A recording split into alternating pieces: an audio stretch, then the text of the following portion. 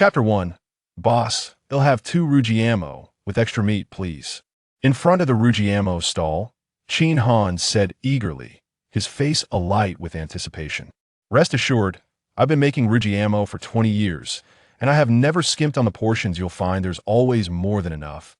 The stall owner, a man in his 50s, replied with a warm smile. However, I only have one ready at the moment. You'll have to wait a few minutes for the other. That's fine, but please try to be quick. I'm not certain if we'll be able to indulge later. Qin Han glanced at his phone, swiftly grabbed the ready Rugiamo, and began to devour it right there at the stall, unable to contain his eagerness. As he ate, he sipped on some orange-flavored soda, the delightful sensation causing his eyes to squint with pleasure. Once he finished, he patted his belly and exclaimed joyfully, "It's been years since I've savored the flavors of my hometown. This is truly delightful. If only it were possible, I would love to remain in my hometown for a lifetime. Alas, time waits for no one, and even if I return, I cannot say when that will be." Hearing this, the stall owner, while tending to his work, cast a curious glance at him. "Young man, how is it that you express such sentiments at your age? Are you perhaps a student studying abroad?" Qin Han was taken aback by the question, but quickly replied with a smile. "If I had gone abroad, it would be easier to return.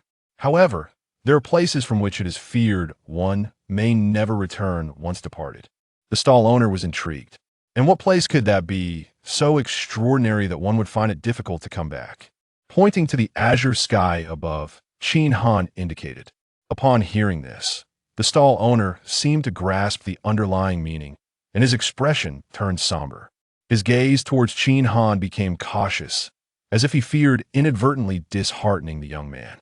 He then handed Qin Han the remaining Rugiamo, generously filled with meat, and when Qin Han reached for his wallet, the owner waved it away, a gentle smile gracing his weathered face. "Child, there are matters I cannot assist you with, but you must be strong. Believe that all will eventually turn in your favor. Consider this meal a treat from your uncle. If you return in the future, do come back, and I shall treat you to Rugiamo once more." Qin Han understood that the man had misconstrued his words, yet he refrained from clarifying. Instead, he smiled brightly. "Uncle, I will remember your words. You can rest assured I will definitely return." The stall owner beamed back at him. "Good lad, your uncle will wait for you." After politely nodding in thanks, Qin Han settled onto a nearby lounge chair, opening the last Rugiamo and savoring it bite by bite. At that moment, the once azure sky began to roil with dark clouds, and a golden scroll suddenly unfurled in the heavens. It bore an inscription in bold, striking characters that radiated an overwhelming brilliance. "By decree of the Supreme Being, the eternal life game commences." The scroll lingered in the sky for mere seconds before it erupted into countless golden particles, which scattered downwards as if imbued with life. One of the particles descended and landed squarely on Qin Han's brow. In an instant, the golden particle projected a screen before Qin Han, displaying a powerful line of text accompanied by a thunderous voice. "You have been chosen to fight on behalf of your kin." Simultaneously, on the streets and across the globe, save for the elderly, the disabled, children, and pregnant women, nearly everyone bore a speck of golden dust upon their foreheads. At that moment, a large countdown appeared in the sky, starting from 50 and continuously dwindling.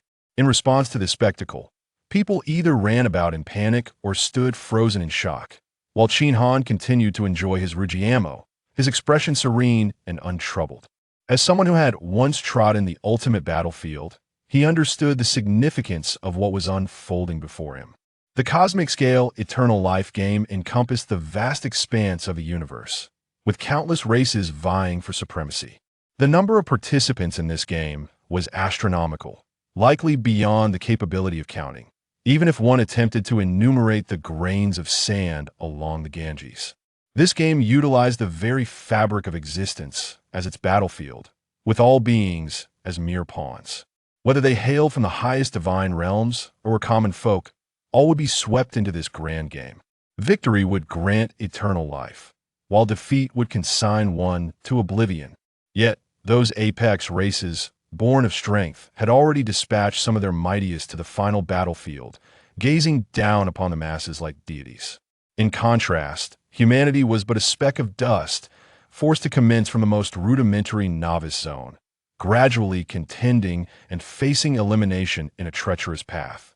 In his past life, through relentless effort and a stroke of extraordinary luck, he had ascended to the ultimate battlefield step by step.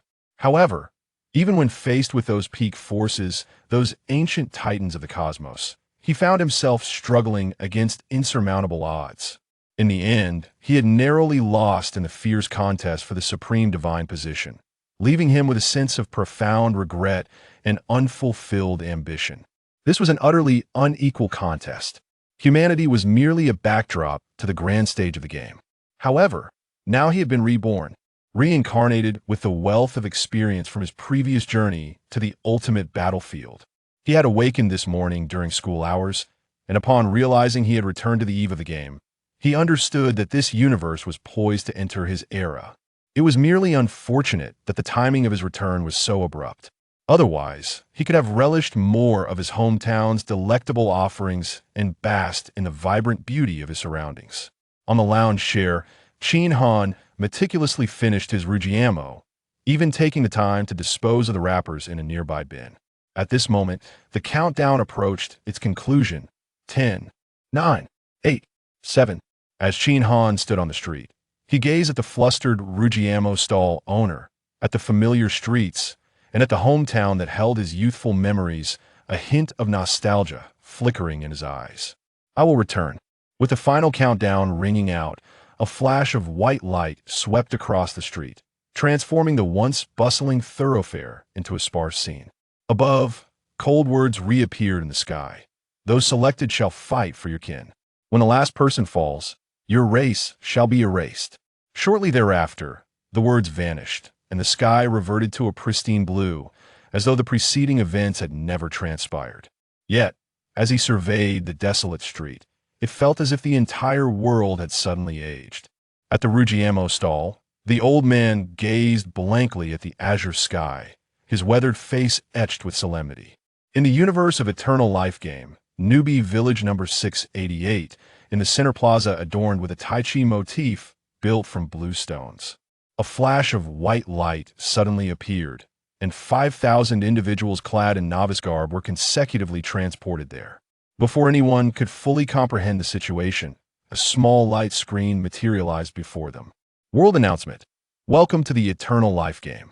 You shall contend with countless races across the cosmos and battle against endless beasts.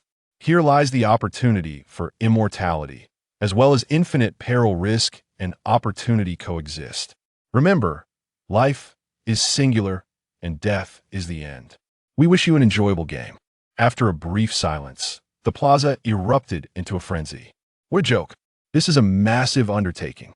I thought I was entering some mythical virtual game, but this is on an entirely different scale. Engulfing the heavens, it's terrifying. Indeed, just the observable diameter of our universe is 93 billion light years. One can easily surmise that civilizations within are as numerous as the sands of the Ganges, and humanity likely occupies the lowest tier. Listening to you, it seems we stand little chance against others. What's there to fear? In daily life, I'm just a lowly screw technician existing at the bottom rung. This game presents an opportunity for me, a chance to change my fate. Brother, that makes sense. We have nothing to lose since there's a chance to rise. Let's take a gamble. Without delay, let's explore the game. Many individuals eagerly prepared to set off, while others stood in confusion, their comfortable lives having dulled their instinct for survival. Some fragile souls even sank to the ground, weeping. I want to go home, I want to find my mother. Baby, where are you? I don't want to play this game. At that moment, Qin Han had already dashed towards the southern part of the village, recalling that in his previous life, within the first day of the game, several unique treasures had been claimed. Every treasure in the game possessed extraordinary power, and those who acquired them often became renowned figures across the realms.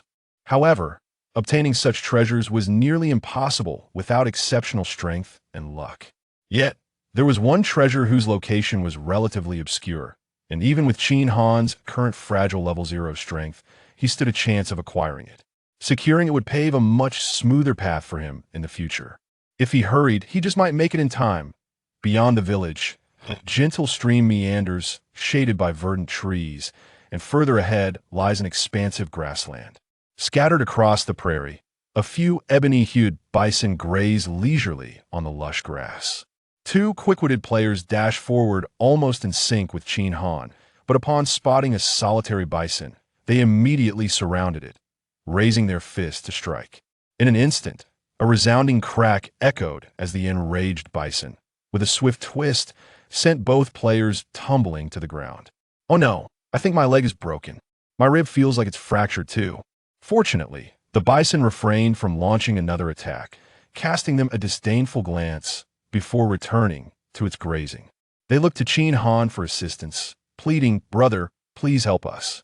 At that moment, Qin Han's gaze was inscrutable, his steps unwavering as he pressed deeper into the prairie, not even bothering to glance back. He had more pressing matters at hand, too preoccupied to concern himself with such trifles. At the onset of the game, players were only provided with a novice tunic, lacking any form of equipment.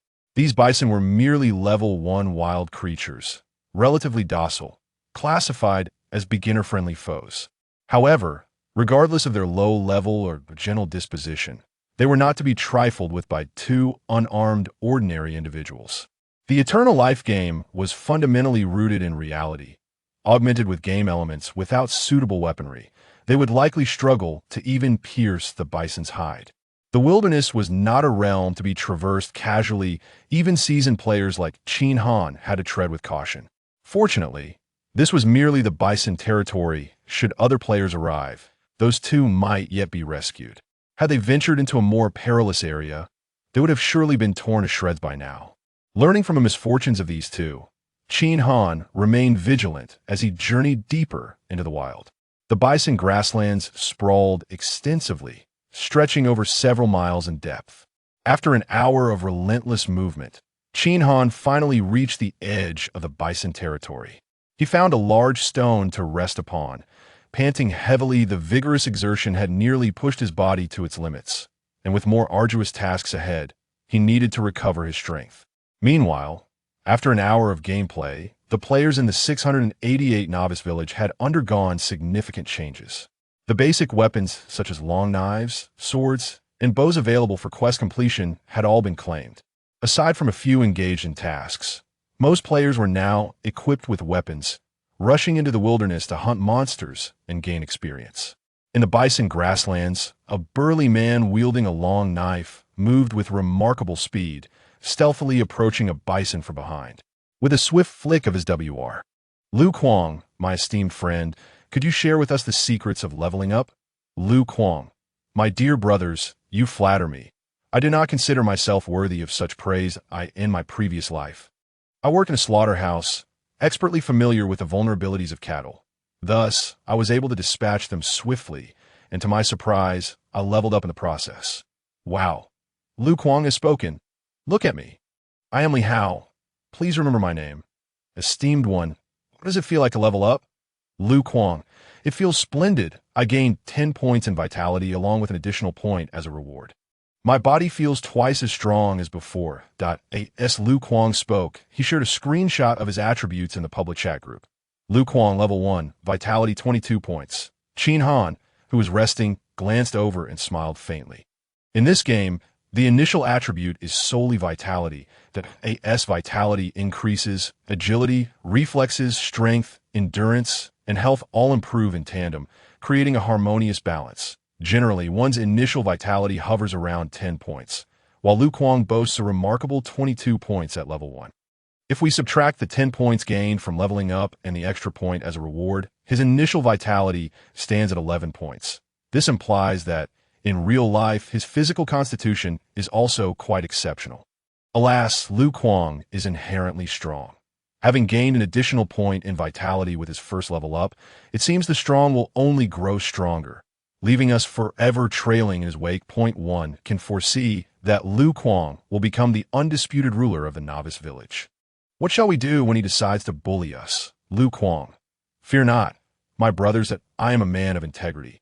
Once I reach a higher level, I shall take good care of all of you." Upon hearing this, my heart felt a wave of reassurance. Esteemed one, do level up swiftly to solidify your advantage. Very well, my brothers. I shall venture forth to slay monsters and gain levels. Qin Han sighed with a wry smile.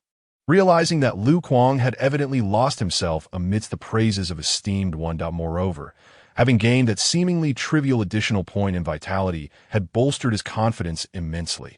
However, the game of eternal life is not merely about slaying monsters for experience points. The myriad races across realms possess varying initial strengths. On Blue Star, most individuals start with around 10 points in vitality. At In the low martial world, the initial strength is approximately 20 points, with exceptional individuals reaching 100 or 200 points. Meanwhile, certain races at the pinnacle of the universe boast terrifying initial strengths exceeding 5,000 points, with the very best reaching astonishing levels of 7,000 or 8,000 vitality. What does this mean? A vitality of 20 points equates to double that of an ordinary Blue Star inhabitant. Thus, even the most lackluster individuals in the low martial world possess strength that, if transferred to Blue Star, could contend with world-class fighting champions. If we consider those apex races, the disparity becomes even more pronounced. Even the most mediocre, ordinary player from a peak race, with a mere 5,000 points in vitality, could single-handedly annihilate all Blue Star players, and even those from the low martial world. Such differences cannot be measured by mere reasoning. This game is inherently unfair, with the strong beginning at an absurdly high level, while the weak are as defenseless as ants. Each race receives a fixed increase of 10 points in vitality per level. Starting with 10 points, the maximum level for novices is 20, so reaching level 20 would only yield a total vitality of 200 points. In other words, with Lu Kuang's approach of simply leveling up, he would still fall short of even the lowest threshold of a top-tier race's initial vitality. Such a power level may struggle to survive in the early stages of the game. Fortunately, in the beginning, strong face strong and weak face weak. Humans need not contend with those apex races until the final battlefield, where beings from every corner of the universe converge. Thus, the game grants opportunities for weaker races to develop and grow. Whether one can seize this opportunity, however, depends on individual fortune. Moreover, although the initial strengths of races are inequitable, the game still offers ordinary races the possibility of surpassing their limitations, with numerous items available that can enhance one's strength. Even if the probability of obtaining such items is exceedingly low, so low that it can evoke despair. After a swift recovery, Qin Han pressed onward, heading toward the densely overgrown Level 2 wilderness. From a distance, he could see several wild wolves, their fur sleek and their gazes fierce, prowling through the area. His heart sank slightly. Once he crossed the bison grasslands, the wild creatures would become aggressive. And with his current zero-level strength, encountering a higher-level beast would lead to dire consequences. Steeling himself, he carefully avoided the wolves' line of sight and continued forward. Slowly, time flowed by, and upon exiting the Level 2 wilderness, he took a shortcut through the mountains, significantly reducing travel time to his destination. As time passed, he arrived in an ancient forest, where towering trees loomed, casting ominous shadows and creating an atmosphere thick with foreboding. A faint mist swirled through the air, lending the surroundings an eerie quality that instilled trepidation. Behind a tree as wide as 3 men could encircle, Qin Han pressed his back against the trunk. Holding his breath on the other side, a massive python, nearly 10 meters long and as thick as a barrel, adorned with green patterns reminiscent of a watermelon, flicked its crimson tongue while its bulbous eyes scanned the vicinity. Even from behind the tree, Qin Han could detect the pungent odor emanating from the creature. The forest python, a level 10 wild creature, ruled over this forest. With Qin Han's current strength, he was no match for it. Should he be discovered, it would spell certain doom. Silence enveloped the surroundings, so profound that a pin drop could be heard. There were no buzzing insects or chirping birds, nor was there the rustle of leaves in the wind. The only sound was the faint rhythm of Qin Han's racing heart. 1 second, 2 seconds, 3 seconds. Minutes felt like an eternity. In the distance, a rooster crowed, prompting the python to swivel its head and scan the area before slithering toward the source of the sound. Hearing the rustle of the python retreating, Qin Han swiftly emerged from behind the tree and dashed up the mountain. Atop the flattened peak stood an archery training ground enclosed by a fence. The area was simply furnished, featuring a few targets, a bow rack, and near the cliff's edge, a solitary welcoming pine. Beneath the blazing sun, a man clad in leather armor, cradling an ancient longbow, leaned against the welcoming pine. Eyes closed in a semblance of slumber, Qin Han, hands on his knees, gasped for breath, his back already drenched in sweat, yet his gaze remained fixed on the man with the bow, as if he had encountered a long-lost relative. After a long day of toil, he had finally arrived safely.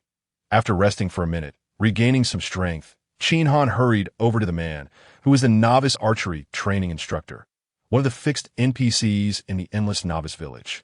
Not only could he teach archery skills, but after completing the archery assessment, he would also bestow archery equipment based on performance. Achieving excellence could even grant a rare opportunity for a career change. Those who attained perfection in their assessment would receive the highest level career change qualification.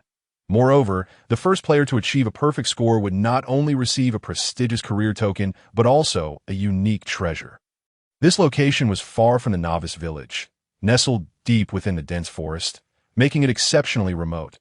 Currently, aside from himself, it was unlikely anyone else from the village could find their way here. In fact, it was improbable that anyone from the nearly 1 million novice villages of Blue Star could locate this place. Nevertheless, Qin Han aimed to surpass all individuals across the infinite universe and the countless novice villages. Although in the early stages of the game, to ensure fairness, the monster strength in each novice village dynamically scales according to the player's abilities. For instance, while an ordinary Blue Star inhabitant struggles against wild bulls, those from top-tier civilizations face similar challenges. However, champions of combat on Blue Star, or individuals like Lu Kuang, possess greater physical prowess than the average person. Thus, they enjoy a significant advantage when starting the game.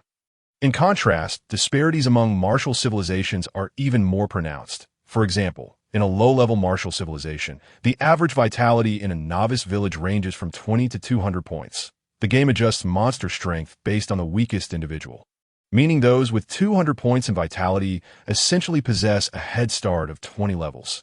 Such individuals can explore further at the game's onset, even without prior knowledge of the area.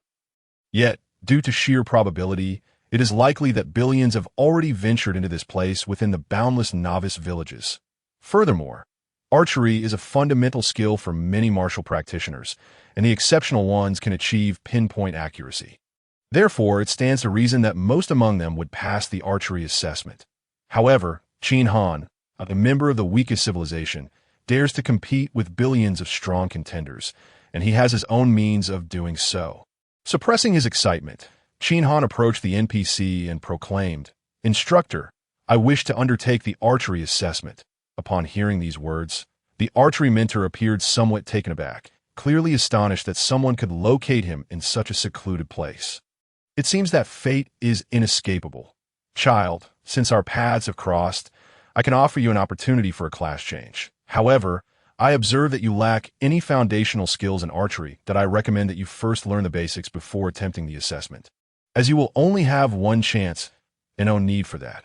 I've already mastered the fundamentals. Let us commence the assessment at once." Qin Han interjected, interrupting the mentor's words. The novice archery training tutorial is a lengthy endeavor, requiring at least half an hour, and he could not afford such a delay. "Since you insist, I shall comply." The archery mentor shrugged, gesturing towards the nearby archery rack. "Take up the bow and arrows, and we shall immediately begin the first assessment." Qin Han quickly complied, and soon the two arrived at the designated target range. The archery mentor pointed to the 5 targets ahead, stating sternly, "Before you are 5 targets, positioned at distances of 50, 60, 80, 100, and 120 meters. You must shoot 5 arrows within 10 seconds. That a perfect score is 50, an excellent score is 40, a good score is 30, and a passing score is 20. Only by achieving a perfect score can you proceed to the next assessment. Remember, you have but one chance. Cherish it." Nodding, Qin Han gripped the training bow, drawing it back twice to familiarize himself with its feel. As a player who had traversed to the final battleground of the game, his experience was akin to that of a seasoned veteran, having dabbled in nearly all game skills, with archery being an essential skill for almost everyone. He had honed it to near perfection. Taking a deep breath, Qin Han declared, "Let us begin." In the next moment, a countdown appeared in the air before him. 10, 9, 8, 7. The numbers rapidly dwindled, and Qin Han's gaze sharpened as he nocked an arrow. Focusing on the bullseye, in that instant, time seemed to slow, and even the numbers appeared to halt their descent. Holding his breath, he released the string, and the training wooden arrow shot forth with a whoosh. Before the first arrow even struck the target, he had already nocked the second arrow, releasing it swiftly. Whoosh! The second arrow followed, and soon his movements became a blur, arrows flying in rapid succession. In the next instant, as Qin Han lowered his bow, a series of thuds echoed from the target. Looking up, he beheld that all 5 arrows had found their mark in the bullseye. From the other side, the archery mentor's astonished voice rang out. 50 points! Perfect! Your talent for archery astounds me. Given time, you shall undoubtedly become an exceptional marksman. Continuing, the archery mentor added, Child, the next assessment will be even more challenging. Do you wish to proceed? Should you choose to forfeit, I will gift you an excellent hunting bow. If you choose to continue and fail, there shall be no reward. Without hesitation, Qin Han replied, I shall continue the assessment. The reward for successfully completing the first assessment was a perfect blue hunting bow, which, while possessing decent attributes, would soon become commonplace. Thus, he would not choose to accept it. Very well, you are a child of resolute conviction. Let us proceed to the second assessment. As the words of the archery mentor fell, the targets ahead suddenly became animated, moving side to side. The sight was dizzying. The rules remained unchanged. Within 10 seconds, a perfect score would still be 50. Qin Han maintained a relaxed demeanor. The speed of these moving targets was constant, requiring only a slight adjustment in lead to strike them effortlessly. For any skilled archer, hitting moving targets posed a similar challenge to hitting stationary ones. Holding his breath, he drew the bowstring and released the arrows in one fluid motion. Whoosh, whoosh, whoosh, thud, thud, thud. Unsurprisingly, all 5 arrows struck the bullseye. Remarkable. Your progress has truly impressed me. The archery mentor's voice resounded once more. Child, should you choose to forfeit now, I will grant you a beginner archer class change certificate. With it, you may proceed to the novice village's class change altar. Upon changing classes, you will reap unexpected benefits. The upcoming assessments will only grow more arduous. If you opt to continue, you may leave empty-handed. A slight smile played on Qin Han's lips. Class changing was one of the most critical aspects for all players at the game's inception, and a means for weaker races to surpass stronger ones. The beginner archer class was the most basic tier, offering players a growth rate of 1.5 times per level. For ordinary players, regardless of their initial abilities, they could only gain 10 points of constitution for each level during the novice phase. However, the beginner archer's 1.5 growth meant they would acquire 15 points per level.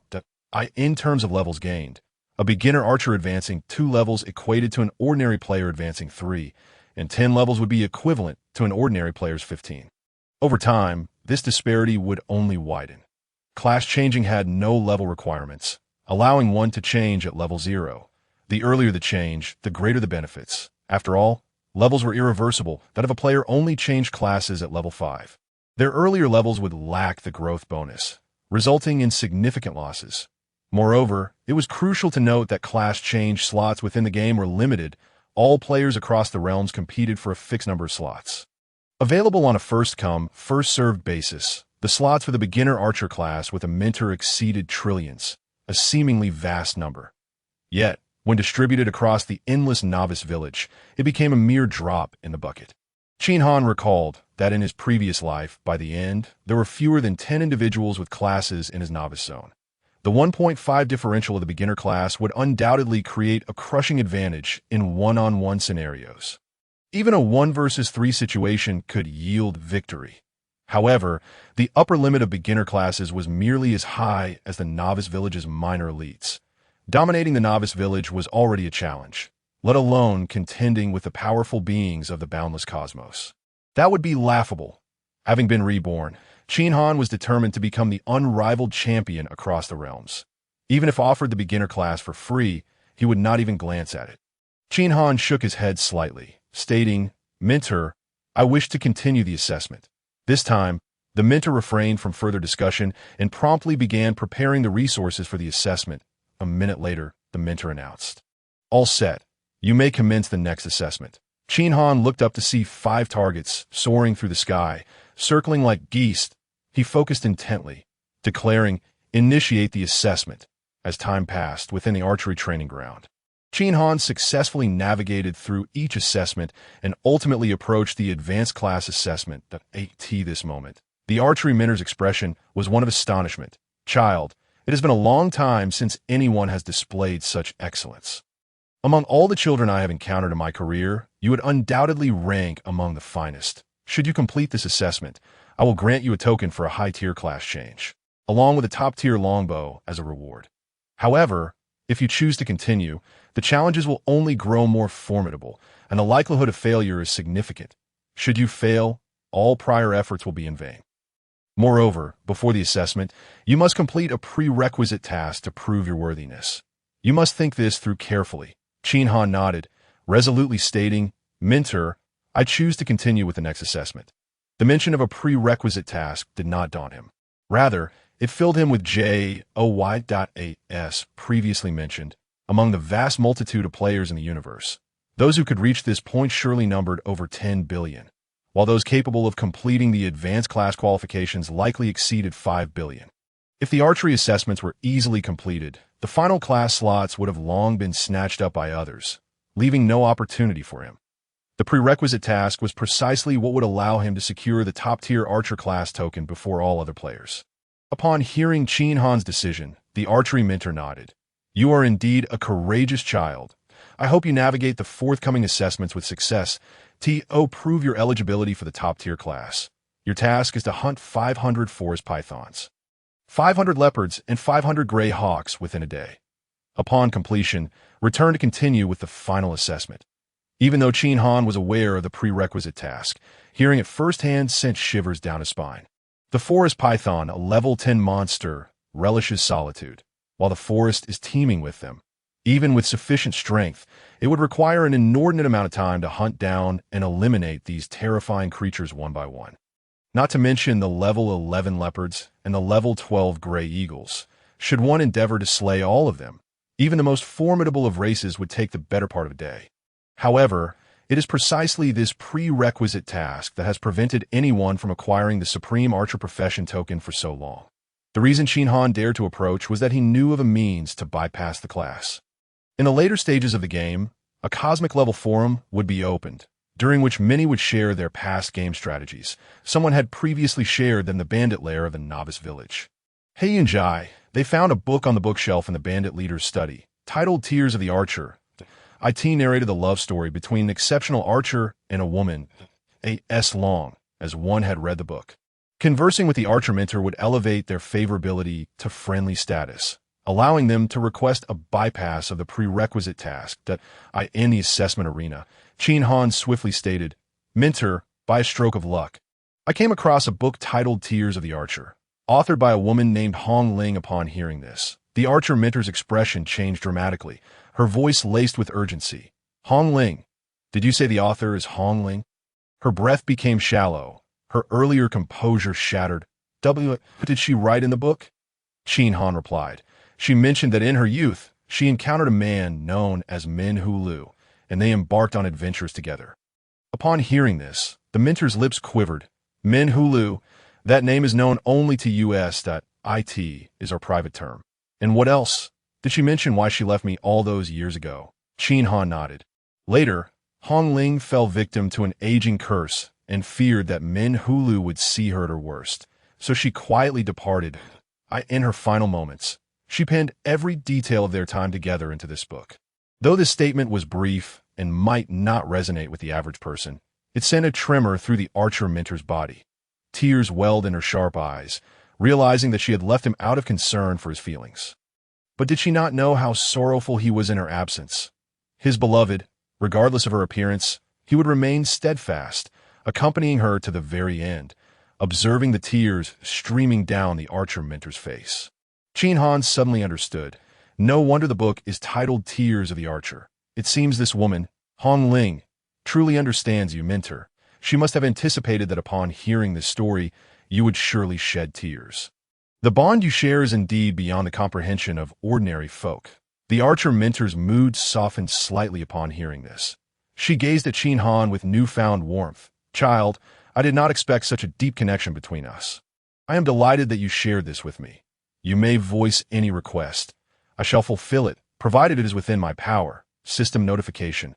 Archer mentor's favorability increased by 60. Seeing this, Qin Han felt a surge of confidence and promptly stated, Mentor, I wish to bypass the prerequisite task and proceed directly to the final assessment. The mentor paused, seemingly taken aback. Child, do you comprehend my true strength? This promise I make is exceedingly rare that it is hardly worth relinquishing for a mere prerequisite task. Qin Han shook his head. No, I urgently need to skip this task. He was well aware of the mentor's significance. As the game progressed, once the novice village was abolished, she would become a free NPC, encountered by players later on. Though not a deity, her prowess was formidable enough to challenge even the highest gods. Utilizing this promise later, during critical moments, would indeed be highly advantageous. Yet, in the comparison of the Supreme Profession token and the unique treasure, it was evidently more prudent to act now. The archer mentor, upon hearing his insistence, relented. Very well, I shall grant your request. Child, let us commence the final assessment. A minute later, after the mentor had elaborated the details, Qin Han observed 20 targets soaring erratically through the air before him. He had 10 seconds to strike them all, each requiring a precise hit to the center. The difficulty reached an outrageous level. Even for a seasoned expert like Qin Han, the task seemed daunting. He recalled that in his previous life, the first player to obtain the Supreme Archer Profession token did so around 1 in the afternoon. Now, however, it was nearly 12:50, and time was of the essence that a moment's lapse in focus could result in losing the treasured reward. Drawing a deep breath, Qin Han's gaze sharpened with unprecedented gravity. Initiate the assessment simultaneously in the Y520131 Novice Village. Within the same archery assessment arena, a tall, slender woman with skin as smooth as jade and clad in pure white, breathtakingly beautiful, drew back her longbow, her crimson lips parting. Mentor, I have completed the prerequisite task and wish to commence the final assessment. In the archery arena, Qin Han concentrated intensely, inhaling deeply. His vision honed to perfection, he tracked the erratic movements of the targets. Each trajectory etched clearly in his mind. Him. Their chaotic motions appeared as orderly as a military formation. Now, he drew the bowstring, his body's potential unleashed to its limits, the motion of drawing the arrow, leaving a blur in its wake. Whoosh, whoosh, whoosh, the sound of arrows slicing through the air resonated continuously. Arrows rained down upon the targets with the ferocity of a tempest. Thud, thud, thud. The rapid-fire sounds echoed. In the next instant, the mentor's jaw dropped in disbelief. Child, you did it. You passed the final archery assessment. You have accomplished an unprecedented feat. In light of your flawless performance, I shall present you with a certification for the Supreme Archer class transition. Along with a bow of unparalleled quality, the radiant glow emanated from the mentor's hand as a hunting bow, gleaming red and adorned with intricate carvings, appeared. She handed the bow to Qin Han and produced a golden token. One side inscribed with the character for arrow, the reverse embellished with elaborate patterns that I truly did not expect our fates to be so intertwined. You have obtained the finest treasures I possess, and I am genuinely pleased for you. With the transition token, you may proceed to the altar in the village for your class transition. Child, the sooner you transition, the more advantageous it will be for you. I advise that you do not delay, but head straight to the altar once you acquire the token. That moment, Qin Han's face turned pale, sweat pouring down him as he struggled to remain upright, clearly having reached the limit of his endurance. Yet his expression radiated exhilaration. He had finally succeeded. He was the first among all the experts of the myriad realms to clear the challenge. All the time he had spent trudging through this endeavor had not been in vain. With slightly trembling hands, he accepted the items from the mentor. Meanwhile, a message appeared in the world announcement section.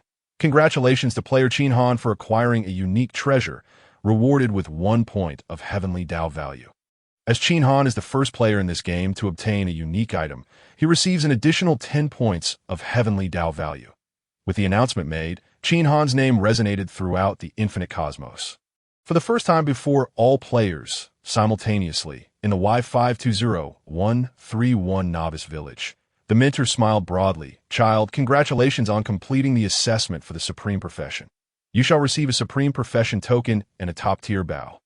The stunning woman in white accepted the Supreme Profession token and the dark gold longbow. Contemplating the world announcement, I have gone to great lengths to obtain the Supreme Profession token and the dark gold longbow. Yet there was no world announcement. This unique treasure seems remarkable. In this vast universe, hidden talents abound. Even as a peak race, I must strive onward and not lag behind others, at this very moment. In the Novice Village 688, within the chat area, someone expressed uncertainty. Brothers, I've discovered something monumental. Just now, while perusing the level leaderboard, I stumbled upon a player named Qin Han. Could it be that he has obtained the coveted treasure? Ah, is this joke not a tad excessive? The universe is vast, and the Novice Village is boundless, with players numbering beyond count. To be featured in a global announcement. This unique treasure must be something akin to a divine artifact, and it has fallen into the hands of a player from our Novice Village.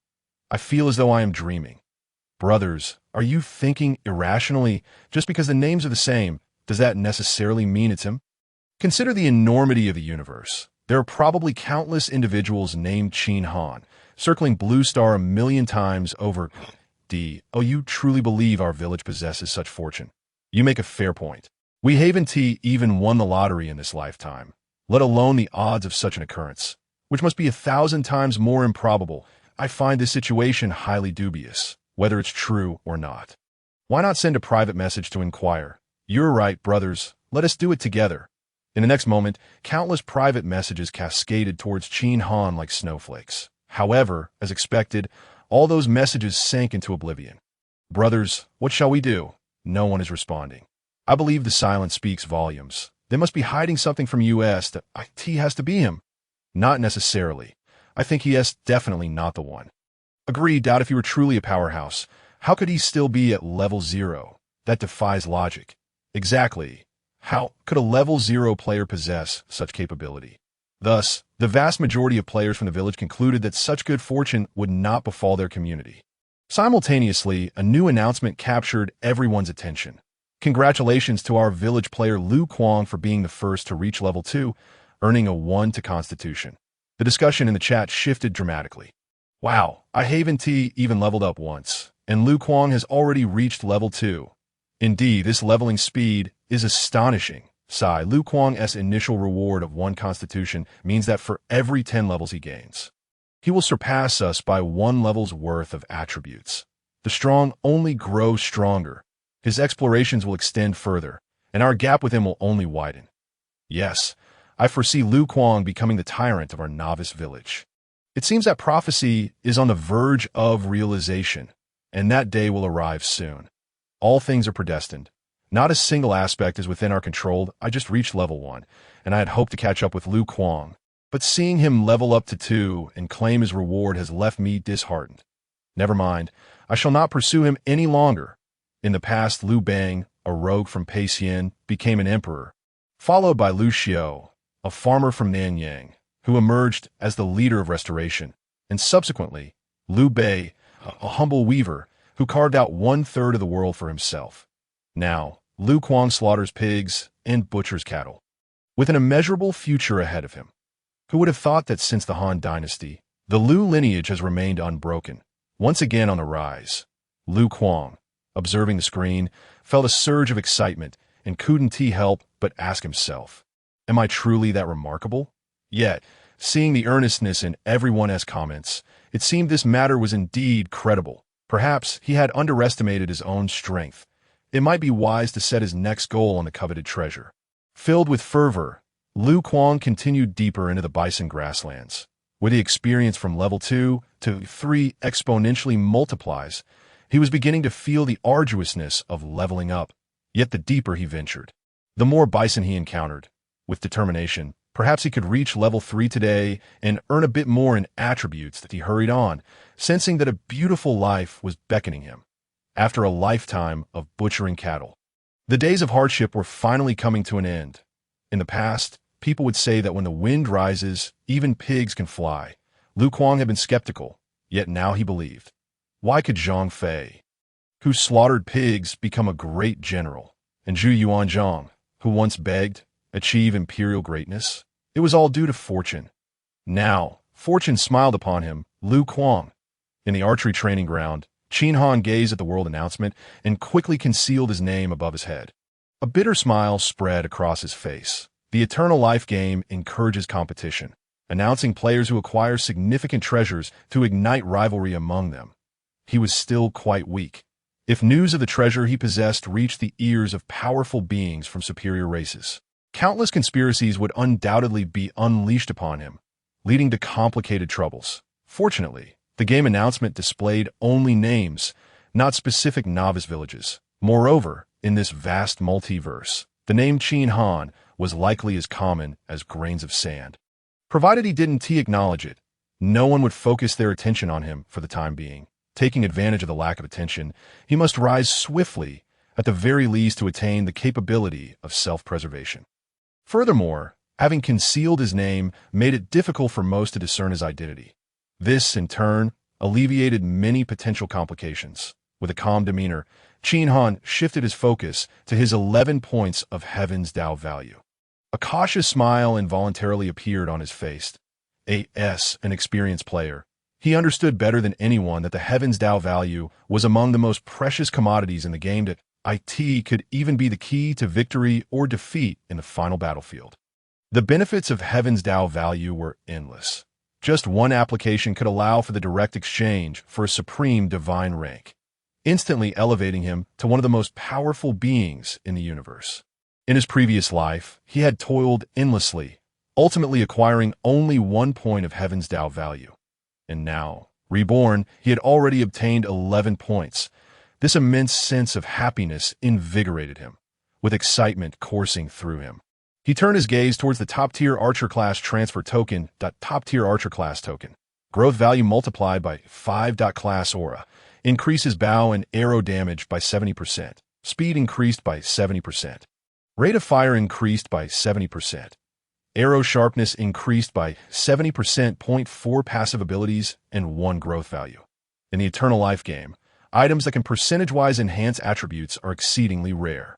This token not only significantly boosts attributes, but also does not occupy an equipment slot, making it immensely valuable throughout all stages of the game. The initial class token offers a 1.5 times growth value. The intermediate token provides 2 times, the advanced token grants 3 times, and the top-tier token bestows 5 times. This means that possessing a top-tier class token equates to leveling up 5 times compared to an ordinary player. As the game progresses, leveling becomes increasingly challenging, and the value of class tokens can grow exponentially. What does this mean? An ordinary player reaching the pinnacle of the novice village at level 20 will see an increase of 200 points in Constitution.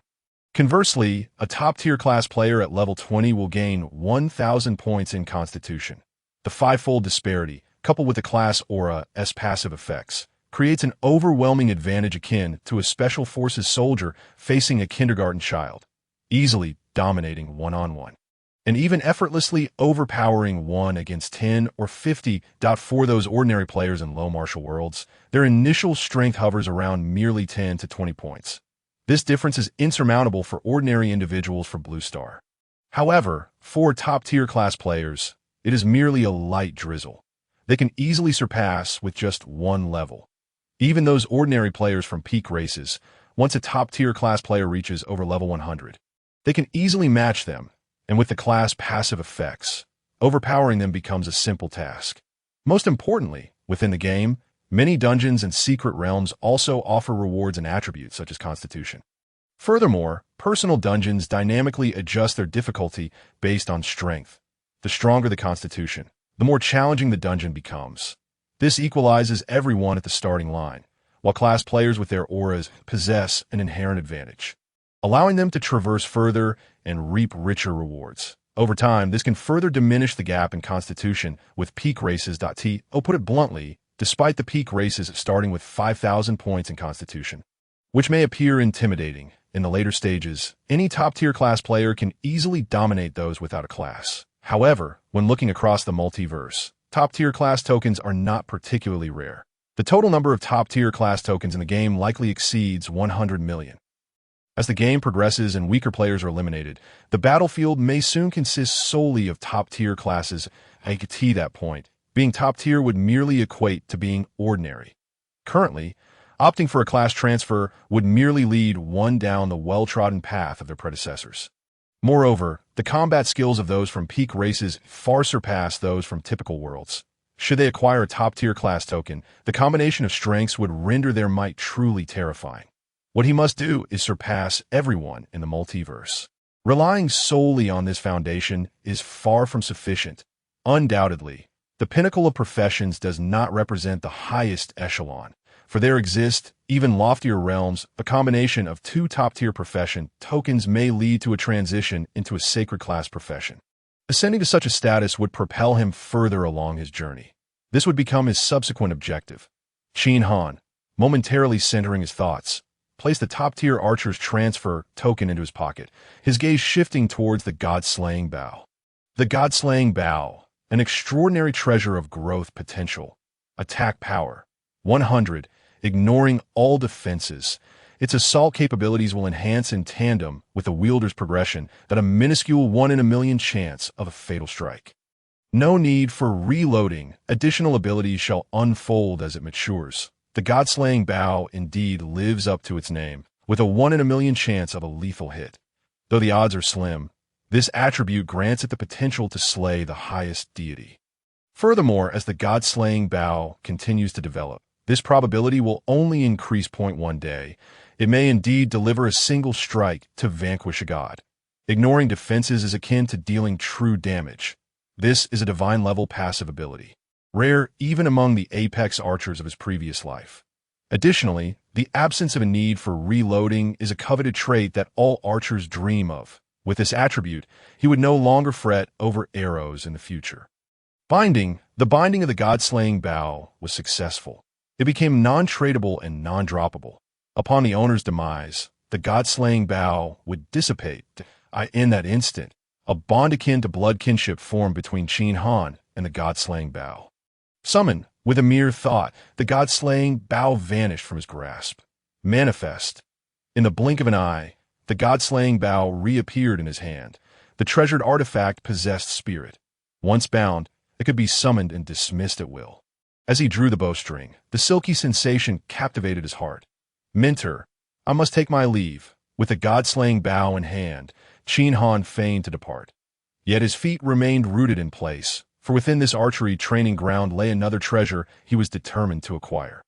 Wait, child, the archery instructor called out to Qin Han, that I did not expect you to establish a bond with the god-slaying bow so swiftly. You must have received the blessing of the arrow god. By the arrow god's grace, I have another trial for you.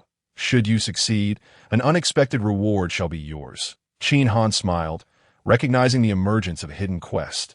Mentor, please commence the new trial. I am fully prepared. You are indeed an eager one. Much like myself, the archery instructor chuckled, raising his index finger to his lips before blowing sharply. With a piercing whistle, a magnificent steed emanating dark mist appeared from thin air. Its eyes aglow with crimson light.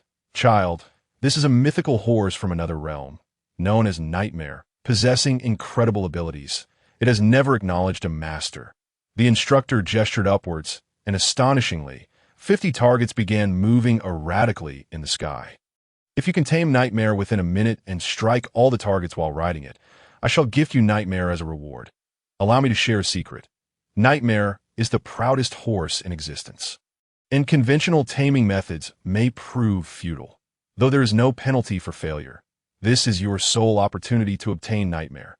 Qin Han nodded, a grave expression settling upon his face that he had reviewed the strategies. The precondition for acquiring Nightmare was to possess the god-slaying bow in the late game of his previous life. The multiverse forum would emerge, where players share their experiences. The more accurate the assertions, the greater the benefits. Among the myriad advantages, countless formidable players could not resist.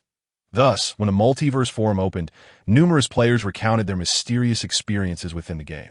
The quest for Nightmare was shared by a previous bearer of the god-slaying bow. This individual had attempted the quest but failed. She had speculated on the taming of Nightmare, asserting that the world's proudest horse would not tolerate anyone approaching from behind, nor would it submit to a weaker being.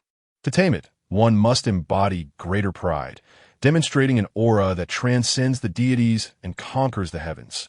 Qin Han pondered her words, which resonated with the instructor's advice. Employing her method would likely yield success. After a moment's reflection, Qin Han promptly initiated the quest. He stood tall, his gaze locking onto Nightmare's glowing red eyes. I aspire to soar above the heavens.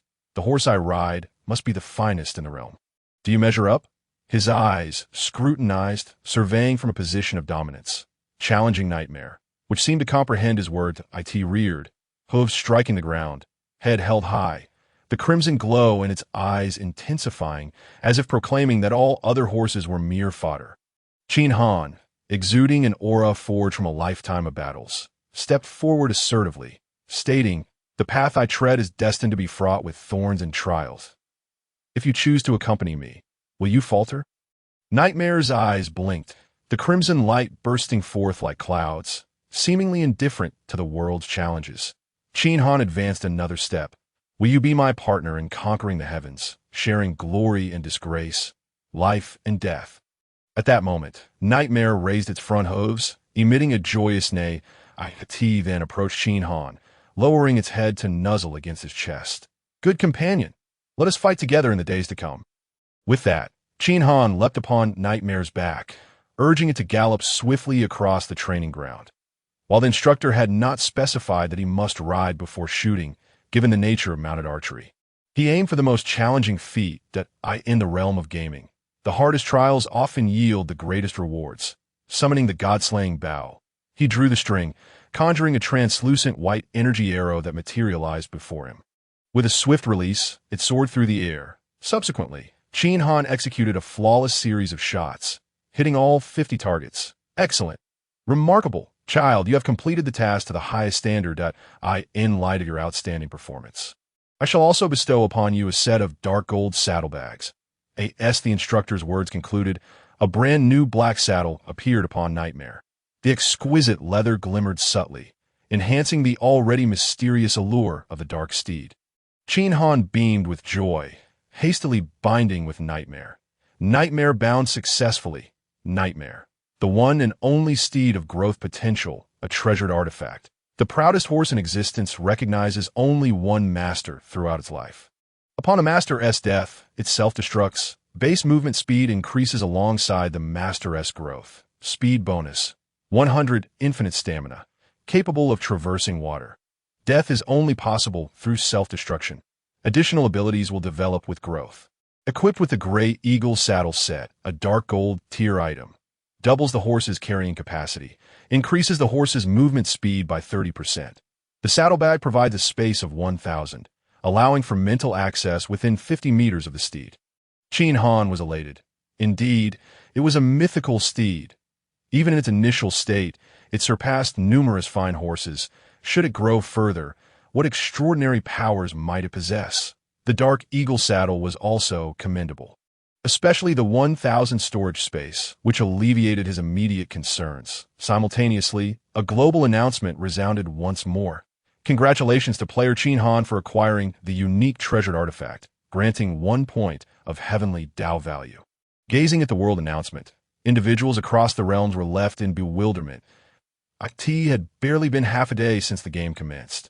Many were still wandering the novice plaza like curious children, admiring flowers and grass. Others had already acquired 2 treasured artifacts, unique ones, no less, along with a global notification suggesting immense power. At this rate, who could possibly contend with him? Should everyone simply lie down and await their demise? What sort of game was this? Almost instantaneously, Qin Han became the object of envy and resentment among all within the multiverse. In the Y520131 novice village, a stunning woman paused, her delicate brows furrowing. If the first instance was mere luck, then 2 consecutive successes must indicate true prowess. This Qin Han would undoubtedly carve out a place for himself in the future of the realms. He warranted close attention. In the 688 novice village, the crowd erupted once more, discussing the unique treasured artifact and the name Qin Han, most likely referring to the same individual. Was this person, perhaps, the illegitimate child of the heavens? Such favoritism was astounding. This is indeed a world-class announcement. Even in the ordinary online games I previously played, players who triggered server-wide announcements were always of the highest caliber in this vast universe. Those who can be publicly acknowledged must, without a doubt, be of an unimaginably elevated status, truly the pinnacle of super civilizations. Please do not speak in such a manner. I still harbor a flicker of hope that it is our very own Qin Han from the 688 Guild. Your words have thoroughly dashed my dreams. Our village, let us not even entertain that thought. That I checked, and it appears that Qin Han remains at level 0, likely still fumbling around the village, having yet to grasp the game. At such a critical juncture as the game's inception, how can one expect to have a promising future without leveling up? Look at the esteemed Lu Kuang. He is the true embodiment of strength. I heard that he didn't even pause for lunch, tirelessly battling monsters, that he is the model for our generation. Deep within the novice grasslands, en route to the greater wild buffalo territory, Lu Kuang casually opened the chat interface and noticed people discussing him. A proud smile crept across his face, yet he remained silent. The world-class announcement was of no concern to him. He had no interest in who Qin Han was. His focus was solely on establishing dominance in this novice village. As the saying goes, a bird in the hand is worth two in the bush. What is distant and unattainable is not truly one's own. What one can grasp is the ultimate prize. The initial upgrade granting a mere boost to physical attributes is the tangible advantage. In the archer training ground, after acquiring all the benefits, Qin Han did not linger. "Farewell, Mentor," he said. Mounting his steed, he galloped a few paces before abruptly turning back. "I almost forgot something. Mentor, if the opportunity arises and my strength becomes sufficient, perhaps I could assist you in finding your beloved." These words, the archer Mentor trembled once more, his body shaking with renewed vigor. "Are you implying that Hong Ling is still alive?" Qin Han replied, "Though the dead cannot return to life, the souls of the departed should journey to a mysterious realm. Hong Ling's power is not inferior to yours. Perhaps her spirit still resides in some corner of the universe." Upon hearing this, the archer Mentor quivered uncontrollably, his gaze firm and resolute. "If you can aid me in retrieving Hong Ling, I vow with my life to serve you faithfully in this lifetime." System notification. Archer Mentor's favorability increased by 20. Epic quest. Redemption of the lonely soul. Please venture into the spirit realm to locate Hong Ling's soul, lift the curse upon her, and facilitate her reunion with the archer Mentor. Upon witnessing this, Qin Han was elated. This was indeed an epic quest. Throughout the entirety of the game, such quests were exceedingly rare, and moreover, they were unique. Completing the quest would yield at least a modicum of heavenly Dao value. And there was even the possibility of acquiring a treasured artifact. Not to mention, the foundation of this task was the formidable archer Mentor himself. What he had just said was a fleeting recollection of a vast game world that would emerge in the later stages, a spirit realm. A resting place for the powerful beings of the universe. Upon death, souls of those who had attained a certain level of strength would transition to this realm. Think that merely uttering a few words could result in receiving an epic quest was an unexpected stroke of fortune. "Mentor, until we meet again." After respectfully clasping his hands in farewell to the Mentor, Qin Han turned his steed and sped away. He rode Nightmare, charging down the mountainside. When he first arrived, he was destitute, clad only in a piece of cloth, avoiding even moderately strong monsters. Now, relying solely on Nightmare's speed, he dared to traverse the novice village's monster zone. The descent was rugged, yet under the iron hooves of Nightmare, it felt as smooth as walking on level ground. The earth beneath him flew past, and in the blink of an eye, Qin Han found himself in the forest. Hiss, hiss, a familiar sound echoed. The departing forest python had returned, displaying its domineering nature, blocking the path like a bandit ready to rob. Upon spotting Qin Han, its eyes gleamed with a bloodthirsty glint that a human has arrived. That means there is food. Without hesitation, it opened its gaping maw and lunged at Qin Han with lightning speed, its fierce teeth intent on tearing him apart. However, time had changed. The once terrifying python now posed no threat to him. Nightmare, maneuver! Qin Han's expression was relaxed as he promptly issued the command, true to its name. Nightmare was extraordinarily intelligent. Upon hearing Qin Han's instruction, it deftly sidestepped the python's attack, creating sufficient distance. As the python turned to recalibrate its assault, Qin Han summoned the Godslayer bow and loosed an arrow. The energy arrow, ignoring defenses, pierced directly into the python's body. Simultaneously, the python's name appeared, its red name accompanied by a crimson skull emblem. Monsters exceeding the player's level by 5 displayed their names in red. The red skull indicated that this python was merely an ordinary creature. Following this, a damage indicator of -101 floated into view. Qin Han smiled faintly. Physical attributes were linked to all stats. 10 points in physique equated to a single point of attack and 30 points of health. With an initial attribute of 10, this amounted to 1 point of attack, while the Godslayer bow boasted 100 points of attack, totaling 101 points. Moreover, the bow's ability to ignore defenses meant that the damage dealt was akin to true damage. The python's health hovered around 3,000 points, that a single arrow inflicting 101 points of damage meant it would take approximately 30 arrows to defeat the creature, an impressively efficient feat. Yet it could be even more efficient. Drawing back his bow, Qin Han expertly predicted the python's trajectory, releasing an arrow that struck true at its vital spot. A yellow damage indicator emerged. -10-10, a critical hit, inflicting 10-fold damage. Such staggering damage meant that with merely 2 more arrows, he could vanquish the python. The python, in pain, swiftly twisted its massive body, retreating into the forest, weaving behind the towering trees to escape. Unfortunately for it, it encountered a seasoned veteran. Predicting its movements was second nature to him. Regardless of how it sought to evade him, Qin Han released another arrow, which seamlessly found its mark between 2 trees, once more piercing the python's vital spot. -10-10, another yellow damage indicator appeared. The devastating blow left the python severely injured, writhing on the ground. Qin Han swiftly followed up with another shot. -10-10 damage registered yet again. In the next moment, the massive body of the python collapsed with a resounding thud. A small orb of white light emerged from its corpse, entering Qin Han's being. Monster defeated. Experience gained. 500 points. Your experience is sufficient. Do you wish to level up? Temporarily, I shall abstain from leveling up. Qin Han resolutely declined the offer. For a seasoned player like him, experience points held little value.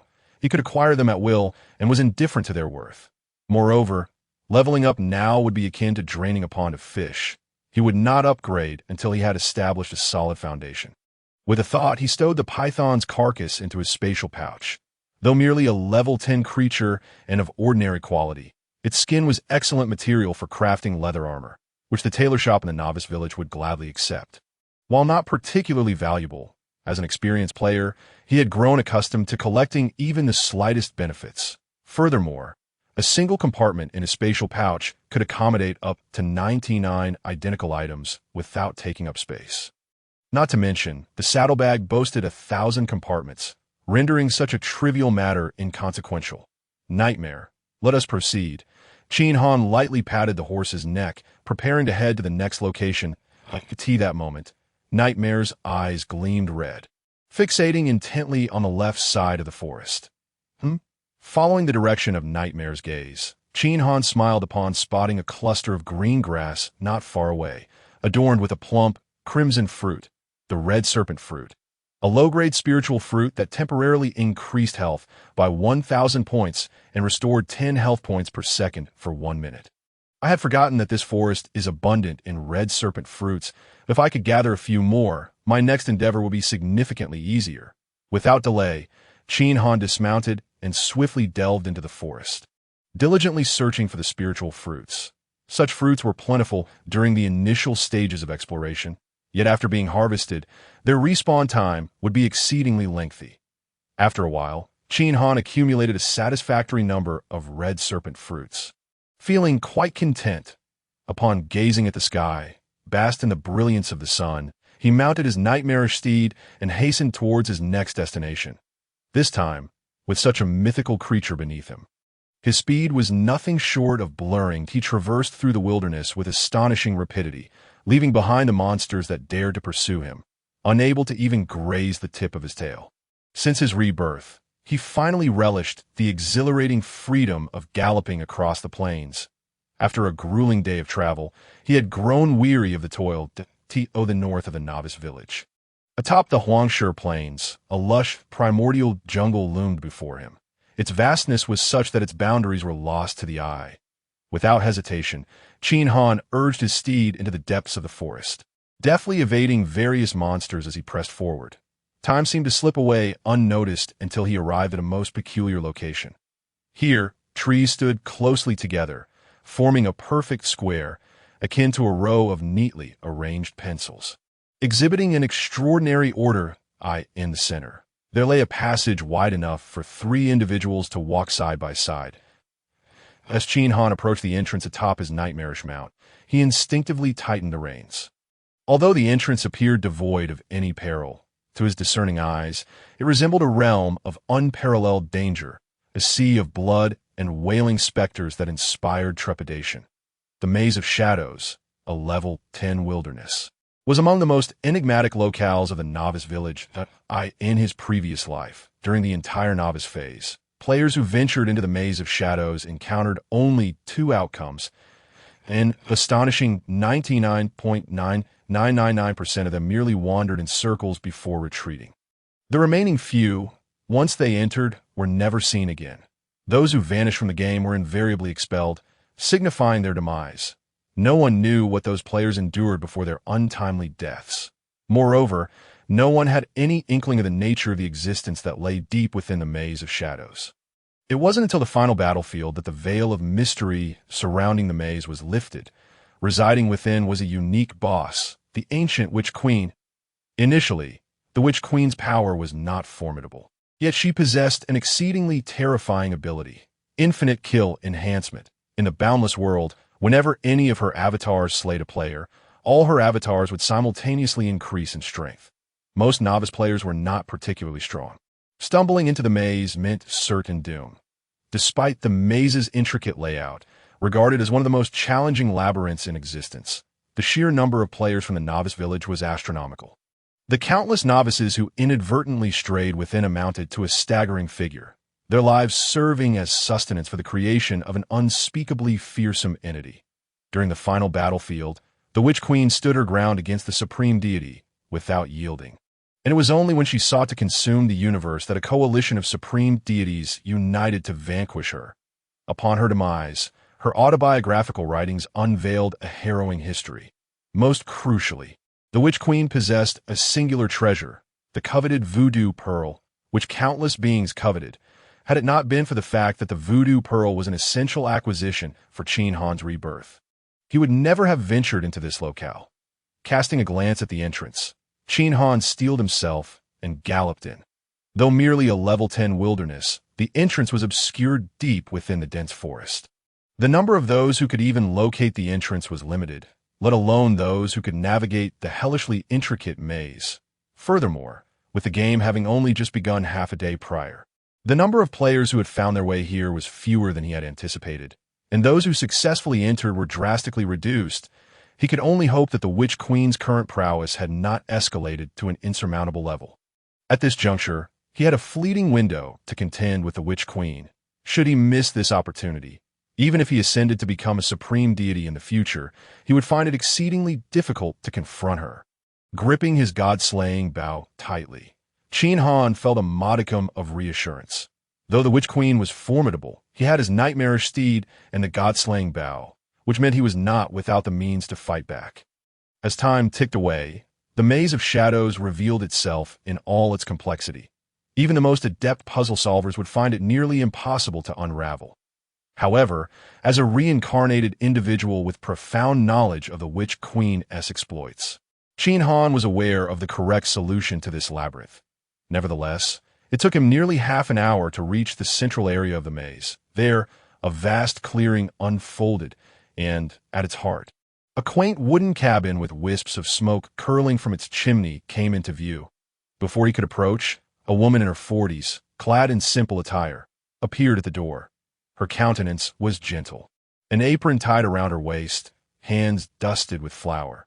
Anyone witnessing this scene would presume her to be an innocuous housewife. However, Qin Han's heart raced with unease.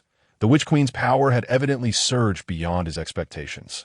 He recalled from her autobiography that the Witch Queen had once been a frail old crone of 70 or 80, trembling as if a gust of wind could knock her down. With her growing strength, her visage had transformed into one of youth. Given her current appearance, it was evident that she had claimed the lives of numerous players.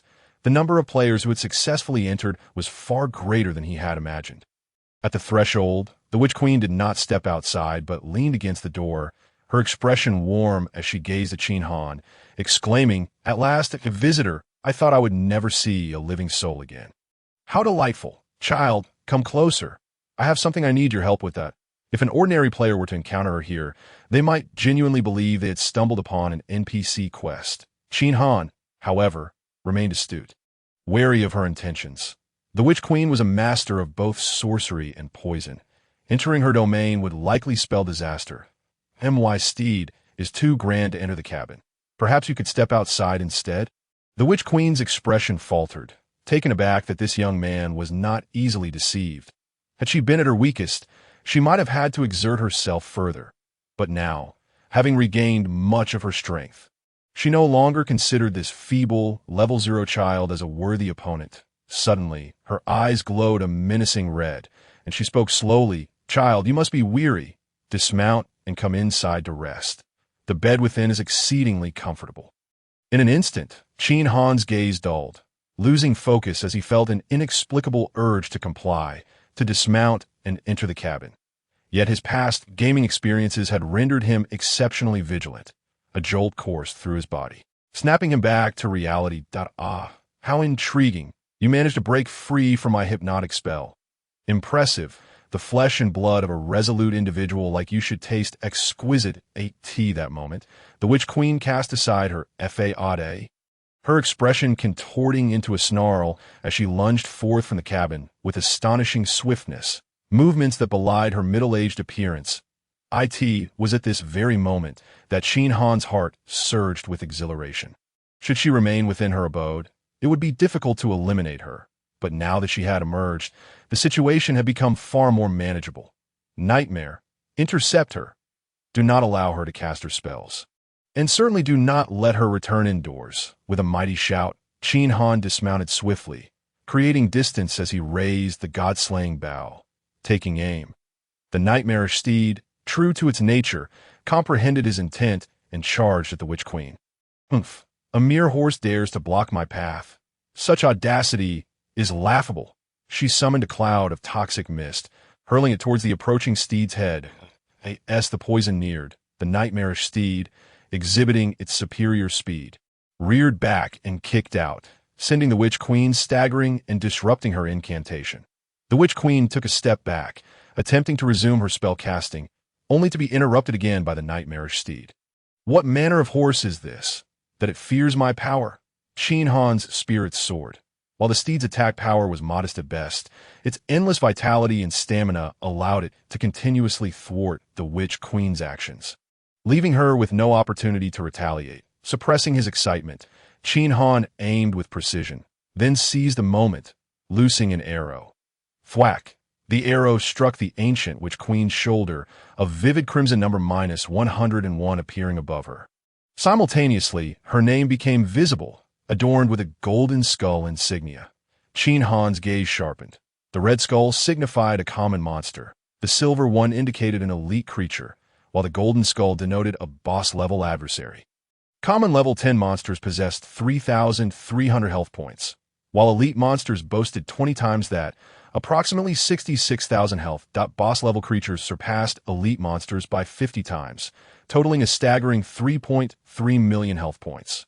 High health often correlated with formidable attack and defense. A typical level 10 player would struggle to breach a level 10 boss's defenses, let alone defeat it. Fortunately, the god-slaying bow's attribute of bypassing defenses granted Qin Han a glimmer of hope for victory. Steeling himself, he pressed on, unleashing a barrage of white energy arrows that rained down upon the Witch Queen. Head, throat, heart. Each arrow struck true, targeting her vital points, one by one. The yellow numbers of -1010 floated up in succession. The Witch Queen winced in pain, her movements slowing considerably. Fear and fury gripped her, and she longed to tear apart Qin Han, who was lurking behind the nightmare, firing arrows from the shadows. Alas, the speed of the nightmare left her no opportunity, forcing her into a state of passive defense. Seizing the moment, Qin Han unleashed a flurry of arrows, 3 in a second, each finding its mark with deadly precision. The Witch Queen's health visibly dwindled before the naked eye. 10 minutes later, a chilling scream echoed as the Witch Queen fell to the ground, seemingly lifeless. Yet, the atmosphere grew increasingly oppressive, as if a terrifying presence was about to emerge from the earth. Nightmare, return at once, Qin Han commanded, swiftly summoning his mount and vaulting onto its back, maintaining a vigilant distance of 10 meters from the Witch Queen. With her health halved, she had entered her second form. Allowing the nightmare to continue its assault would prove futile at this juncture. After 10 seconds, a thick green light began to emanate from the fallen Witch Queen, her body undergoing a grotesque transformation. Vines sprouted forth from within her, some burrowing into the soil while others danced in the wind, sprouting flesh-like buds that blossomed into pink flowers in less than a second.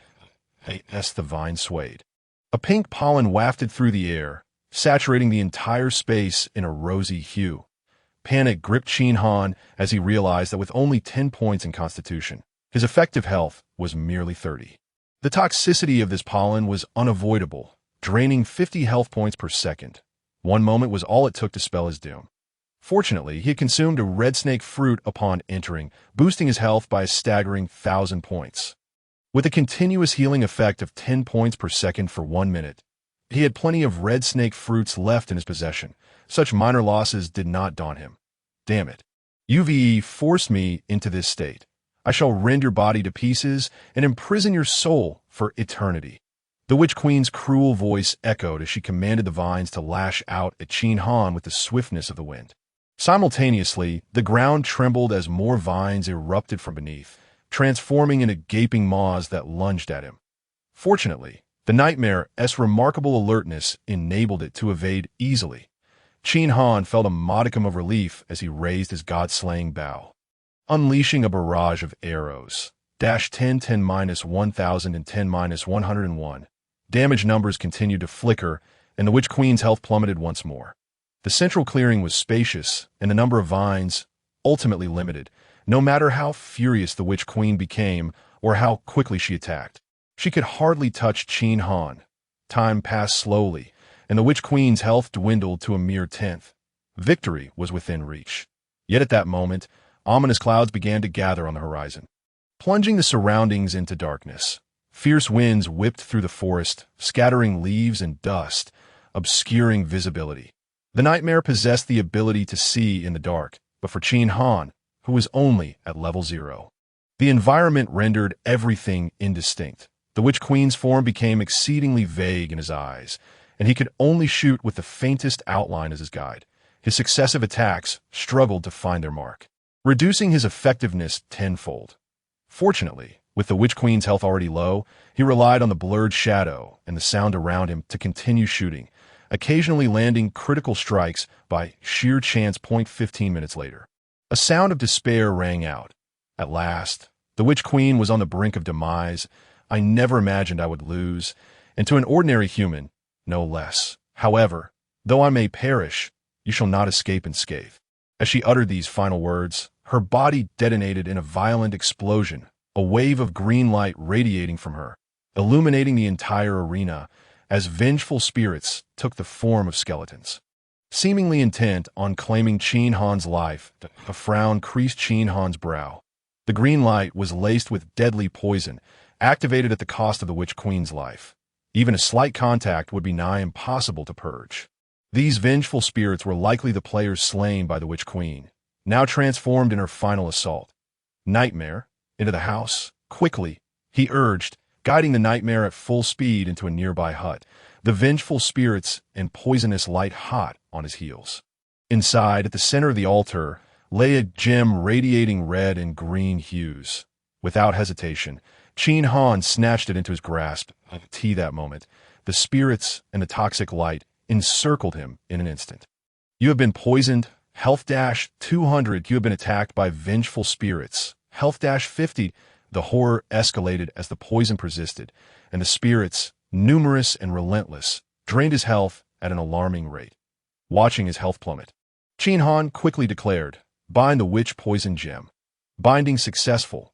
Witch poison gem. Unique treasure. Feeds on witchcraft and poisons, the bane of all witchcraft. Simultaneously, the witch poison gem emitted a protective aura around Qin Han, halting the descent of his health. Toxicity detected. Witch poison gem automatically absorbs it. Witchcraft detected. Witch poison gem automatically absorbs it. The noxious atmosphere within the hut surged toward the gem like fledglings returning to the nest. While the wailing spirits were drawn in, shrieking in despair, in a mere 10 seconds, tranquility returned. The attributes of the witch poison gem shifted once more. Witch poison gem. Unique treasure. Feeds on witchcraft and poisons. The bane of all witchcraft. Attack imbued with 200 points of poison per second, lasting for 10 seconds. Skill. Soul Harvest. Witchcraft absorbs the resentment of slain beings. Can be unleashed during attacks. Meanwhile, a global announcement rang out. Congratulations to player Qin Han for the first kill of the special boss, Ancient Witch Queen, earning 2 points of heavenly Dao value. Congratulations to player Qin Han for acquiring a unique treasure, earning 2 points of heavenly Dao value. Simultaneously, across the myriad worlds, the new players were plunged into despair. Some, who had diligently ground through monster slaying to level up, even felt utterly defeated. Is this still worth playing? I've toiled endlessly, yet not a single piece of equipment drops, while he keeps obtaining treasures that I'm done, heading back to the village for a nap. What manner of person is Qin Han? Why do all the benefits seem to fall into his lap? Is he the son of a creator deity? In the new player village of Y520131, a breathtaking beauty gasped in astonishment. This Qin Han is even more formidable than I imagined. I truly wish to see what this treasure-gathering marvel looks like. Within the wooden hut, Qin Han rejoiced. Indeed, it was a treasure, and his efforts had not been in vain. Moreover, the witch poison gem alone could reward him with 2 points of heavenly Dao value. A testament to its extraordinary nature, as the game progressed, the myriad witchcrafts and strange poisons would become increasingly insidious, posing grave threats if one were not vigilant.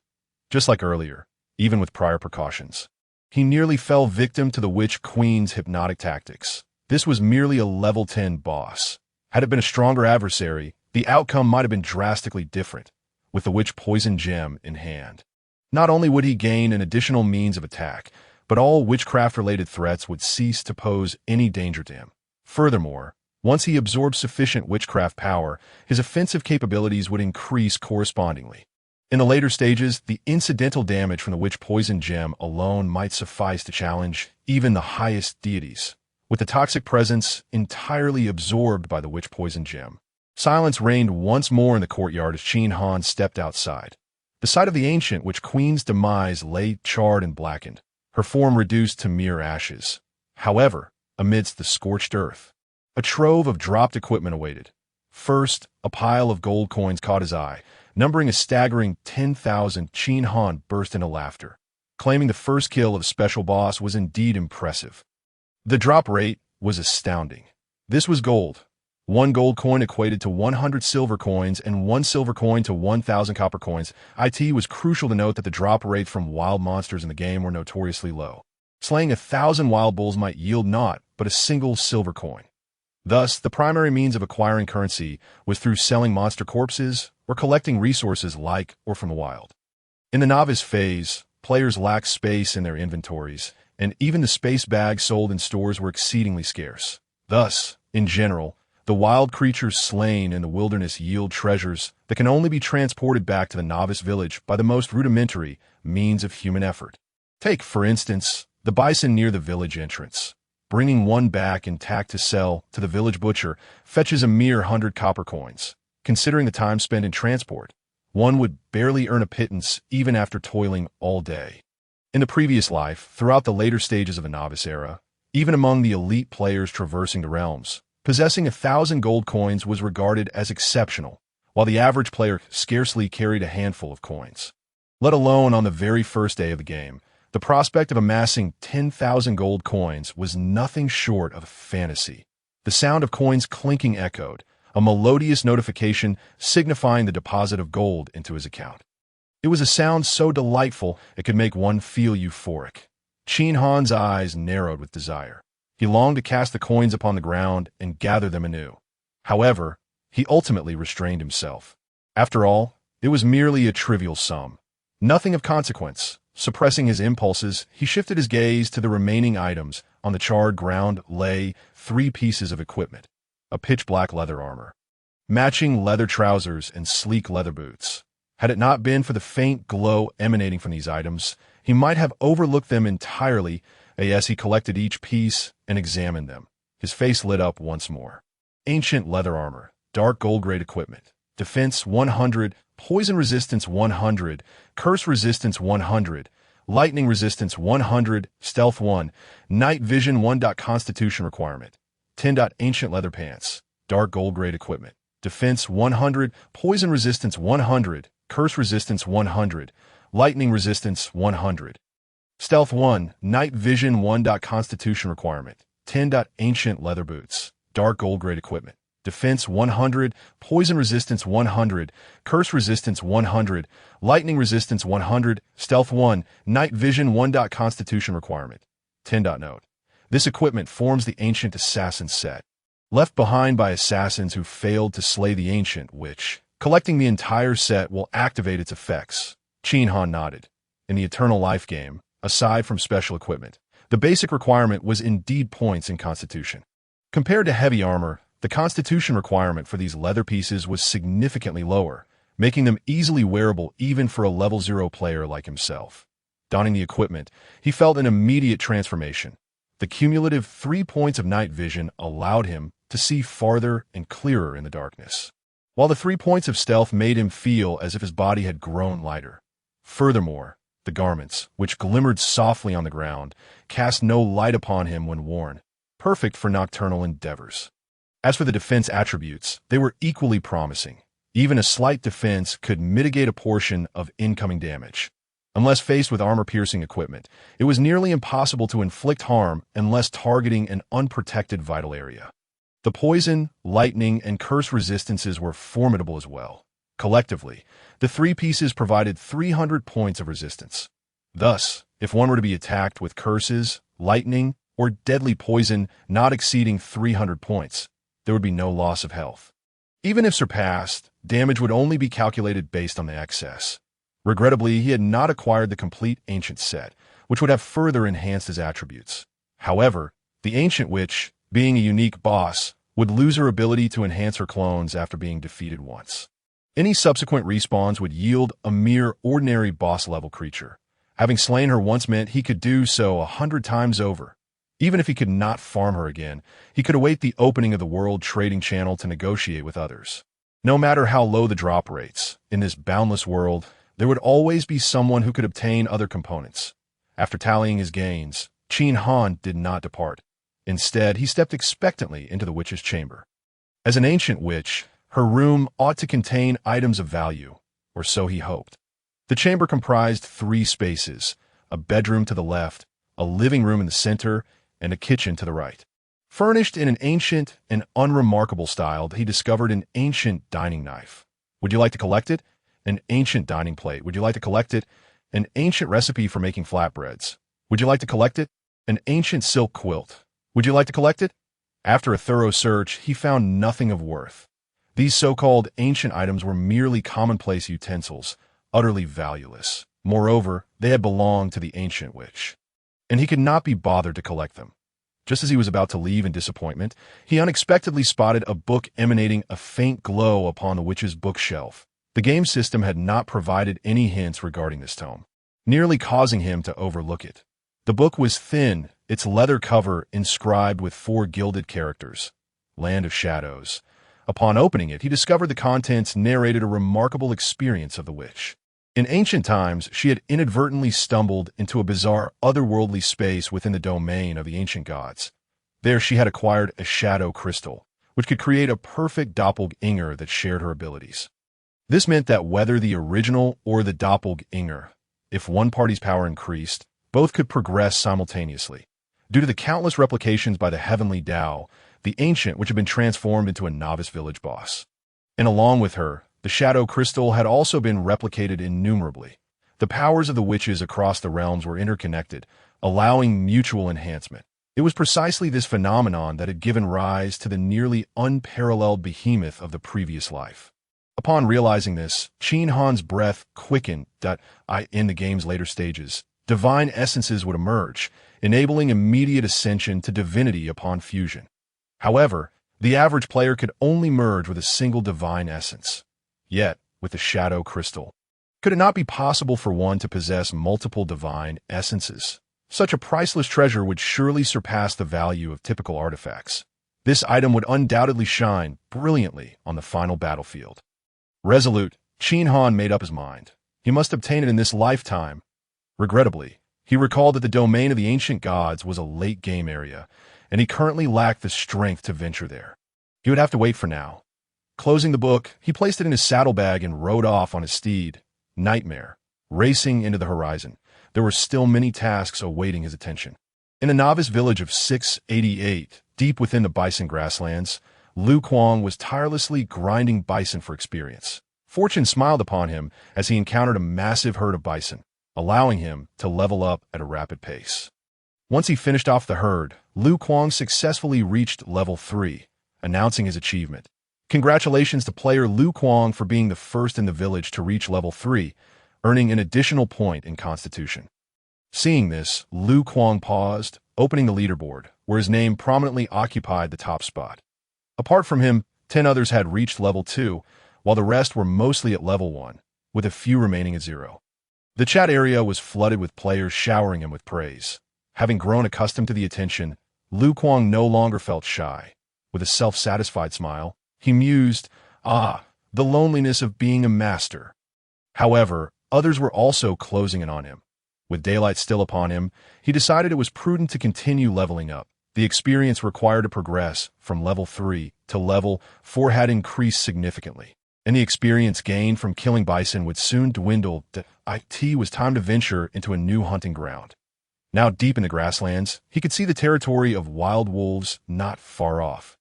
These wolves appeared formidable, and he was unsure of how challenging they would be to hunt. Nevertheless, with his experience from hunting bison, he felt confident that he could adapt to this new challenge. Filled with anticipation, Lu Kuang closed the chat area, grasped his blade, and made his way toward the wolf region. Just then, a sudden village announcement rang out in 688 Novice Village. Congratulations to player Lu for being the first to change classes, earning an additional point in Constitution. This unexpected news left all players momentarily stunned, followed by a flurry of inquiries flooding the chat. Change classes? What is that? Why is there a system announcement? It must be something significant. Lulu, can you share your experience? Unaware of the rarity of class changes, Lulu happily responded in the chat. Brothers, changing classes means becoming a professional. Professionals have class halos and growth value bonuses. I am a beginner class, and according to the description, I gain a 1.5 times growth value bonus upon leveling up?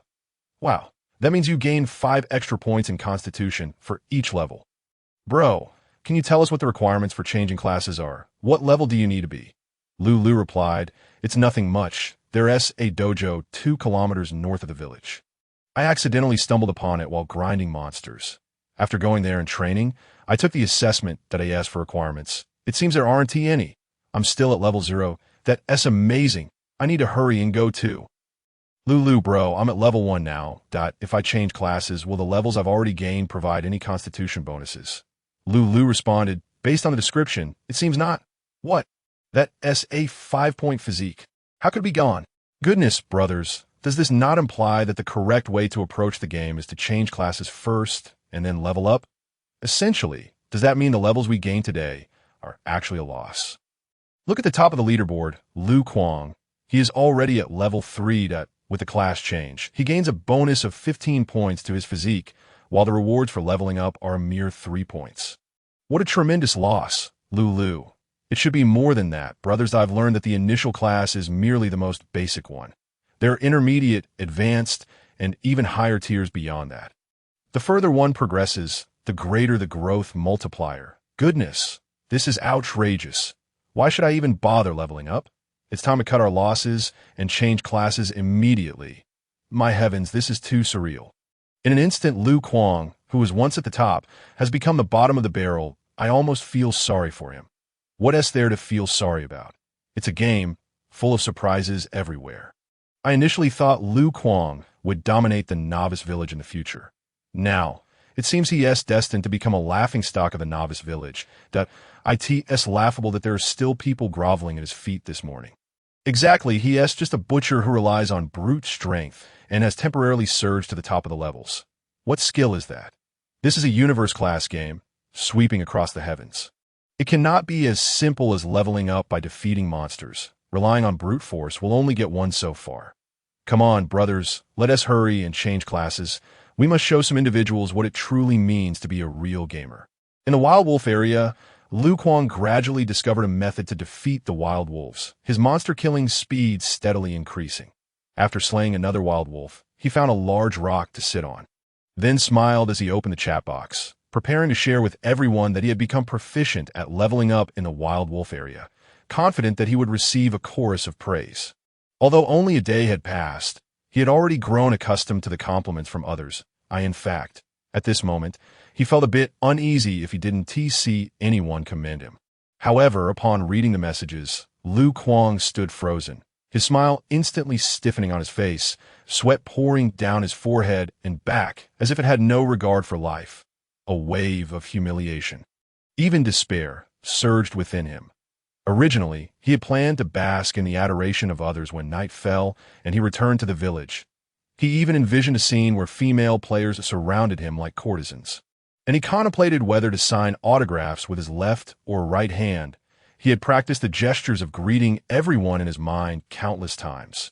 Yet now, in that fleeting moment, ever since Lulu appeared in the chat and the class change news was revealed, he was instantly transformed from a rising star, the future overlord of the novice village, back to a mere example of failure, the target of everyone's disdain. Why did it come to this? Lu Kuang felt like crying without tears.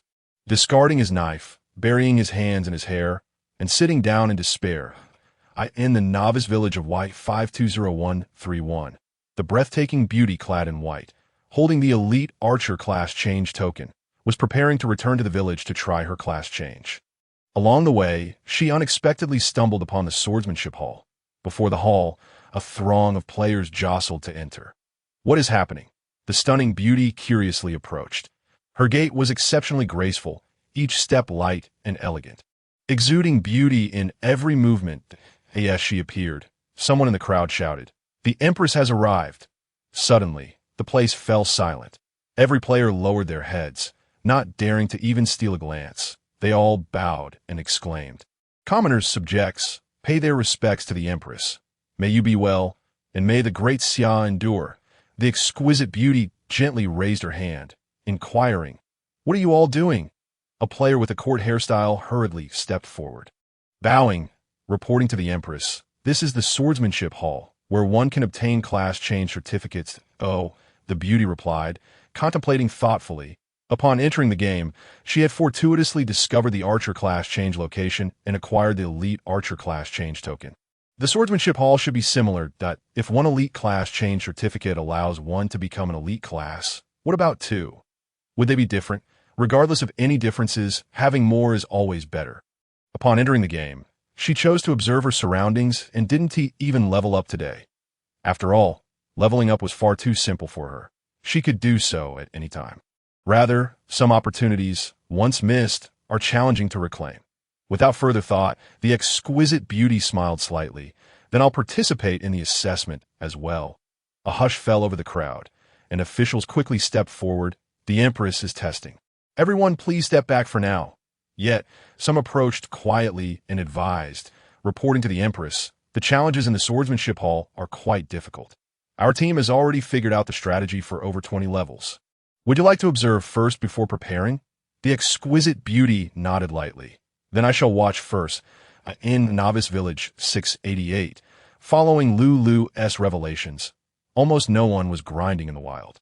The majority were seeking class change locations, with the position of a knife hall, as mentioned by Lulu, becoming incredibly sought after. Many players congregated there at the foot of the mountain, not far from the village in the setting sun. Stood a grand knife hall. The main building resembled the grand halls of ancient palaces, tall and splendid, with continuous candelabras inside, a red carpet laid on the floor, and rows of orange lanterns hanging outside. As the evening lights began to glow this moment, outside the knife hall, the crowd was bustling, with no fewer than 1,000 players in sight.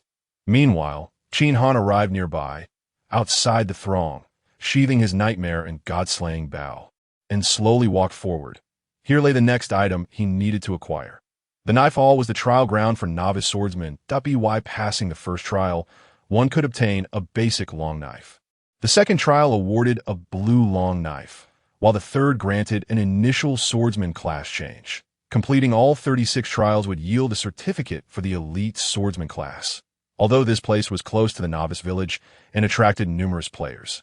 The trials here were increasingly challenging, with each level becoming more dangerous and complex. A moment's inattention could lead to death, and without sufficient skill and luck, reaching the final level was nearly impossible. Moreover, the trials dynamically adjusted to the challenger's strength, meaning that even the strongest among peak races held no inherent advantage beyond combat experience. At the entrance of the knife hall stood a massive circular display mirror, magnified countless times, showcasing the scenes of players undergoing trials. Many players sat on the ground in front of the mirror, fixated on it, afraid of missing even the slightest detail. Clearly, they were absorbing others' experiences to better navigate their own trials. Qin Han shook his head. These individuals were unaware that the items obtained from the knife trials were limited. If they delayed, they might end up with nothing at all in his previous life. He was one of these players until he realized that the slots for the initial swordsman class were filled. Only then did he panic, and by sheer luck, he found a hidden pathway to the 36th trial during the third trial, thereby securing a slot for the elite swordsman class change.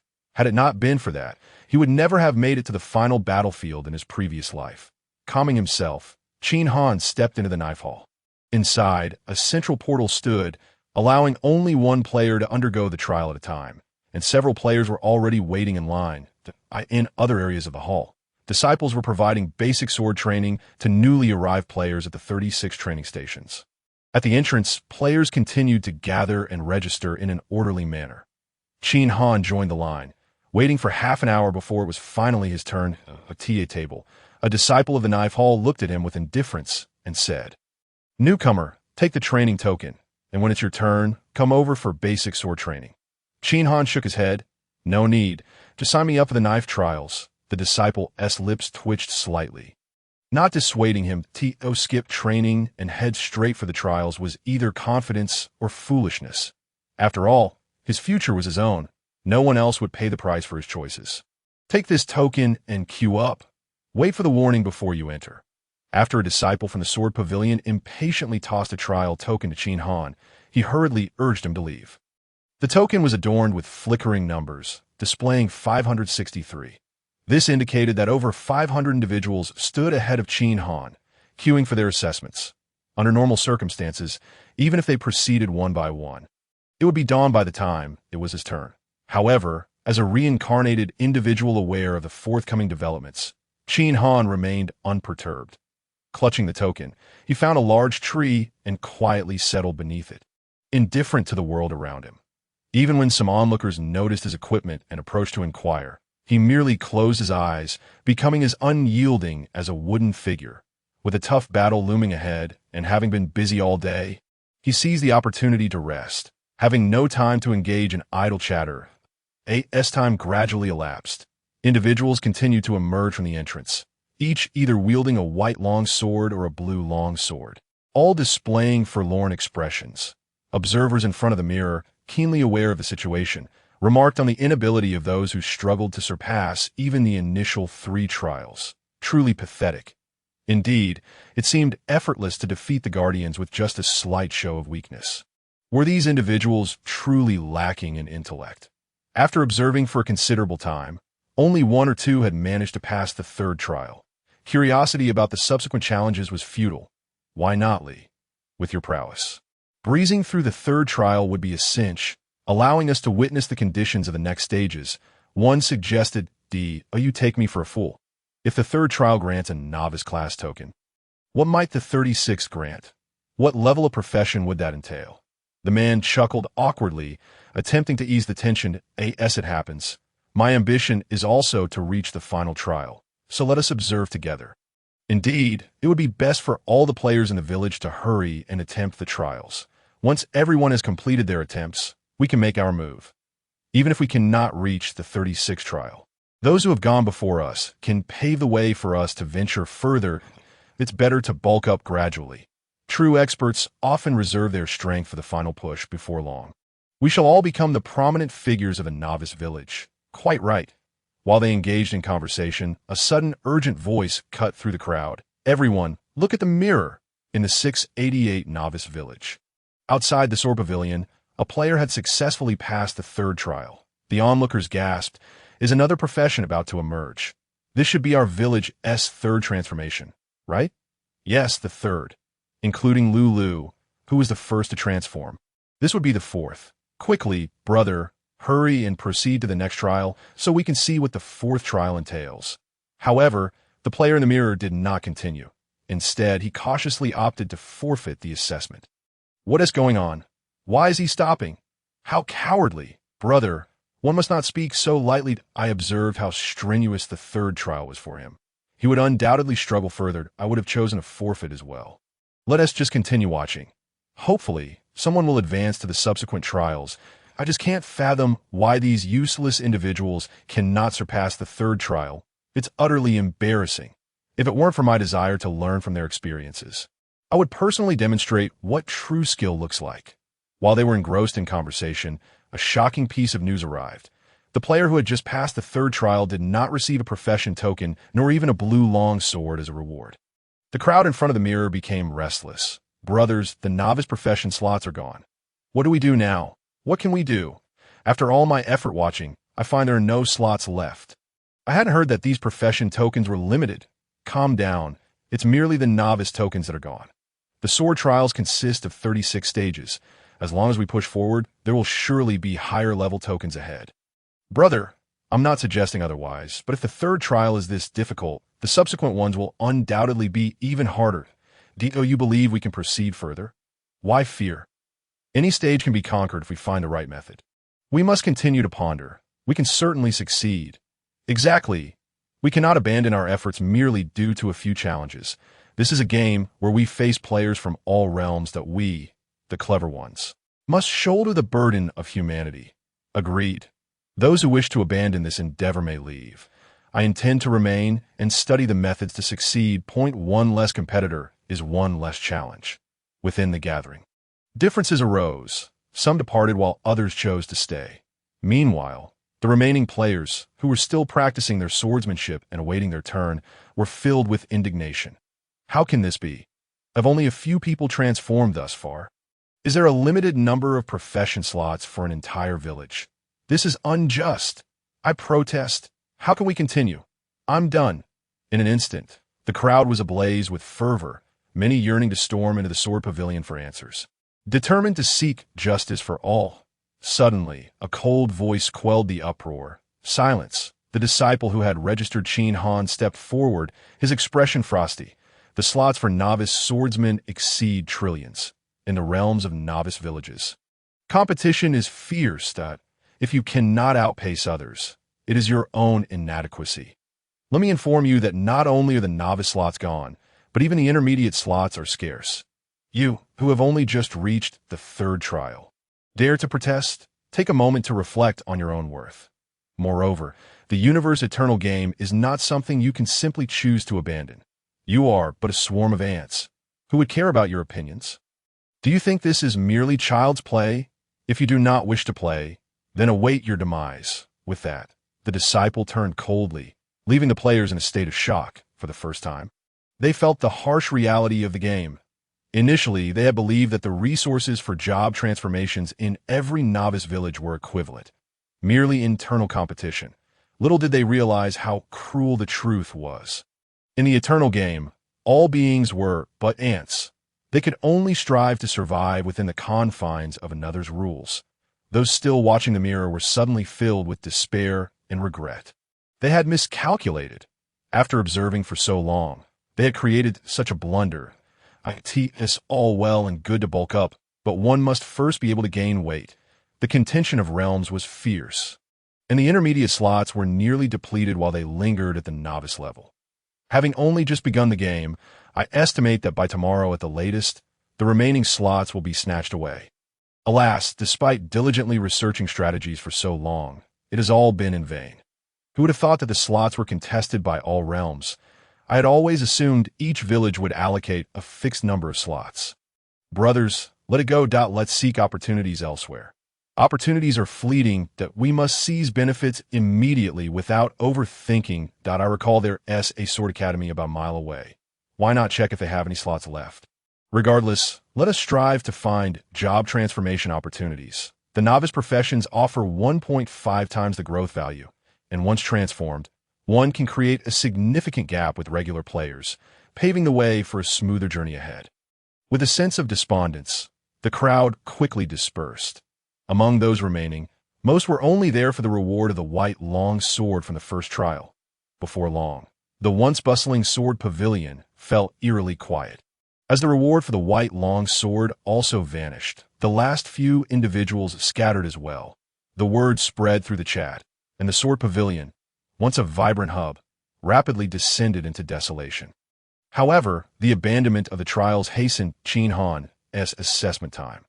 Soon, the token in his hand began to glow, and the number displayed transformed to 0. He opened his eyes, rose to his feet, and stepped into the sword pavilion as a reincarnated individual.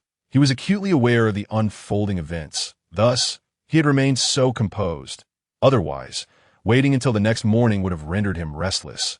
Inside the pavilion, the same disciple who had registered him approached once more, looking at Qin Han with a peculiar expression, as nearly everyone else had departed. However, even if you remain, it would be of no use. I regret to inform you that the intermediate slots are now completely filled, that if you wish to obtain a senior transfer slot, you must conquer at least 30 levels, given your current capabilities. It is impossible for you to succeed. I suggest you abandon this endeavor. With a slight movement of his lips, Qin Han extended the token, indicating that the assessment should commence without further delay. Seeing Qin Han's unwavering determination to proceed with the trial, the attending disciple ceased his idle chatter and promptly led Qin Han to the front of the teleportation portal. It's quite rare to encounter someone as obstinate as you. Step inside. Remember, if you wish to exit, you must crush the token. It may just save your life. Qin Han offered no reply and stepped through the portal. The Trial of the Blade, Level 1. He found himself on an island in the center of a lake, where vegetation was sparse and trees were few, extending no more than a mile in diameter. Easily surveyed at a glance, a swordsman clad in black leaned gently against the island's sole crooked willow tree, his eyes closed in meditation. Upon Qin Han's arrival, he stood 50 meters away, with a long sword thrust into the ground before him. Above, the sky bore a countdown clock, ticking down from 100 seconds. Should the timer expire without the guardian being vanquished, the trial would be deemed a failure. That a typical person in such a predicament would hastily draw the sword before him and charge at the swordsman. However, Qin Han did not follow this course of action. Instead, he retreated, turning to leap into the lake behind him. Outside the Blade Hall, the disciple who had received Qin Han happened to be on patrol. The mirror before him was devoid of any presence, save for himself, until his peripheral vision caught the movement of Qin Han, instantly capturing his attention. At that very moment, Qin Han had just plunged into the water. What on earth is he doing? Why dive into the water at such a critical time? The disciple from the Blade Hall was momentarily taken aback as time ticked away, the countdown nearing its last 10 seconds. Yet, Qin Han had yet to surface. It's over. With only 10 seconds left, even if he swam back up now, he would not be able to clear the level. What is he thinking? Why not just attempt the trial? Perhaps he knows he cannot succeed and is taking an unconventional approach. The disciple scoffed dismissively, thinking, what use is such flamboyance? He decided to look away, believing Qin Han would soon emerge. Just then, a splash echoed, and the disciple witnessed a scene he would never forget. Qin Han erupted from the water, surging toward the swordsman like an arrow released from a bow as he passed the long sword on the ground. His pace did not falter. With a swift motion of his right hand, he drew the sword from the earth, gripping it firmly. His speed intensified further, but he was getting closer, ever closer to the swordsman. The countdown on the sky was now nearing its end point 5, 4, 3. Could he succeed? The disciple instinctively felt a bead of sweat trickle down his brow. In mere moments, Qin Han brushed past the swordsman. And in the next instant, a portal appeared, with Qin Han nearly stepping through as the final second chimed. As the camera angle shifted, the disciple outside caught a glimpse of the bloodline across the swordsman's throat. This sight made his scalp tingle. An overwhelming chill coursed through his body. Terrifying, truly terrifying. Though this individual's skill may not be extraordinary, his audacity to press through the last moment was unparalleled. Such confidence, even the head of the sword hall, that formidable man, could not achieve such a feat. In an instant, the disciple's heart ignited with excitement. Perhaps this remarkable individual could advance even further. He was eager to see how many levels Qin Han could conquer. The mirror shifted, revealing a dirt path in the wilderness, where 2 more swordsmen awaited ahead. The countdown continued to tick down. This time, to the disciple's surprise, Qin Han did not rush to eliminate his foes immediately. Instead, he dashed into the nearby thicket, unearthing a shovel from an unknown location and beginning to dig. Moments later, a chest emerged from the earth, and as he opened it, the disciple clearly saw that it contained a pair of boots gleaming with a black iron luster. He couldn't help but wonder how this player knew there was a chest hidden here. However, hadn't the rules of the blade trial stated that aside from reward items, nothing obtained could be taken out? If that were the case, what was the purpose of this individual expending so much effort to uncover something? Frowning, the disciple watched as Qin Han once again pressed forward just as the timer approached its end. Stepping into the third level. The third level was a duel arena. Here, 3 swordsmen awaited him. The countdown was slightly extended, totaling 150 seconds. Within the duel arena, Qin Han did not take the unconventional route this time. He moved forward decisively, dispatching the 3 adversaries with remarkable ease that a portal of light materialized.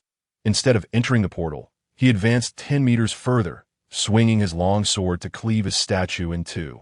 In the next instant, a chest piece and a pair of pants, both radiating a black iron sheen, fell to the ground. His face lit up with joy. Perfect! He could continue his trials, with ample time at his disposal. He leisurely strolled to the opposite end of the duel arena. Finding an iron door, he located a gap in the door, and with a sudden forceful push, he propelled himself through, outside, before the mirror. The disciple could not contain his astonishment. Covering his mouth in disbelief, he trembled all over, unable to breathe. What is he attempting to do? This was an odd space. The world appeared to be pixelated. And as Qin Han moved forward, scenes flashed beneath his feet, while above him lay a shroud of darkness. The junction between the darkness and scenes, enormous jagged teeth stretched and contracted. It was as if this world was disintegrating. Indeed, Qin Han had unwittingly entered a glitch reminiscent of wall hacking in reality games within the Eternal Life game. This was a method bestowed by the heavens upon weaker civilizations to enhance their strength. In his previous life, many lower-tier civilization players had achieved class ascension through this means. That it was how he had advanced in his past life, and now he sought to experience it once more. After all, the challenges beyond the 36th level would only grow increasingly formidable. And even though he possessed the confidence to overcome them, it would merely be a waste of time that as time progressed. Qin Han suddenly halted, gazing downward.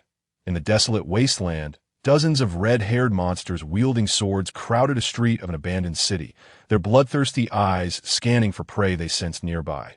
Yet no matter how they searched, they could not locate their quarry. Qin Han smiled faintly and took a few more steps forward, revealing a secure room. This room, according to the rules, could only be accessed by defeating the group of red-haired monsters. However, Having exploited the glitch, there was no need for combat. He simply leaped inside. The room was empty, save for a wooden table upon which lay a token inscribed with the character for blade. A top-tier swordsman transfer token. Outside the mirror, the disciple's eyes widened, his body trembling uncontrollably, breathless in sheer awe. That is, within the room, upon grasping the token, Qin Han's face broke into a radiant smile. According to strategies from his previous life, 2 top-tier profession tokens could be combined at the novice village altar to create a saint-level profession token. Saint-level profession tokens were scarce in the game, with only 36 slots available in his past life. Nearly every recipient of a saint-level profession had developed into a top-tier presence. Nevertheless, he did not hasten to leave, as there was still a treasure to be claimed. After stowing the token away, Qin Han leisurely donned the complete set of equipment he had acquired from the first 3 levels. In the next instant, he was enveloped in armor that gleamed like black iron. Even his eyes were shielded by a glassy mirror finish. Once he was fully equipped, Qin Han pushed aside the wooden table, revealing an iron latch on the ground. Upon pulling the latch, a downward passageway appeared and a stone staircase beckoned. From within the passage, waves of heat surged forth, and a blue flame resembling a dragon erupted, incinerating everything in its path to ash. Yet astonishingly, Qin Han emerged unscathed. What a treasure! This is a set of top-tier fire-resistant gear capable of withstanding intense flames. The positioning of the components of this fire suit was knowledge gleaned from his previous life, while perusing the strategies of myriad realms.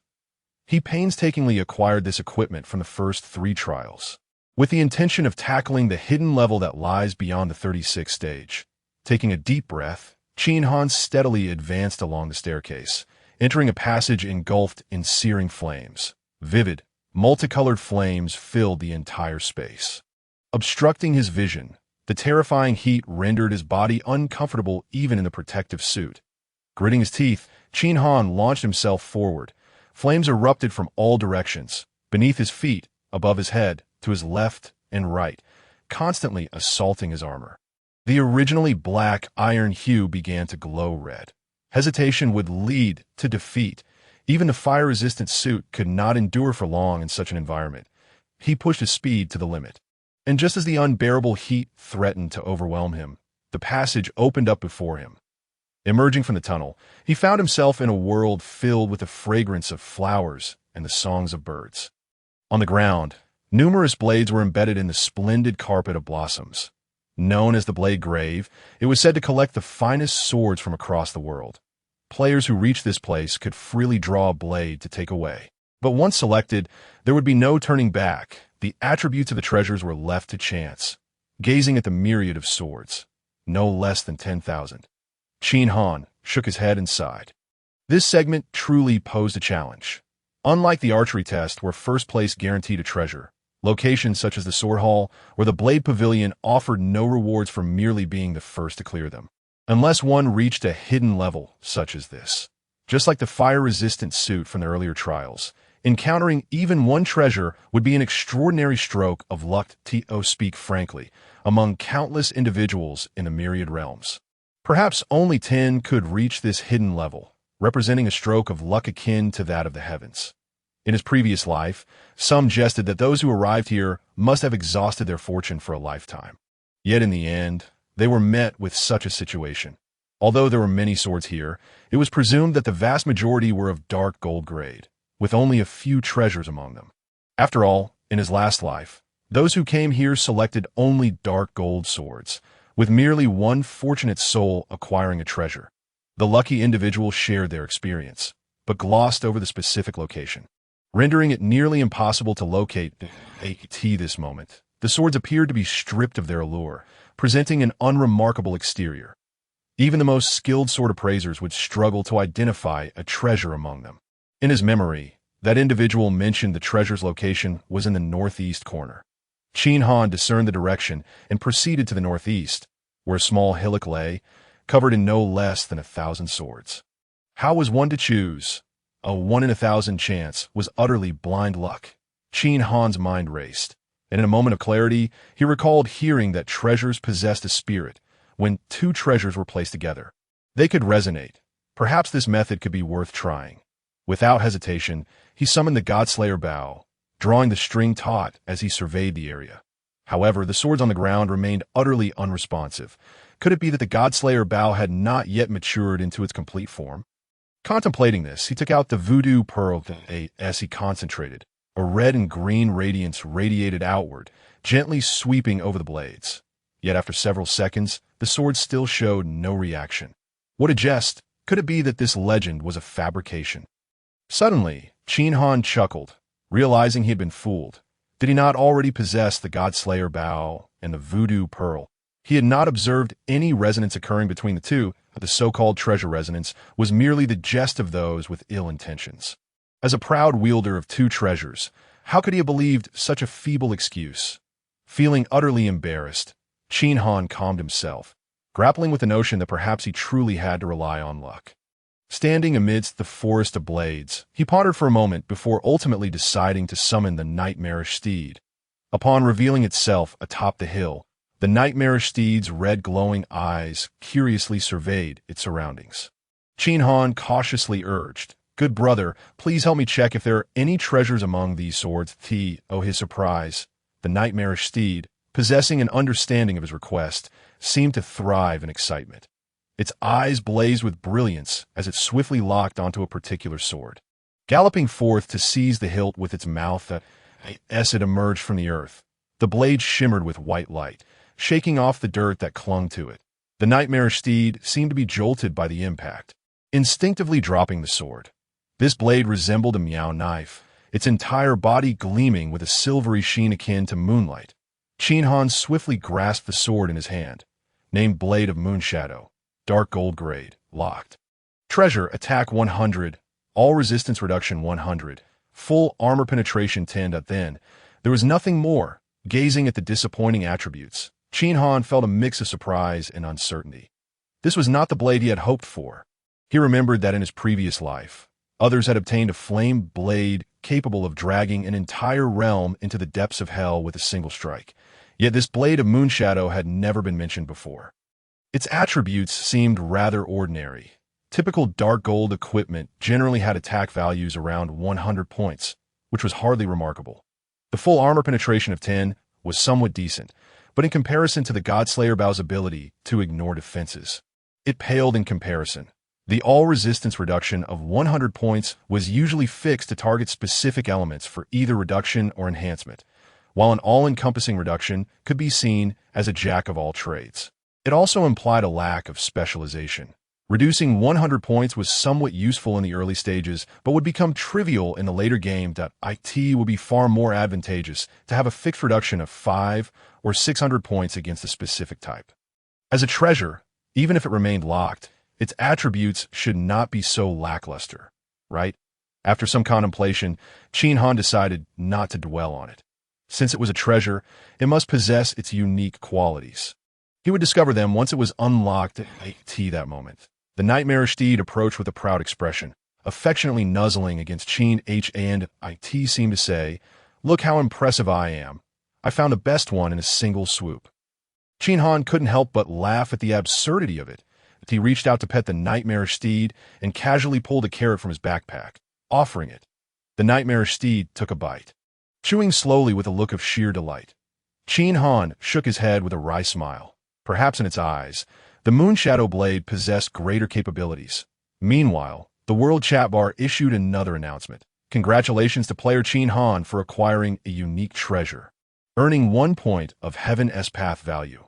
Outside the Blade Hall, before the mirror, the disciples of the Blade Hall witnessed the entire event. Upon seeing the world announcement, they involuntarily collapsed to the ground. Not only had this individual cleared the trials, but he had also discovered the hidden level. The equipment he sought in the first 3 trials had been for the hidden level at the end. Inan, Atriasure. The disciples of the Blade Hall murmured to themselves, "It must be him. It must be him who obtained the treasure." Furthermore, the previous 3 treasure recipients were likely him as well.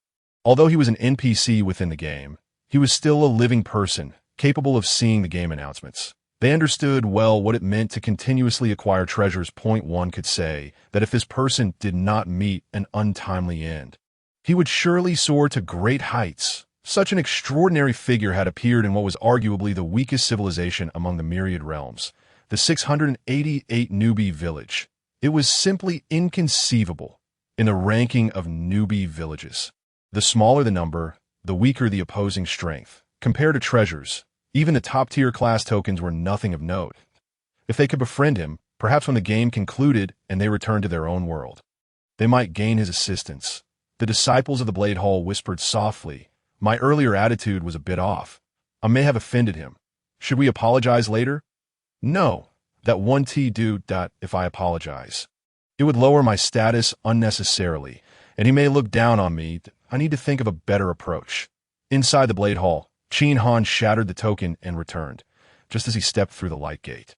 The disciple who had previously attended to him stood nearby, still wearing an air of arrogance. Upon seeing Qin Han, this individual remarked, "Not bad. Being able to consecutively clear the 36 trials, you are indeed quite skilled. You have earned the right to befriend me." Qin Han was taken aback. What? Befriend? Earn the right? Others may not have known, but he was acutely aware of the origins of these lowly NPCs. The accomplishments of top-tier classes far surpassed what this Blade Hall disciple could ever hope to achieve. What could possibly lead him to utter such audacious words? After all, friendship is built on mutual assistance. This individual could offer him no help now or in the future, yet he stood there with an air of superiority as if befriending him would be a boon. Shaking his head slightly, Qin Han replied coldly, "If there is nothing else, I shall take my leave." The disciple of the Blade Hall was momentarily taken aback. What could possibly account for such a reaction from this player? Based on his understanding of players, at least 99% would exhibit a respectful demeanor towards NPCs. Most players would likely assume that he must have some quest to undertake. Yet, this individual's response was entirely unexpected.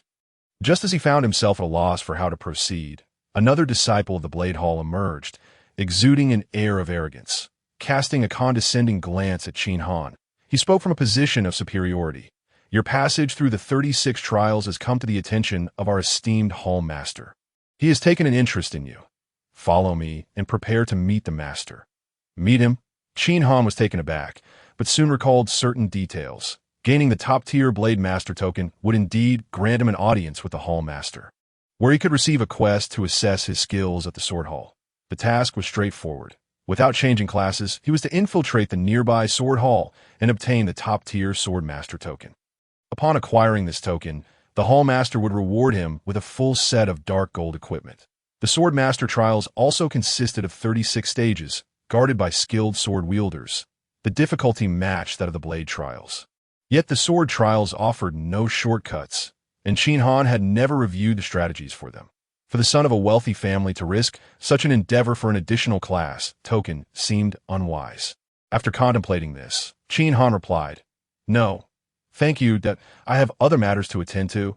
The newly arrived disciple of the Blade Hall was momentarily stunned, then sneered, "You dare refuse the Hall Master's invitation? I assure you, you will soon find yourself in significant trouble." "Trouble?" Qin Han scoffed, his spirit unyielding.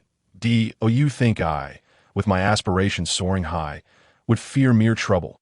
If your master seeks to cause me distress, let him come forth. I would welcome it." With that, he strode forward, disregarding the self-important individuals around him. As Qin Han stepped out of the grand entrance, a notification appeared. "You have declined the Hall Master's invitation. The Blade Hall's favor towards you has shifted to hostility." Qin Han rubbed his nose and chuckled wryly. The Hall Master certainly bore a petty disposition, but he remembered that in his previous life, after obtaining the top-tier Blade Master token, he undertook the quest at the Sword Hall. However, due to his limited skills, he only managed to progress to the 3rd stage of the Sword Trials before failing. At that point, his standing with the Hall Master had dropped to one of disdain. Now, it seemed, it had escalated to outright hostility.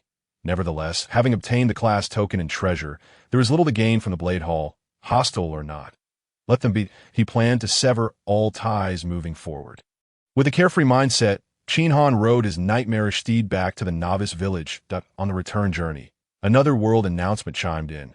Congratulations to player Jiang Ningxue for being the first to transition to a saint-level class, earning 1 point of heavenly Dao value. This was swiftly followed by another announcement. Congratulations to player Jiang Ningxue for acquiring a unique treasure, earning 1 point of heavenly Tao value. In the novice village. At the class transition altar, the stunning beauty Jiang Ningxue held a pristine white longbow, radiating the golden aura of her saint-level class. A hint of a smile graced her exquisite features as she marveled at the unexpected fortune of transforming 2 class tokens into a saint-level profession. She was further astonished to learn that being the first to transition to a saint-level class granted her a unique treasure. It was evident that her cautious approach had indeed paid off. Gazing at the attributes of the treasure in her saint-level class, astonishment filled her visage. Snow God Bow. A growth-type treasure, a super artifact from the endless snow domain. Attack power. 100 of freeze. Attack deals an additional 100 points of freezing damage for 10 seconds. A 100 freeze chance against elite-level monsters and below. Ice element weakness. 50. Rapid fire. The lightweight bowstring maximizes draw speed, allowing for 12 ice arrows to be released in a single shot. More attributes will be unlocked as she levels up. Arrow Saint. A saint-level class, unique across the realms. Growth value is 10-fold. Passive. Arrow Saint aura doubles damage for bow and arrow series attacks. Speed increases by 100. Attack speed increases by 100. Sharpness of bows and arrows increases by 100. Defense increases by 100. The incomplete treasure was already so formidable. One could only wonder what might occur when it reached full maturity. As for the Arrow Saint class, its prowess was undeniable, boasting a 10-fold growth value that would grant her an additional 100 points of constitution with each level gained. The Arrow Saint aura was even more powerful than the treasure itself. The cumulative effects of its 5 enhancements would easily double her strength. And since all were percentage increases, they would remain beneficial regardless of future accomplishments. Point 1 could surmise that this saint-level class was among the most significant elements within the game. Those fortunate enough to attain a saint-level class would undoubtedly have boundless potential for future achievement. Unconsciously, Jiang Ningxue's thoughts drifted to Qin Han. She pondered whether he could also transition to a saint-level class. Yet, given his prowess, it was likely he could in the novice village. Qin Han sat astride his steed, his gaze fixed on the world announcement, a faint smirk gracing his lips. Oh, it is her, he mused. Realizing that aside from his own unpredictable variables, the course of the game had changed little.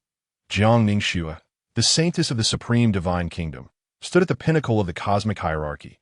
Such formidable beings ought to be placed on the final battlefield. However, in his previous life, Qin Han had learned that the divine positions of the supreme divine kingdom were passed down through generations. During the transition of divine power, the inheritor must relinquish their divine strength to allow for the infusion of new power. Creating a brief vacuum of strength akin to that of a mortal it was during the Empress's coronation ceremony's vacuum period that Jiang Ningxue was classified as a novice and transported here. Nevertheless, even without divine power, someone of her stature could dominate the novice ranks in the supreme divine kingdom. Even the most ordinary players possess 4,000 to 5,000 constitution points, while someone like Jiang Ningxue likely started with around 8,000, undoubtedly among the elite of the novice village players. Furthermore, the laws of the supreme divine kingdom were exceedingly stringent. It was likely that upon entering any novice village under their banner, her subordinates would go to great lengths to enhance her strength. Thus, her successful acquisition of the saint-level class token was entirely reasonable. He could not help but feel a twinge of embarrassment. In their previous lives, he and Jiang Ningxue had never crossed paths. However, he had thoroughly read her posts regarding the strategy for the god-slaying In truth, he had inadvertently usurped her opportunity. Yet, for someone of her background, this was but a trifling matter. The treasure in her possession was likely another artifact. The Snow God Bow. This bow, when fully matured, could even plunge an entire realm into extreme cold.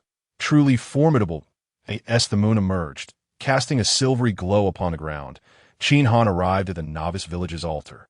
At that moment, not a single player was present, not even the village chief responsible for class transitions. The surroundings were enveloped in silence, punctuated only by the calls of unseen insects. However, his purpose for visiting the altar was not to transition classes, but rather to synthesize. The village chief was required for class transitions, but synthesis could be performed at any time that he stepped to the center of the altar, retrieving 2 class tokens from his pocket and placing them upon the stone table at the altar center. Detecting 2 top-tier class tokens. Would you like to synthesize a Saint-level Blade Saint token? Qin Han affirmed. Yes. Upon his confirmation, the 2 tokens suddenly levitated 3 feet above the stone table, entwining in a swirling motion for approximately 10 seconds.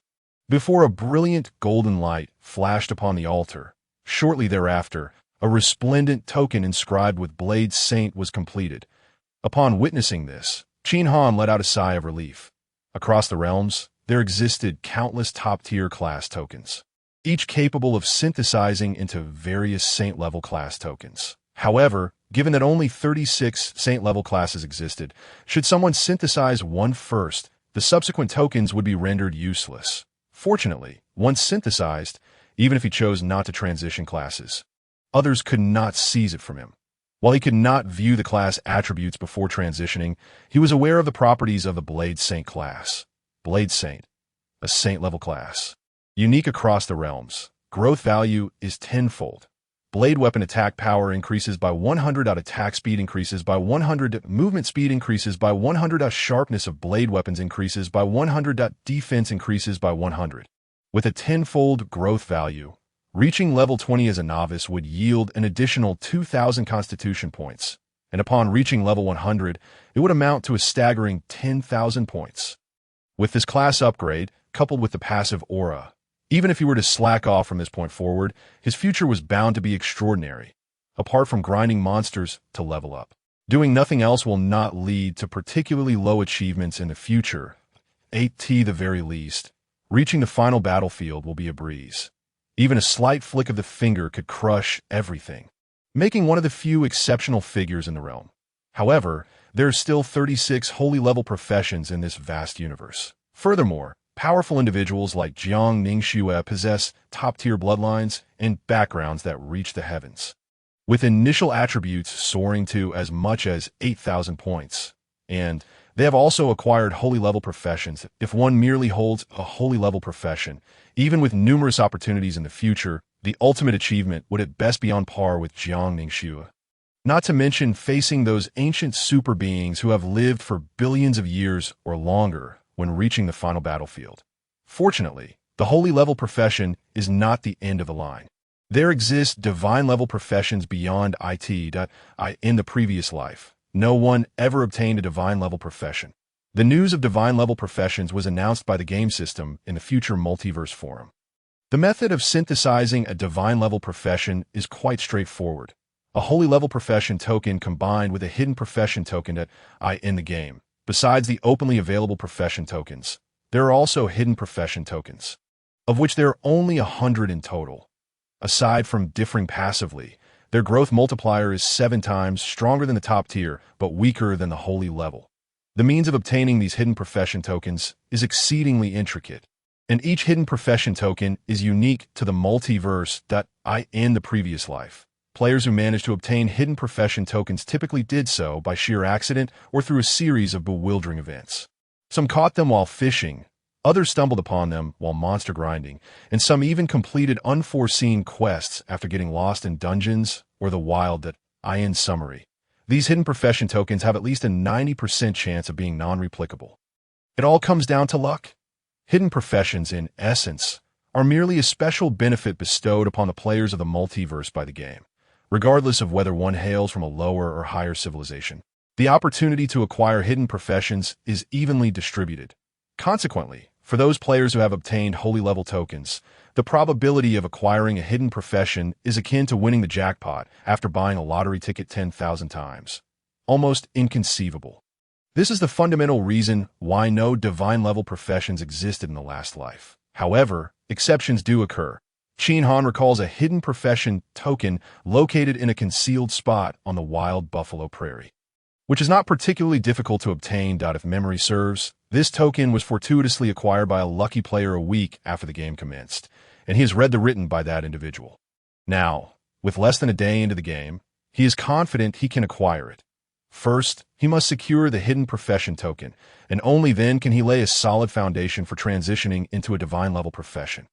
At the altar, Qin Han stowed the Blade Saint profession token in his backpack, Upon turning to leave, he was surprised not to see the village chief's figure, which struck him as odd. Typically, once a player ascends the altar with a profession token, the village chief would arrive within minutes. After all, the village chief and the players share a symbiotic relationship. The more powerful the players become, the greater the village chief's future achievements. Conversely, if the players fail to excel and the village is destroyed, the village chief's fate would be equally grim. Their fates are inherently intertwined. The birth of each profession player represents a significant enhancement for the village, and the village chief cannot afford to overlook this. Yet now, from the moment he synthesized the token at the altar to his departure, at least 15 minutes have passed.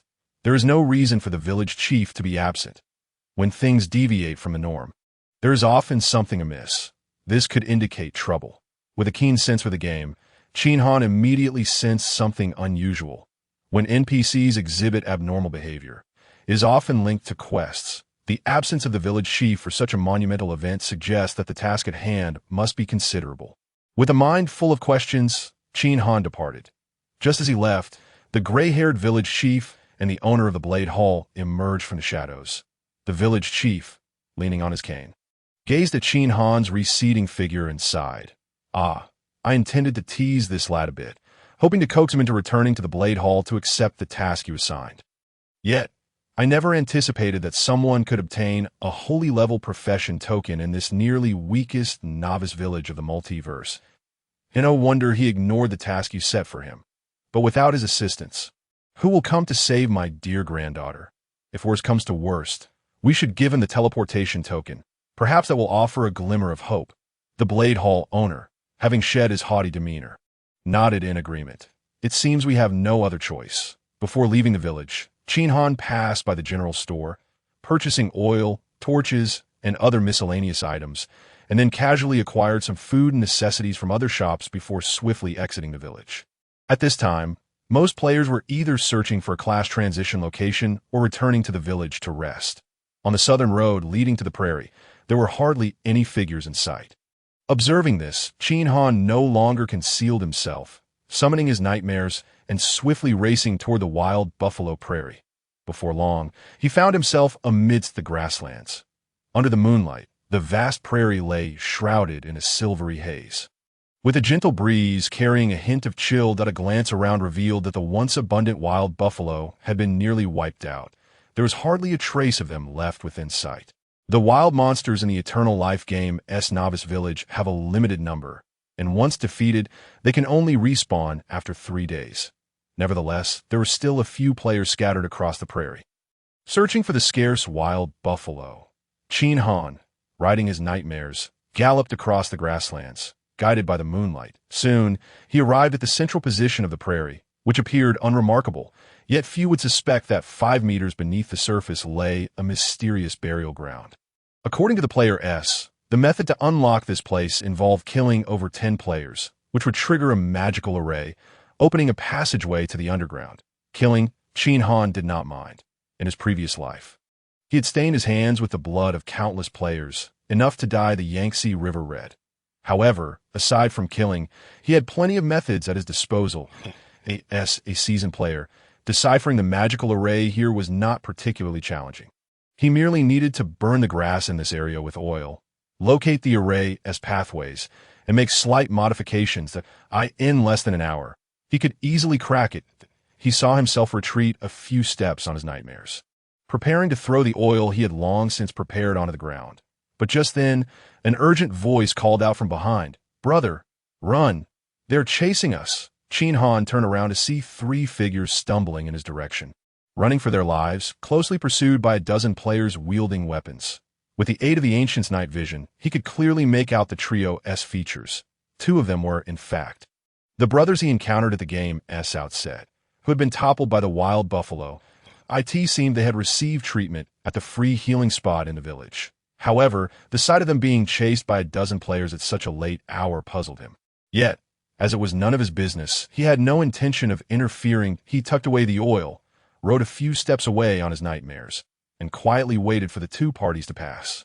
The hidden location was far more crucial than their enmity. But as the 3 fled past him, they did not forget to shout, "Hurry! Don't just stand there. Those guys want to kill." Qin Han maintained a calm expression, still perched on his nightmares, waiting at the spot, seemingly unconcerned about everything. The three, seeing this, prepared to continue their escape, but at that moment, several arrows swiftly shot toward them from behind. One of the arrows struck one player right through the knee, causing him to collapse. Seeing one of their own injured, the remaining two initially intended to flee, but upon witnessing the tragic sight of their fallen do not bother me. Yet those individuals feigned ignorance and continued to encircle him. In the grip of a nightmare, Qin Han swiftly summoned the god-slaying bow, unleashing two arrows that accurately pierced the thighs of two players. His voice carried an icy chill, warning, dare to take another step forward, and you shall perish. The pursuers, witnessing Qin Han's unflinching demeanor in the face of overwhelming numbers, hesitated. They observed his impressive gear and found themselves at a loss, reluctant to act recklessly. That moment, a girl with a ponytail stepped forward from the group of hunters, her face adorned with an innocent smile as she addressed Qin Han. Young man, please do not misunderstand. We bear no ill intent. It is those three players who stole our equipment. You are not involved in this matter, and we shall not trouble you. The three individuals surrounded by the group retorted immediately. Nonsense. You deceived us under the guise of teaming up to hunt monsters, only to ambush us in the wilderness. If we hadn't reacted promptly, we would have met the same fate as the other two players you killed. The girl replied, Young man, please be reasonable. How can you slander us like this? It is as if you portray us as heinous villains. I have never harmed even a single chicken before entering this game. How could I possibly kill someone? Initially, Qin Han had little desire to involve himself in their petty disputes. But upon hearing about the murders and looting, his expression turned frigid. In his previous life, there had been a group of vile players who, under the guise of normalcy, would lure unsuspecting solo players into secluded areas and then viciously slaughter them for their gear. They would deceive players into forming teams under the pretense of dungeon runs, only to betray them in the shadows. The Eternal Life game lacked surveillance and a system of crime values, allowing these scoundrels to operate with impunity, striking when their victims were most vulnerable. They remained anonymous, and even if a player cried out for help in the chat before meeting their demise, it was futile. These nefarious individuals thrived on their underhanded tactics, amassing wealth and the finest equipment without the involvement of any legitimate players. They trampled on the corpses of their own kind as they advanced into the mid-game, their numbers swelling to hundreds at their peak. Had they not eventually encountered formidable resistance, they might have continued their reign of terror. In his previous life, Qin Han had been engaged in quests and had not participated in these events. However, he could not condone such violations of humanity's boundaries. He turned his gaze towards the three players who were being hunted. You said they killed two players. Are their bodies still there? Yes. They're just by the wild bull prairie. They must have left them behind in their pursuit of us. They eagerly responded, placing their hopes on Qin Han. Upon hearing this, the pursuers' expressions shifted dramatically, and many of them contemplated taking action. Yet the ponytail girl maintained her disarming smile, exclaiming, Young man, do not listen to their fabrications. We did not commit such acts. If you wish to uncover the truth, we are willing to accompany you to verify it. With your testimony, we can prove our innocence. Though her words seemed sincere, they were a classic manipulation tactic. The girl had successfully deceived several players into lowering their guard that very day. She anticipated that he would fall for her trick and unwittingly walk into their trap. Unfortunately for them, they were facing Qin Han. Such naive deceit would never ensnare him. It was precisely this line that confirmed the true nature of these individuals in his mind. Without hesitation, he drew his bow and acted decisively. The arrows flew rapidly into the crowd, swift and merciless, whistling through the air. Over 1,000 points of yellow fatal damage erupted under the moonlight, and before the pursuers could react, 5 or 6 of them had already fallen in the face of this whirlwind of slaughter. The hunters collapsed like wheat before the scythe, their remaining members stricken with shock. This kid is no fool. Damn it, his strikes are even more ruthless than ours. Such high damage, such precision. We've encountered a true adversary. We cannot win. Retreat. Qin Han's gaze remained frigid, his hands unyielding. The girl, now on the ground, no longer bore her previous demeanor. Pleading, Young man, please do not kill me. I will do anything you ask if you spare my life. Yet the only response she received was an arrow that pierced her throat, with disbelief etched on her face. Her consciousness slipped into darkness. In mere seconds, all the pursuers lay slain. Only the 3 players who had been hunted remained, their expressions a mix of confusion and disbelief. They could hardly fathom that a group of players they deemed incapable had perished in the blink of an eye. Had they not witnessed it with their own eyes, they would never have believed that such a formidable individual existed in a novice village. Great One, we are eternally grateful for your intervention. My name is Li Ran, and this is my brother Li Hao. The one on the ground, who was shot in the knee, is Lu Kuang, clearly after day had passed and with the cover of night. The two did not recognize Qin Han. Lu Kuang, however, was a familiar figure in their previous lives. He had only made a brief appearance on the first day before vanishing entirely. Many speculated that he had perished at the hands of wild beasts in higher-level areas. It now seemed likely that he had been targeted as easy prey from the very start. At this moment, Lu Kuang felt a tinge of embarrassment upon realizing the significance of class transitions. He had hastily concealed his name and returned to the village, hoping to seek an opportunity for advancement. However, he had ultimately failed to transition, only to encounter an angelic girl and prepare to team up with her and a group of players for a night of leveling up. Yet once in the wilderness, the angelic girl had transformed into a demon, nearly consuming him whole. Having gained a fleeting moment of fame in a novice village, Lu Kuang now felt reluctant to meet Qin Han's gaze. He muttered a hasty thank you on the nightmarish steed.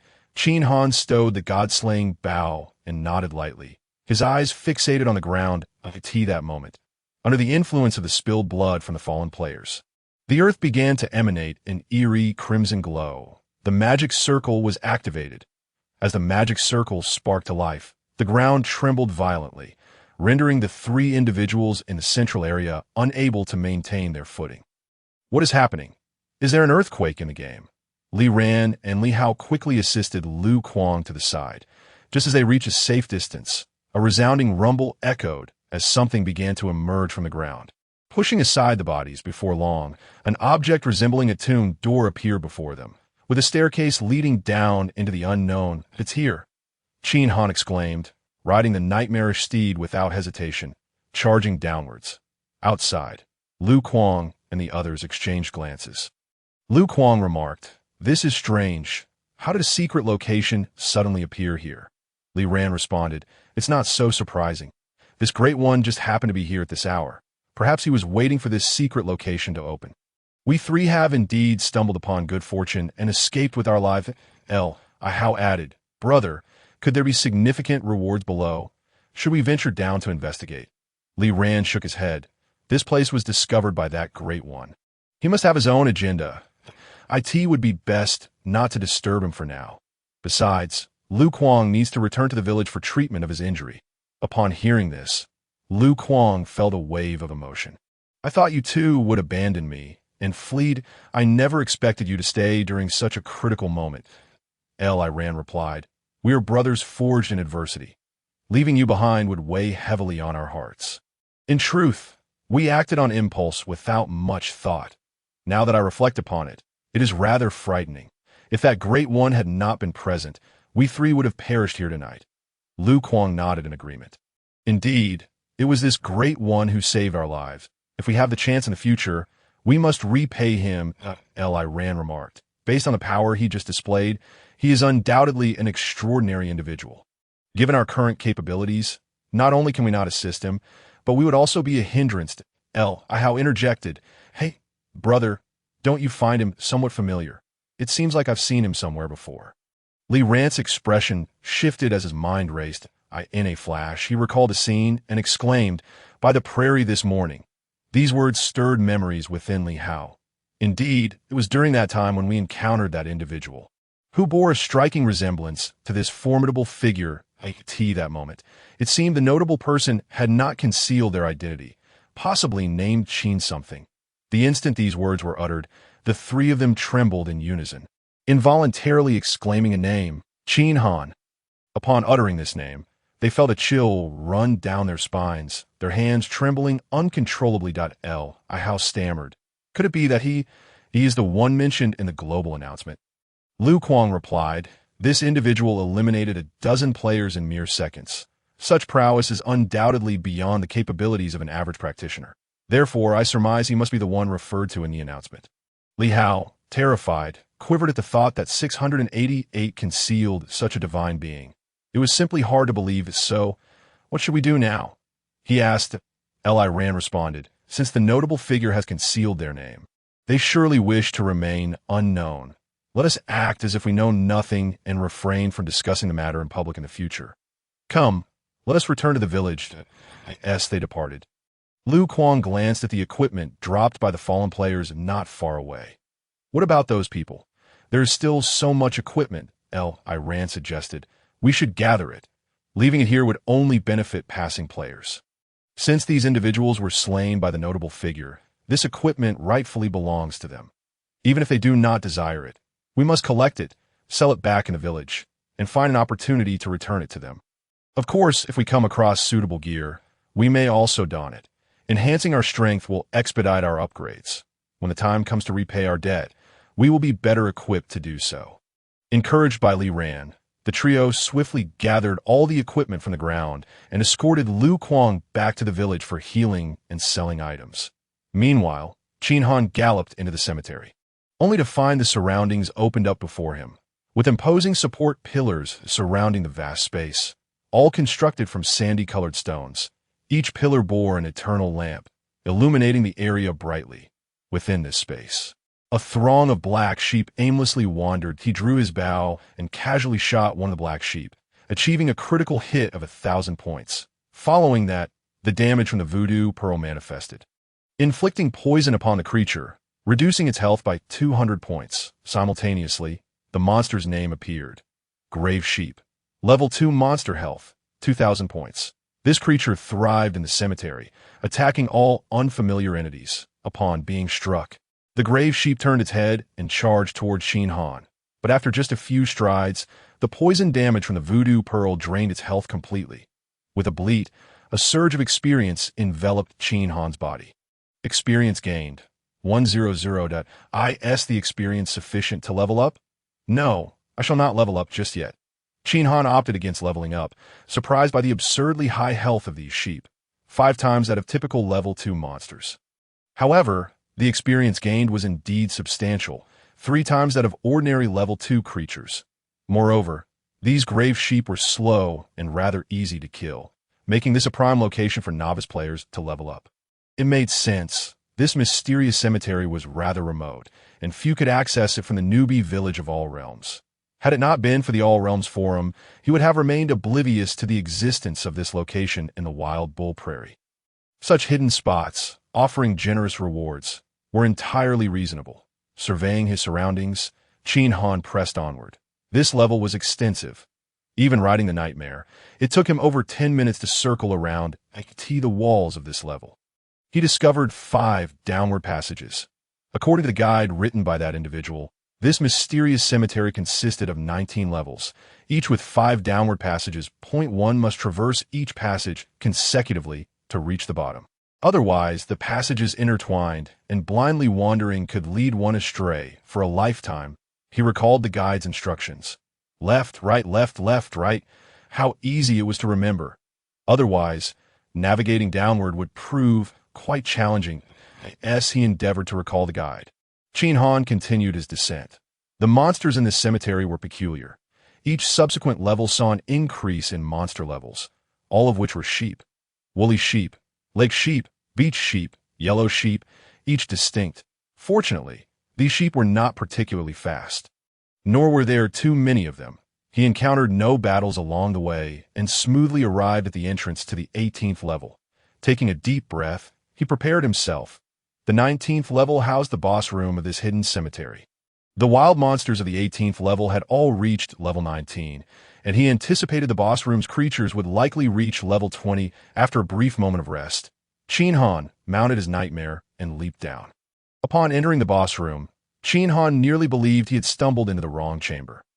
Unlike the crumbling stone decor of the 18th level, this boss room featured a vast space adorned with crystal chandeliers and intricate murals on the ceiling.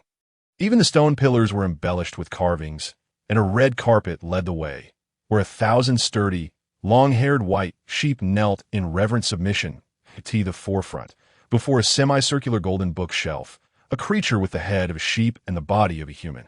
Crowned with a golden diadem, raised its head proudly while seated upon a throne crafted from a metallic cart, which was astonishingly pulled by 4 large white bulls with golden horns. This bizarre sight left Qin Han momentarily speechless. A half-human, half-sheep creature commanding bulls to pull a cart. It was simply unheard of if sensing Qin Han's arrival, the half-sheep being sprang to life, standing from its throne, staff in hand, pointing directly at Qin Han while bleating twice. Instantly, like a hornet's nest stirred, nearly 1,000 long-haired sheep rose from the ground, turning in unison to face Qin Han, bleating loudly as they launched a collective assault. Seeing this, he swiftly drew his bow and released an arrow. White Sheep Guardian, level 20 monster. Health, 30,000. The White Sheep Guardian was fiercely loyal, devoted to their king, and any enemy daring to challenge the king's authority would be obliterated beneath their horns. Gazing at the terrifying 30,000 health points, Qin Han felt a wave of trepidation wash over him. Goodness, the health of these sheep monsters exceeded that of typical level 20 creatures. While it would not be difficult to slay a few, without any area attack skills, shooting down 1,000 sheep one by one would likely take him until the next morning. As the flock drew closer, a plan formed in his mind. He retrieved the oil he had initially prepared for burning the prairie and began tossing it liberally onto the ground ahead, emptying several canisters and covering a large area. Just as the horde of sheep was about to rush him, he ignited a torch and hurled it into the oil, igniting a towering inferno. The long-haired sheep, seemingly oblivious to the danger, charged headlong into the flames. Their wool, easily ignited, caught fire immediately. In mere moments, the terrifying blaze consumed the flock, and countless damage notifications of -500 began to appear, the health bars visibly diminishing. However, regrettably, when the health bars dropped to 2/3, they abruptly halted because the fire source had vanished. The oil was now expended, and the long-haired sheep had transformed into crispy, aromatic lambs. Moreover, the half-human, half-sheep creature upon the cart had initiated a group heal, casting a white light over the flock. Before long, green healing markers began to appear above their heads, continuously healing for 50, visibly mending their wounds and even allowing them to regrow their wool. Goodness, they also possessed healing abilities. However, without healing, it was futile. These long-haired sheep had such high health, and the oil supply was limited. Prolonging the battle would certainly not lead to their demise. Shifting his gaze, Qin Han mounted his nightmare, evading while searching for an opening, then raised his bow and aimed at the creature seated upon the throne. The Godslayer bow ignored defenses, and the energy arrow flew swiftly, striking precisely into the creature's eye, dealing a critical damage of 1,010 points. The deep green poison damage of -200 consistently erupted forth, revealing the creature's name. Sheep Clan Guardian, level 20, boss-level monster. Its health was an astonishing 2 million points, a staggering amount that made Qin Han's eyelids twitch uncontrollably. What is even more peculiar is that after sustaining injuries, the creature that is half-goat, half-human, began to emit a green light from its head, continuously generating an additional 200 points of healing. In the blink of an eye, the lost health was fully restored. What a farce this is! With my current damage output, it is evident that I am merely tickling this esteemed being. Fortunately, acquiring the hidden class token does not necessitate slaying this creature. Otherwise, the sheer effort of chipping away at its health would be utterly exhausting. According to the strategy guide, there is a passage behind the bookshelf in the 19th level of the throne, leading to a wondrous place. From what that individual implied, as long as one traverses to the world beyond and locates a fenced courtyard, the token can be effortlessly obtained without further combat. At this moment, upon the throne, the guardian of the Goat clan, having taken damage from Qin Han, stood up in a fit of rage, bleeding incessantly. However, it appeared that its aggro was insufficient, for it did not abandon its position, but merely raged impotently upon the throne, thinking to itself, "If you will not come to me, then I shall shoot a few more arrows." Whoosh, whoosh, whoosh, Qin Han, perched upon his nightmare steed, swiftly drew his bow and unleashed a flurry of arrows, each shot raining down like a tempest upon the half-goat, half-human beast, dealing damage amounts of -10, -200, and -101. Even though its recovery rate was commendable, it could not withstand the relentless accumulation of damage, and its health bar began to decline slowly. At last, this creature could no longer contain itself. It cracked the reins, and the four white bulls surged forward with reckless abandon, trampling the ground with their hooves. The colossal throne carriage finally detached from the bookshelf. Observing this, Qin Han awaited the carriage's approach, swiftly maximizing Nightmare's speed, and made a sharp turn to arrive beside the bookshelf. That he stood before it and began to frantically search through the books in one particular section. Suddenly, as he pulled a book from a shelf, the entire structure began to rumble and rotate, revealing a sinister passageway before his eyes. The goat guardian, witnessing this, was on the verge of whipping the white bulls to death, desperately trying to reach him. Alas, by the time it arrived at the bookshelf, Qin Han had already retracted Nightmare and slipped into the passageway. Inside the passage, silence reigned, and it was devoid of any presence, save for the occasional sound of water droplets echoing in the stillness. This place seemed eerie, but for safety's sake, he summoned Nightmare, and the duo cautiously proceeded forward. Time passed, and a glimmer of light appeared ahead. They were nearing the destination described in the guide. Moments later, the light intensified, and as Qin Han emerged from the cave, a breathtaking world unfolded before him. Everywhere he looked, vibrant flowers bloomed, trees offered lush shade, rivers flowed serenely, and rabbits frolicked nearby, while colorful birds occasionally darted through the azure sky, which appeared almost otherworldly. Furthermore, the contrast in this realm was strikingly vivid, akin to a splendid oil painting. Discovering the hidden location of the Peach Blossom Spring, he received a bonus of 100 experience points. With sufficient experience accumulated, a question arose. Should he level up? Approximately 2 hours had passed, and Li Ran, along with 2 companions, returned to this place under the cover of night. Observing the cave Qin Han had entered, they decided to follow suit. If the esteemed player has entered to conduct business, it should be about time. Let us descend and return the funds we owe him. If there are any scraps he does not require, perhaps we can assist in clearing them as well. Entering the first level of the hidden ancient tomb, they were taken aback. From the outside, it appeared unremarkable, yet upon entry, it revealed a vast expanse. This place was enormous. However, it seemed that the monsters within had been untouched, suggesting that the esteemed player had not engaged in combat here. Lu Kuang and his companions scanned the area, but Qin Han was nowhere to be seen.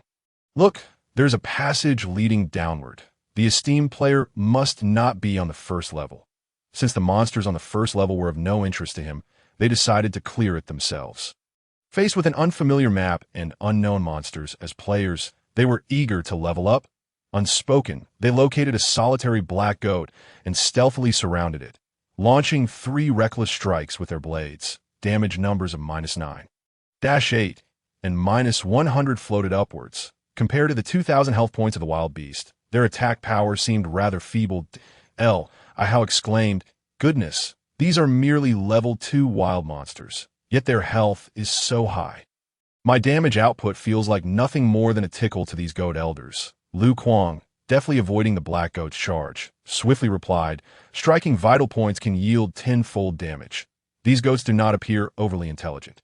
Aside from their absurdly thick health, they are significantly easier to handle than wild wolves." Following Lu Kuang's advice, the duo focused their attacks on the goat's neck and abdomen, and indeed, their damage surged. Before long, the black goat succumbed to their relentless assault. Upon witnessing the experience points awarded, they were all astonished that How remarked, "I heard that wild buffalo yield 10 experience points each, and 100 points are required to level up. If we can eliminate 10 buffalo alone, we can easily gain a level. Yet this black goat is even better. Splitting the experience among the 3 of us, each of us receives over 30 points. Remarkable." Lu Kuang was equally pleased. He recognized that leveling up would only become increasingly arduous. While he had managed to reach level 3 in a day, it had taken an immense effort, slaying hundreds of buffalo to achieve such a feat. Additionally, the leap from level 3 to 4 was a significant milestone, with experience requirements escalating dramatically. Normally, grinding wild wolves to reach level 4 would likely take a day or two, and now that adventurers were emerging, he would soon lag behind his peers. However, encountering this hidden tomb was a stroke of fortune. If he could attain level 4 first, he would gain an additional point in Constitution. Suddenly, Lu Kuang realized something and turned to his companions. Do you think our benefactor, with such high damage output, finds leveling up as easy as eating and drinking? Yet, as of now, I still hold the top rank on the leaderboard. Furthermore, it appears he is still at 0 level. Li Ran replied, our benefactor must have his own understanding of the game. Let's not speculate recklessly. We have witnessed today that this world is far more ruthless than we imagined. Dangers can arise not only from the outside, but also from those around us. If we wish to survive, it is wise to tread carefully. Upon hearing Li Ran's words, Lu Kuang and Li Hao fell silent, recalling their near-fatal encounter earlier that day. They promptly grasped their long swords and began searching for monsters to engage. Meanwhile, Qin Han galloped through the woods on his nightmare, the vibrant lights lifting his spirits, and the fresh air carried a hint of sweetness. Following the guide, he traced the brook, ascending steadily, as fish leaped playfully from the water, seemingly racing against nightmare in a spirited atmosphere. Before long, he spotted a fenced courtyard, and within it, a quaint stone cottage came into view. This was the place. According to the account, the individual who stumbled upon it entered the cottage, retrieved the token, and departed without encountering any danger. Such a beautiful and safe location would make for an ideal hideaway. Upon reaching the cottage, Qin Han saw no one inside. He walked straight in and discovered a verdant token resting upon a table. He grasped the token eagerly. Indeed, it was the hidden class token for the alchemist profession. It matched the description from the guide perfectly. Although he had not yet changed classes, one could not discern its attributes without the transformation. However, he was aware of the token's properties from the guide, which read, Alchemist Class Token, unique in all realms, growth multiplier, 7 times, Alchemist Aura, healing effectiveness increased by 90%, health increased by 90%, health regenerates by 1% per second, poison damage increased by 90%, inflicts 50% healing penalty on enemies. To be honest, if an ordinary person were transitioned into the alchemist profession, specializing in either poison or healing, or even a combination of both, their power in the later stages would be unimaginable. Having such an ally would be akin to having a mobile spring of water at one's disposal, capable of curtailing enemy recuperation while also significantly enhancing one's output. It was simply perfect. Regrettably, once the divine level token was synthesized, this alchemist token would vanish. Yet, one must sacrifice to gain. In the face of the temptation of a divine level profession, this alchemist token seemed trivial by comparison. It was time to head to the altar for synthesis. Now, it was my turn to change classes. I am genuinely looking forward to discovering the true might of the divine level profession, which is yet to be revealed. As Qin Han placed the alchemist token into his backpack, he exited the hall with an eager expression, only to encounter an individual clad in black leather, with hair tinged a reddish yellow, wearing a menacing mask, and carrying a medicinal pouch slung over his shoulder. Upon their eyes meeting, this person exploded with fury. Who are you? And how did you manage to enter my peach blossom spring? To my astonishment, the aura of my pharmacist's token has inexplicably vanished. It is undoubtedly you who has pilfered my prized emblem. As he spoke, the visage concealed beneath his mask appeared to tremble with rage. In a swift motion, he extracted a vial from his medicinal pouch and hurled it between the two of them, instantly releasing a noxious fog that enveloped the courtyard. Almost immediately, a crimson notification from the system echoed. You have been attacked by the malevolent physician. Hua Quebec. Yet in the next moment, Qin Han's treasured voodoo pearl sprang forth, unleashing a resounding blast that dispelled the toxic gas within the yard. Remarkably, he sustained not a single injury. Moreover, upon absorbing the poison, the properties of the voodoo pearl underwent a transformation. Voodoo pearl, unique treasure, feeds on voodoo, the bane of all voodoo in existence. Inflicts an additional 200 points of venomous damage per second, lasting for 10 seconds. Skill, soul accumulation, voodoo art, siphons the malevolent thoughts of slain beings. Can be actively released during attacks. Skill, Deadly Malice, area damage, reduces enemy health by 500 points per second, with a 35% health recovery counter, lasting for 10 seconds. Upon witnessing this, Qin Han was struck with astonishment. 500 points of damage per second. How fortunate he was to possess such an unparalleled treasure as the Voodoo Pearl. Otherwise, with just this one skill, he would surely perish within 3 seconds. Furthermore, this skill astonishingly countered healing effects. While Qin Han was in shock, the malevolent physician, Hua Ke, was equally astounded. Impossible! You, a mere zero-level human, the weakest of your kind, carry such a top-tier artifact as the Voodoo Pearl. In the courtyard, while Hua Ke spoke, Qin Han immediately mounted his steed and fled for his life. After sprinting several meters and noticing that his pursuer had not followed, he turned back, drew his bow, and shot an energy arrow that struck Hua Ke directly in the heart, dealing minus 1,010 points of yellow damage, while the Voodoo Pearl's toxic damage was unscathed. Simultaneously, Hua Ke's health bar appeared. Hua Ke, level 20 special monster, his name adorned with an orange skull. Silver skeleton elite monster, golden skeleton leader monster, and the orange skull signifies a royal level creature. Royal level monsters are exceedingly rare in the Eternal Life game, each possessing the power to annihilate worlds. They indicated that this was merely a paradise, a place of safety. How could this be deemed safe? Were it not for the unparalleled Voodoo Pearl protecting him, anyone else would likely be reduced to ashes upon a mere encounter. Considering the dynamic scaling of monster power, with Hua Ke's damage at 688 and a per second reduction of 500 points. In other higher-level novice villages, the damage could reach 5,000 or even 50,000 per second. With just this one ability, it would be impossible for the entire novice village to level up to 20, adorned with dark gold gear. Furthermore, Hua Ke's health reached a staggering 70 million, an unfathomable thickness. Even more outrageous, upon sustaining injury, a green aura materialized beneath his feet, and a terrifying green numeral erupted above Hua Ke's head. Healing 1010. Unwilling to succumb to fate, Qin Han rapidly unleashed a flurry of arrows, reducing Hua Ke's health by over 10,000 points. Almost instantaneously, another exaggerated green numeral appeared above Hua Ke, healing 12,000. This horrifying recovery figure nearly shattered Qin Han's resolve. Astonishingly, the health he painstakingly depleted was restored more swiftly than he could inflict damage in the courtyard, after being repeatedly struck by Qin Han's arrows. Hua Ke's fury peaked. You think that possessing the Voodoo Pearl grants you impunity? Before I mastered the art of medicine, I wielded a blade. With that, Hua Ke's medicinal pouches vanished, replaced by a sinister crimson curved blade.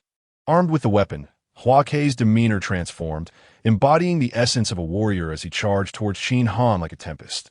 Nightmare, run! As Qin Han's warning echoed, Nightmare instinctively bolted away. Yet, even the speed of such a divine steed was nearly matched by Hua Ke's pursuit. In a critical moment, Qin Han drew his bow once more and aimed for Hua Ke's legs, landing several shots that slowed Hua Ke's pace by a third. However, before Qin Han could catch his breath, Hua Ke's speed surged again, bolstered by his terrifying recovery rate, prompting Qin Han to hastily shoot more arrows.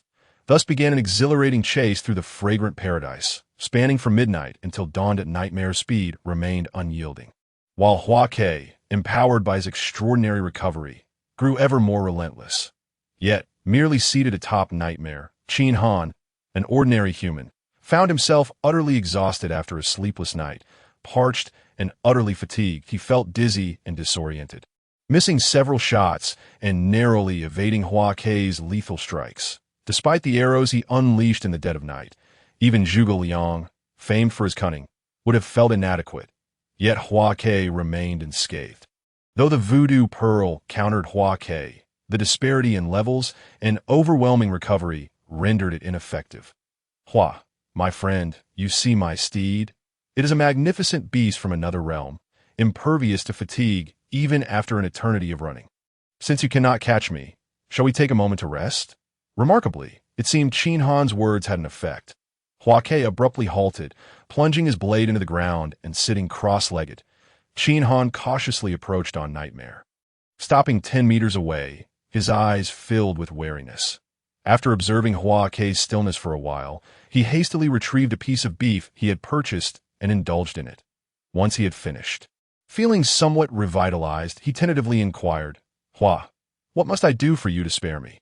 Hua Kei, eyes closed, replied coldly, "Return my belongings, and I shall consider this encounter as if it never occurred." Qin Han hesitated, realizing the impossibility of such a request. The token was crucial to him, irreplaceable. "How about this? Let me keep the token, and in return, I will assist you in the future, or perhaps help you find a treasure related to the art of medicine." Hua Kei cast a sidelong glance at Qin Han. "With your meager strength, even if I were to grant you my pharmacist token, your eventual growth might not surpass mine. Though your treasures are commendable, they fall short of the foundation required to assist me. Hand over the item." Upon hearing this, Qin Han's heart leaped with hope. Perhaps there was a chance after all. He casually produced the holy level profession token, waving it before Hua Kei's eyes. Instantly, Hua Kei's expression morphed as if he had seen a ghost. "The holy level profession token. Why did you not present it earlier? I've been waiting for someone bearing the holy level token to seek me out." Qin Han was taken aback. "Ah, I see. As a seasoned player." The realization struck him like a bolt of lightning. He comprehended the entire sequence of events in an instant. The game could not possibly place an unbeatable NPC in the novice village. There must be two ways to obtain the hidden profession token. The first being to seize it while Hua Kei was away, and if one happened to encounter him at home, it would be tantamount to suicide. The second option was to arrive bearing the holy level profession token, and Hua Kei would willingly present the pharmacist token. Those who wrote were not necessarily the first to enter, but rather those fortunate enough to have evaded Hua Kei entirely. Realizing this, Qin Han felt a profound sense of relief. Had it not been for the voodoo pearl and the magnificent steed nightmare, he would have surely met a grim fate. Without the holy level profession token, he might never have secured the hidden profession token. In that moment, he resolved to accumulate treasures with reckless abandon. With sufficient depth of resources, even the most perilous places would become as safe as a sanctuary. Quickly regaining his composure, Qin Han inquired amiably, "Hua, you mentioned waiting for someone with a holy level profession token. What is the significance of this?" At that moment, Hua Kei shed his previous indifference, suddenly removing his mask to reveal a face horrifically marred by fire. "Years ago, I was thrust into the pool of 10,000 poisons by my own sect brother. Though I fortuitously survived, my form was forever disfigured. The venom of the pool ravaged my skin, and only the sap of the tree of life can restore it. However, the tree of life is a realm far beyond the reach of someone of my capabilities, Qin Han. So, you wish to find an individual of boundless potential to broker a deal with. And once that person has matured, they will assist you in obtaining the sap to heal your wounds?" Hua Kei nodded affirmatively, stating that as long as you possess the Holy Class Profession token and the Hidden Profession token, upon reaching the altar and undergoing the class change, you will instantaneously become one of the most powerful individuals among the heavens. In that state, your accomplishments will be limitless, and you will have the ability to fulfill my wishes in the future.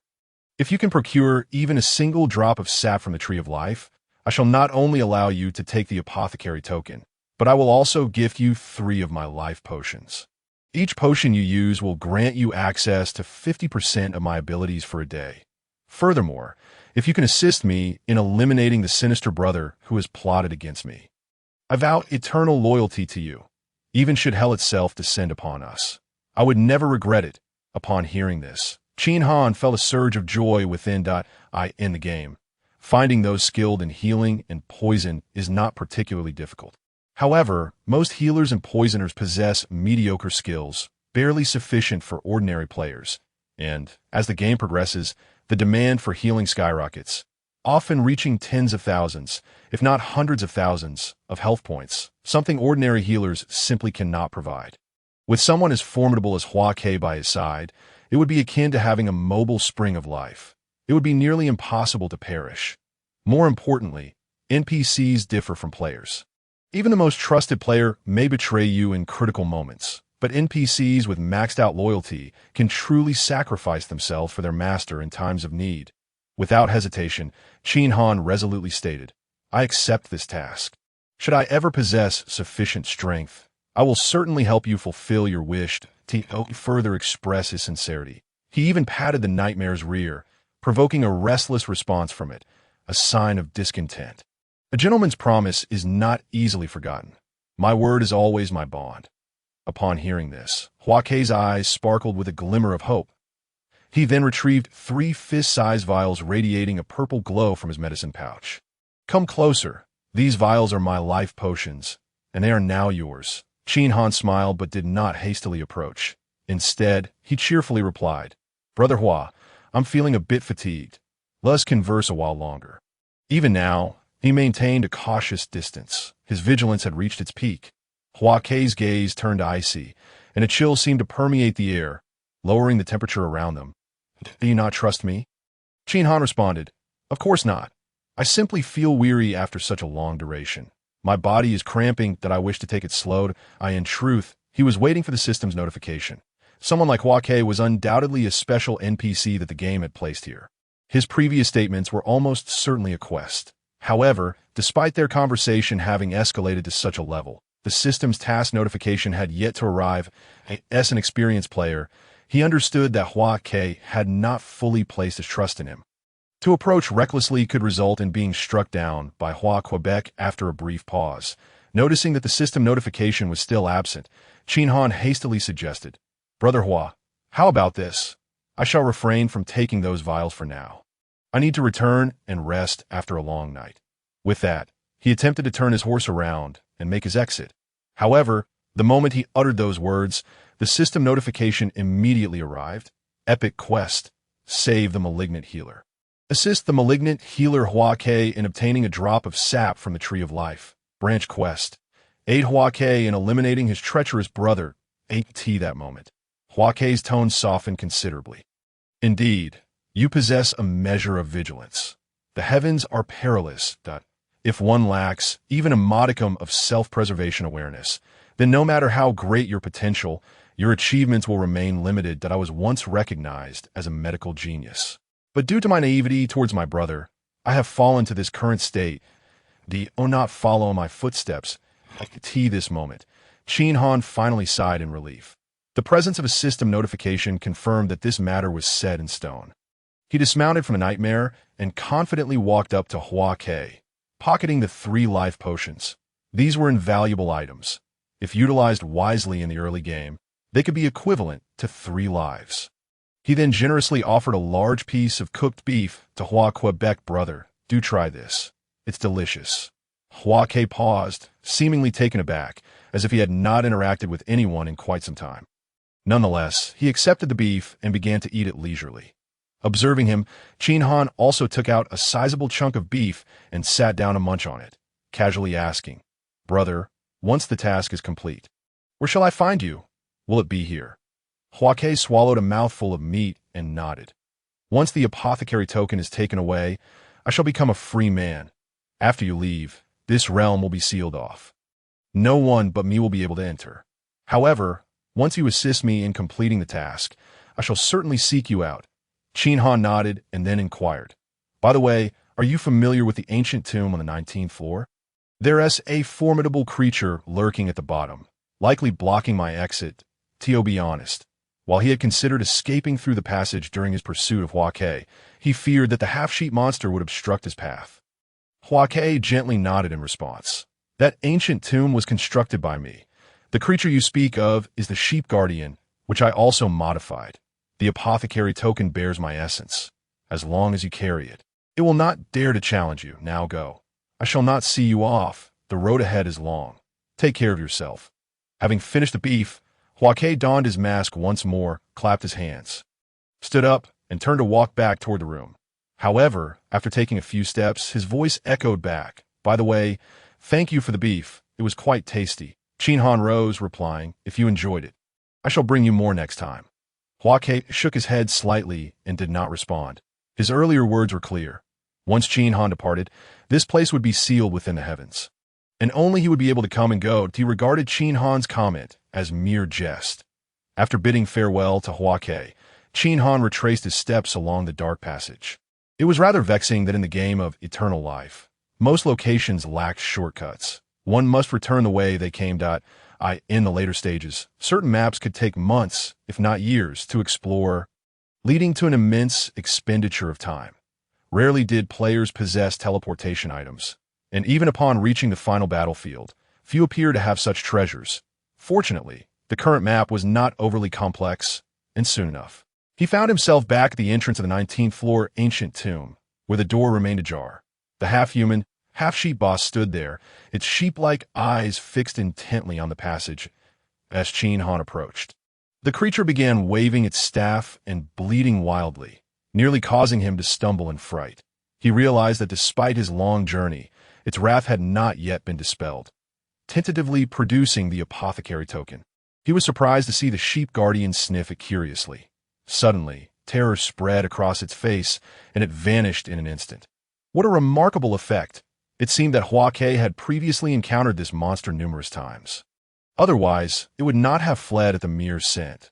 The creature clearly bore the heavy scars of past traumas, leaving a profound psychological shadow upon its heart. Truly, it was a pitiful sheep, feeling a pang of sympathy. Qin Han confidently entered the hall, where the sheep guardian had abandoned its throne and retreated to the furthest corner, trembling while clutching its staff. Upon seeing Qin Han emerge, it buried its head beneath its forelegs, as if that were the only way to mask its fear. All right then. Initially, upon witnessing the effectiveness of the apothecary token, he had considered taking advantage of the creature's terror to loot the area for potential benefits. Particularly interested in the staff it wielded. However, seeing the creature's pitiable state, his interest waned considerably. Perhaps it's best to return to the class change instead. The allure of a divine class profession far outweighs any potential treasures here. In his reincarnation, many aspects had indeed shifted. In the event of an unforeseen circumstance, should someone seize the opportunity to advance to a transcendent class before him, it would spell disaster for him.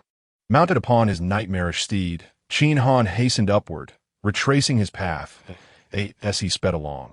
Yet another announcement echoed through the village's chat zone. Congratulations to player Lu Kuang for being the first in the village to reach level 4, earning an increase of 1 in Constitution. This news left the players, who had risen early to grind levels, utterly astonished. Lu Kuang had once again achieved the remarkable feat of being the first to level up to 4, an unexpected turn of events. Could it be that he had also transitioned into a professional class? Brother, don't overthink it. There are only a handful of professionals in the village, and I am well aware that Lu Kuang is not among them. For a non-professional to be the first to level up is truly impressive. What does it matter?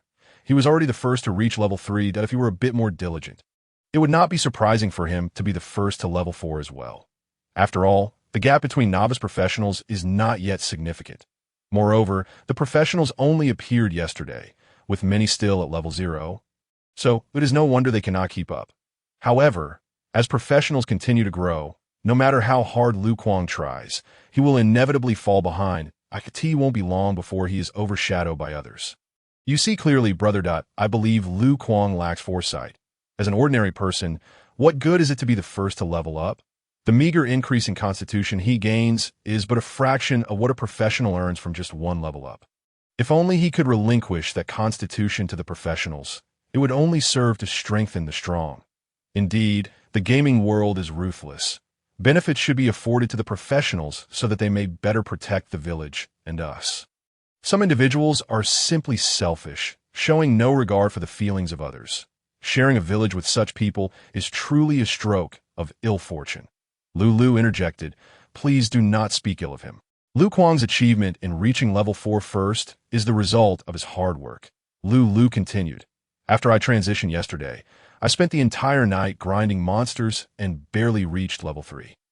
Let me tell you, the experience required to level from 3 to 4 has significantly increased my current strength. Even if I were grind for 24 hours without rest, I still couldn't reach level 4. Wow. If even Lulu, the esteemed player, finds this leveling from 3 to 4 exceedingly challenging, it must indeed be tough. But how is it that Lu Kuang is leveling up so quickly? I actually know the answer. Early this morning, I went out with a few companions to hunt monsters, and by chance, we stumbled upon a hidden location in the center of the wild bull prairie that was vast and filled with black sheep. Defeating just one grants 100 experience points. Lu Kuang is leveling up there. Wow, you only just revealed such significant information now. The truth is out. Lu Kuang must have discovered a leveling paradise. Brothers, this is a once-in-a-lifetime opportunity. We must hurry over and strive to level up today. Upon hearing this advantageous news, even Lu could not contain her excitement and chimed in the chat. Let's go. Let's go. A sycophant echoed. Lu, hurry over.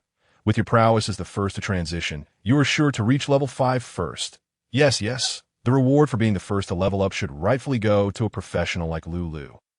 Once Lu becomes the highest level in the village, she will undoubtedly be able to protect us in the future, just as Liu Bang, a rogue from Peixian, became a great emperor, and later Lu Xiao, a farmer from Nanyang, became a revitalizing leader, and then Liu Bei, who went from weaving mats to claiming 1/3 of the world. Now, Lu has transitioned first and is destined for greatness. Brother, I believe I've heard you use those words before. I miscalculated. I didn't expect Lu Kuang to be so lackluster. How can there be such a disparity between two individuals sharing the same surname? It seems fortune favors Lu and not Kuang. As Qin Han returned from the 19th floor to the first, he found the first layer teeming with players. Upon a cursory glance, there seemed to be at least 1,000. The typical scenario of many players but few monsters was evident. Upon his emergence from the passage, he, in his majestic nightmarish steed, complemented by his ancient armor, drew many gazes. Brother, what's happening down there? Is there something beneficial? Did you acquire that steed from below? Qin Han chose to ignore their inquiries. Feeling somewhat disheartened, had he known so many would gather, he would have stowed away his nightmarish steed in advance. Now, amidst a crowd of over 1,000 players, he had unwittingly become the center of attention. Countless eyes fell upon his visage. With a hint of social anxiety, he focused on the ground ahead, steeling himself as he navigated through the throng toward the prairie. I could see this moment. An endless stream of players continued to emerge from the novice village, all heading towards the ancient tomb. The scene resembled a gathering back in his hometown.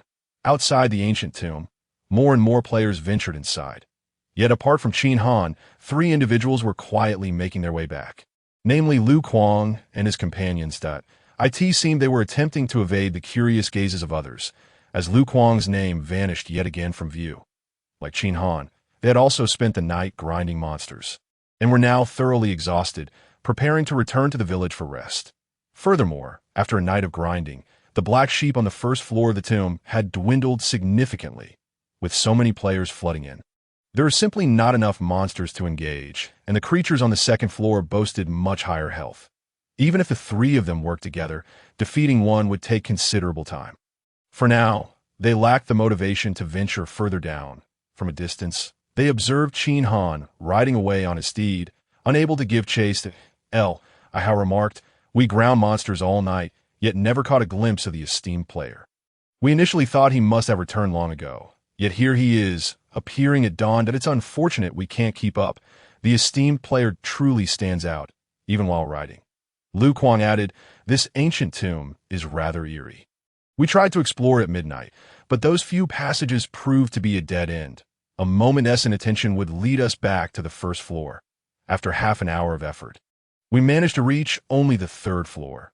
Any further was beyond our capabilities. That I believe the esteemed player must have explored the lower levels. Yet I cannot fathom how he managed to descend. Li Ran mused. The realm of the esteemed player is beyond our comprehension. We should simply focus on ourselves. Let us hurry back. If we encounter the esteemed player, we should return the money from last night's sales. The 3 nodded in agreement and walked together toward the village. As they observed the myriad players along the way, Li Ran suddenly felt a sense of nostalgia, reflecting on how the game had only just begun, with the path ahead uncertain.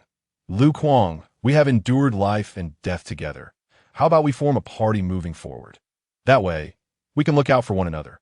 Lu Kuang readily agreed. Certainly, having faced life and death, I trust both of you completely. From now on, I, old Lu, shall rely on you for protection.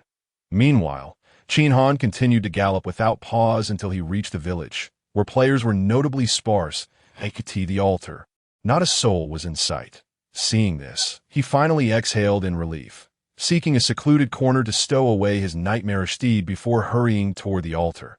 Upon reaching the altar, eager to avoid prolonging any uncertainties, he promptly retrieved the sacred level token and the hidden profession token for alchemists, placing them upon the altar. Once again, the scene mirrored that of the previous synthesis. The two tokens intertwined and collided vigorously, merging into one. However, this time, the resulting token radiated a lustrous white, emanating an ethereal purple aura. As Qin Han held it in his grasp, a chilling sensation coursed through his body, swiftly invigorating his weary mind after a long day and night. Now, he awaited the arrival of the village chief, for only then could he transition into his new profession. He was filled with anticipation for the unique god-level profession, one that had never been attained by anyone in past lives. What immense enhancements could it bestow upon him? At the altar, Qin Han languidly awaited the chief's arrival. Though the chief had yet to appear since he ascended the altar, he remained unperturbed. After all, the token was securely in his possession. Within the myriad realms, no one could rival him. Whether the chief arrived sooner or later mattered not. His thoughts dwelled on why the chief would deliberately keep him waiting, and what potential quest might lie within that individual. Furthermore, having already been stood up once, surely this time the chief would not fail to show. Indeed, just as Qin Han's thoughts began to settle, he observed an elderly man with unkempt white hair, hobbling along with the aid of a cane, making his way toward the altar with a laborious gait. His pace was so slow that it rivaled that of an elderly lady crossing the street. Qin Han cast a fleeting glance at him and chose to ignore him, allowing the man to drag himself toward the altar. In his previous life, he had dealings with this village chief, who, in stark contrast to his current frail appearance, had once possessed an astonishing vitality, striding with a vigor that seemed to summon the wind. He recalled that in his past life, this chief had even shown interest in a female attendant at the village's clothing shop, with players often catching sight of him lurking outside her door in the dead of night. In summary, his impression of the chief was that of a miserly, lecherous old man. The chief's actions now appeared to be nothing more than a theatrical display to maintain his own composure in Qin Han's presence. Since the village chief was in no rush, Qin Han felt no urgency. As time gradually passed, approximately 5 minutes later, the chief finally arrived at the altar, hunched over, his hands resting on his cane, his throat wheezing like a bellows. Old age has its toll. I can hardly manage these few steps, he feigned. After a brief charade, he pretended to just notice Qin Han, exclaiming with feigned delight, another child here, to change professions. How splendid! Quickly, child, let me see what level of token you have acquired. Upon hearing this, Qin Han managed to suppress his emotions and directly produced the divine level token, which radiated with a mystical purple aura. As the village chief took the token into his trembling hands, his aged fingers quivered with excitement. This was a divine level token, the unparalleled profession token of the realms. Even though he had arrived earlier and was aware of Qin Han's achievement the moment he synthesized it, his heart could not help but tremble with anticipation. The existence of such a supreme token implied future accomplishments that transcended mere potential. It was likely that as this young man matured, few would stand a chance against him in the vast expanse of the realms. Speak frankly, a person of such caliber was beyond the grasp of a mere village chief. Under normal circumstances, he would have hurried over to assist with the profession change, but now, constrained by unspeakable burdens, he could only adhere to his preordained course of action. With great effort, the chief managed to maintain a cordial smile, exclaiming, "How remarkable it is to possess a divine-level profession token. I never imagined that our humble village 688 would be graced by someone as exceptional as you. However, sometimes, possessing such a high-level token can also be a burden. Child, if you wish to change professions, you must first provide me with 100 gold coins. Only then can I gather sufficient materials for the transition. Otherwise, your profession change may prove challenging." Upon uttering these words, the chief felt the sweat pooling in his palms. He could hardly fathom the audacity of demanding tribute from someone destined for greatness, someone who was sure to ascend to the pinnacle of the realms. Qin Han's brows furrowed at the chief's words, recalling the village chief's reputation from his past life. Was this old man merely attempting to extort him? Did he possess no task at all? Did he intend to leverage Qin Han's capabilities to his own advantage during this profession change? How outrageous! To demand 100 gold coins as a fee was nothing short of an egregious display of greed. It was only the second day of the game. An average player would be fortunate to possess even a few silver coins. 100 gold coins would effectively push one to the brink of despair. Even if he had that amount, he would never part with it. I'm sorry, but if you are unwilling to assist me with the profession change, then I shall take my leave. With that, Qin Han snatched the token back and tucked it in his pocket, appearing genuinely prepared to walk away. Seeing Qin Han's apparent displeasure, the village chief chuckled amiably. Child, there is no need to rush. Asked the village chief. I too wish for talented individuals like you to transition into your new roles as soon as possible. However, the fees for changing professions are not solely determined by me. I am simply following protocol. Furthermore, changing professions sooner rather than later would be of immense benefit to you. If you hesitate, wouldn't that be a pity? The implication was clear. Aside from him, where else would you find a place to change professions? Typically, when faced with such disheartening matters, individuals would have already resorted to pleading and appealing to emotions. At that point, the village chief would seamlessly guide them into assisting him with his own problems. However, the words that followed from Qin Han shattered the chief's defenses entirely. Changing professions is a trivial matter. It's not as if it's insurmountable. Since you are unwilling to assist, I shall seek a profession change in another village. Child, this is the eternal life world. Changing villages is no jest. It is not as simple as you may think. Is that so? I have heard that defeating the bandit leader at Cloudfall Peak grants a village transfer token. While I cannot verify its truth, I am willing to give it a try. Given your exorbitant fees for changing professions, I see no reason to remain in this village. Upon hearing this, the village chief's face turned pale as if struck by lightning. Although he was not fully aware of Qin Han's capabilities, he had surmised some aspects. Cloudfall Peak was a level 20 map, and even ordinary thieves were not something the current players could contend with. However, for Qin Han, it likely posed little challenge. Should he truly drive away such a promising individual, not only would his task remain unfulfilled, but he would also lose a potential protector for the village, putting his very life in jeopardy. Realizing the gravity of the situation, the village chief wilted like a frostbitten eggplant. His spirit deflated. He hastily backtracked. I did not anticipate your determination regarding the profession change. Your fervor is quite moving that I shall personally bear the cost to facilitate your transition. He expected that such a declaration would persuade Qin Han to comply.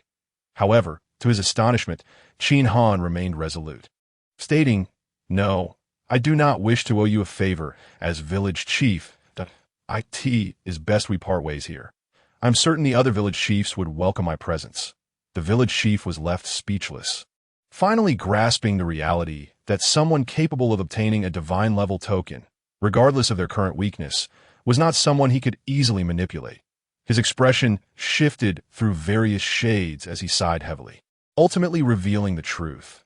Well, since we have reached this point, I can no longer conceal the truth from you. The profession change does not actually require payment. This was merely a ruse I employed due to some unavoidable circumstances.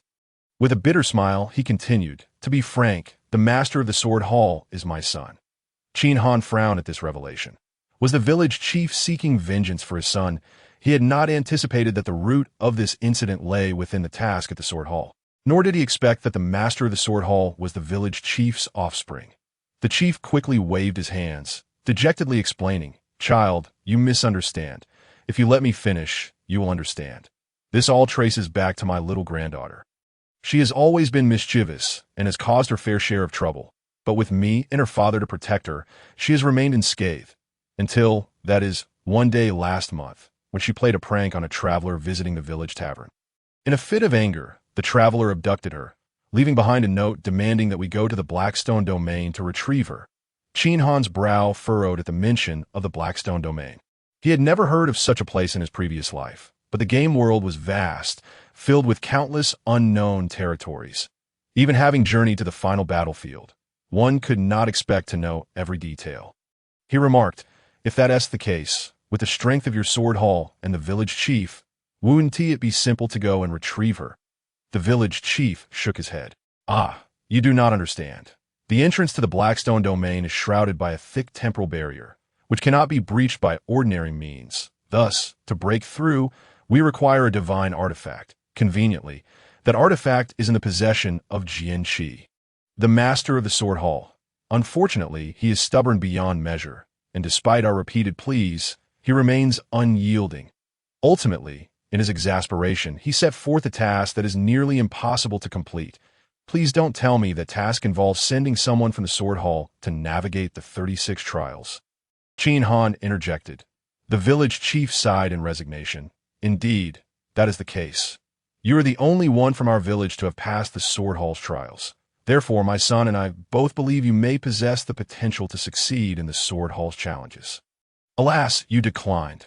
Last night, I had intended to corner you into accepting the task, but upon seeing that you had already synthesized a holy level token, I abandoned that idea. Qin Han nodded, acknowledging his understanding of the situation. Once the saint-level job token is synthesized, one will be rejected from all ordinary trial arenas, rendering any assistance from the village chief impossible. The village chief remarked, however, once you transition to a saint-level profession, your strength will significantly increase, and perhaps you can aid me in another way to rescue my granddaughter. Moreover, you have managed to synthesize a god-level job token today. I believe this method is nearly foolproof. Upon hearing this, Qin Han was stirred at the hotel. What method do you propose? The village chief stroked his beard. A year ago, the wife of the sword enthusiast was captured by the high priest on Thunder Poison Island. At that time, he proclaimed that anyone who could return his wife would be granted any request. Alas, Thunder Poison Island is a perilous place, fraught with thunderstorms and toxic barriers, aside from the island's natives.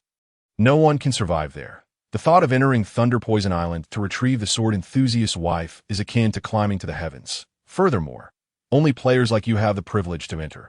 Individuals like us have no qualifications whatsoever. Qin Han's body trembled upon hearing this. He had indeed heard of Thunder Poison Island, a hellish difficulty dungeon for novices. The entry requirements are exceedingly stringent. One must possess a Thunder Poison Island teleportation token, which is exceedingly rare. It can only be obtained through unique quest related to Thunder Poison Island or through sheer luck during late-game activities, with an extremely minuscule chance of acquisition. Throughout the entire novice period, the number of individuals able to enter the island across all realms is likely less than 10,000. Moreover, a single teleportation token allows entry only once. Upon returning, gaining access again is an arduous endeavor.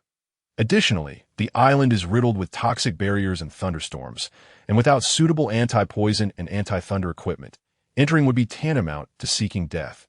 Yet, the more arduous the location, the greater the potential rewards.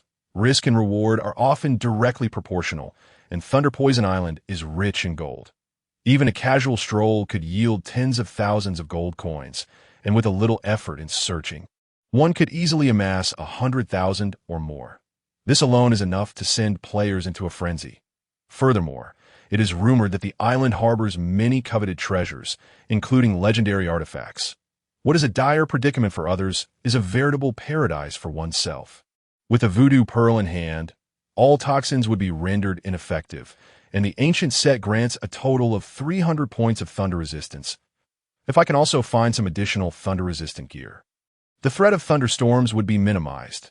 Thus, with both significant troubles resolved, even the dangers of Thunder Poison Island would not deter me from venturing forth. Taking a moment to compose himself, Qin Han continued.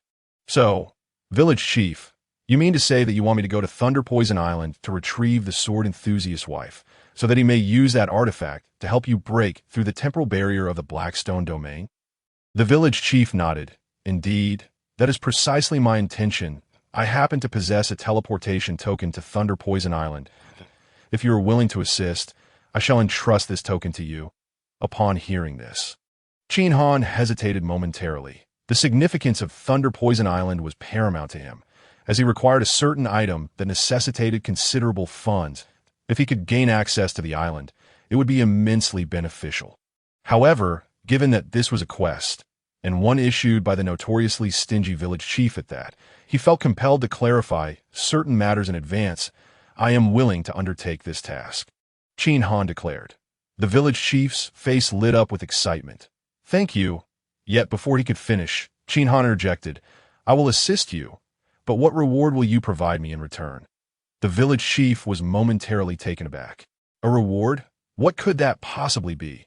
However, since the conversation had reached this point, he could only hesitate before answering. It will certainly be substantial. Rest assured, something will be provided, but at this moment, Qin Han finally grasped the underlying implication. Were you initially planning to leverage my job transition to extort 100 gold coins from me, and once I acquiesced, use that sum to offset the reward for this task? It seemed that the village chief's intentions had been laid bare. His face flushing in embarrassment. If it were anyone else, they would likely deny such an embarrassing admission vehemently. Yet this individual nodded heavily in affirmation. Indeed, Qin Han was left speechless, his understanding of the village chief's miserly persona deepening. What a clever ruse you've devised. The village chief sighed, child. You must understand my desperate bid to save my dear granddaughter. I have exhausted my resources, seeking anyone who might provide assistance to make a tea present. I am utterly destitute. Please, do not hold this against me. Qin Han thought to himself. Had it not been for the treasure trove that Thunder Poison Island represented, he would have truly considered abandoning this task altogether. Whoever wishes to undertake it may do so, he muttered. The village chief, unabashed, pressed further. So, child, will you help me or not? With a resigned sigh, Qin Han relented. Very well, I shall reluctantly accept this task. Consider it a good deed in saving your granddaughter. The village chief beamed with joy. You are a kind-hearted soul.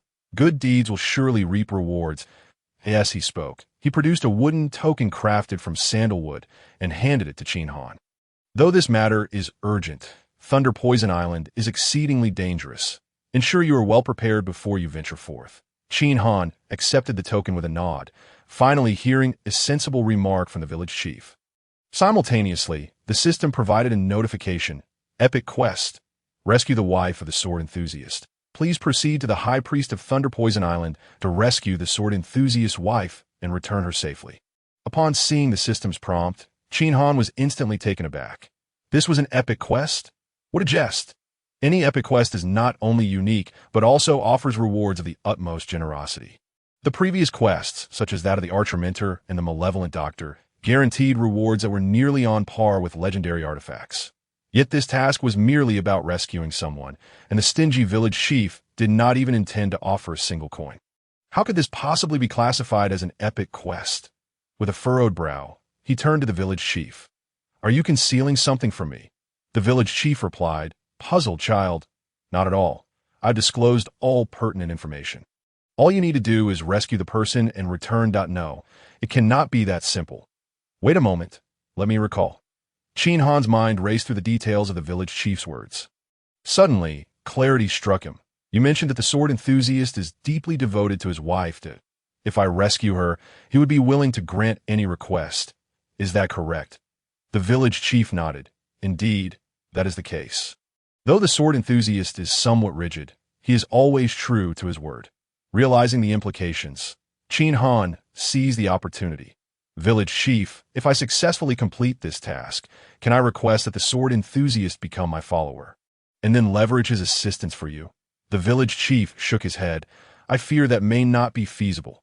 The sword enthusiast has never deigned to serve under another. Attempting to make him your follower might yield the opposite effect. Qin Han nodded slightly, recognizing that his idea may have been overly ambitious. Every individual has their limits, and some matters are simply beyond the pale. To manipulate someone into servitude is to paint oneself into a corner. Yet if the sword enthusiast is unwilling to cooperate, what benefit does this task hold? Without significant advantages, it hardly merits the classification of an epic quest. After some contemplation, Qin Han inquired, you mentioned the sword enthusiast possesses an artifact. What exactly is it? And if I were to request it, would he be inclined to give it to me? Upon hearing this, the village chief's expression grew serious. To be frank, there are some things I would not divulge to others. However, given your status as a god-level profession, you are worthy of this knowledge. The artifact in the sword enthusiast's possession is known as the Sky-Breaking Stone. It is said to be indestructible and capable of breaching any temporal barrier. It is a treasure of extraordinary value. If you were to ask the sword enthusiast for it, I believe, Given his character, he might just acquiesce. The sky-breaking stone? The moment this was uttered, Qin Han, despite his usual composure, found himself momentarily at a loss for words. His eyes widened, his body trembled with excitement, and he exclaimed, "Are you referring to that artifact capable of breaking through all temporal barriers, impervious to destruction? The sky-breaking stone?" The village chief, taken aback, responded, "You have heard of it?" Qin Han, brimming with anticipation, declared, "Not only have I heard of it, but I am well acquainted with its legend. In my previous life, I had often heard tales of supreme treasure. The sky-breaking stone, capable of transcending temporal boundaries and traversing various realms. Possessing the sky-breaking stone not only allows one to navigate the game world, but also to return to the realm of reality. Even more terrifying is the rumor that it can transcend the boundaries of the universe and venture into other realms. The breakthrough shuttle comprises 3 components: the core, the shuttle body, and the breakthrough stone. Regrettably, in his previous life, only the core and shuttle body were ever discovered on the final battlefield, while the most crucial component, the breakthrough stone, remained elusive. That he never anticipated that the whereabouts of the breakthrough stone would be revealed in the task on Thunder Poison Island. Qin Han was well aware of how to obtain the core and shuttle body, and he was confident in his ability to acquire them. Should he succeed in securing the breakthrough stone, he would be able to assemble the true supreme treasure, the breakthrough shuttle. At that point, he could traverse the myriad realms and implement numerous plans to enhance his strength. That it was imperative that he obtain it. At the novice altar, Qin Han found his emotions difficult to stabilize. Who could have imagined such a top-tier treasure would exist within a novice village? Simultaneously, he began to understand why, in his past life, no one had managed to acquire the breakthrough stone. Only by obtaining the top-tier profession token from the Blade Hall could one accept the Blade Hall Master's task. Point 1 had to refuse the task and subsequently synthesize the Holy Level token to take on the mission of Thunder Poison Island. Furthermore, only those possessing a Divine Level profession token would learn of the breakthrough stone from the village chief. This task was a series of interconnected challenges. Had he not been reborn and asked a crucial question at the right moment, he would have never laid eyes on the breakthrough stone in his lifetime. Seeing that Qin Han had fallen silent, the village chief urged, "Child, since the situation is now clear, why not hasten to change your profession? There are many matters in the village that require my attention." Upon hearing this, Qin Han promptly regained his focus and presented the Divine Level profession token. The village chief took the token and gestured towards the intricate formation in the center of the altar, saying, "Child, step into the middle and remain still." Qin Han complied, and then he watched as the village chief placed the token on the stone table, pressed various spots around the altar, and chanted incantations, seemingly invoking some form of ritual. After about a minute, the token on the stone table suddenly shattered, transforming into a swirling mass of purple energy that dispersed into the formation. Instantly, the formation emitted a brilliant purple light, enveloping Qin Han entirely. The purple glow persisted for a full 5 minutes before dissipating. When the light faded, Qin Han appeared transformed, with a purple profession halo shimmering beneath his feet and an ethereal purple aura enveloping his entire being. Simultaneously, a world announcement arrived as expected.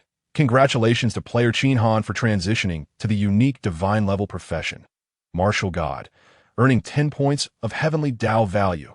As Qin Han was the sole player to achieve a Divine Level profession, he received an additional reward of 10 points of Heavenly Dao value. Unlike previous announcements, this one sent shockwaves through the myriad realms. Many were astonished, but few comprehended the significance of a supreme treasure, as most lacked a clear concept of what it entailed. After all, given the rarity of such treasures, they were scarce within the game.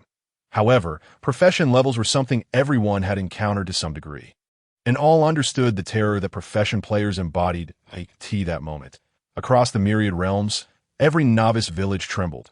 Once again, it was this individual named Qin Han, just when they thought he had finally settled down. He revealed an astonishing move. What a marvel! A Divine Level profession, such a title was undeniably intimidating. Damn it, I merely attained an advanced profession and feel as if I have reached the pinnacle of existence, with boundless prospects. Yet, in comparison to him, I feel like nothing more than a mere hen. After Qin Han's announcement, a desire to catch up ignited within me. I had just acquired a holy level profession and thought I might surpass him, only to discover that he had transitioned to a divine level profession. Each profession level represented a realm. It seemed increasingly unlikely that I would ever surpass him from this point onward. Did Qin Han save the universe in his past life? Why were all the benefits falling into his lap while I struggled to achieve even a basic profession? Who could explain this to me?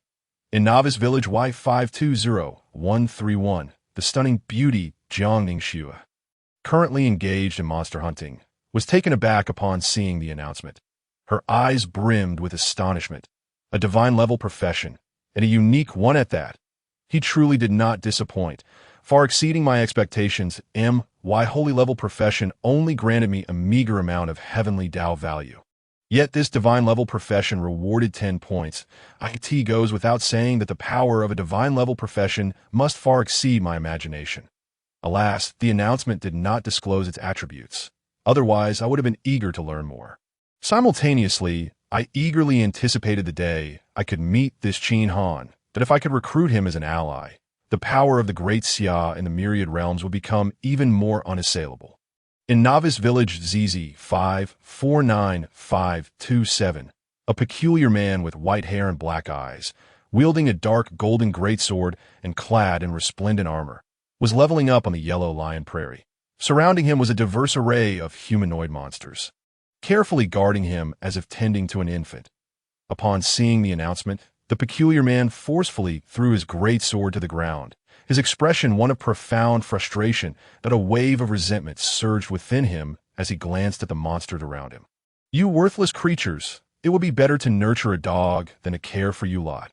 After joining the game, I only learned about the profession token when I reached level 5.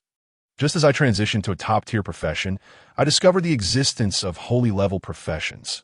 Now, another divine-level profession has emerged. As the youngest son of the Demon Emperor, with the most noble blood coursing through my veins. How can there be so many who surpass me? Jiang Ningxue is understandable. I've heard she has become the Empress of Great Xia, placing her above me in status. But who is this Qin Han? There isn't even a surname Qin among the 6 pinnacle forces of the myriad realms. Not even among the top-tier powers is there anyone named Qin. He is nothing more than an inconspicuous nobody. Yet, since the start of the game, he has been acquiring supreme treasures, and now he has achieved the unique divine-level profession. Meanwhile, I've played this game without ever receiving an announcement. What benefits have I gained? If this spreads, where will the face of the Demon Emperor's legitimate son be? I don't care. I'll give you 3 days, and I expect to hear about the whereabouts of a supreme treasure. Otherwise, you worthless creatures have no reason to live. Yes, soon as these words were uttered, the surrounding demons fell to their knees in terror, their bodies trembling uncontrollably. The demon clan adhered to a strict hierarchy, and if this prince truly desired their demise, they could only submit to their fate without a hint of resistance. Just then, a fox-like figure approached to report, "Great Prince Feng Qianjue, your servant Chuxing sends greetings." Upon hearing this, Feng Qianjue furrowed his brow and snapped, "Speak quickly. Do not waste my time." Chuxing replied, "Your servants have discovered a top-secret location deep within the nearby forest, a labyrinth that is exceedingly difficult to navigate. However, there are servants skilled in labyrinthine puzzles who are diligently progressing within that. I believe that it won't be long before we receive good news. If the prince is the first to enter the depths of the labyrinth, he is sure to encounter tremendous benefits. A labyrinth. Benefits?" Feng Qianjue's interest was piqued, and he seized his great sword, urging, "Let us go. Lead this prince to take a look." In Novice Village 688, the atmosphere was considerably quieter. Though everyone was astonished that someone could attain a divine-level profession, this matter felt far too distant for ordinary players. Most were engaged in exploring ancient tombs and hunting monsters, largely ignoring the event. However, 3 individuals were not among them: Lu Kuang, Li Hao, and Li Ran. They searched high and low but failed to find Qin Han's figure. Undeterred, they chanced upon the altar and witnessed Qin Han's profession transition, their hearts trembling in fear upon seeing the world announcement. Lu Kuang stammered, "The reason this big shot has remained at level 0 has finally been uncovered. It turns out he was aiming for a divine-level profession all along." Li Hao nodded in agreement. "Compared to this big shot, Our so-called profession players in the village seem like mere jokes. I ran, however, suddenly spoke with determination. Do you understand what this means for us? Lu Kuang replied, not really. It's his strength which has nothing to do with us small fries that I how added. Indeed, we can only admire him from afar. I ran shook his head. You're mistaken. The eternal life game is bound to become increasingly perilous. If we can steadfastly follow in this big shot's footsteps, we too shall find greater safety and traverse a more expansive path in the future. Lu Kuang remarked, while this may be true, considering our status as 3 unemployed individuals, I suspect that the esteemed figure we speak of hardly regards us as anything more than trifling fools. I ran shook his head once more. It seems that we 3 are the only ones in the entire village privy to this esteemed individual's secret, which indeed constitutes our advantage. Even the Emperor's minions have their tasks. Should we perform admirably, we might become subordinates to this figure of renown. With such protection, we could venture much further. Lu Kuang countered, given our current capabilities, despite my rank as the highest level, I will inevitably be surpassed by those with professions. In essence, even within our novice village of 688, our strength is insufficient to command respect. How, then, could we possibly assist this esteemed figure in any meaningful way? Upon hearing this, Li Ran's eyes dimmed momentarily. Yet he quickly regained his resolve. But how can we know unless we try? We must repay our debts. Perhaps then we can test our fortune. At the altar, Qin Han felt a surge of joy upon reading the announcement. The class change had granted him 10 points of Dao value, along with an additional 10 points as a reward that in total, he had accrued 20 points of Dao value from this event. At this rate, he feared he might become the player with the most Dao value in the entire game. As the late game unfolds and the significance of Dao value is revealed, he anticipated that players from all realms would be consumed with envy. Regaining his composure, he turned his attention to the class attributes. War God. Divine class profession. Unique in all realms. Growth rate. 30 times. Passive skill. War God Aura. Divine Aura. Physical damage amplification. 100. Sharpness amplification. 100. Attack speed amplification. 100. All resistance attributes amplification. 100. Defense amplification. 100. Movement speed amplification. 100. Resilience resistance. 100. Life steal. 50. Passive skill. War Goddess Guardian. Upon receiving a fatal blow, grants absolute defense for 10 seconds. Cool down 1 month. Beholding such remarkable attributes, even Qin Han, a veteran of 2 lifetimes, could not suppress his tremor of excitement. Truly, this was the epitome of a unique divine class profession. Its growth rate alone surpassed the combined growth of 3 holy class professions. This meant that with each level gained, you would acquire 300 points of constitution, and by level 10, 3,000 points. Reaching level 20 would yield 6,000 points, and, at level 100, a staggering 30,000 points. This was 3 times greater than the peak constitution of the finest races. Coupled with the benefits from constitution points attainable in the game, he could easily amplify this advantage several times over. Furthermore, each passive skill was extraordinary. The universal amplification was self-evident, far surpassing the mere category amplifications of holy class professions. Notably, the 50 lifesteal was particularly remarkable.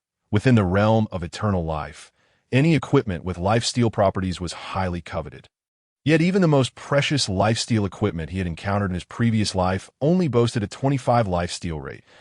To possess a 50 lifesteal effectively meant donning a super equipment that granted infinite healing.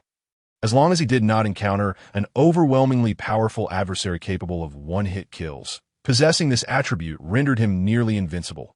The additional passive skill, 100 resilience resistance, was even more formidable as the game progressed. Various sinister control techniques, such as mind control, slow, freeze, mire, tide, poison, hypnosis, illusions, and taunts proliferated. Even the most cautious players could fall victim. However, with 100 resilience resistance, he would essentially declare immunity to these control methods, combined with resilience resistance. 50 life steal, and the defense-ignoring capabilities of the God-slaying bow, he would become an indestructible force. Finally, Qin Han's gaze fell upon the last passive skill, War Goddess Guardian. This skill, usable only once per month, provided a 10-second sanctuary from fatal damage. For ordinary players, 10 seconds might seem inconsequential, but for an experienced player like him, even a mere 3 seconds or 1 second could provide a pivotal opportunity for a comeback. Of course, this depended on the opponent. Against an overwhelmingly powerful being, even 10 minutes of invincibility would be futile. However, should he acquire the Breaking Sky shuttle, that 10 seconds would allow him to effortlessly escape. In such a scenario, even the mightiest beings in the universe would be rendered powerless against him. Realizing he was on the brink of uncovering a monumental secret regarding the limits of power, Qin Han felt a surge of urgency to strategize all matters concerning this potential. "Village Chief, since you are unoccupied, I shall take my leave," he stated, having completed his class change and obtained the teleportation order for Thunder Poison Island. It was time for him to attend to other matters. After exchanging a few words with the village chief, Qin Han turned to descend the steps of the altar. However, his hurried demeanor caused the village chief to feel a twinge of anxiety. Could it be that this young man had merely been feigning interest? After all, he had initially taken advantage of the situation, providing nothing in return. Any person would likely harbor resentment under such circumstances. Although the task had been successfully completed, what if this young man's lack of commitment led to failure? If that were to happen, the village chief's hope of rescuing his beloved granddaughter would be dashed. Contemplating this, the village chief felt a wave of unease wash over him, prompting him to call out, "Qin, young man, please wait." Having reached the bottom of the altar, Qin Han merely glanced back, not fully turning around. He had pressing matters to attend to and did not wish to squander time here, his tone unconsciously tinged with impatience. "Is there something else?" The cunning village chief instantly perceived the impatience etched across Qin Han's face, and the dismissive attitude further deepened his concern. It seemed that this young man had not taken his task seriously at all, just like a scoundrel who, after taking advantage, refuses to acknowledge any debt. However, the circumstances were against him, and he was indeed at fault. With a resigned tone, the village chief continued, I nearly forgot. Since your class change, I, as the village chief, have also received several rewards from the game." He then revealed 5 advanced constitution enhancement tokens. "Do you find these useful?" "Advanced constitution enhancement tokens?" Qin Han exclaimed, accepting the tokens with a hint of surprise that it was evident that stronger novice players could engage in activities that would bolster their foundations. As the village chief, sharing in the player's glory, he too would be favored by the game and granted various rewards. Although he had only been in the game for a day or so, he was aware that the village chief could receive small benefits from the game. However, he had not anticipated that the village chief would acquire enhancement tokens, which truly caught him off guard. Enhancement tokens were essentially a diluted version of professional tokens. In simpler terms, they only provided passive enhancements to attributes, with advanced enhancement tokens aligning with the growth of advanced professions, offering a 3-fold constitution boost with each level gained. However, lacking the professional passives, the disparity in strength compared to true professionals was significant. Hence, the growth potential of advanced enhancement tokens was comparable to that of intermediate professions. Nonetheless, a 3-fold constitution enhancement was still a remarkable treasure. And this item could be utilized without the need for a class change at the altar. It could simply be crushed and used at any time. Although it could not compare to treasures of the highest caliber, it was certainly not something that could be purchased with mere currency. The village chief's willingness to part with such tokens indicated a considerable investment. This token is only useful for players. For me, as the village chief, it is of no benefit, but my understanding of players pales in comparison to yours. You take it. Perhaps it will assist you." The village chief continued, "I genuinely possess nothing of value, and only hope that this small token of goodwill will encourage you to exert yourself in the matter of rescuing my granddaughter. With your strength, this task should be well within your grasp." Upon hearing this, Qin Han couldn't help but chuckle. An epic-level quest guaranteed at least a modest amount of Dao value, not to mention the super treasure component. The Breaking Sky Stone. There was no way he would overlook such an opportunity. Yet he understood. The village chief was likely unaware of the significance of the Breaking Sky Stone to him. Otherwise, a miser like him would never part with it so readily. "Rest assured, village chief. I stand by my word. The matter you mentioned will be my priority. After reassuring the village chief with a calming gesture and a determined gaze, Qin Han joyfully departed with the 5 newly acquired amplification tokens. Upon exiting the altar, he promptly concealed the divine halo, for it was far too conspicuous. From a distance, it resembled a celestial being descending from the heavens, an ostentatious display. If he were to flaunt such an artifact, he could forget about leading a peaceful life. Fortunately, even in its hidden state, the halo would still function effectively, so that was not a concern. Stepping into the commercial street, the heart of the village where virtually all items were available, Qin Han observed the surroundings. Aside from the initially free, low-value whiteboard equipment at the start of the game, this area also served as a hub for players to accept quests. However, such tasks were scarce and offered meager rewards, leading most players to quickly lose interest after a brief exploration at that moment. The street was predominantly filled with NPCs, save for a few engaged in trade and a handful attempting quests. After all, with the game just beginning, players were often short on funds, and few could afford to make purchases. As he strolled further, he spotted a golden screen in a corner of the street. A bald shopkeeper, adorned in luxurious attire, smiled broadly as he watched the passing players. "Come one, come all. Dark gold equipment giveaway. For just 1 gold coin, you could draw a chance." The price of 1 gold coin for a single draw deterred all but the most daring players. Nevertheless, the bald proprietor maintained his cheerful demeanor, humming leisurely despite the lack of customers. Noticing this, Qin Han decided to approach as he sought an important item from the shop. However, just as he took a couple of steps, a quivering voice called out from behind him, "Dita Lo, could you spare us a moment?" The voice sounded familiar, and upon turning, he was surprised to find Li Hao, Lu Kuang, and Li Ran staring at him with eager eyes. Yet, the trembling in their voices and the unsteady sway of their legs betrayed their fear. Qin Han felt puzzled. What could these 3 want from him? Were they here to express gratitude for the previous night?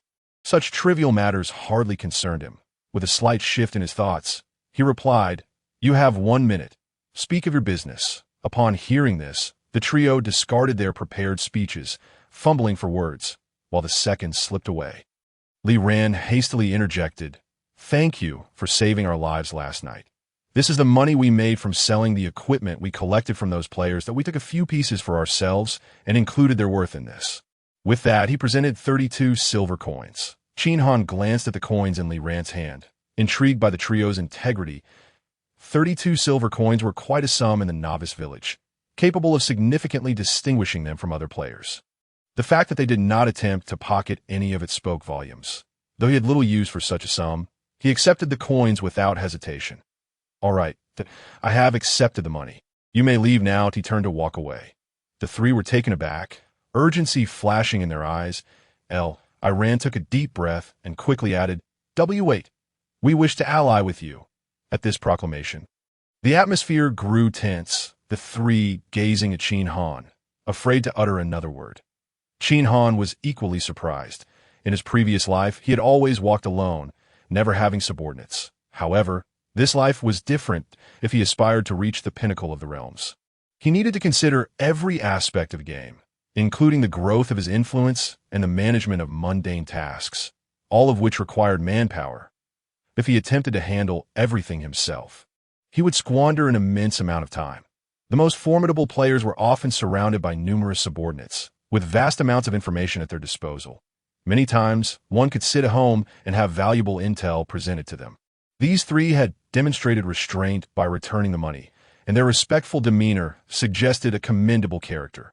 During Lu Kuang's perilous moment the previous night, the other 2 had willingly risked their lives to protect him, indicating their worthiness. They might serve as a solid foundation for his future endeavors.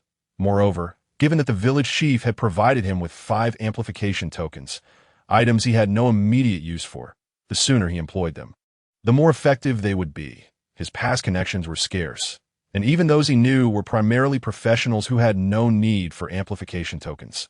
Thus, it seemed fortuitous that these 3 sought him out. However, acquiring amplification tokens and securing their positions as subordinates would not come easily. It won't be that simple, Qin Han replied, his expression softening slightly. Iran quickly inquired, "What other conditions do you require?" Nodding, Qin Han produced 5 gold coins and handed them to Li Ran. With these 5 gold coins, I need you to gather 1,000 wild bull horns within 2 hours. Complete this task, and we shall discuss further. Upon hearing this, Li Ran's face lit up with joy. Being given a test indicated hope. If they succeeded, they would likely earn his favor. Rest assured, we will take care of it immediately, he exclaimed, grabbing the other 2 and dashing off. Watching them sprint away, Qin Han allowed a faint smile to grace his lips. The task he assigned was not arbitrary. During the novice phase, collection quests were available, and the first player to submit their findings would receive generous rewards and physical points. Since he aimed to reach the limit of 100,000 physical points, he would seize every opportunity available. Such collection tasks were tedious and lacked technical complexity, making them ideal for subordinates, thereby alleviating his workload. As he observed the trio's retreating figures, Qin Han turned toward the golden screen to this moment. There were few players passing by, and the bald shopkeeper immediately fixated on him. Initially, the equipment Qin Han wore appeared unremarkable, but a closer inspection revealed intricate details, with esoteric patterns on his leather armor that hinted at a flow of energy. This ensemble was at least dark gold grade, and, judging by the style, it was part of set. Indeed, a prime catch. Hey there, come try your luck at the draw game. The shopkeeper beamed, brimming with enthusiasm. Qin Han smiled slightly. Sure. The proprietor, known as Tai Nyo, was a renowned card-drawing merchant in his past life. Here, players could use gold coins to participate in a lottery. The prizes were diverse, ranging from miscellaneous items to equipment and potions. Displayed on the golden screen were 10 pieces of dark gold equipment and treasures. For just 1 gold coin, players stood a chance to win one of the 10 treasures. However, the odds of winning were uncertain. In his previous life, players had calculated that to clear all 10 dark gold treasures, one would need to spend a staggering 100,000 gold coins. What did such an amount signify? During the later stages of the novice phase, a single dark gold weapon typically traded for around 500 gold coins, while armor was slightly cheaper, averaging 300 coins that a complete set of dark gold equipment. Comprising 7 pieces would amount to approximately 2,300 gold coins that, in essence, 100,000 gold coins could easily procure 30 to 40 sets of dark gold equipment in the outside world. An ordinary player donning an entire dark gold set would be well equipped to contend against novice professionals of the same level, without losing ground. 30 to 40 sets equated to the strength of dozens of novice practitioners. Hence, any player with a modicum of sense would refrain from squandering their funds on such a gamble. Yet, there were always those with wealth and poor judgment. In his previous life, after the novice phase. Within a powerful mid-tier area of the myriad realms, a player whose guild had accumulated all its earnings entrusted their treasury to a debauched noble. One fateful night, inebriated, the noble foolishly withdrew all the guild's funds and wagered them at the card merchant. With that 100,000 gold coins, the screen was cleared, and indeed, all 10 dark gold treasures were awarded. Ordinarily, to exhaust a guild's treasury for 10 dark gold treasures would spell disaster for any noble. But astonishingly, after the screen was cleared, a world-shattering event unfolded. Once the dark gold equipment was depleted, new treasures would be introduced. Among these, one item, a supreme treasure, appeared, ranking among the top 3, if not the very first. Of all treasures across the realms, it was an artifact so powerful that even the highest gods trembled before it. The ultimate, unique treasure, the heavenly Tao's boon, the tenfold amplification card. The tenfold amplification card can only be utilized 10 times a day. It has the power to enhance attack by tenfold. It can increase the critical hit rate by tenfold. It can augment luck by tenfold. Most importantly, it can amplify the attribute multipliers of players during their leveling process. What does this signify? Even for a godlike profession such as Qin Han, at level 1, the bonus to his physique is merely 300 points. However, should he employ the tenfold amplification card, his physique bonus would multiply tenfold. Reaching a terrifying 3,000 points, a novice at level 20 could attain a spine-chilling 60,000 points. Should one possess this item, they would be deemed a deity. No one could challenge their supremacy. It is only by acquiring this item that he could strive to shatter the novice limit of 100,000 points of physique, a feat considered impossible in both past and present. The tenfold amplification card is so valuable that even if Qin Han were to exchange all his treasures for it, he would do so without a second thought. Gazing at the golden screen, Qin Han's heart was racing with anticipation. 100,000 gold coins. He currently possessed none. Yet, by spending a mere 100 gold coins at the card merchant, he could obtain a card drawing machine. At that point, he could draw prizes anytime and anywhere with the rewards credited to him in real time. Moreover, with a dedicated drawing machine, his prize rotation would be entirely separate.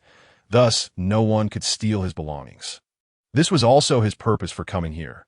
Standing before the lottery screen, Qin Han took a deep breath and feigned nonchalance, saying, "Boss, let me draw for 100 gold coins first." Upon hearing this, the boss, Iron Bull, nearly had his eyes pop out, exclaiming, 100 gold coins. He even questioned his own hearing, for as far as he knew, this was just the beginning of the game in the novice village. Let alone the top-tier novice villages across myriad realms. The number of players capable of casually producing 10 gold coins was exceedingly rare. Yet here was someone who could present 100 gold coins. This was simply astonishing. "Brother, are you pulling my leg?" Qin Han offered no explanation and simply handed over 100 gold coins. The clinking sound of the golden coins was melodious, almost euphoric to the ears. Iron Bull eagerly cradled the coins. And in an instant, he learned the name of his customer. Qin Han. It was evident that someone so extravagant must be the renowned figure frequently mentioned in world announcements. Only such a person could effortlessly produce 100 gold coins. Come, let us get started on the lottery. Our winning rate is exceptionally high. You won't regret it after buying. Iron Bull began setting things up on the screen, pointing to the lottery button. "So, would you like to press it yourself, or should I do it for you?" "I'll do it," Qin Han replied, stepping forward to gently tap the lottery button. Instantly, the grand screen began to whirl. The sounds of ding, ding resonated as, before long, a golden object emerged, a fragment of the dark gold knight's sword. Collecting 10 fragments would allow one to exchange for the complete equipment. Iron Bull, witnessing this, exclaimed, "Brother, your luck is truly extraordinary. You hit a dark gold item on your very first draw. With just a few more draws, you could assemble a dark gold weapon that it seems my shop is destined to incur losses today." Qin Han paid him no mind. He was well aware that the probability of drawing these fragments increased incrementally. The first fragment had a 50% chance of being drawn, while subsequent ones grew increasingly elusive. The last fragment, it would take thousands upon thousands of attempts to obtain, an endeavor akin to a dream. Had it not been for the necessity of drawing to acquire treasures, he would never have graced such a wretched establishment. Exercising patience, he continued to press the button. Beep, beep, beep. Prizes continued to emerge. A broom, a metal basin, a shovel, a basic iron sword, a simple bow, a rudimentary long knife. Only after the 7th attempt did a blue bow appear. By the 10th attempt, yet another fragment of the dark gold greatsword emerged, followed by a slew of worthless items. By the time he reached 100 attempts, he had obtained merely 5 pieces of blue equipment, 3 fragments of the dark gold greatsword, while the rest were whiteboard items or other detritus. Such a winning rate would make even a dog shake its head in disappointment. Seeing the 100 gold coins depleted, Iron Bull shook his head and sighed. "Ah, what a pity. You were just 7 fragments shy of acquiring the dark gold longsword. Why not try a few more draws? You might just hit the jackpot."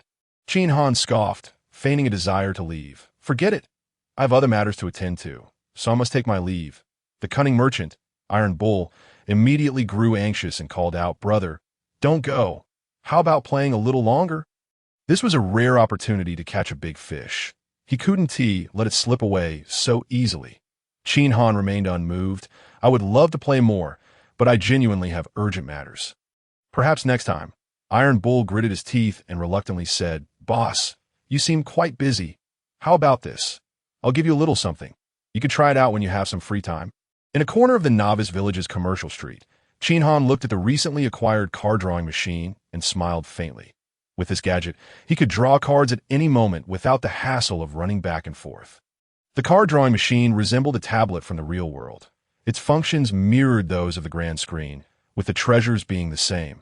The only difference was the addition of a progress bar. In this card drawing game, each player had their own progress bar that filled up the more coins they drew. Even players with particularly poor luck need not worry. Once the progress bar was completely filled, they would obtain all the equipment. More importantly, even if Qin Han exhausted the screen's options and sought treasure updates, it wouldn't concern others. For anyone else to update the screen, they would first need to shell out 100,000 gold coins. After drawing a few times, the sounds of ding, ding, ding echoed again, yielding another batch of useless items. Not even a fragment of the dark gold greatsword appeared. He grimaced and placed the card-drawing machine into the saddlebag of the nightmarish steed. He then stepped into the novice village's accessory shop. He had come in search of any equipment that offered resistance to lightning, but he was determined. Once he was prepared, he would set off for Thunder Poison Island, a place rich with gold, ideal for farming money. Once he amassed enough wealth, he could draw the tenfold amplification card, and then he would be ready to level up. Inside the accessory shop, which spanned nearly 200 square meters, 3 distinct areas were delineated: the ordinary zone, the mid-range zone, and the high-end zone. Each area had a sales associate stationed at its entrance. The ordinary zone offered accessories devoid of attributes, or those that merely added a point or two to attributes. Due to their affordability, this area attracted the most players, and the sales associates were busily attending to customers. The mid-range zone featured blue accessories, priced between 1 silver coin and 1 gold coin, making them unaffordable for most players at their current level. Only those with idle time could be seen browsing without purchasing. The high-end zone displayed items costing over 1 gold coin, and the prices were even more exorbitant. Leaving it devoid of buyers, Qin Han walked straight to the high-end zone. The aloof sales associate in the high-end zone didn't even cast him a glance, or it was evident that no one could afford the items she sold. And being overly cordial would only waste her breath. Qin Han paid her no mind, scrutinizing the goods displayed on the counter. Toxin ring, golden equipment. Inflicts 29 points of toxin damage per second for 10 seconds. Adds 5 to physique and 1 to energy recovery. Price, 51 gold coins. Qin Han smiled slightly. In the early stages of the game, equipment was categorized into white, blue, golden, and dark gold tiers. As an experienced player, he understood the mechanics of equipment well. White equipment typically ranged from 1 to 9 points of attack, blue equipment from 9 to 20 points, golden equipment from 20 to 50 points, and dark gold equipment from 50 to 100 points.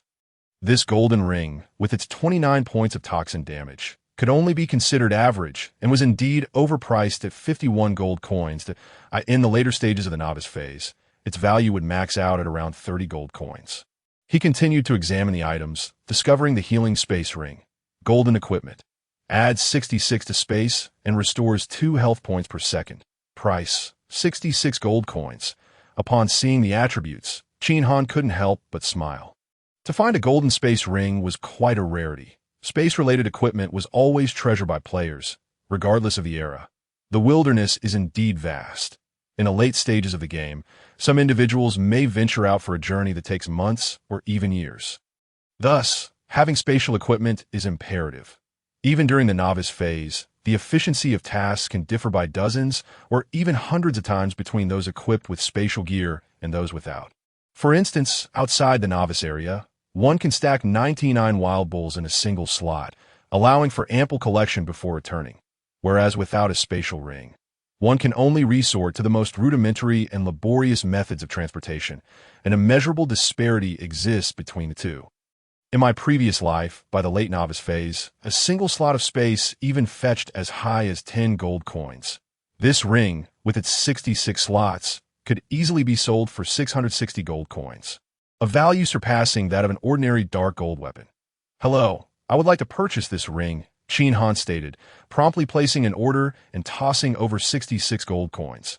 The sales clerk was momentarily taken aback, but quickly donned a professional smile and approached him. "Certainly, sir. I will retrieve it for you right away." After confirming the payment, she cheerfully handed over the ring. Qin Han donned the ring on his left hand and continued browsing. The sharp healing ring, golden equipment. Attack 39, life 50, life recovery 2 points per second. Price, 55 gold coins. This is quite decent. An attack booster. I shall take it, Qin Han remarked, continuing his search, though most equipment did not meet his requirements. Moreover, Each individual can only wear 2 rings. Any additional ones would prove ineffective as he neared the end of his search. A ring emanating a purple glow caught his eye. A fine find. The lightning ring, golden equipment. Attack inflicts an additional 36 points of lightning damage. Lightning resistance 38. Attack has a 2 chance to paralyze the target for 1 second. Ineffective against elite level monsters. Price, 61 gold coins. Without hesitation. Qin Han purchased the ring and replaced the sharp healing ring with it. Excellent. The lightning ring provides an additional 38 points of lightning resistance. Coupled with the ancient leather armor's 300 points of lightning resistance and the passive effect of the martial goddess aura. His lightning resistance doubled, reaching a staggering 676 points. However, the hellish dungeons of Thunder Poison Island require 700 points of lightning resistance. Any deficiency would result in a loss of health by 1 point per second, leading to certain death if one is not vigilant. Thus, achieving max lightning resistance is imperative. He still needed an additional 24 points, but the spatial ring provides a mere 2 points of healing per second. If necessary, he could seek another piece of equipment with 22 points of lightning resistance. Qin Han's gaze wandered further down the display. In the accessory shop, he searched diligently, yet he could not find any items that increased lightning resistance. Just as he was about to leave with a sense of regret, he noticed the senior clerk retrieving a gem the size of a pigeon egg, radiating with a rainbow glow. Oh, what is this? He hurriedly inquired. Friendly detection orb. Special item, unique across the realms, that can detect the friendliness of all beings within 10 meters towards you. Simply placing it in the backpack activates its effect. Price, 1,000 gold coins. The exorbitant price would likely deter most players. However, for him, 1,000 gold coins was not a substantial sum. With a wave of his hand, he purchased it outright. This is a valuable item. In the vastness of the realms, with countless beings, one can never be certain of what lies beneath the surface of others' exteriors. Many individuals are exceptionally skilled in deception, appearing amiable while likely harboring ulterior motives to exploit you. Even with utmost caution, one may still fall into traps. This item in hand can help mitigate many risks. The value of this item will only escalate as one progresses further into the game. Based on his estimation, it could reach a staggering 1 billion gold coins in the later stages, yet still be deemed priceless in the hands of high-level players. Its potential is immense. With anticipation, Qin Han turned to the senior clerk who was smiling at him. His thoughts racing. Scan, jewelry store senior clerk. Chulan, friendliness level. Disdain? Very well. He returned the clerk's disdain with a radiant smile and exited the accessory shop, where the clerk waved professionally behind him. Have a good day, sir. We welcome you back anytime. Hearing this, Qin Han felt a twinge of disappointment. Well, it's just one clerk. There's no need to take it to heart. However, sometimes knowing others' true sentiments may not be beneficial. Unless necessary, it's best to refrain from using such an item. After passing the accessory shop, he entered the adjacent clothing store, which occupied a sizable area, approximately 500 square meters, and was divided into several sections. Everyday clothing. White equipment, blue equipment, and golden equipment zones. The store offered a wide range of items, from cloth armor and leather armor to plate armor, and even vine armor, including hats, masks, leg bindings, gloves, and shoes, all neatly arranged. Qin Han walked directly to the golden equipment section. This time, instead of browsing himself, he inquired, "Do you have any hats that increase lightning resistance?" The sales assistant in the golden equipment section was also a charming young lady, whose smile appeared far more pleasant than that of the clerk from the accessory store. She seemed well-versed in the store's inventory and eagerly explained, "Yes, we have 2 hats that enhance lightning resistance. Point 1 is a leather hat that adds 15 points, and the other is a cloth hood that adds 37 points. Delighted by her response, Qin Han requested to see the cloth hood. The young lady swiftly retrieved it from the equipment section in under 10 seconds. In his hands, he held a black hood, entirely dark in color, made from a soft and breathable material akin to cotton, odorless and colorless. The design even included a face-covering feature that could conceal his nose. Attributes: shadow hood, golden equipment. Lightning resistance, 37 points. Stealth 1, night vision 1. He tried on the shadow hood, covering his face, and instantly he felt akin to a mysterious assassin cloaked in darkness. his demeanor taking on a colder hue. Qin Han was thoroughly satisfied. Excellent. It enhances night vision, provides stealth, and boosts lightning resistance. This is truly a treasure tailored for me. While it couldn't compare to the ancient set, it would serve him well until he acquired the hat from that set. Moreover, concealing his face would make traversing the village much more convenient. The young lady complimented. This hood pairs beautifully with your attire. Sir, Qin Han asked, how much? An affordable 56 gold coins for this shadow hood. She replied with a bright smile, clearly recognizing the exceptional quality of Qin Han's equipment, knowing that any item he possessed likely surpassed the store's best offerings in value, thus having no concern about whether he could afford it. After a swift transaction, Qin Han donned the hood, concealing his face, and stepped out of the clothing store, with the ancient set providing 300 points of lightning resistance, the lightning ring contributing an additional 38 points, and the shadow hood adding 37 points. His total lightning resistance surged to 375 points. Coupled with the martial god's passive ability, his effective lightning resistance reached a formidable 750 points, exceeding Thunder Poison Island's requirement by 50 points. With his equipment fully prepared, Qin Han promptly entered into another phase of gathering supplies for his impending adventure. The path ahead was long and uncertain, and he needed to address provisions for sustenance, clothing, and accommodation. Contemplating this, he headed straight to all the shops in the novice village to amass resources. He ordered 10 large glass jars for clean water, each holding 20 liters. As for rice, oil, salt, sauce, vinegar, tea, and spices, money was no object. He piled a large bag full. He stocked up on wild wolf meat, wild bull meat, wild rabbit, and chicken meat. He even purchased several sets of pots, pans, tents, blankets, and torches. He also bought an ample supply of wild fruits and vegetables. He was like a hamster hoarding supplies. 2 hours flew by, and before he knew it, it was nearly 11 o'clock. Qin Han reached the southern gate, where several stalls had sprung up at the village entrance, selling beef and freshly roasted beef, crispy on the outside, tender on the inside, with a secret recipe that made it mouth-wateringly delicious, priced at 2 copper coins per pound. Above the original bonfire, a wild bull's leg was being roasted, accompanied by a pot of milky, rich beef broth simmering nearby. As the vendor called out enticingly, that a number of passing players were drawn to the scene.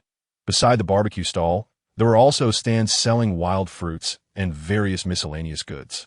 Qin Han smiled faintly. No matter where humanity ventured, they swiftly transformed their surroundings into a familiar semblance of home. Just a day had passed, and already commerce had commenced. The presence of these stalls evoked in him a momentary illusion of returning to the real world. The enticing aroma of the meat ignited a ravenous appetite within the weary and famished Qin Han. Boss, give me 2 pounds of beef, and pack another 10 for me. He took a seat on a makeshift stool crafted from a wooden stump in front of the vendor, patiently awaiting the arrival of his roasted beef. Here it comes, here it comes. Exactly 2 pounds, no more, no less. Enjoy, brother. Upon hearing the substantial order of 12 pounds, the barbecue vendor's face lit up with joy as he hurriedly presented a platter of beef. Without hesitation, Qin Han seized a generous piece of the tender, charred meat and took a bite. The moment he did, the succulent juices burst forth in his mouth, overwhelming him with rich fragrance that compelled him to nod in approval. Delicious! Subsequently, he devoured the beef on his plate with astonishing speed and ordered a bowl of beef soup. Just as he awaited its arrival, he noticed 3 individuals, drenched in sweat, dragging themselves towards him. Exclaiming, "Boss, boss!" Li Ran's face was flushed and weary as he struggled to call out. Qin Han glanced at the trio with curiosity. "What has happened to you 3? Why do you look so exhausted?" Li Ran approached him, catching his breath with great effort, then discreetly glanced at the vendor beside him, as if to inquire whether this location was safe for conversation. Qin Han nodded slightly. He feared complications. "But not people. Speak freely. There is no need for concern," Iran responded. "After you entrusted us with 5 gold coins, I immediately went to the equipment shop to purchase 3 4-slot space backpacks. And we split up to gather the bull horns. That we successfully completed our task, managing to acquire 1,000 pairs of bull horns 2 hours ahead of schedule. However, they were exceedingly heavy, and despite our haste, we miscalculated the timing slightly." Qin Han smiled at this. "This is not your fault. I did not specify the meeting location. so it is understandable that you took some time to find me. Please set the items down. The trio promptly unloaded their backpacks, instantly creating a small mountain of hefty bull horns in front of the stall. Observing this, Qin Han waved his hand, and all the horns were absorbed into his nightmarish backpack. The 1,000 pairs of horns occupied 11 slots in total, surpassing his initial estimate by 53 pairs. The three men were astonished to see Qin Han handle the bull horns with such ease. Seemingly unaffected by their weight, they exchanged bewildered glances, wondering how this individual, who appeared to be merely level 1, could manage such a burden without breaking a sweat. Yet, they dared not speak out of turn in his presence. The barbecue vendor, astonished, inquired, "Young man, what level are you? How can you carry so many bull horns without feeling fatigued?" Qin Han instinctively replied, "Items in spatial storage bear no weight. Even if one were to store a mountain, it would be no different." Yet he quickly chuckled, realizing why the trio appeared so exhausted. In the game of immortal life, spatial equipment was also ranked. Unlike spatial rings, which allowed for weightless storage, the white space backpack sold for 500 copper coins per slot in the shop. Although each slot could accommodate up to 99 pairs of bull horns, a significant drawback existed. They possessed weight. The maximum reduction was only 90%, considering each pair of bull horns weighed at least 20 pounds. Even with a 90% reduction, it would still amount to 2 pounds. Each of the three had to carry over 330 pairs of bull horns, totaling over 660 pounds. Fortunately, they had all leveled up significantly, possessing a physique several times stronger than the average human, but these horns were undoubtedly enough to exhaust them. However, as one progressed, the weight reduction increased. The blue space backpacks, available for 10 silver coins per slot, could reduce weight by 99%, while gold and higher tiers offered true weightlessness. He had hardly encountered such rudimentary spatial equipment in either his past or current life. Nearly overlooking this aspect, he briefly explained the attributes of spatial equipment and concluded by mentioning that weightless equipment would become increasingly valuable. If you have the means, consider stockpiling some. Upon hearing this, Li Ran and Lu Kuang nodded earnestly, committing the advice to memory. Meanwhile, the vendor lamented, 1 gold coin per slot? I sell beef, and with monster hunting, I can barely make a silver coin a day. A gold coin is a staggering 100 silver coins. As the vendor grumbled, he served Qin Han's beef soup. Qin Han gestured for the trio to join him. "You three should sit as well. This meal is on me. Boss, bring me 6 pounds of roasted beef and 3 bowls of beef soup." The atmosphere during the meal was somewhat tense. Qin Han remained silent, and the three dared not speak, resembling 3 quails sitting there with their heads down. After they finished eating, Qin Han led the trio toward the residential area. The village featured designated resting spots for players, where one could recuperate energy and stamina swiftly, albeit for a fee. These accommodations were divided into 3 tiers. The first tier was a small wooden cabin, where resting for an hour equated to 2 hours of outdoor sleep. However, the cabins were cramped, with shared toilets and no washing facilities, making them quite rudimentary. The sole advantage was their affordability, costing only 10 copper coins for a day's rental. The second tier was a small courtyard, which included private toilets and washing areas, with an hour of rest equating to 3 hours outdoors. The price was 100 copper coins per day. The third tier consisted of standalone villas, with only 3 in the entire village, offering a recovery rate 10 times faster than outside. However, they were the most expensive, requiring 10 silver coins per day. Along the way, Li Ran produced 3 gold coins as well as some silver and copper coins. Even retrieving the space backpacks, this is the surplus. Those bullhorns aren't worth much. Many people sell them for just a few copper coins. Qin Han declined to accept the coins, instead looking at the trio. "You 3 have completed the task, which signifies that you have passed my test. I am willing to accept you to AT this declaration." The trio exhaled in relief, their previously heavy hearts finally easing. Following such a formidable figure, their futures would undoubtedly be more promising than those of other players. Most importantly, they could hope to survive longer, right? However, Qin Han's tone shifted, becoming somewhat frosty. "There are 2 essential principles to follow while working for me: loyalty and effort. Those who betray me shall be dealt with harshly. Those who feign loyalty while being half-hearted in their duties shall also meet a swift end. You must consider this carefully." The three men were taken aback by Qin Han's words, which deepened their understanding of the immortal life game. This was a place where lives could be lost at any moment. Following a leader was not akin to a job in the real world, where one could quit at will. Betrayal would indeed lead to death. Once they pledged their allegiance, they would bear Qin Han's mark, an indelible bond. Hesitation flickered across their faces as they exchanged glances.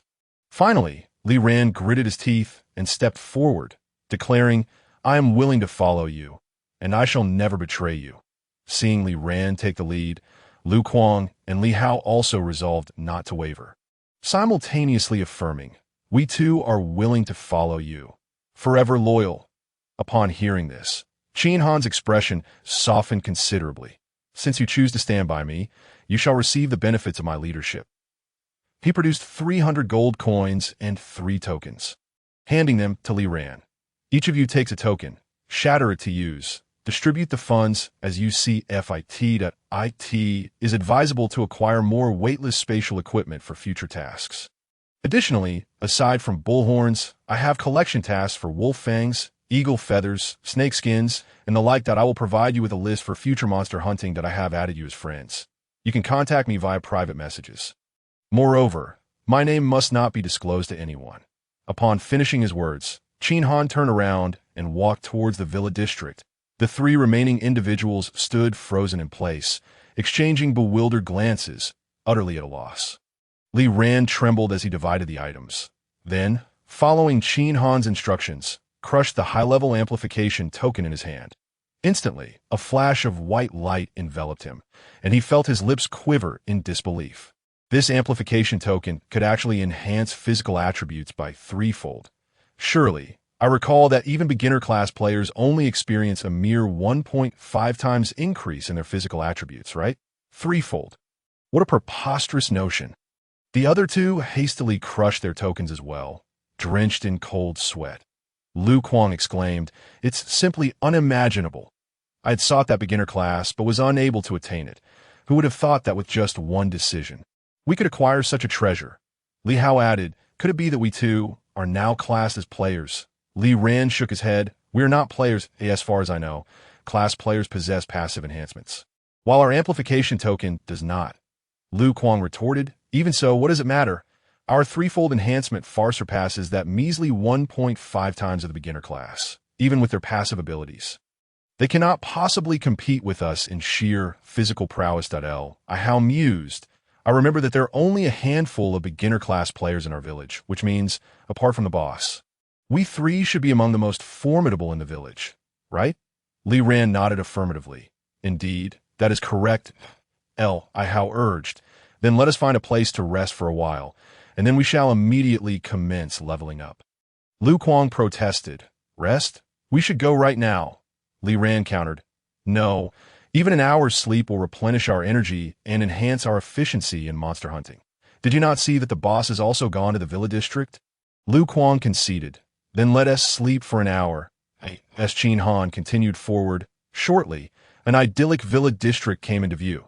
This was the most upscale residential area in the novice village, surrounded by lush greenery, with clusters of blooming flowers interspersed throughout, creating a breathtaking scene that offered utmost privacy. Moreover, all residential areas not only allowed for energy restoration through sleep, but also facilitated the recovery of vitality and bodily injuries. Although there were free healing spots in the village, their availability was limited and the treatment required time. With more players sustaining injuries, queuing became increasingly futile. Thus, many players opted to recuperate in the residential areas, particularly for bodily repairs. For instance, low-tier wooden houses required a month for severe injuries, such as amputations, to heal, while mid-tier wooden houses took 2 weeks, and high-tier villas could completely restore a critically injured person within just a day. For someone like Qin Han, who frequently danced on the edge of danger, possessing the right to reside in a high-tier villa was imperative. There were only 3 high-tier villas, one of which was unavailable for rent, meaning only 2 villas were available for players in the entire novice village. Arriving at the entrance of one of the villas, a prompt immediately appeared. "Would you like to rent the novice villa?" Daily rental fee, 10 silver coins. Rental duration, 100 days. Qin Han swiftly confirmed, and the rental contract was activated, wishing him a pleasant stay. With a whoosh, 10 gold coins were deducted from his inventory. Qin Han smiled slightly and pushed the door open. Once rented, no one else could enter, and no key was needed. He could simply move in. The villa was a 3-story building made entirely of blue stone, with furnishings reflecting a modern Chinese style that exuded simplicity yet exceptional quality. The lighting utilized magical lamps that illuminated with but a thought, and the kitchen was equipped with familiar items like faucets.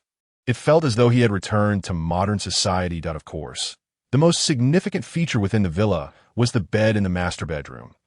In the opulent room, with magical enhancements, the temperature remained constant throughout the seasons. On the expansive, soft bed, subtle traces of light flowed. Approaching the bedside, he felt instantly refreshed. Without bathing, Qin Han swiftly removed his gear and dove into the plush goose-down duvet. Before long, he drifted into slumber. An hour later, Qin Han awoke in the 100-square-meter room, feeling invigorated, his mind clear, and his body in peak condition. He took a shower, donned fresh undergarments, equipped his ancient set, and donned a black hood. Resembling an ancient assassin, shrouded in mystery and antiquity. Once prepared, he stood in the opulent living room and suddenly crushed the teleportation token for the Thunder Poison Island dungeon. In an instant, a portal radiating a purplish-red glow materialized before him. Without delay, he stepped inside. Darkness enveloped him. It swiftly brightened again, and in a blink, Qin Han found himself standing on an expansive meadow, where countless cattle and sheep grazed leisurely. In the upper left corner of his vision, a teleportation symbol appeared, indicating that a one-time teleportation token, when used, would return him to his point of origin. Finally arrived, he hoped that Thunder Poison Island would not disappoint him. Whether he could amass enough funds depended on this place. However, according to the guide, there remained a considerable distance to Thunder Poison Island. He hoped to reach its outskirts before nightfall. With that thought, Qin Han summoned his nightmarish steed, leapt onto it, and galloped towards the seemingly endless depths of the grassland. Though named Thunder Poison Island, he was well aware that this location was, in fact, a veritable small world, complete with mountains, rivers, lakes, grasslands, and deserts, and even monsters range from weak to strong. Thunder Poison Island lay hidden within this vast expanse. As he ventured deeper, traversing grasslands, deserts, and forests, he encountered increasingly formidable wild monsters. Despite the speed of his nightmarish steed, he had been running since morning, and by sunset, as golden hues painted the sky, he arrived at the mouth of a canyon. This was a bottomless chasm, approximately a kilometer wide, stretching endlessly to the left and right, seemingly dividing the realm in two. Within the canyon, fierce winds howled like demons roaring, and he could even see the terrifying gales swirling. After a day of running, he had finally reached the Hero-S Canyon. Crossing this would bring him closer to Thunder Poison Island, as the name suggests. Only those with unparalleled courage could traverse to the other side of the canyon to claim the treasures hidden beyond. Qin Han picked up a stone the size of a human head and tossed it into the canyon. The heavy stone, under the howling winds, floated away like a feather, vanishing in the blink of an eye. Such terrifying winds. Under such fierce conditions, even flying races would find it impossible to cross. Yet, Qin Han remained unperturbed, following the canyon's edge, observing the wind patterns and running continuously. Eventually, he encountered a protruding platform where the wind direction differed from the rest. He could even see a current of wind blowing upwards. This is the spot. Taking a deep breath, Qin Han urged his steed to leap forward. Suddenly, his body became weightless as a powerful upward gust lifted both him and his steed 1,000 meters into the air. Gradually, he began to descend, and with a thud, they landed on a seemingly invisible pathway, suspended in mid-air. Looking down into the abyss of the canyon, a feeling of helplessness washed over him, as if gravity itself was pulling him down. If this continued, he would lose control, trembling and swaying. However, the high resilience of his martial god class swiftly dispelled this negative effect, allowing him to regain control of his body. Cautiously, he instructed Nightmare, proceed straight across the canyon. Do not sway left or right. That moment, a strange glimmer appeared in Nightmare's red eyes, which seemed to express excitement. This precarious path, which even Qin Han approached with trepidation, felt as though it posed no challenge to nightmare. As it trotted across unimpeded, as if it could see the path, before long, the rider and steed reached the opposite side of the bridge, and upon crossing the canyon, the very fabric of space and time appeared to shift. They stood upon a platform measuring 100 feet on each side, blanketed in snow. Seizing the last rays of the setting sun, Qin Han surveyed the surrounding landscape. Towering cliffs loomed nearby, all equally covered in snow. And he found himself atop a mountain peak that, to the edge of the platform, a narrow path spiraled down to the base of the mountain, where snowman-like creatures rolled about with apparent boredom. These snow creatures were no lowly foes. They were all level 20 dungeon monsters. If he descended now, he would likely find himself enveloped in darkness halfway down, at which point visibility would be compromised, rendering the situation perilous. After a day of arduous toil, Qin Han decided to take a moment to rest here tonight, intending to embark on exploration come the break of dawn, resolute in his choice. He promptly retrieved a broom and shovel to clear away a patch of accumulated snow, setting up his tent. As darkness descended, accompanied by the demonic roars from the nearby canyon, Qin Han nestled himself within the confines of his tent.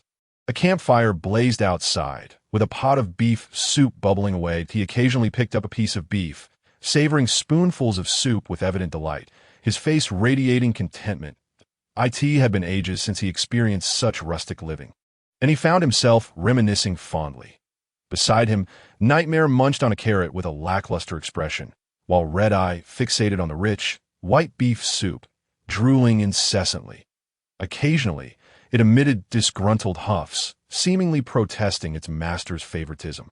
Observing this, Qin Han couldn't help but chuckle. "You gluttonous horse, other horses feast on grass, yet you yearn for meat.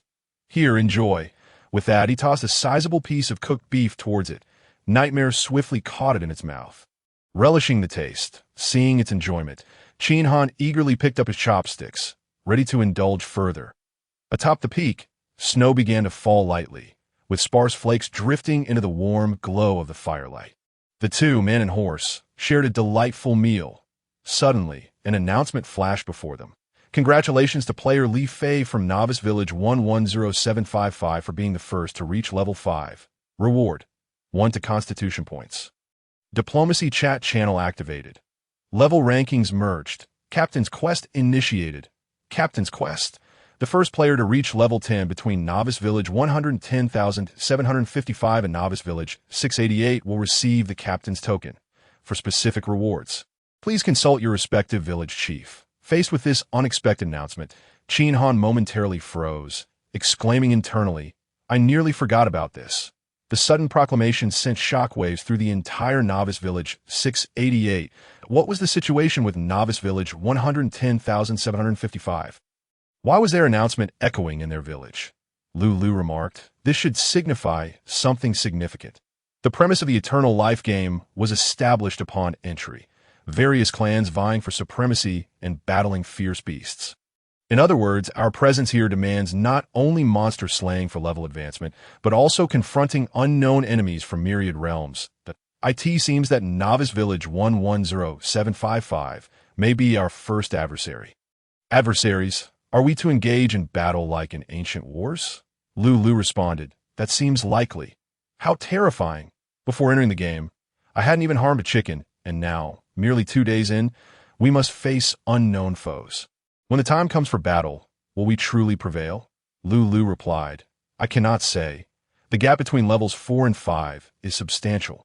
Naturally, those who reach level 5 first will possess significant advantages over us." Lulu's assessment was not without merit.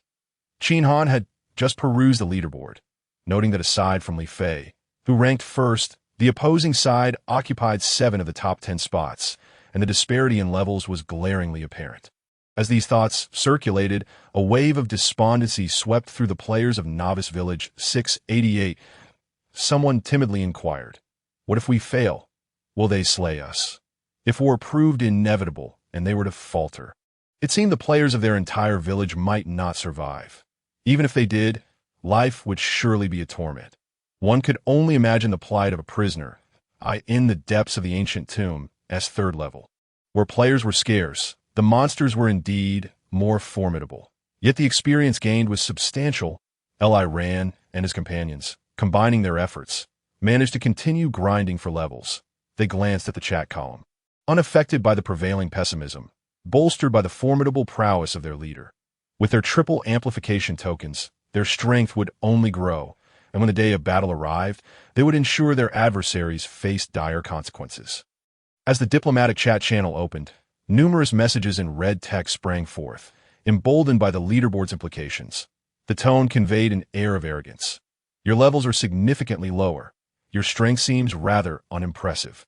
Noticing your novice village number, 688, it startled me at first, but upon viewing the leaderboard, what a bunch of weaklings. Does a smaller village number imply lesser strength? Are you all merely a collection of untrained peasants? Look here, there's even a player with level 0. Truly unbelievable. Even a mere waste could manage to reach level 1. That I eagerly await the day we meet. I wonder if I could dispatch your entire group single-handedly. Initially, the players of 688 recognized their own limitations and refrained from speaking up. However, when their adversaries brazenly insulted Qin Han, Ran and his companions could no longer hold their tongues. They tolerated insults directed at themselves. But attacking Qin Han felt far more grievous. In an outburst of righteous indignation, the trio retaliated in the diplomatic chat. You better clean up your mouth, you uncouth wretch. Indeed, with such manners, it's a disgrace. If it were up to me, I'd have drowned you in a chamber pot long ago to spare you the embarrassment of growing up. What's a mere level advantage? It's nothing to boast about. Yet look at how giddy you are. Let me tell you, my strength will surpass yours sooner or later. Just wait and see. Upon hearing this, the red faction erupted in anger, the scorned player hopping mad. Oh, how delightful. You dare to publicly humiliate me. Have the courage to reveal your names, for when we meet, I shall show you no mercy. Allow me to introduce myself. I am Lin Dong, the young master of the Lin family from Xiang Mansion. I hold the second rank on the leaderboard. If you lack the guts to reveal your names, rest assured, when the day of battle arrives, I will cleanse your village of its players.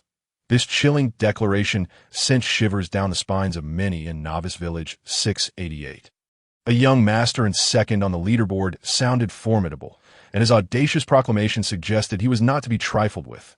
Seeing this, Ran and his companions wasted no time in responding in the diplomatic chat. Remember this name. I'm Chao, a man. Keep a watchful eye on your wives, and I am El Fengxian. Keep an eye on your fathers.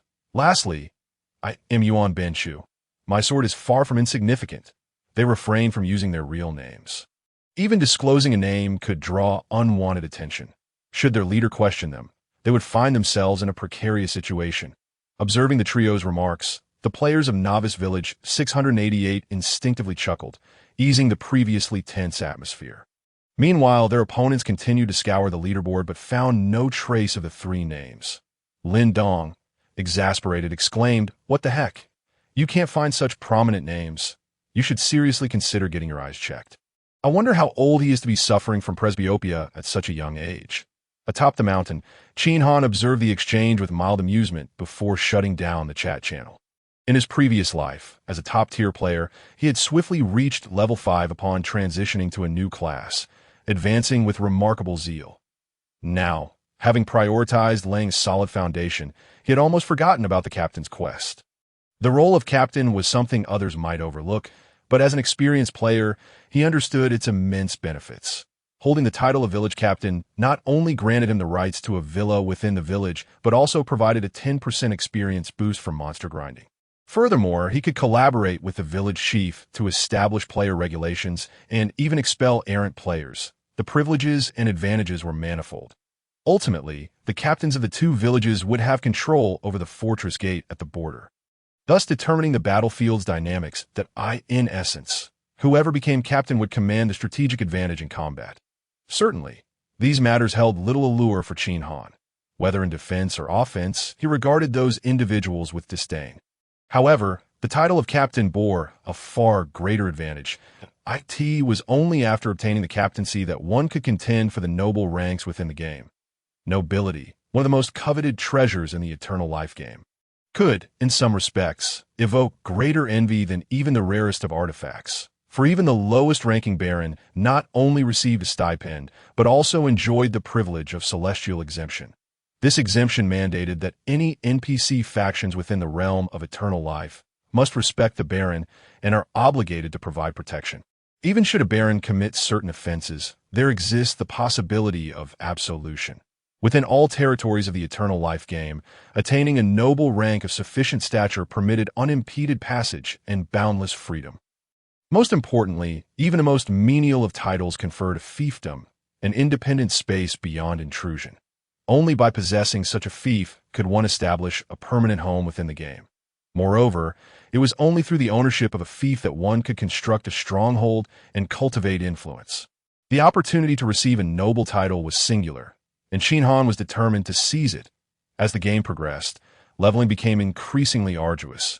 He recalled from his previous life that a player named Li Fei had only reached level 10 7 days post-beginning. Calculating, he found only 5 days remained. Nonetheless, one who does not strategize for the long term is ill-equipped to seize the moment. This life was inherently distinct from the last, with my butterfly effect. It was conceivable that the opponent might reach level 10 sooner. Thus, I could only allocate 3 days at most, needing to accumulate 100,000 gold coins within that time frame to acquire a stat augmentation card. Qin Han turned his gaze towards the darkened world below, a flicker of resolve igniting in his eyes. He withdrew into the tent, and with the crackling of the campfire, he closed his eyes and drifted into slumber. The night passed without incident. The following day, as dawn broke, the snow had ceased, yet the chill in the air felt even more oppressive. Qin Han stowed away the tent and his cooking utensils into his spatial backpack, splashed his face with snow melt, consumed a red serpent fruit, and then mounted his nightmarish steed, leaping down the treacherous path. With utmost vigilance, he navigated the cliffs, weaving through the encirclement of snow monsters. Suddenly, a fist-sized snowball struck him squarely in the back, the tremendous impact nearly unseating him from his mount. You have been attacked by a snow monster. Health-100, cold damage-10. AKT that moment, Qin Han grimaced, his teeth chattering from the cold. These snow monsters were truly infuriating, not only employing ranged attacks, but also inflicting icy damage. And no matter how skillfully he dodged, he was bound to be hit. Thankfully, having consumed a red serpent fruit on his descent, he had temporarily increased his health by 1,000. Otherwise, that blow would have surely been fatal. Moreover, his high resilience prevented any stiffness. Without it, he might have succumbed to freezing. Gritting his teeth against the discomfort, he struggled to guide the nightmarish steed onward. Thud! Thud! Thud! In the confined space, Qin Han was struck repeatedly, but with the nightmarish steed at his side, he navigated the perils without significant harm. After 10 minutes, he finally descended the mountain, revealing a vast ice field, sparsely vegetated and stretching into infinity. Nightmarish steed, accelerate. In such terrain, it was truly the steed's domain. Wide as the ocean for fish to leap, high as the sky for birds to soar. Here he could roam freely, no longer burdened by caution. With a sharp kick to the flanks, he urged the nightmarish steed to its utmost speed, charging towards Thunder Poison Island. This time, in merely an hour, he arrived before a vast lake, shrouded in mist and boundless in breadth. Though the water was crystal clear, upon closer inspection, one could discern a faint lavender electric arc perpetually rising from its depths.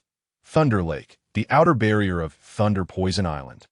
The lake not only harbored the power of thunder, but also concealed countless thunder beasts, waiting to devour those foolish enough to attempt crossing its waters. Legend spoke of a terrifying dragon that lay dormant in the depths of the lake. In the distance, at the horizon's edge, a grand central island could be faintly perceived. That was Thunder Poison Island. In both this life and the last, it was his first venture there, and he hoped it would not disappoint. Steeling himself, Qin Han urged the nightmarish steed onto the lake's surface. True to its nature, the steed glided effortlessly upon the water.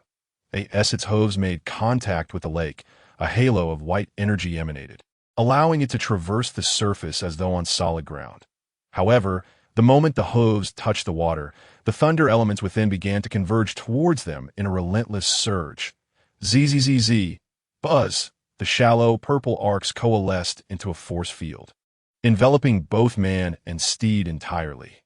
The nightmarish steed, a divine creature, was immune to all harm, while Qin Han, fortified with a staggering 750 points of thunder resistance, felt an overwhelming sense of security. Crack! Countless torrents of high-voltage arcs bombarded his form. Yet the formidable resistance enveloped him in an absolute defense, rendering him impervious to injury, regardless of the electric onslaught. Splendid! How fortunate to arrive prepared. Had anyone else attempted this, they would likely have struggled to even cross the lake. With the electric arcs no longer a threat, Qin Han's spirits lifted as he urged his steed towards the distant island. Along his journey, monstrous creatures resembling crocodiles, each 3 yards in length and crackling with electricity, surged from the lake, their jaws snapping hungrily, intent on swallowing both Qin Han and the nightmarish steed whole. Alas, the nightmarish steed was far too swift. They could not even land a bite. Instead, their ferocious attempt shattered several of their own teeth. Qin Han felt a surge of exhilaration. These thunder beasts possessed thick blood and high defenses, yet their speed was lamentably sluggish. To think they could hope to attack him with such tortoise-like velocity was nothing short of a dream. With a light chuckle, he continued forward, retaliating with the Godslayer bow, launching a volley of energy arrows. One arrow flew true, piercing the eye of a thunder beast. 2020 yellow damage floated up prominently. 200 deep green poison damage soared into view, along with the 30 points of thunder damage from his thunder ring.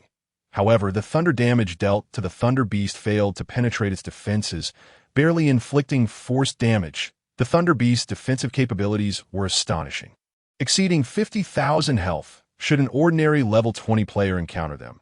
Even binding the beast to a tree for a prolonged assault would yield little result. Yet under the attribute enhancement of the Godslayer bow, the thunder beast's defense crumbled like paper. Coupled with the venomous assault of the voodoo pearl, a flurry of arrows sent the thunder beast's health plummeting into the red in no time. Ugh, ugh!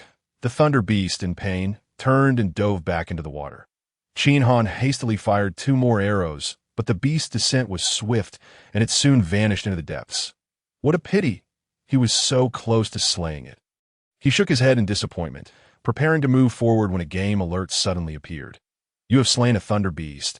Experience 2,000 at your experience is sufficient. Would you like to level up? Do not level up. Qin Han declined outright, his thoughts still on the thunder beast. It was likely the poison from a voodoo pearl that had delivered the final blow. However, the thunder beast's density was remarkably high. Upon death, it would sink to the lake's bottom. Even with an extensive pickup range, the absence of the creature's corpse rendered retrieval impossible. Such a shame. These thunder beasts thrived within Thunder Lake, their bodies brimming with thunder elemental resistance. Armor crafted from their hides required no enchantments to provide formidable thunder resistance. If one were to venture into extreme thunderstorm zones clad in thunder beast hide armor, their sense of security would undoubtedly be heightened. Few could traverse the Thunder Poison Island dungeon. Thus, as time progressed, the value of thunder beast hides soared to exorbitant prices. These creatures were cunning, with tough hides and numerous tricks. When severely injured, they would burrow into the lake's depths, making it exceedingly difficult to acquire their corpses. To effortlessly obtain a thunder beast's remains, one must strike with precision before it could flee. As of now, his offensive capabilities were insufficient. For the moment, he would seek wealth, planning to return once his strength had increased. As Qin Han pondered, the waters erupted around him, as if countless beings were converging towards him. At a glance revealed an army of thunder beasts, encircling him from all directions, reminiscent of a stampede.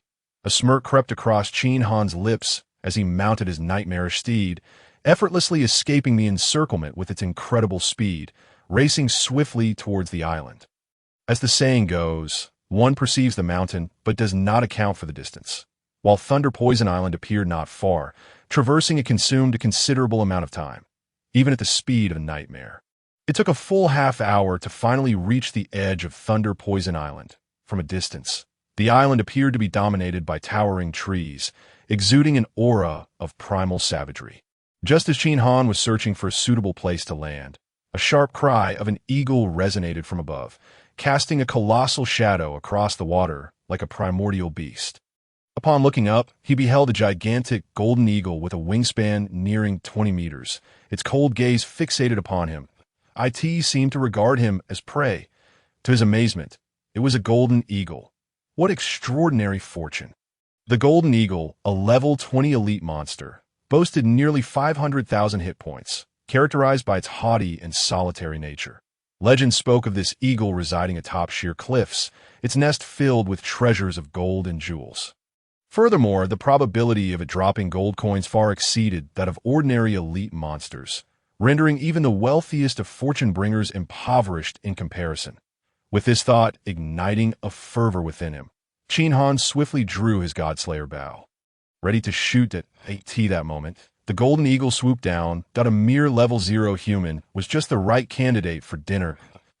As it perceived the audacity of this human aiming at it.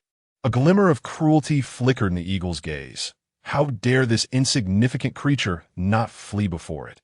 Like an ant underfoot? At this moment, Qin Han's eyes mirrored the allure of floating gold coins. He knocked an arrow and released it with a swift whoosh. The energy arrow sliced through the air, striking the gap in the eagle's right wing skeleton. -202 damage appeared, followed by -20 poison damage. The meager damage was so dismal that even a dog would shake its head in disbelief. The golden eagle, feeling the tickling sensation of the attack, exhibited a brief flash of smugness in its icy eyes. Having lingered on Thunder Poison Island for quite some time, it had developed considerable resistance to poison and lightning, rendering such elemental damage negligible. The 220 physical damage was trivial compared to its massive health pool. Even its own regenerative abilities were formidable. Within mere seconds, the lost health was restored. Little human, you shall obediently become the meal for the great eagle, and that horse of yours looks quite delectable as well. A fine addition to tonight's feast on the water surface, Qin Han remained unperturbed, refusing to flinch or evade, steadfastly shooting arrow after arrow towards the same spot. The golden eagle drew closer, its enormous shadow blotting out the sun above.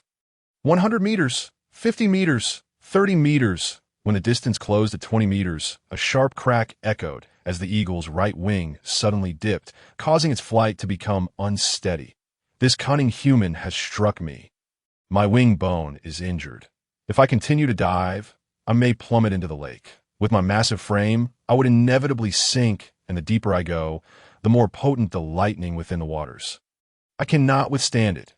With no other choice, the golden eagle was compelled to alter its diving angle, ascending with great effort.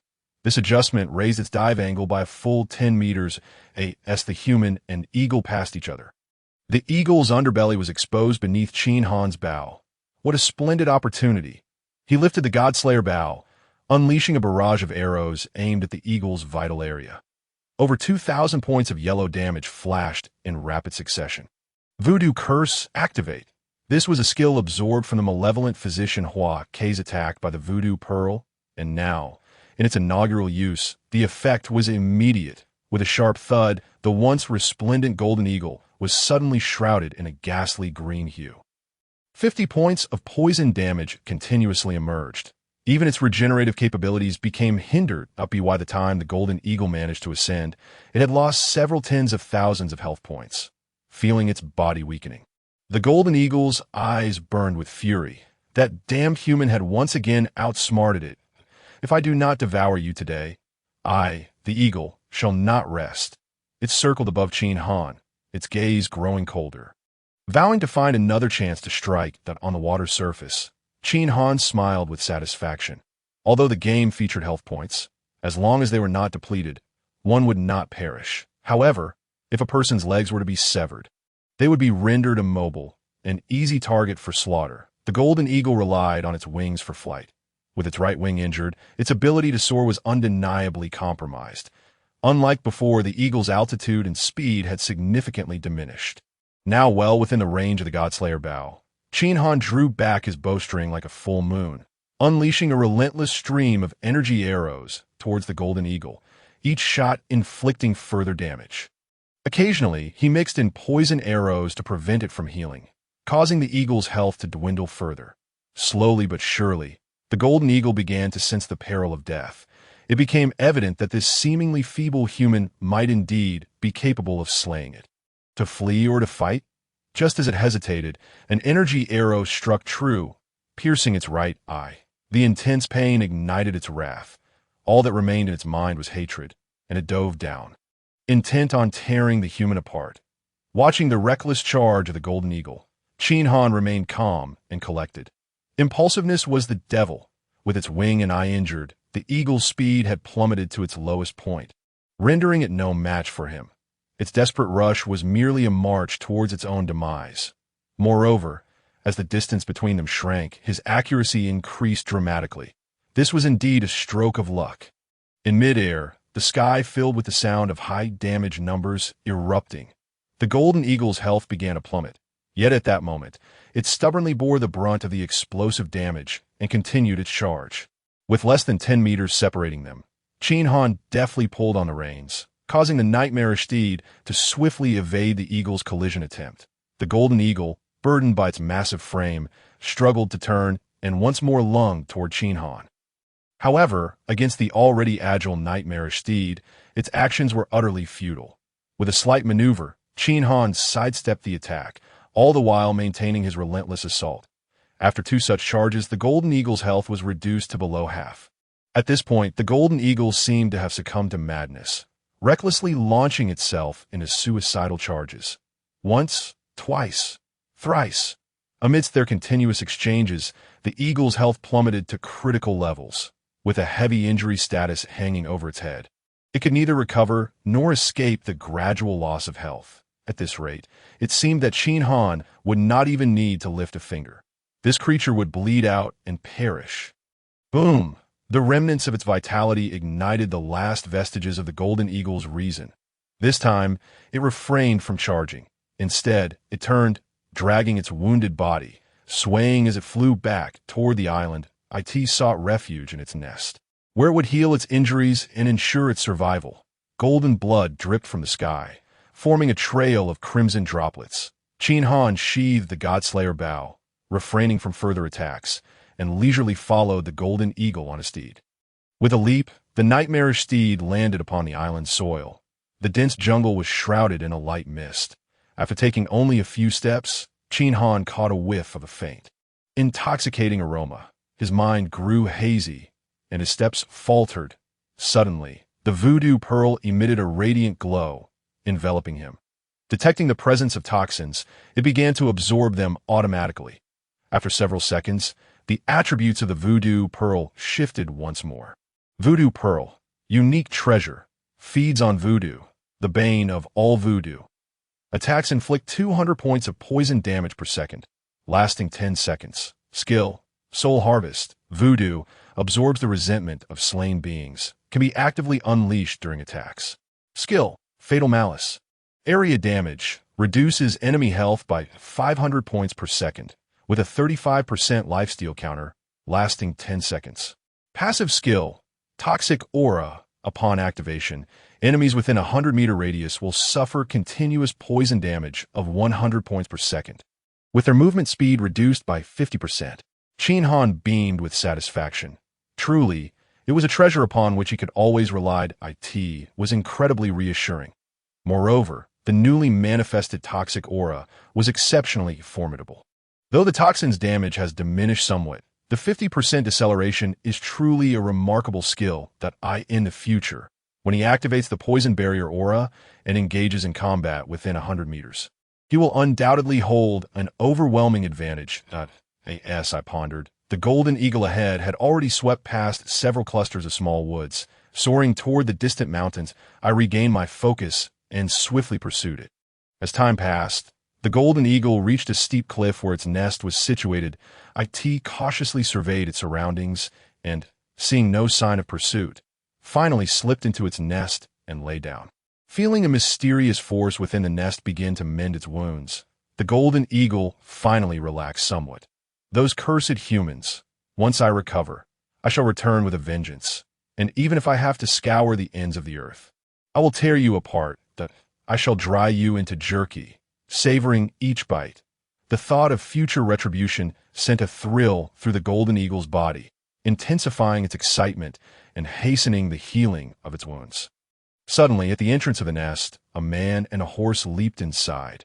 How infuriating! The angle of this cave is truly treacherous. I nearly tumbled off the cliff. Alas, climbing back up will be a challenge. Qin Han sighed deeply, muttering to himself at the cave's entrance.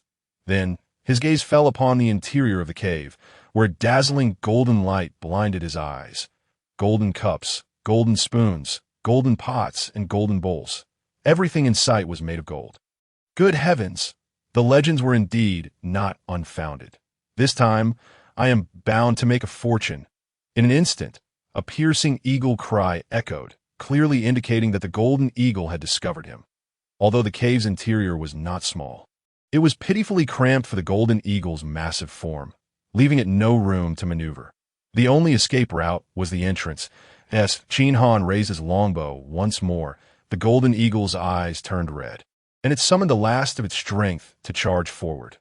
Now, the only chance for survival was to break free. Qin Han concentrated fully, his fingers flying as he loosed arrow after arrow toward the golden eagle's vital points, its eyes and throat. The golden eagle's health was already nearly depleted, and before it could reach the entrance, its colossal body collapsed with a thunderous crash. The sound of coins bursting forth resounded in Qin Han's ears. You have slain the elite monster, the golden eagle, gaining 19,562 experience points. Experience is sufficient. Would you like to level up? Simultaneously, in the 688 novice area, a notification popped up in the chat bar of the 110755 novice village. Congratulations to player Qin Han for achieving the first kill of the elite monster, the golden eagle, earning a physique boost of 1 AS. Qin Han was the first player to slay an elite monster. He receives an additional physique boost of 1. Upon hearing the announcement, the chat areas of both villages erupted with excitement. That I in the 688 novice village. Someone exclaimed, "What? An elite level monster. And our village's Qin Han did it. This must be a joke." Another chimed in, "I remember a player who loved adventure discovered a high-level monster in the wild yesterday. A great eagle, estimated to be at least level 11 or higher." The golden eagle, just hearing its name suggests it is formidable, especially being an elite monster. IT is certainly powerful enough to make it onto the village announcement at this moment. The idea that Qin Han from our village could be the one mentioned in the world announcement began to circulate. Impossible. The Qin Han in the world announcement has long since changed to a god-tier profession, and his level must be exceptionally high by now. I checked the level rankings. Our village's Qin Han is still at level 0. In my estimation, Qin Han has likely been waiting for the right moment under favorable conditions to seize a once-in-a-lifetime opportunity, honing his skills over the past few days to slay a high-level elite monster. This also explains why this Qin Han has remained out of sight among the players and has stayed at level 0 since the game began. But that doesn't add up. Gaining experience from level 0 to 1 is not difficult. Even a novice could level up with ease, and an elite monster would yield considerable experience, likely propelling him several levels up. Yet look, the announcement has been out for a while, and he is still at level 0. Could he be intentionally suppressing his level? If one refuses to level up, their experience points will reset to 0. That would be an utter loss. This situation is truly perplexing. Haha, I understand now. This person must not have advanced classes, hence deliberately suppressing his level. That I suspect he still holds onto the fantasy of not advancing, believing he won't level up without a class change. But at this point, all the class tokens are likely gone. And in the end, he will have nothing to show for it. This person is the complete opposite of Lu Kuang. Lu Kuang was charging ahead, while this Qin Han remains at level 0, clinging to unrealistic fantasies that, and no need to look further, brothers. This person is undoubtedly doomed. In the third layer of the ancient tomb, taking advantage of the absence of other players, Li Hao said, "Kuang Ge, look, I'm clicking on you again." But these people are calling the boss your opposite. Lu Kuang was no longer the bewildered giant he had been when he first entered the game. He had grounded himself considerably. He paused his monster slaying and uttered a profound statement. Both bravery and caution can lead to success, while those who waver and hesitate will merely drift along with the tide. Though I began as a discarded piece in this game, following the boss will surely lead to greater development than these others. Li Hao nodded. You're right. We will undoubtedly be stronger than they are. Nearby, Li Rant's discontented voice interrupted. You two rascals, could you please consider my feelings while chatting? Damn it, I'm currently battling monsters alone. Lu Kuang awkwardly scratched his head and apologized. Sorry, it's a professional habit. I never do anything while talking. Meanwhile, in the 110755 Novice Village, the announcement regarding Qin Han had also stirred excitement. Qin Han? That name sounds familiar. Or have I heard it before? Ah, hasn't it appeared several times in the world announcement? I remember everyone discussing him before. No, this is a village announcement. I recall seeing this name when the rankings were established for both villages. Lin Dong remarked, I have long seen that this player named Qin Han is from the 688 Novice Village and is still at level 0. Indeed, young Master Lin has a good memory. It is indeed him, young Master Lin. Do you think this person might be the one from the world announcement? Lin Dong replied, I doubt it. After all, there are many named Qin Han, just in our Xiang prefecture alone. I've heard of 3 people named Qin Han, and they likely entered the game too, just perhaps in different villages. Li Fei added. That is indeed the case. I have learned quite a bit about the Eternal Life game from some of the original residents of the villages. The universe is vast, and the races are countless, far exceeding our imagination. But let's put it this way. The world where our Xiang prefecture is located is but a grain of sand in the infinite universe. Even someone like me can reach level 5 in a short time, while the true powerhouses must have reached unimaginable levels, far beyond what a mere level 0 player from the neighboring village could compare to. Lin Dong continued, 4th young master has arrived as well. You are the strongest in the village and a mid-level professional, exploring further than anyone else. Oh, you know what these elite monsters are like, and how formidable they might be. Li Fei replied, I haven't seen them, but I am now capable of slaying monsters in level 11 or 12 wild areas. I have encountered some gray eagles. Their strength is not particularly formidable, and I can easily defeat them. Even if an elite gray eagle were to appear, I should be able to slay it. Lin Dong pondered aloud. Your words have brought clarity to my thoughts. If the opposing village were to muster all their strength to slay the golden eagle and allow Qin Han to deliver the final blow, then naturally, his name would appear on the announcement. Could it be that the opposing village is attempting to use this Qin Han to create a fade of strength to intimidate us, hoping we would be cautious? As this was said, the entire 110,755 Novice Village erupted once more. Young Master Lin's words had enlightened many, increasing their wisdom. It was evident that young Master Lin came from a prominent family, easily seeing through the opposing village's scheme. Lacking strength, they resort to cunning. How naive to think they can intimidate us. Li Fei concluded, everyone, the universe is boundless. We cannot predict how far we can go. However, at present, regardless of the schemes the opponent may employ in the future, we must remain resolute, diligently honing our skills and enhancing our strength, for only then can we journey further. Lin Dong, the 4th young master, speaks wisely. We shall heed his words. Listening to the 4th young master is undoubtedly the right course.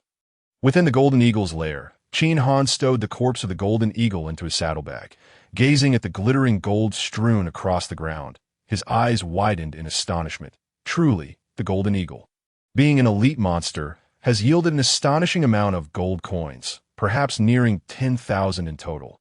This is reminiscent of the gold dropped by the ancient Witch Queen. What a formidable being the ancient Witch Queen was. In her prime, the Golden Eagle would scarcely be considered a mere trifle. Even in her weakened state, the ancient Witch Queen far surpassed the Golden Eagle. Think that such a minor creature could drop gold comparable to that of the ancient Witch Queen speaks volumes of the rewards at hand. Collect. The sound of coins entering his account rang out, a melodious chime akin to celestial music. How delightful! Qin Han instinctively squinted his eyes upon seeing the 10,000 coins credited to his account. A smile could not help but spread across his face. After a considerable time lost in this euphoric sensation, he redirected his gaze to the other treasures within the lair, like pirates stumbling upon a trove. His eyes glazed over once more at the sight of gold. Everything was golden, resplendent with the hue of the finest pure gold. Observing the craftsmanship of these artifacts, it was evident they were human-made, likely pilfered from the island's inhabitants by this golden eagle. Over time, it had amassed such wealth. He picked up a golden cup and placed it into his spatial ring, inspecting its attributes. Golden cup, an artifact originating from a wealthy household. Of considerable value, can be decomposed into gold coins. Weight, 200 grams. Qin Han chuckled at this discovery. Typically, a gold coin weighs 10 grams, meaning this golden cup could be directly decomposed into 20 coins. With the abundance of golden items within the lair, one could only imagine the wealth he could exchange for. Filled with excitement, he swiftly began collecting everything in the lair. As time passed, after a prolonged period, he had thoroughly cleared and decomposed all items, totaling 13,906 gold coins from the artifacts. Adding the other coins in his backpack, he now possessed over 32,000 gold coins. He smiled again. Indeed, Thunder Poison Island is the land of gold. And such a bountiful harvest upon entering the island filled him with great anticipation for the journey ahead. Casting a final glance around the lair, he prepared to depart. The once opulent lair now lay barren, devoid of any trace of gold, only scattered remnants of broken items littering the ground, bones, tattered rags, and decayed wood. What is this? Suddenly, Qin Han's peripheral vision caught sight of a red wooden plaque, adorned with the totem of the cloud thunder beast. Appearing rather extraordinary in his earlier obsession with gold, he had overlooked such an item. Upon picking it up, his heart leaped with joy. Blessing of the ancestors, special rune plaque. Health 1000, healing 10 per second. Poison resistance 1000, a rune blessed by the ancients. Effective when placed in the backpack. It was indeed a rune. This was a rare treasure, although he possessed the voodoo pearl, which rendered poison resistance moot. The additional 1,000 health was a pressing boon. After all, he was still at level 0, and even with the 2 points in Constitution just gained, his actual health amounted to a mere 36 points. A slight mishap could cost him dearly. The red snake fruit also provided health, but only temporarily, fading away after a time, and he had few of those left in his backpack, each use diminishing his stock. Now, with an increase of 1,000 health, it was a game changer. This equated to a permanent health boost. His margin for error had drastically improved. The additional 10 points of healing were also beneficial. Combined with the 2 points from his spatial ring, he could now restore 12 points of health every second. Thus, as long as he avoided large-scale battles, he could conserve his potions. What a marvelous find.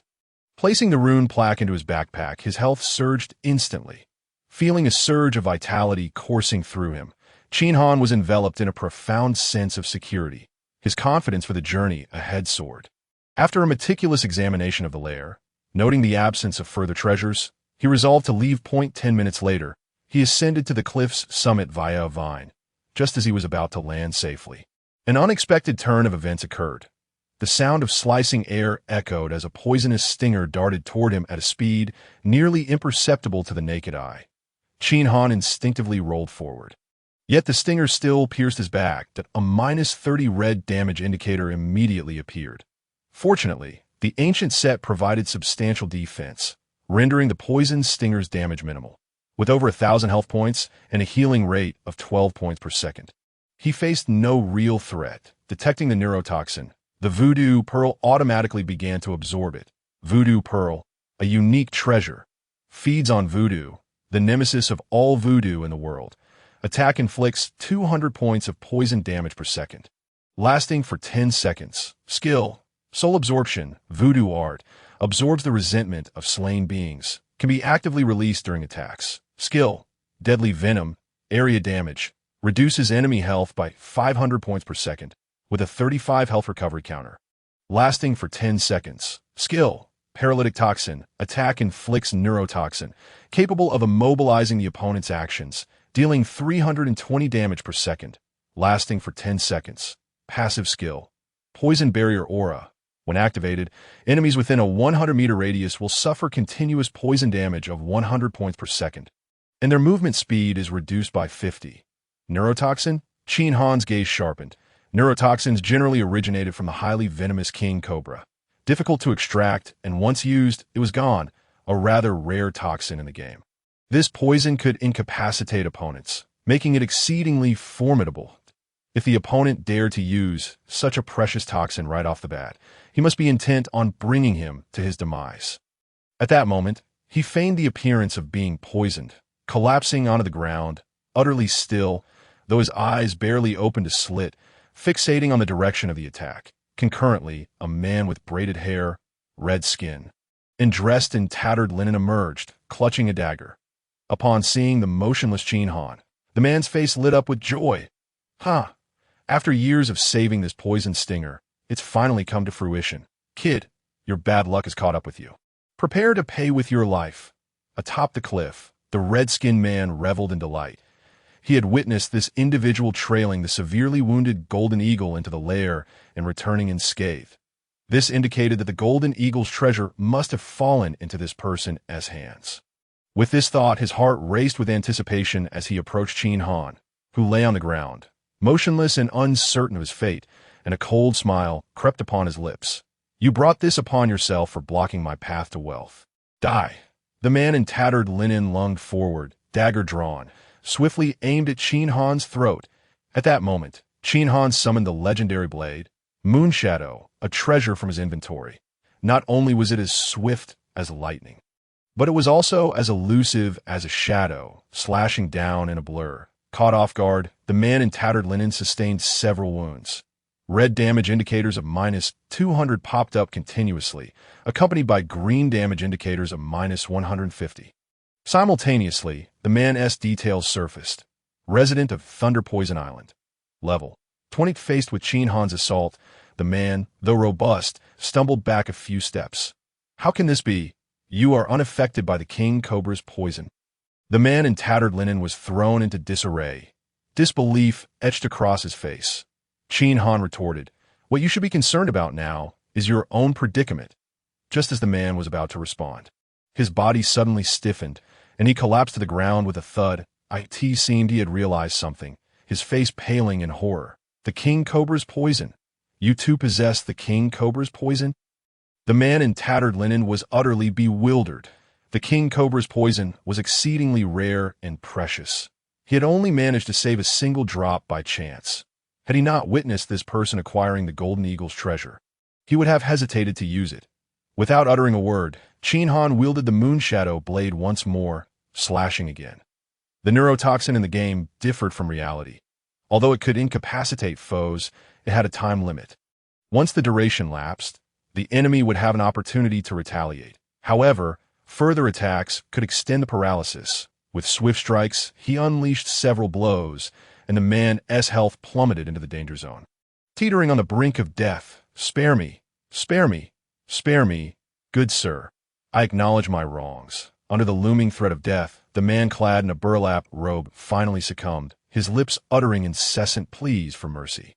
The killer invariably slays. "Just moments ago, you sought my life without affording me a chance. Thus, you shall meet your demise." Qin Han appeared unfazed, seemingly poised to deliver a fatal blow to the man. The burlap-clad figure, in a state of agitation, interjected, "Wait, hear me out. You seem to be an outsider. The perils within Thunder Poison Island are manifold. Without a local to guide you, you may find yourself utterly lost. I am willing to atone for my sins by heeding your commands and assisting you in acquiring all that you desire." Qin Han narrowed his eyes, for it was his first venture to Thunder Poison Island. Although he had perused some guides, many areas remained unfamiliar to him, that if he were to wander aimlessly like a headless fly, it would undoubtedly waste precious time that a guide could prove advantageous. This man's strength was minimal. Even at full health, he posed little threat, and in his current wounded state, he was even less formidable. After a moment of contemplation, Qin Han continued, "Tell me, how can I acquire gold? The more, the better. Do you possess a means to achieve this?" The burlap-clad man, upon hearing this, was filled with delight. A demand signified a favorable turn of events, suggesting that Qin Han did not yet harbor intentions of killing him. He hastily replied, "Indeed, there exists a gold mine within 10 miles. The richest on Thunder Poison Island, yielding an astonishing amount of gold each year. Should you venture there, you are certain to reap significant rewards." Qin Han nodded slightly. Gold was abundant on Thunder Poison Island. And if this individual claimed that the nearby gold mine was the island's wealthiest, then his harvest would undoubtedly be plentiful. "Reveal the location to me," he instructed. The burlap-clad man's eyes flickered with cunning. "The site is quite concealed. Even if I were to divulge the details, you would struggle to locate it. Instead, Allow me to guide you personally. It would save you considerable effort. Qin Han scrutinized him thoughtfully, then responded, very well, lead the way to this juncture. The effects of the neurotoxin had worn off, and the burlap-clad man staggered to his feet, gesturing towards the mountain below. Let us proceed. Thus, the two men walked slowly towards the mine, one trailing the other. The 10-kilometer journey, hindered by the man's injuries, took a grueling 2 hours. Though their pace was sluggish, Qin Han nonetheless made some gains along the way, discovering several treasure chests in the wilderness, which yielded nearly 3,000 gold coins. The abundance of gold on Thunder Poison Island left him astounded. Finally, they arrived at the gold mine, situated at the foot of a mountain, where an entrance large enough for 5 individuals stood before them, extending deep into the mountain's belly, its depths unknown. Outside the cave, a contingent of 30 guards clad in vine armor, wielding swords and longbows, were stationed in a defensive formation. The two men concealed themselves in nearby bushes. Observing the scene, the burlap-clad man remarked, "Behold, this is the gold mine. Those outside are the high priest guards, tasked with ensuring the safety of the gold." Previously, there were only 10 guards, but with the high priest preparing for his wedding and constructing a golden house for his future bride, the demand for gold has surged, prompting an increase in both miners and guards. Qin Han's eyes narrowed. The high priest? Is he the one who abducted the wife of the sword madman? It seemed he was to be wed, and he appeared intent on creating a gilded sanctuary for his beloved. But who could this new bride be? If she were indeed the sword madman's wife, the situation would grow ever more intriguing. Contemplating his next steps, Qin Han inquired, "What shall we do now? Their numbers are considerable, and engaging them directly would likely trigger a chain reaction, leading to an overwhelming influx of enemies." The burlap-clad man reassured him. "Fear not. We need not confront them head-dash on why Father oversees operations within the mine that I can enter and request a mining permit on your behalf. You can then stroll in as a miner, and once inside, you may do as you please." Qin Han remained silent, his gaze fixed intently on the burlap-clad man. Sensing the scrutiny, the man added, "What? Do you doubt my sincerity, since you agreed to spare my life? I have relinquished my hatred and now harbor only gratitude towards you. There shall be no trace of animosity." As they journeyed, the burlap-clad man's health had significantly improved, and his face bore a newfound flush of sincerity. Qin Han subtly employed a friendliness detection orb. Scan Ma Xing's friendliness level. Extreme hatred, he loathes you to the core. Should the opportunity arise, he would rend you asunder. With an impassive expression, Qin Han considered the implications. It was only natural for the man to harbor resentment. He was here solely for gold, and he had never truly believed the man's words. Now that they had arrived at their destination, the man had fulfilled his purpose. Suppressing his thoughts, Qin Han feigned nonchalance, saying, "Very well, you may proceed. I shall await your return here." Xing, overjoyed by the apparent gullibility of Qin Han, felt triumphant. With just a few words, he had successfully deceived him. As long as he approached the high priest guards, he would be safe, and he might even leverage his father's influence to reclaim his standing. With excitement bubbling within him, Ma Xing could hardly contain his elation, his smile unwavering. Just before departing, he kindly cautioned, "Brother, do be careful here. Do not let the guards catch wind of you. Rest assured, I shall return swiftly." Qin Han's expression remained serene. "Indeed, take care." As Ma Xing took his leave, he glanced back frequently, his heart racing as he drew closer to the high priest guards. "That I am safe. I have escaped death. What a marvelous feeling." However, in a sudden twist, he turned back to cast one final glance and was met with a sight that shattered his composure. An arrow hurtling towards him, he attempted to evade, but it was too late. In his widening pupils, the arrow loomed larger, and within an instant, a dull thud echoed, plunging him into darkness. Thud! His lifeless body fell onto the dense foliage, vanishing from sight, unnoticed by the guards at the mine entrance in the thicket. A notification rang out. "You have slain a level 20 resident of Thunder Poison Island. You gain 1,900 experience points." Qin Han's gaze was cold and detached. These natives, though human, were markedly different from monsters. Unlike creatures, these individuals could provide experience points, but possessed no player-like abilities. They could not level up by slaying beasts in fact, They were not even NPCs. Typical NPCs had some awareness of the game's intricacies. While these natives were wholly ignorant of the existence of games or players that on Thunder Poison Island, it was likely only a select few, like the High Priest, were privy to such knowledge that Tio Ma Xing. Qin Han was merely an outsider who had inadvertently wandered into this realm. Yet, though he had taken a life, in the world of eternal life, violence was the prevailing theme. The death of a minor character would hardly ripple the surface of his conscience. At that moment, he focused intently on the 30 guards outside the mine, contemplating his strategy for infiltration. Thunder Poison Island was a level 20 dungeon, and these guards likely matched that level, equipped with armor and archery skills. Though they shared the same level, their strength far surpassed that of Ma Xing. Moreover, unlike monsters, humans exhibited organization. With their ability to evade, strategize, and conceal themselves, engaging them would undoubtedly prove challenging. Should conflict arise, it could trigger a cascade of reinforcement from across Thunder Poison Island. Unless he could eliminate every inhabitant of the island or subdue them into submission, a direct confrontation would be the height of folly, should he find himself mired in a prolonged battle. Even if he emerged victorious, it would consume an inordinate amount of time, and by then, any opportunity to lead would have vanished. After a moment of contemplation, a plan began to form in Qin Han's mind. He summoned Nightmarish, whispering a few words into its ear, and the telepathic creature immediately understood, swiftly darting away. Half an hour later, the ground trembled, and a cacophony of monstrous roars erupted. The massive pangolin, towering 3 meters high, charged towards the guard's position, its bulk reminiscent of a small mountain. Several crocodiles, each nearly 10 meters long, followed suit. In an instant, chaos erupted outside the mine. The 30 guards were thrown into disarray. Damn it, the monsters are rioting. Quick, help! We can't let them breach the mine. Otherwise, we shall incur the High Priest's wrath. Thus, all 30 guards plunged into battle. Beside Qin Han, Nightmarish stealthily returned. Nuzzling against his shoulder, seeking praise, he reached out to stroke its head, offering an encouraging glance. Well done. Then he concealed it, seizing the opportunity amidst the clash of numerous guards and monsters to stealthily infiltrate the cavern.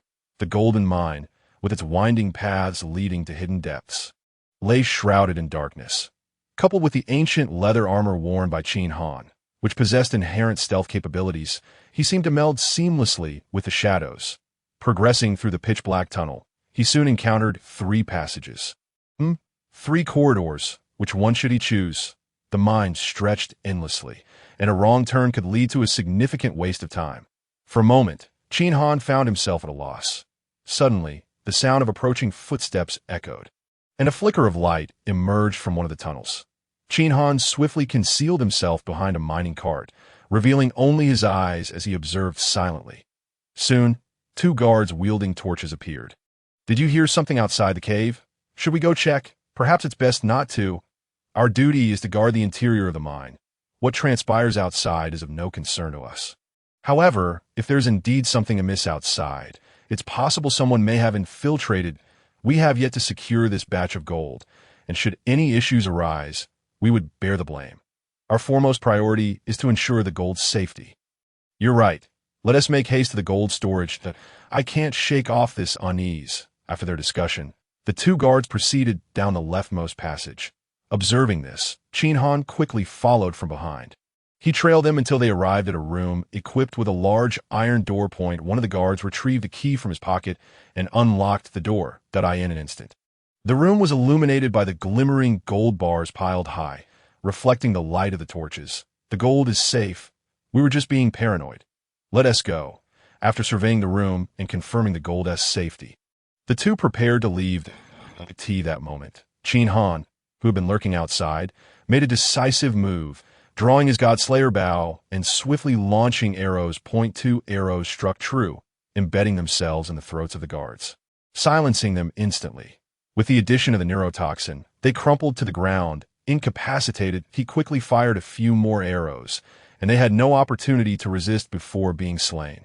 You have slain the guards of the golden mine, gaining 2,100 experience points. You have slain the guards of the golden mine, gaining 2,100 experience points. Qin Han let out a sigh of relief. This mine was a labyrinthine enigma, and he could only speculate how many guards remained within. If the sounds of battle attracted others, it would spell trouble. Fortunately, the native guards had relatively low health, and with the Godslayer Bao's ability to bypass defenses and the neurotoxin from the voodoo pearl, he possessed the capability to eliminate them swiftly and silently. He discarded the two guards to the side and shut the door, turning his gaze toward the towering piles of gold bars before him. His eyes sparkling with delight, collecting gold bar rough ingots. Weight 600 can be decomposed into gold coins. Although these gold bars were merely semi-finished products, roughly smelted from the mine with a lower purity, their sheer quantity was staggering. Rough estimates suggested they could yield tens of thousands of gold coins. What a windfall! Suppressing his excitement, Qin Han hastily collected the gold bars for mass decomposition. As time passed, the room was soon emptied of gold, all decomposed. His gold coin tally surged by an astonishing 73,000, adding to the 33,000 he already possessed, bringing his total to approximately 106,000 coins. What a remarkable fortune he had amassed upon entering Thunder Island. It was likely that no other place during his novice period could compare in terms of gold. It seemed feasible to draw the tenfold amplification card within 3 days. Moreover, having surpassed the 100,000 mark, it was time to clear the first screen, wasn't it? In the empty storage room, Qin Han concealed himself in a secluded corner, producing the lottery card, taking a deep breath. He fixed his gaze upon the screen and began to tap relentlessly. This time he would draw 10 times at maximum capacity. Congratulations! You have won an iron broom, a tent, a blue longsword, a whiteboard bow. As time elapsed, numerous prizes were drawn, the majority being miscellaneous items and whiteboard equipment, with occasional blue and gold gear. Each item was conservatively worth 1 gold coin. Even with duplicates, the sheer volume of draws made the 3,000 available inventory slots seem ample for an average player. However, for him at this moment, it was evidently insufficient. Before long, his inventory was overflowing with an array of equipment, miscellaneous items, and even food. It seemed prudent to seek an opportunity to acquire a super-large storage ring. Though these mundane items and subpar equipment were unremarkable, they might prove useful in the future. With a sigh, he had no choice but to discard most of the miscellaneous items and whiteboard equipment he had drawn. Yet, even still, his storage slots were far from adequate. Fortunately, at that very moment, the lottery draw had reached a crescendo. Drawing once more, he heard the familiar chime, and the remaining dark gold equipment was revealed all at once. Golden heavy armor set, dark gold grade, consisting of 7 pieces: helmet, armor, leggings, boots, gauntlets, longsword, and cloak. This set of equipment gleamed brilliantly in gold, with even the cloak stitched with golden threads, making it exceptionally eye-catching and flamboyant. Total attributes of the set: defense 1,200 points, health increase 1,200 points, attack power 150 points, ice resistance 500 points, poison resistance 500 points, health recovery 50 points per second, required constitution 300 points. This armor set was a quintessential heavy armor, boasting commendable attributes. After all, it had been obtained from a draw worth 100,000 gold coins, far surpassing standard dark gold grade equipment, qualifying it as a premium dark gold set.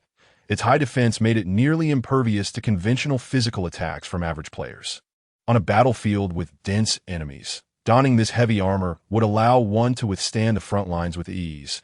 Such equipment would be a formidable challenge for most beginner to intermediate players to counter. However, the wearing requirements were rather steep. 300 points of constitution, roughly equivalent to the total constitution of a novice player who had reached level 20. Furthermore, heavy armor was cumbersome, inevitably reducing speed upon wearing. Unless engaged in a life-or-death struggle, those wishing to flee would find it impossible to escape. This was a classic example of a tank equipment. While its attributes were impressive and aesthetically striking, its utility for Qin Han was somewhat limited. Shifting his gaze from the golden heavy armor set, he focused once more on the lottery card.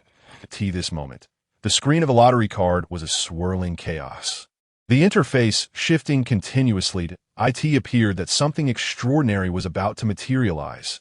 In the golden mine's storage room, Qin Han clenched his fists, his breath seemingly suspended, eyes fixed intently upon the lottery card screen. Reborn anew, the past few days had unfolded as he had envisioned. Yet the unpredictability of fate lingered. True treasures could only bring him solace once they were secured in his grasp. This item was the core of his quest to reach the limit of 100,000 constitution points. Should it slip away, it would spell trouble. The screen continued to morph, and suddenly, the chaotic display parted like clouds revealing the moon, the interface revitalizing itself, adorned with auspicious clouds and ink-like hues, refreshing the fixed prizes. Once again, a dark gold equipment set was at the core, accompanied by several dark gold accessories. Qin Han's eyes scanned the interface fervently. Abruptly, his gaze sharpened as he spotted a card in one corner of the screen, a plain black card that blended seamlessly with the predominant color scheme. Nearly eluding detection, the card bore a prominent inscription, Heaven's Tao's Blessing. Tenfold amplification card, treasure. This artifact was a manifestation of the highest laws, possessing incomprehensible divine powers. Acquiring, it would bestow the favor of Heaven's Tao. Usable wherever its influence reached. Gazing at the card's description, Qin Han felt his heart race. It had truly appeared. Lottery. Lottery. Withdraw all my gold coins, with only 6,000 gold coins remaining in his pocket.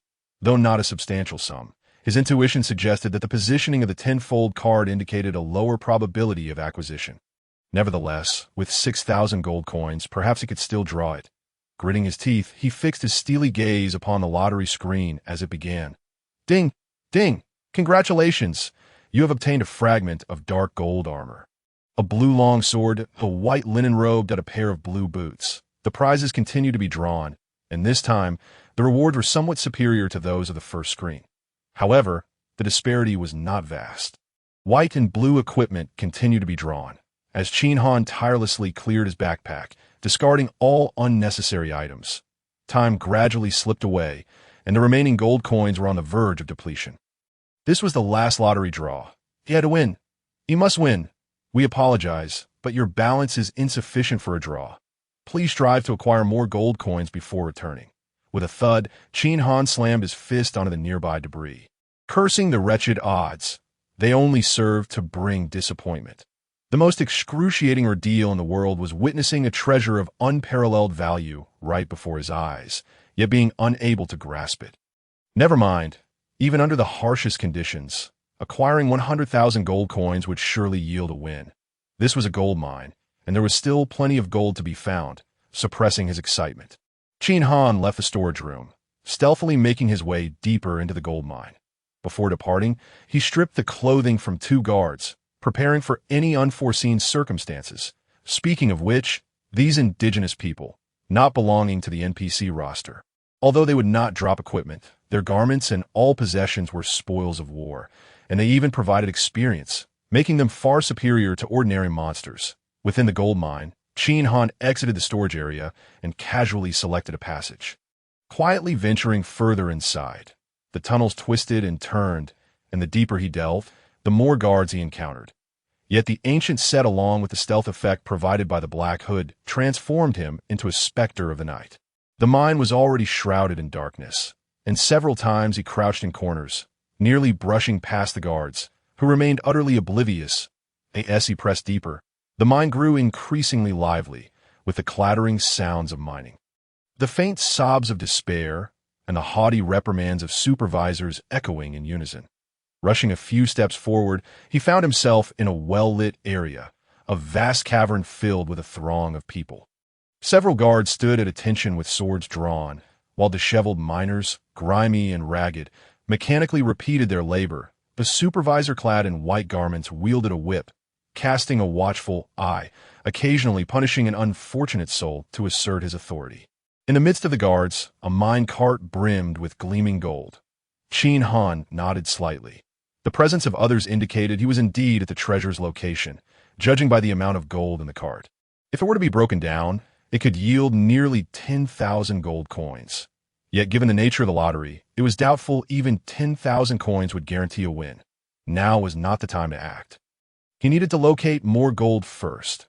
Raising his gaze, he peered further into the crowd, noting the mine's serpentine layout. The interior appeared quite expansive. Perhaps, within its depths, he could discover even more gold. The best course of action was to blend in and ascertain the remaining quantity of gold within the mine. However, he needed to hasten, as he had already emptied the gold from the storage room, and if anyone were to investigate, it would spell trouble. Moreover, with the area ahead brightly illuminated, stealth was utterly impossible. With a swift change in thought, Qin Han retreated, seeking an unoccupied corner where he donned a guard's attire to enhance the disguise. He even smeared some red pigment on his face before striding confidently into the mining area.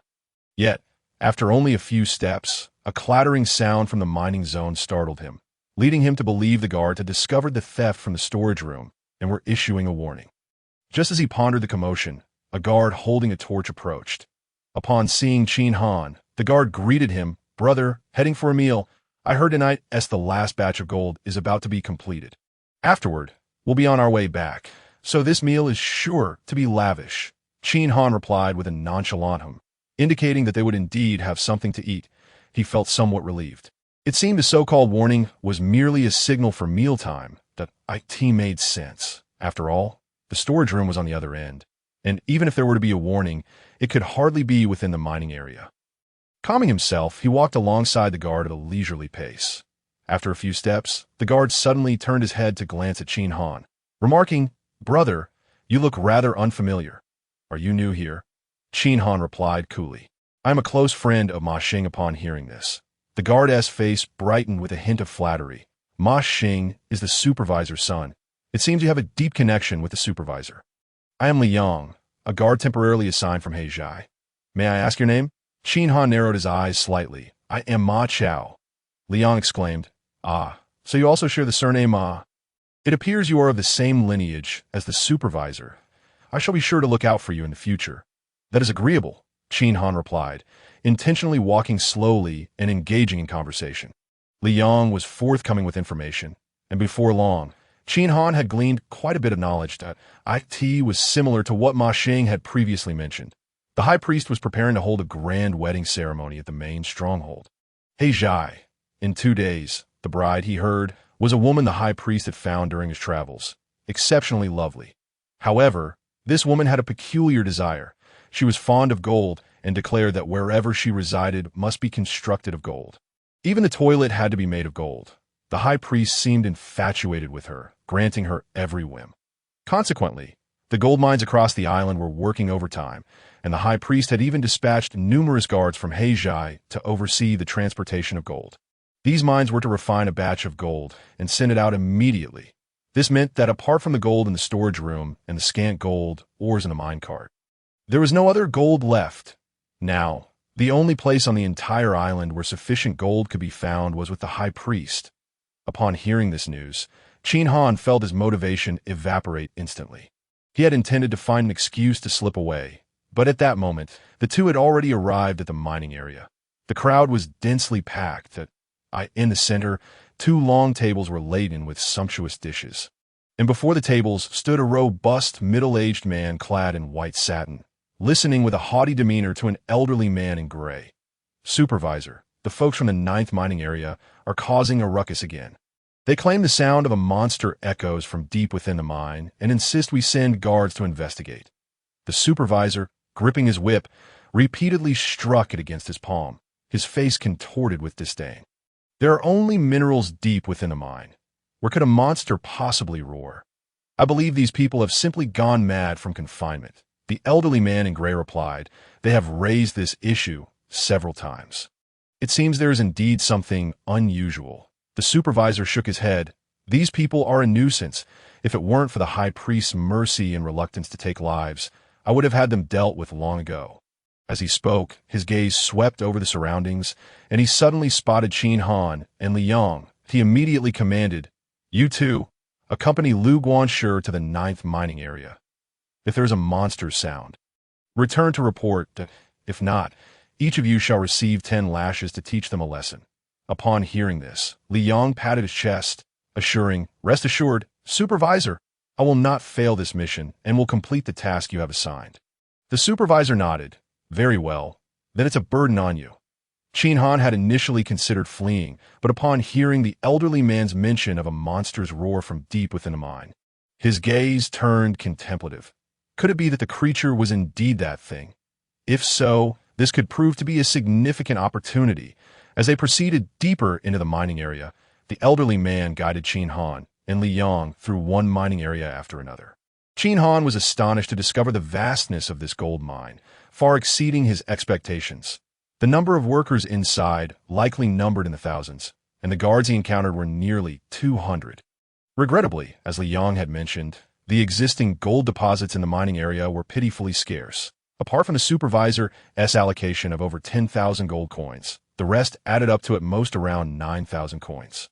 After continuing for a while, the temperature within the mine seemed to rise by nearly 10 degrees. At last, the trio arrived at their destination. The ninth mining area, situated at the deepest part of the gold mine, was guarded by an iron door forged from fine iron, making it resemble a prison rather than a mining area. Although Qin Han felt puzzled about the identity of those imprisoned within, he refrained from asking any questions to avoid arousing suspicion. However, Li Yang, curious, inquired, "I heard from other brothers that there's a mining area sealed off by an iron door. I initially didn't believe it, but it seems to be true. Lu Guan, sure. What's the reason for sealing this place with an iron door? Is it to prevent anyone from escaping inside?" The elderly man clad in gray exhibited an inscrutable demeanor, hinting subtly the individuals imprisoned in Zone 9 are all serious offenders who rightly deserve the death penalty. Yet, out of compassion, the Almighty has spared them, and the esteemed priest has chosen not to condemn them, granting them a chance to survive. However, I implore you to keep everything you witness and hear to yourselves. Feign ignorance. Do you understand? The two immediately nodded in agreement. Observing their compliance, the gray-clad elder merely nodded slightly. Without elaborating further, he retrieved a key from his garment and unlocked the iron gate.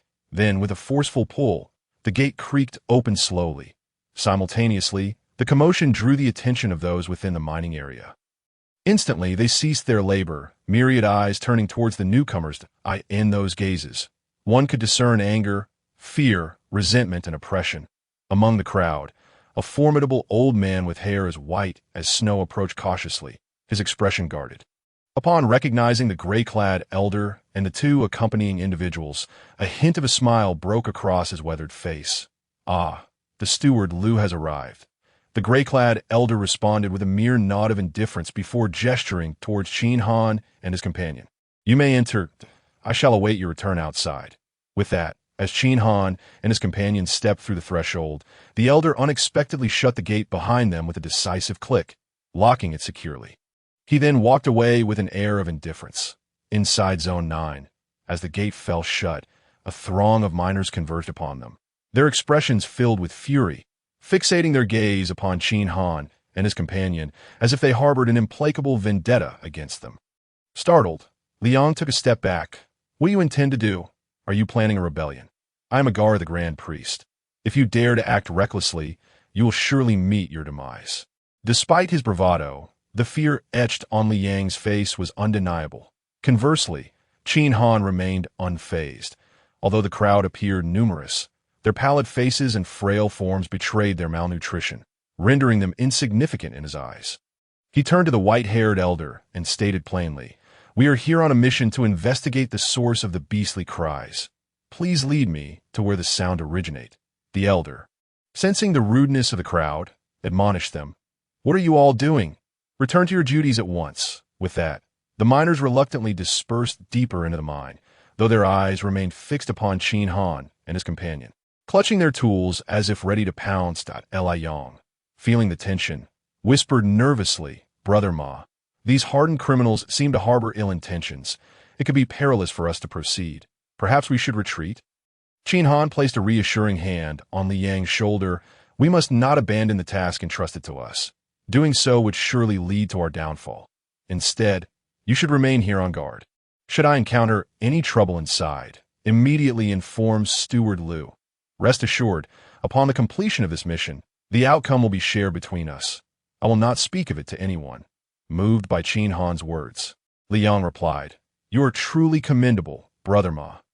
Qin Han responded with a knowing smile before following the elder deeper into the mine, in the depths of Zone 9, free from Li Yang's inhibitions. Qin Han felt considerably more at ease. He hastened to catch up with the white-haired elder and casually inquired, "What precisely does the beast's cry sound like? Is it a loud howl, or a soft whimper? The elder pondered for a moment before replying. Neither, if I recall correctly. It resembles a deep mooing sound. Qin Han's face lit up with excitement. He now held an 80% certainty that the creature's cries emanating from deep within the mine belonged to that very beast. Furthermore, it was likely a fully matured specimen, promising a lucrative harvest. The elder continued. Each time the creature cries, the walls of Zone 9 tremble slightly, occasionally causing minor collapses. To protect the children, I had no choice but to request your assistance. Children? Qin Han's attention sharpened at the elder's mention. Were there truly children within the mine? As they ventured deeper, it became evident that, aside from the frail young men, there were indeed many elderly and vulnerable individuals, some appearing to be in their 70s or 80s, while others were mere infants.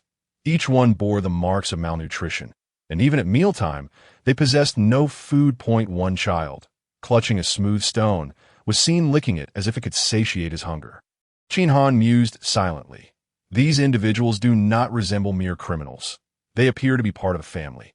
The Grand Priest has imprisoned them here, likely concealing numerous secrets that could prove advantageous in dealing with him in the future. However, the immediate priority remained the search for the beast. He would address the other matters later.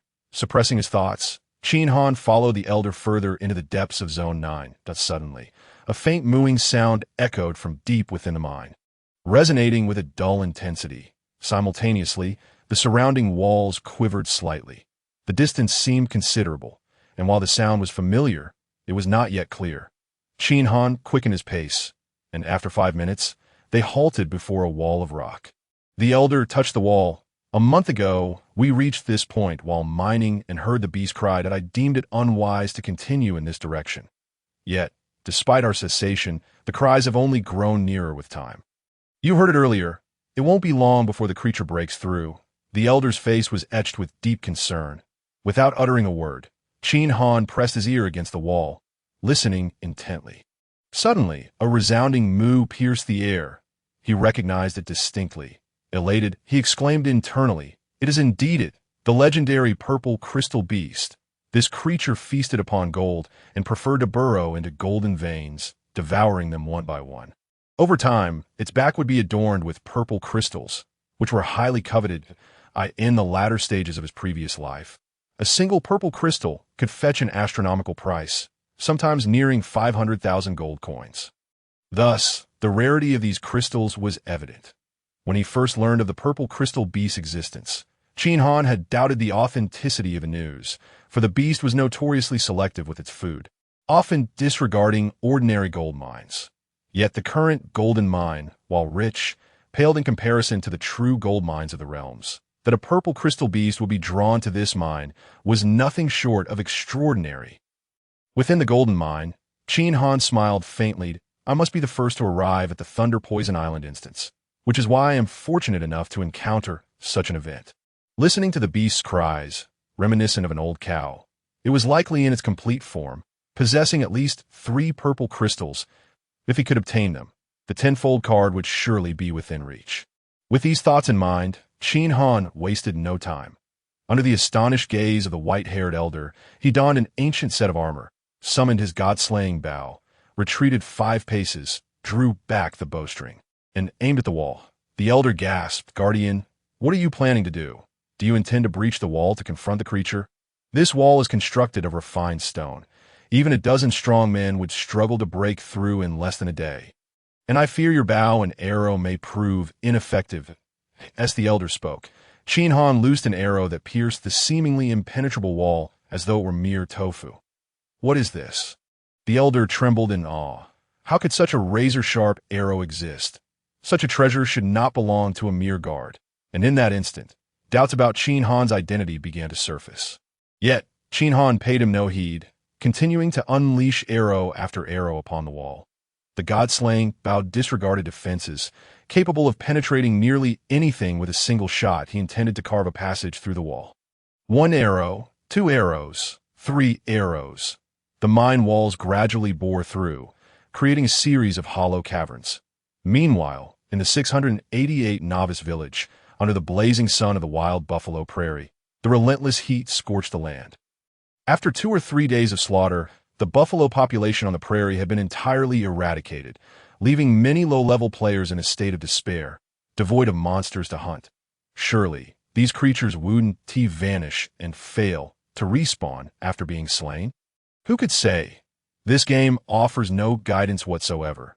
Everything must be deduced through speculation. Initially, I had hoped to wait for the buffalo to respawn, relying on their demise to elevate my level to 3. But now it seems I won't even encounter a single buffalo. The grumbling of several players echoed across the prairie.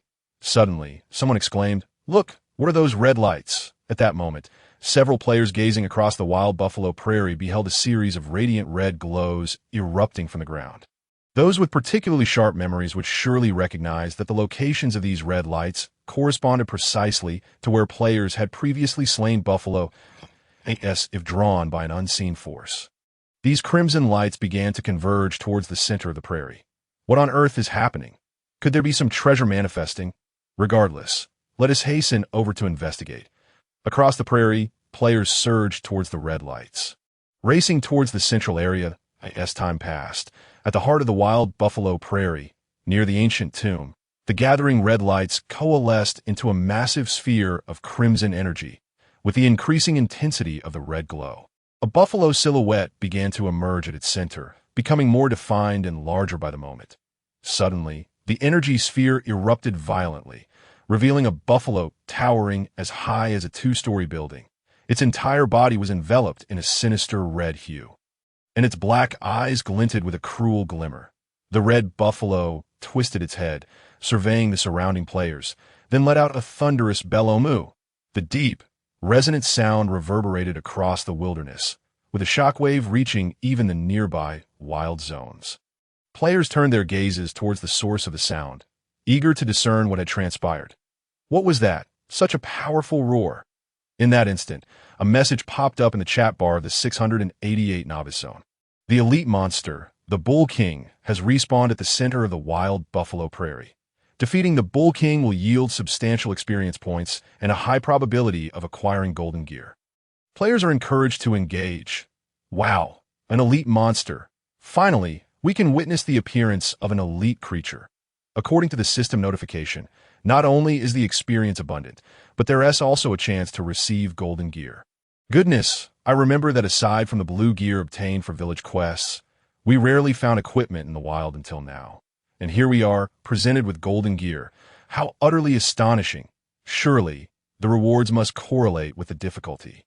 And I suspect defeating it won't be a walk in the park. Ha! My friend, you're worrying too much. Previously, a player named Qin Han managed to take down a golden eagle at level 0. So, I doubt this elite monster is anything to be feared. It's merely a buffalo elite. It can't be that formidable. With so many of us, we can surely overwhelm it. Charge forth. Brothers, first come, first served. In an instant, countless players flocked towards the wild buffalo prairie that moment. Nearly 100 players surrounded the Bull King. Most of them were players who had been grinding monsters near the ancient tomb.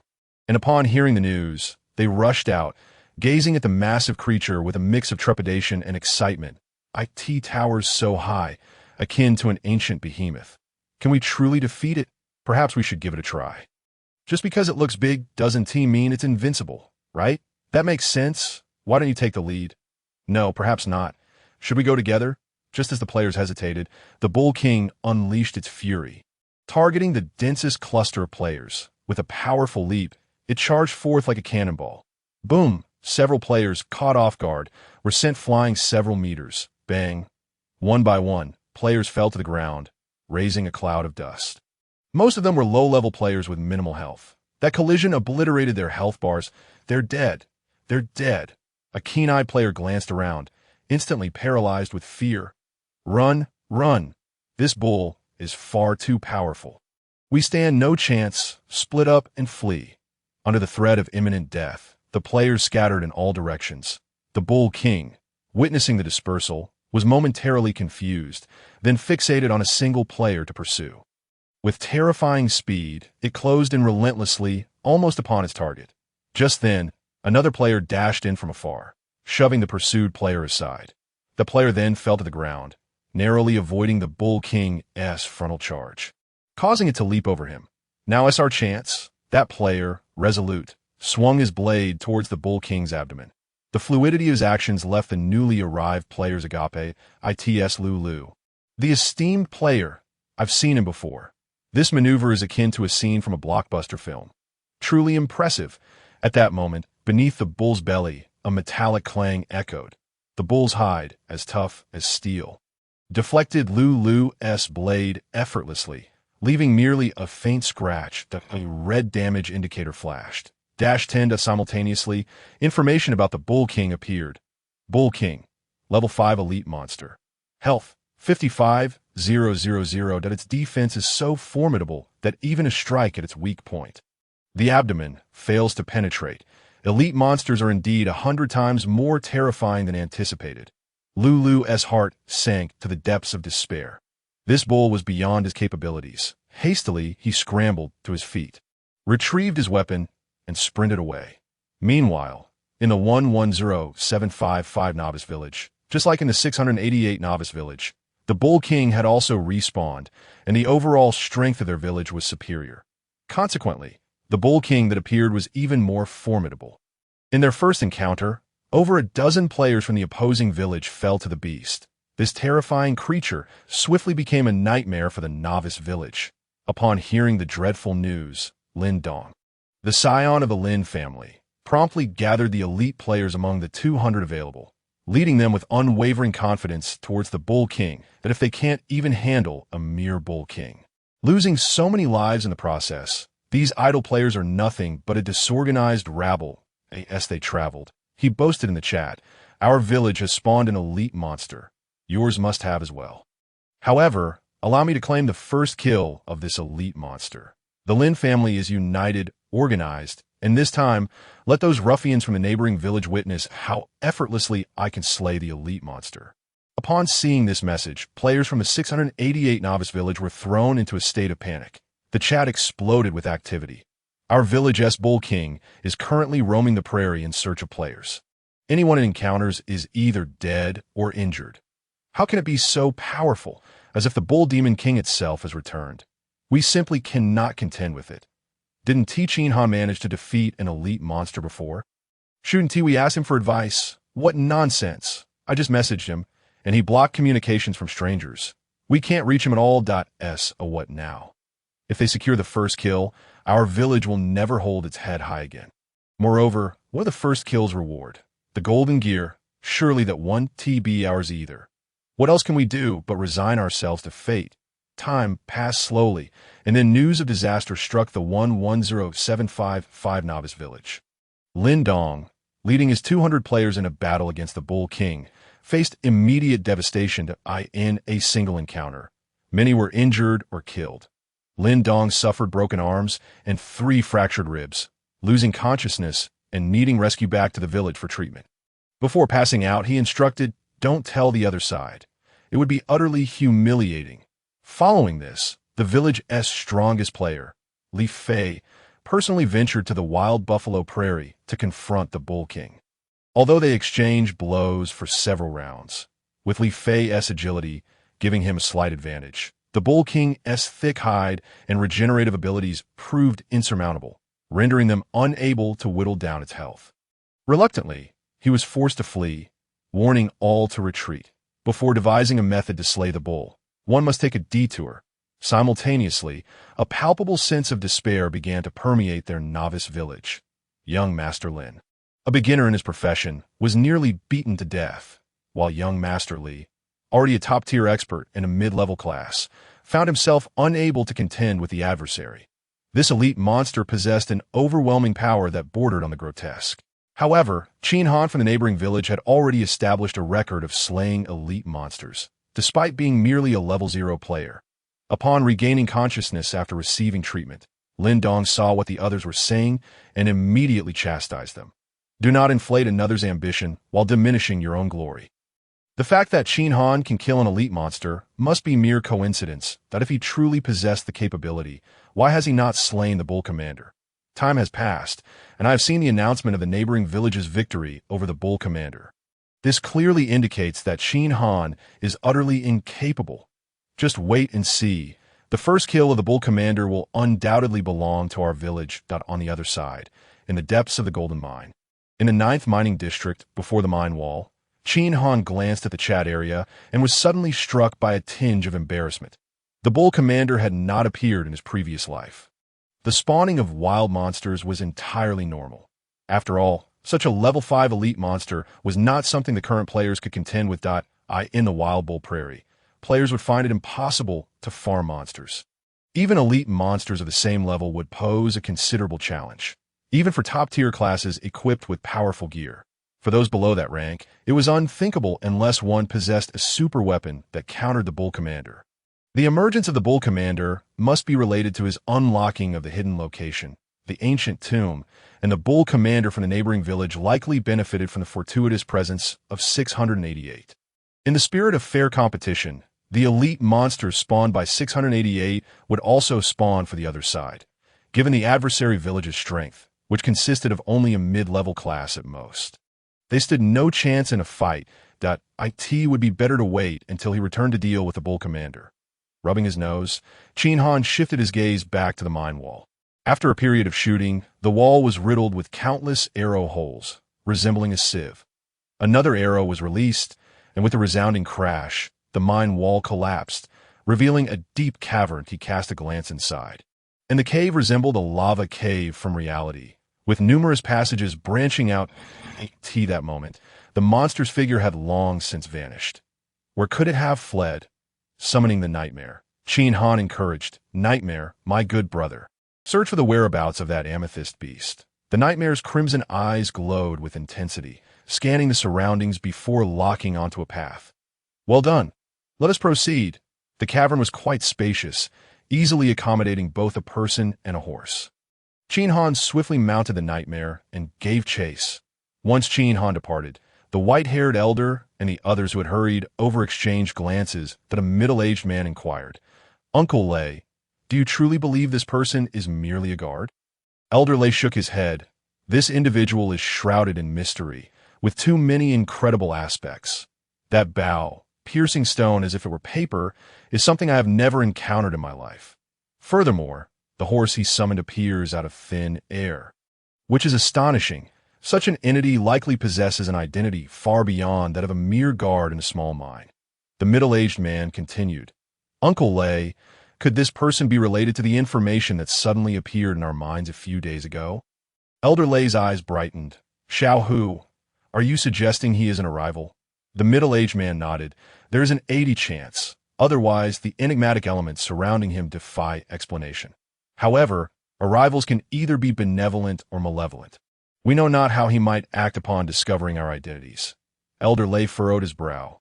"Our leader was slain by the high priest, and our entire clan is imprisoned here. If it were not for the high priest's desire to extract secrets from us, we might have been killed long ago. Yet, in our current state, with clan members dying of starvation and exhaustion daily, even if the high priest refrains from killing us for now, we cannot endure for much longer. We have reached this dire situation. There is no worse outcome possible that we must draw near to him. Assist him, regardless of whether he is good or evil. Our hope for survival rests solely upon him. Xiao Hu, take 50 children and bring along the weapons we have secretly forged. Go and help." Understood. The cavern was deep and unfathomable. After approximately 10 minutes of pursuit, the nightmare suddenly halted. Qin Han looked ahead to see a space the size of 3 basketball courts coming into view. In the center of the space, a creature radiating a purple glow was meditating. The creature bore a resemblance to a pangolin, with scales shimmering in purple light, and on its back, it even sported crystalline structures. 1, 2, 3, 4, 5. There were indeed 5 amethysts. This was a tremendous windfall. Qin Han's face broke into a broad smile. The amethysts on this amethyst beast were far superior to his expectations. Suppressing his excitement, he summoned the god-slaying bow and equipped the attack-enhancing ring he had purchased from the accessory shop. The healing ring, golden equipment. Attack 39, life 50, restores 2 life points per second. The god-slaying bow dealt 100 damage, boosted by the ring's 39 points, plus an additional 1 point from his constitution, totaling 140 points of attack. with the martial god aura doubling physical damage that amounted to 280 points of attack. Nodding slightly, Qin Han drew the bowstring like a full moon and activated his skill. Paralytic Toxin, a brilliant arrow was released. Piercing straight into the amethyst beast's head, 2,800 yellow damage emerged. 1 from the neurotoxin damage followed. Simultaneously, a health bar materialized above the amethyst beast's head, accompanied by a silver skull. The silver skull indicated it was an elite monster. However, Qin Han understood that such legendary creatures could not be judged solely by their markings. The amethyst beast had long feasted upon gold, ore, evolving to an almost indestructible state, with defenses that were astonishingly high. Moreover, this creature, nearly energy-formed, was largely impervious to standard elemental damage, including toxins. To put it bluntly, even if 5,000 level 20 elite players converged to besiege the amethyst beast, they would struggle to secure a kill. Without the god-slaying bow, he would have fled at the first sight of the amethyst beast, not daring to approach even a step closer. Moo, moo. The slumbering amethyst beast awoke in pain, questioning who dared to disturb its rest. It was truly unaware of its impending doom. The amethyst beast craned its neck, searching for the source of the attack, but found its body uncharacteristically sluggish, taking several times longer than usual to lift its head. From a distance, Qin Han smiled. This must be the effect of the neurotoxin. The venom of the king snake was indeed formidable. While the paralytic toxin might not inflict substantial damage on the amethyst beast, it had affected its neural response, causing a slight delay in its reactions. This was a golden opportunity. Without hesitation, he swiftly drew the bowstring, unleashing a barrage of arrows upon the amethyst beast. The high damage visibly depleted the amethyst beast's substantial health bar. Within the cavern, as the amethyst beast sustained injuries, its scales erupted violently. It propelled itself from the ground, its enormous form charging towards Qin Han with the speed of a car. Realizing the danger, Qin Han quickly mounted the nightmare to evade, but even so, he nearly got struck. Goodness, despite its massive size, this creature was remarkably swift. Furthermore, this was its performance after being affected by the neurotoxin, which had slowed it down. Without the nightmare, evasion would have been impossible. Thus, Qin Han activated the passive skill of the newly acquired Voodoo Pearl Poison Barrier. When activated, enemies within a 100-meter diameter would suffer continuous poison damage of 100 points per second, with their movement speed reduced by 50%. Hopefully, this would further impede the amethyst beast's speed. Otherwise, it would only be a matter of time before he was trampled within the cavern as the toxic barrier unfurled. A radius of 100 meters was instantly enveloped in a delicate, pinkish mist. The amethyst beast sniffed the air, seemingly unaffected, and turned its head, charging at Qin Han once more like a colossal truck. The entire sequence offered him no respite, a relentless cycle of evasion and counterattack. The agile nightmare narrowly dodged the beast's onslaught yet again. However, he keenly sensed that the creature's movements had slowed ever so slightly compared to before. Even this minor deceleration was a welcome sign for him. He had not anticipated that the toxic barrier would fully impede such a legendary monster. A mere hint of slowness was sufficient to reduce the likelihood of being struck. Steeling himself, Qin Han maneuvered the nightmare in continuous evasive patterns while unleashing precise shots with the god-slaying bow.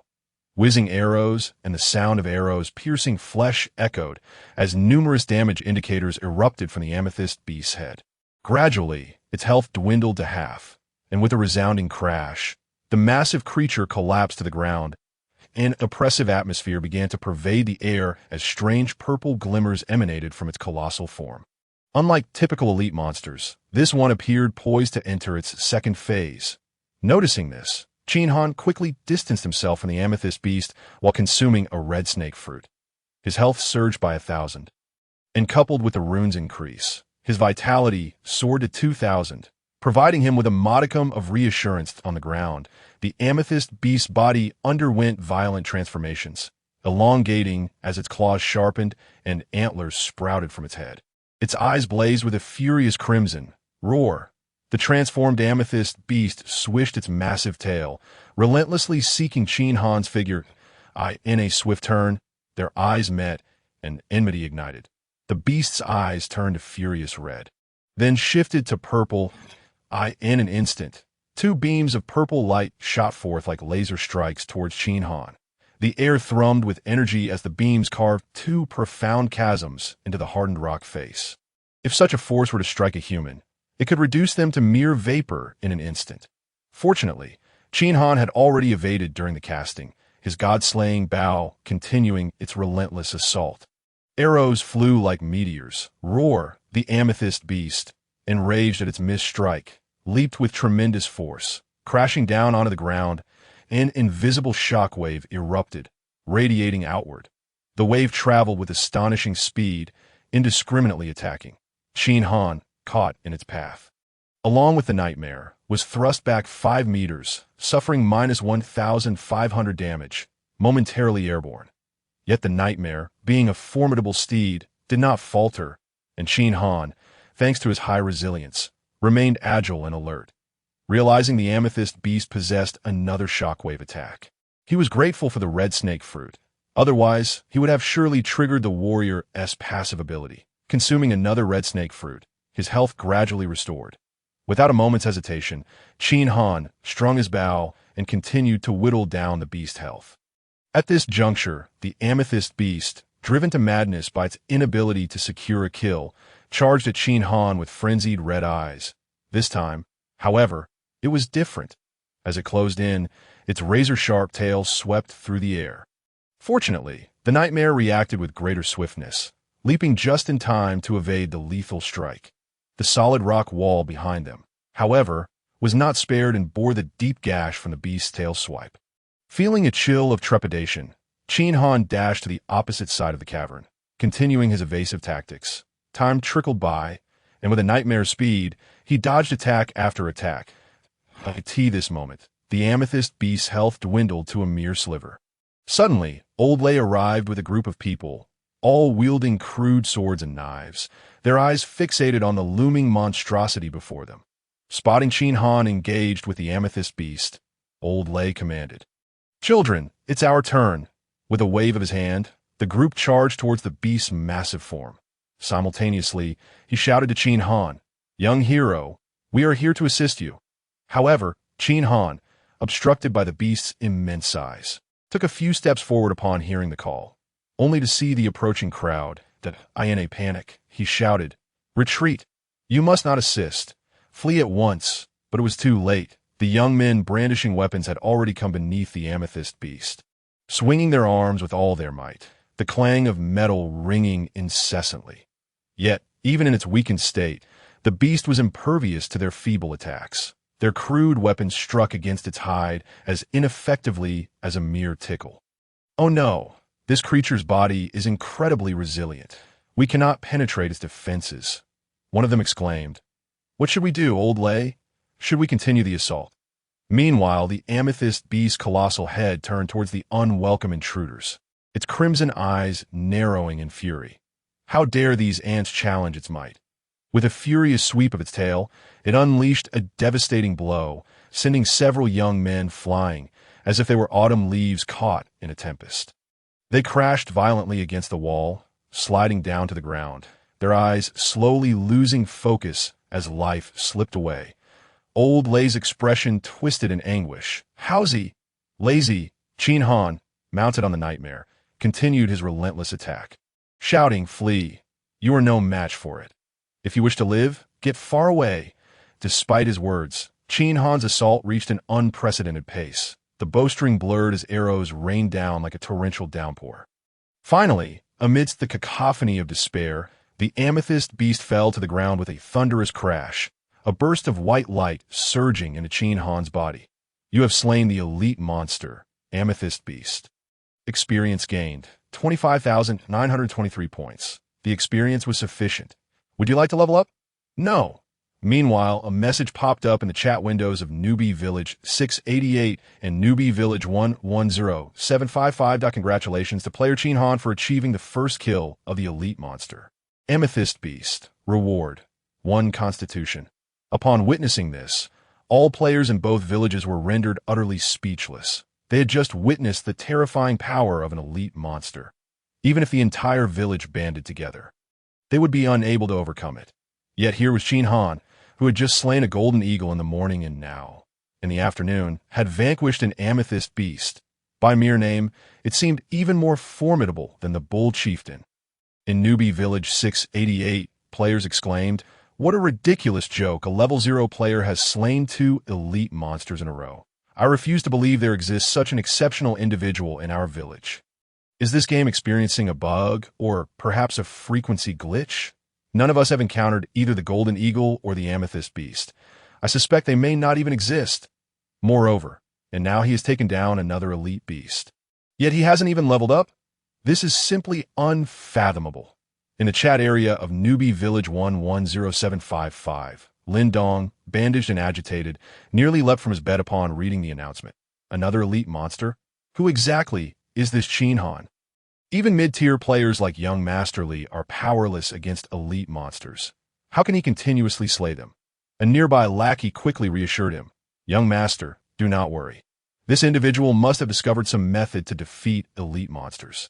I suspect his ability to kill them comes at the expense of not leveling up. Otherwise, it would explain why he has remained at level 0. But even a level 0 player, no matter how good their gear, will only see the gap between us grow as we level up. He poses no threat to us whatsoever." Upon hearing these words, Lin Dong instinctively felt it was implausible, yet he was unwilling to acknowledge the existence of individuals from the neighboring village who might surpass them in strength. He opened his mouth to refute but found himself unable to do so, seemingly acquiescing to the words of the henchman. Inside the cave, as the amethyst beast perished, all the amethyst crystals adorning its body fell away. Qin Han swiftly gathered the crystals and subsequently disposed of the corpse. Beside the remains stood a statue resembling a simulated version of the amethyst beast. The statue radiated a profound purplish glow, casting a hue of violet across the entire space. Without further contemplation, Qin Han promptly stowed the statue within his spatial ring. He then produced an amethyst and accessed the decomposition option. Would you like to decompose the amethyst? Upon decomposition, you will receive 100,000 gold coins. Yes. Immediately, a delightful sound of clinking resonated, and upon inspection, his backpack astonishingly contained a full 100,000 gold coins. The staggering amount left Qin Han, despite having lived 2 lives, somewhat taken aback. Such a colossal sum of gold was rare, even in the later stages of the game, and few players could claim to possess it, suppressing his excitement. He promptly retrieved the card-drawing machine, maximizing his pulls to 10 at once, and set in motion. Ding, ding, ding. The sound of equipment being drawn filled the air incessantly. Congratulations, you have obtained a blue longsword. You have obtained a white longsword. You have acquired a complete set of white armor. You have received a blue bow. You have obtained a dozen healing potions. You have received a dozen energy potions. Ding, ding, ding. Congratulations, you have acquired a tent. Congratulations, you have obtained a fragment of a dark gold staff. You have received a vial of poison and a bottle of spring water and a piece of nut bread. The items accumulated in his backpack once again surged forth, quickly filling the over 3,000 slots available.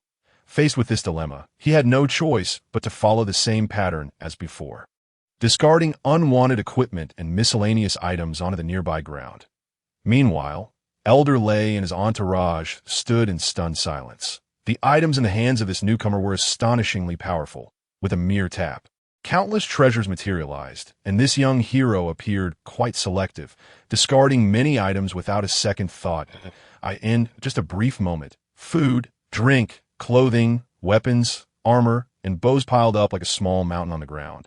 Observing the fine equipment, Elder Lei quietly suggested, "Young hero, if you have no use for these items, I can assist in disposing of them." Focused solely on the draws, Qin Han instinctively replied, "Sure, take them." Upon hearing this, Elder Lei was overjoyed and immediately began collecting the gear along with his subordinates.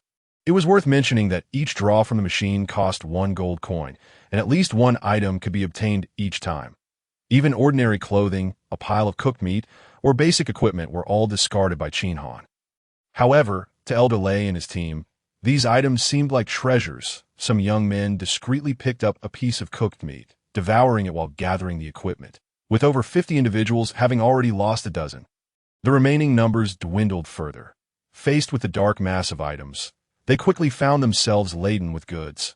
Lacking storage equipment, they could only watch helplessly as the pile of items on the ground grew larger. In desperation, Elder Lay quietly called for Huzi to return and bring more people over. The items here were sufficient to equip everyone in the 9th mining area. Meanwhile, within the mining area, at the supervisor's office, a guard rushed in a panic. "Supervisor, it's terrible. The gold in the storage room has vanished, replaced by a warehouse full of miscellaneous items. Alongside the clutter, we discovered the bodies of 2 guards." The supervisor's expression changed dramatically upon hearing this. He struck the nearby dining table with his whip, shattering it into 2 pieces. His face was engulfed in rage as he turned and stormed toward the storage room. Moments later, the sound of alarm whistles echoed throughout the mine, and the supervisor's furious voice threatened to shake the entire area. "Search, even if I H in a novice village of ZZ 549527.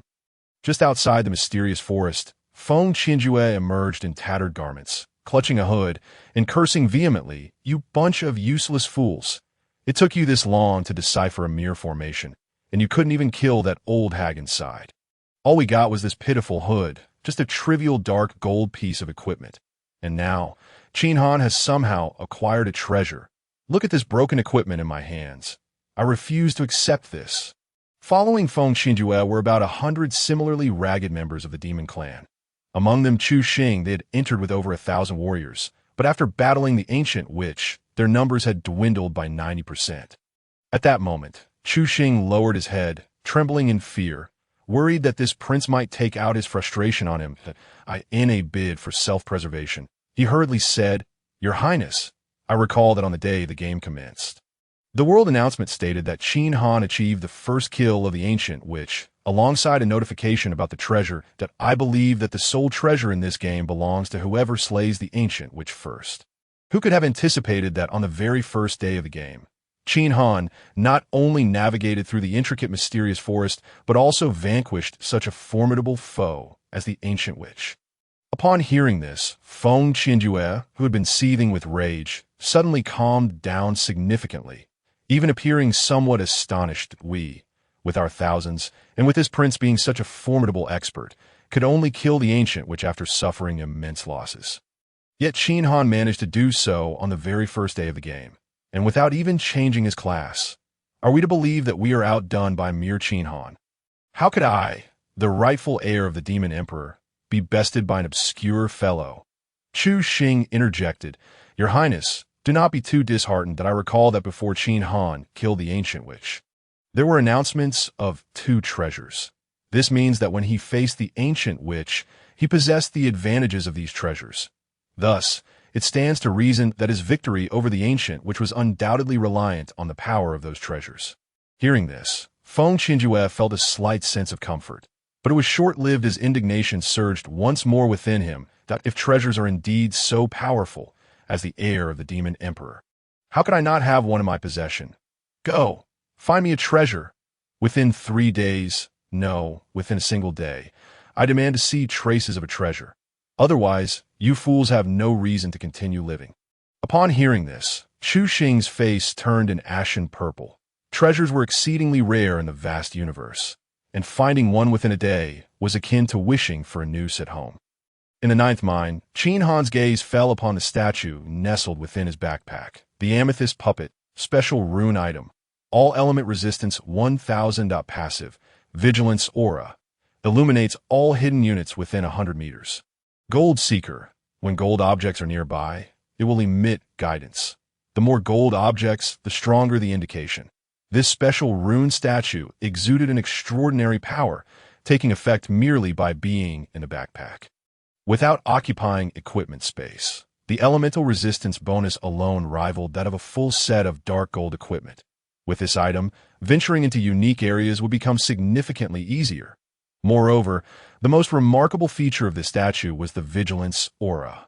In the game, there were numerous units capable of stealth. Without detection means, one could easily fall prey to ambushes. With this aura, his protective measures were further solidified. Lastly, the Gold Seeker ability was also quite advantageous, as no one could resist the allure of wealth, especially in the later stages of the game, where expenses proliferated. Overall, to have such a remarkable gain upon entering Thunder Poison Island far exceeded his expectations. Afterward, if he could retrieve the wife of the Sword Dojo Master, this journey would be deemed a resounding success. Sighing gently, Qin Han produced the lottery machine and smashed it underfoot.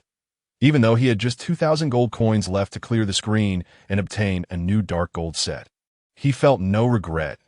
He resolved never to draw from this machine again. Young hero, why would you destroy such a valuable treasure? If you have no use for it, you could have given it to me. Elder Lei lamented, gazing at the shattered lottery machine. He had witnessed clearly that everything on the ground had originated from that very machine. Qin Han glanced at Elder Lei, but offered no explanation. This device was only usable by invited players of the Eternal Game. Natives like Elder Lei had no privilege to utilize it. Yet, lacking such privilege was not necessarily a disadvantage. Apart from a suspected tenfold amplification card likely inserted by an unparalleled entity, the lottery machine was nothing but a complete scam. He recalled in his previous life how, midway through the game, the news of the tenfold amplification card sparked a frenzy across the realms. Anyone with even a modicum of power sought to draw multiple times to acquire a treasure comparable to the tenfold amplification card. Many prominent figures were included in this throng, including one who would later ascend to the status of a supreme deity. Such a deity held an exalted position within the game, a true powerhouse with boundless wealth, billions, trillions, even endless amounts. This supreme being exhausted his entire fortune, drowning in debt, and even borrowed from fellow supreme beings until they were impoverished. Yet ultimately, not a single treasure emerged from his draws. That be why the time Qin Han was reborn, that supreme being's lottery journey remained unresolved, persistently seeking wealth through the lottery. That it was clear how much of a trap this contraption truly was. Bringing his thoughts back to the present, Qin Han turned to Elder Lei. Did your high priest capture a woman from the outside a year ago? Are you aware of this matter? Elder Lei's expression froze momentarily, and after some contemplation, he replied, Indeed, there is truth to that. Within the cave, Elder Lei gradually recounted what he knew. Upon hearing this, Qin Han's heart settled. The individuals in the ninth mine were once the family members of Thunder Poison Island's former island master.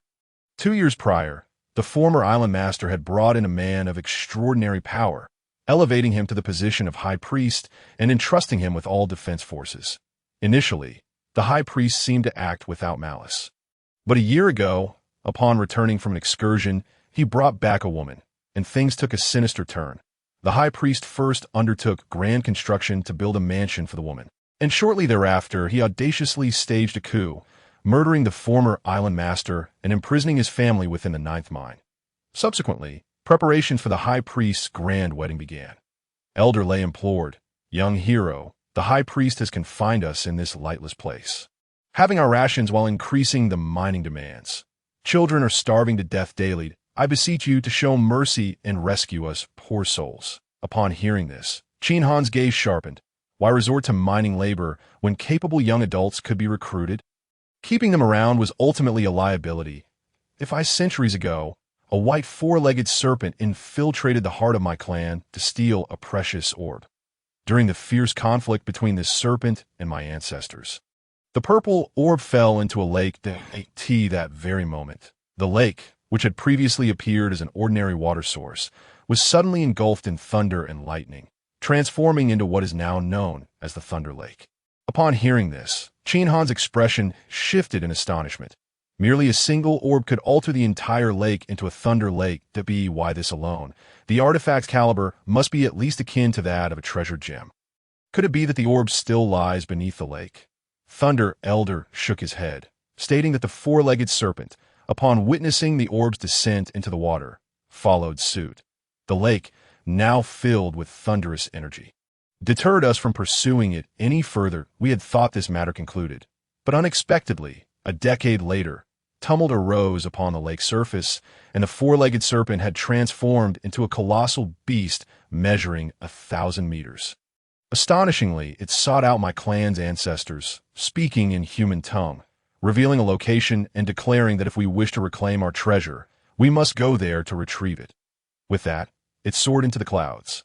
After seizing Thunder Poison Island, the high priest also appropriated our clan's staff, imprisoning us to extract the orb's exact whereabouts. Once Thunder Elder finished speaking, he fell silent, seemingly awaiting Qin Han's response, understanding that to uncover this secret, he must first assist them in escaping their plight.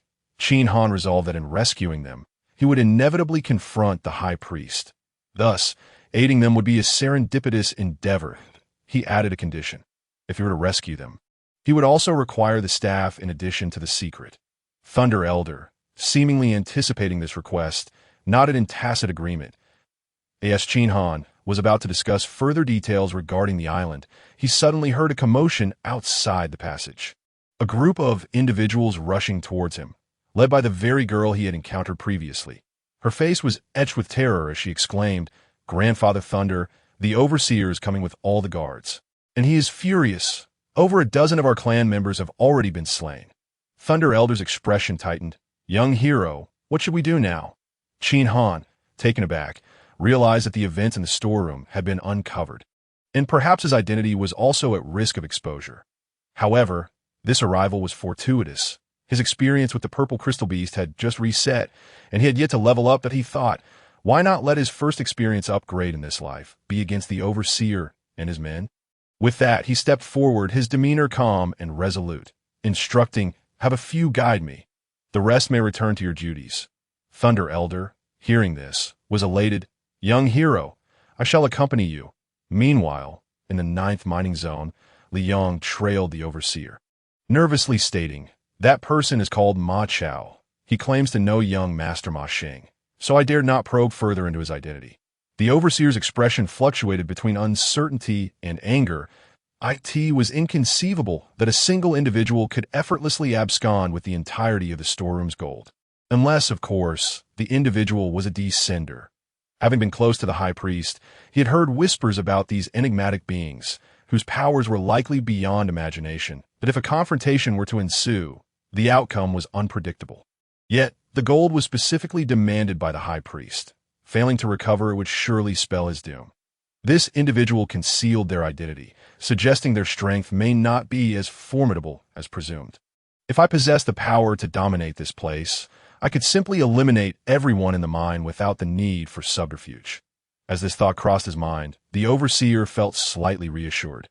But to avoid any surprises, he instructed the other guards to lead the way while he positioned himself among them. Suddenly, a sound of something slicing through the air echoed from the passage ahead. Before the Overseer could react, he witnessed one of the guards fall, an arrow embedded in his neck, glowing green as he collapsed. Moments later, several more arrows whizzed through the air, striking the fallen guard repeatedly. Meanwhile, in the darkness, a familiar notification appeared before Qin Han. "You have slain a guard of the gold mine, gaining 2,100 experience points." Experience was sufficient. Should he level up? Qin Han's face lit up with excitement. Use the tenfold amplification card. Level up. In the shadowy corner of the mine, a white light ascended from beneath Qin Han's feet, transforming him dramatically. A unique divine class profession. His physical attributes increased 30-fold. While an ordinary player gains 10 points in Constitution per level, his divine class enhancement elevated his Constitution to an astounding 300 points. After utilizing the tenfold amplification card, this figure multiplied tenfold, resulting in a staggering 3,000 points of Constitution for just one level increase. But that was not the end. The abundant experience propelled him up 3 levels, bringing his Constitution to a terrifying 9,000 points. At this moment, his vision sharpened immensely. Even in the dim cave, he could see everything clearly. His body achieving a level of perfection that allowed him to harness immense physical power with every movement. It seemed as though he could shatter the very walls of the mine with a single strike. The sensation of reclaiming this power was simply exquisite. Since the beginning, he had treaded cautiously, facing formidable foes. Even while possessing treasures, he had danced upon the edge of a blade. But now, everything had changed. Gazing at his attribute panel, Qin Han beamed with joy. Player. Qin Han level. 3 profession. Martial God Constitution. 9013 health. 28089. 1 point of Constitution grants 3 points of health along with passive and equipment bonuses. Attack. 2080. 10 points of Constitution grants 1 point of attack along with passive and equipment bonuses. Defense. 2,402. 10 points of Constitution grants 1 point of defense, along with passive and equipment bonuses. Resilience, 100 life steal, 50 health. Recovery, 14 points per second poison resistance. Supreme curse resistance. Supreme thunder resistance. 2676 other elemental resistances. 2,000 treasures. Voodoo orb. Godslaying bow, 10-fold amplification card. Renowned blade moonshadow mount. Mythical nightmare runes. Ancestors protection. Purple crystal puppet equipment. Ancient set, 3 pieces. Shadow hood. Sharp healing ring. Healing space ring. 8T merely level 3. Possessing 9,000 points of constitution. He had undeniably surpassed Jiang Ningxue, claiming the title of the highest constitution in a novice village of the Myriad Realms, with nearly 30,000 health points and over 2,000 defense points. He felt an overwhelming sense of security, able to withstand the purple crystal beast while standing still. However, this was merely the beginning for him. Surpassing Jiang Ningxue was insignificant. What awaited him were the ancient monstrosities that had existed for billions of years within the vast universe. To stand above those old creatures, he must push every boundary to its limit. The threshold for the novice village was straightforward. 100,000 constitution. As a level 20 novice, he only needed to achieve this goal before the novice phase concluded. Now, with each level granting him 3,000 constitution, reaching level 20 could yield a total of 60,000 points. This left him with approximately 40,000 points to attain the coveted 100,000 constitution. Yet, the most arduous phase had already passed. Though he had initially leveled up and earned a point of constitution from slaying an elite monster, these rewards were merely the result of activities within small villages. Throughout the novice period, the game officials would organize several grand events, with more substantial rewards for higher rankings, including greater constitution point bonuses. Given his prowess, achieving a commendable rank would be a straightforward task. Young hero, what has happened to you? Just as Qin Han was deep in thought, Thunder Elder cautiously inquired. In his gaze, it appeared as if this young hero had been transformed in an instant. Not only did he seem more handsome, but the aura emanating from him evoked a sense of reverence. The Overseer's men were already closing in. What should we do now? As Thunder Elder spoke. 5 guards approached cautiously, seemingly wary after the previous attack, raising their shields to clear the path. Qin Han raised the god-slaying bow. Channeling energy swiftly, his speed increased multifold. Before Thunder Elder could react, 5 sharp energy arrows flew forth, piercing through the guards' shields and striking true at their throats. In an instant, the 5 suffered fatal wounds, totaling 20,000 damage, their bodies stiffening in disbelief before they collapsed to the ground. Experience is sufficient. Should I level up? Level up. The terrifying prowess exhibited swiftly transformed the battle into a one-sided massacre. Qin Han's feet moved incessantly as he charged forward, and in no time, he spotted the Overseer encircled by his guards. Alongside Liang, the Overseer was oblivious to the demise of the 5 guards, yet sensing that even a single adversary could spell doom for them, he remained obstinately defiant, declaring, "Humph, it is indeed you. I have seen you before. Do not think that I cannot recognize you just because you have shed your guard's attire. Hand over the gold, and perhaps I will grant you a swift death." Qin Han, however, had no intention of engaging in idle chatter with such individuals. His response to the Overseer was a flurry of sharp arrows. In an instant, 3 arrows pierced through the Overseer's heart, each inflicting horrific lethal damage. Within merely 3 seconds, the Overseer was no more. You have slain the Overseer of the gold mine, gaining 3,000 experience points. Observing the scene, Qin Han felt a twinge of disappointment. He had initially anticipated that the Overseer would be a formidable, elite figure, only to discover that he was merely a pretender, a small fry cloaked in a grand title. The Overseer is dead. We cannot contend with him. Retreat at once. The guards erupted into chaos. Only now did they contemplate fleeing, but it was likely too late. Qin Han's cold voice echoed as he raised the god-slaying bow once more. He would not allow a single one of them to escape. Should any manage to flee and report back to the high priest, it would undoubtedly complicate his subsequent tasks. Whoosh, whoosh, whoosh, countless arrows whistled towards the guards. The terrifying projectiles could fell a guard with each shot. Had it not been for the narrowness of the mine, With its winding paths and obstructed visibility, these guards would have been annihilated long ago. Regrettably, many of the guards, sensing impending doom, hastily scattered throughout the mine, while Qin Han relied on his unparalleled speed to pursue them. Meanwhile, on the level leaderboard, with each guard slain, Qin Han's level continued to soar. This spectacle caught the attention of players from both villages, prompting exclamations in their respective chat zones. Something big is happening. Look at the leaderboard. The chat rooms of the two villages erupted in excitement.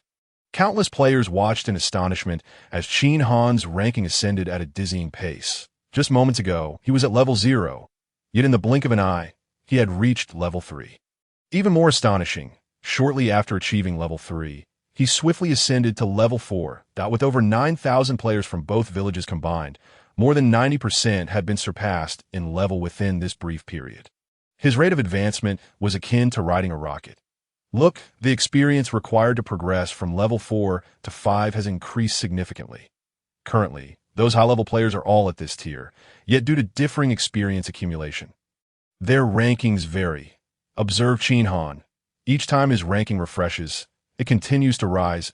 He is nearly at the top of level 4, and the players at level 5 are the highest tier among the two villages. If he reaches the pinnacle of level 1 in such a short time, then our efforts over the past few days will indeed become a laughingstock. Indeed, earlier, young Master Lin claimed that Qin Han could only remain at level 0 and could not level up. Yet look how quickly he has begun to exert himself. To kill elite level monsters is truly an extraordinary feat. Lin Dong, witnessing this, felt a burning sensation on his face, akin to being battered by a dozen strong men in succession. Gritting his teeth, he spoke again. That is impossible. The experience required to progress from level 5 to 6 increases exponentially. It is a monumental hurdle. Young Master Li has been tirelessly grinding in high-level areas and has yet to reach level 6. No matter how formidable Qin Han is, it is unlikely he could achieve level 6 in such a short span that in my view, whether he reaches level 5 remains uncertain. However, no sooner had Lin Dong's words left his lips than someone in the chat exclaimed, "Look, Qin Han has already reached level 5. Upon hearing this, Lin Dong was filled with agitation, nearly tearing off his bandages in disbelief that he felt as though his once illustrious reputation was crumbling before him. Just as he contemplated hiding from the world in a crevice, an announcement popped up. Congratulations to player Li Fei from Novice Village 110755 for being the first to reach level 6, earning 1 point in Constitution. Lin Dong, upon seeing this, dismissed everything that had occurred earlier and began to extol the virtues of the fourth young master in the chat. The fourth young master is indeed the foremost expert in our novice village. To transcend the formidable barrier from level 5 to 6 so effortlessly is truly remarkable. In the depths of the wild, Li Fei, who was busy slaying forest pythons to level up, noted the leaderboard with relief. The experience required to progress from level 5 to 6 was daunting, and many had recently reached level 5 alongside him. Although he knew that the experience gap was vast, the leaderboard made it appear as if they were on equal footing, which unnerved him. Coupled with Qin Han's frenzied leveling, a sense of urgency gripped him. Fortunately, fortune favored the diligent. At a crucial moment, he finally leveled up.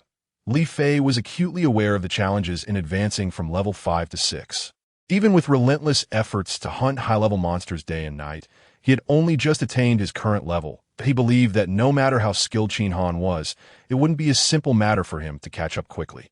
Yet, he lamented, I still cannot fathom why Qin Han remained at level 0 for so long and is suddenly able to level up with such ease. I also cannot comprehend how he managed to slay an elite monster. Regardless, he resolved to exert even greater effort. With only a single level separating them, any lapse in diligence could allow his opponent to close the gap. The experience gained from forest pythons was insufficient. It seemed he would need to venture deeper into the wilderness. After collecting the python's corpse, Li Fei prepared to journey further into the wild, but shortly after closing the chat, chaos erupted anew. Look, Qin Han has leveled up again. He is now at level 6. He was still advancing, surpassing young Master Li in rank. No. He has already reached level 7. Indeed, the next moment, an announcement echoed throughout both Novice Village chat zones. Congratulations to player Qin Han from Novice Village 688 for being the first to reach level 7. earning 1 point in Constitution. Li Fei, caught midway, gazed at the announcement, his eyes bulging in disbelief, nearly on the verge of collapse. His body trembled, his face a mask of incredulity. Impossible. Absolutely impossible. How could he leap from level 5 to level 7 in such a brief span? It hasn't even been a quarter of an hour. The transition from level 5 to 6 was already a Herculean task, and the leap from 6 to 7 required exponentially more experience. What on earth is happening? With a thud, Li Fei slumped against a tree, in a sickbed. Lin Dong also closed the chat, burying his head, his entire body quaking. In his simplistic worldview, strength was intrinsically linked to level. The more powerful one was, the stronger the monsters they could defeat, and thus the faster they would level up. To him, Qin Han's ability to slay elite monsters seemed to indicate he had taken a shortcut. Yet now, with Qin Han's level far surpassing theirs, he found himself devoid of excuses. No, Qin Han must have discovered an exceptional place to farm experience. He must have opportunistically slain 2 elite monsters. And his equipment must be extraordinary, hence his remarkable performance. However, I am a novice, and the 4th young master is a mid-tier class. Such classes are exceedingly rare. He surely cannot possess mid-tier equipment, and once levels rise, that equipment will soon become obsolete.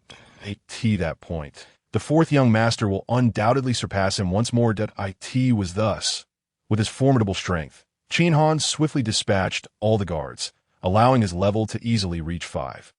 Subsequently, he instructed Elder Lei to arrange for the clan members to confiscate the guards' weapons and seal off the gold mine, ensuring not a single miner escaped. Feeling the thrill of victory, he immediately rode his nightmare steed towards the nearby Yunlei Lake, where the corpses of the thunder beasts awaited him, an obsession he had long harbored.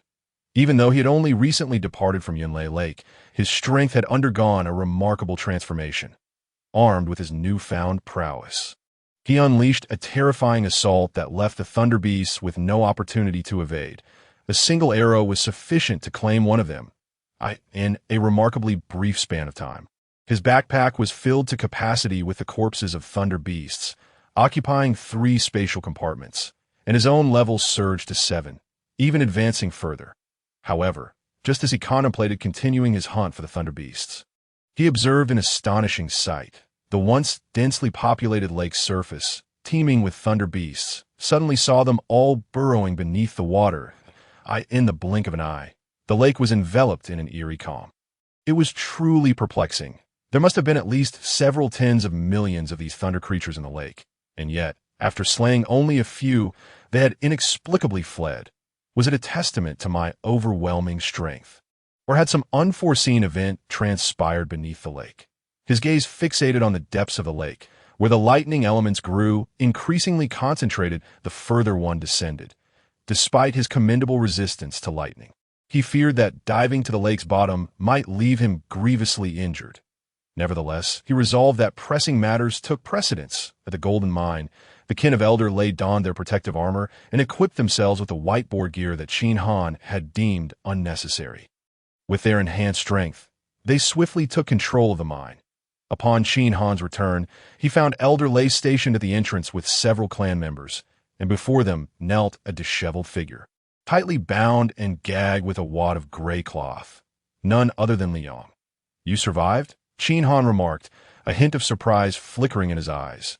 This individual had been near the overseer when he had dispatched an arrow, and in his recollection, he had fallen alongside the others. Yet now, he appeared to be in relatively good condition. Elder Lei explained, "I have interrogated him.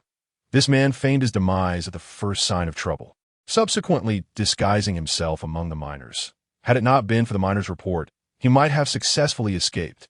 Qin Han, taken aback, pondered how Liang had managed to survive under such dire circumstances. Truly, he was a remarkable individual. Elder Lei continued, "However, after being captured, he began to plead for mercy, claiming he wished to defect and abandon the darkness for the light. From that moment, he has been at odds with the high priest." Qin Han replied, "What use could a mere guard be? The high priest resides in the Black Village. We can simply go there." Elder Lei cautioned, "Young hero, you may not fully grasp the complexities of Thunder Poison Island. This place is situated a considerable distance from the Black Village, and the route is fraught with poisonous barriers and dense forests. There exists only one path to traverse.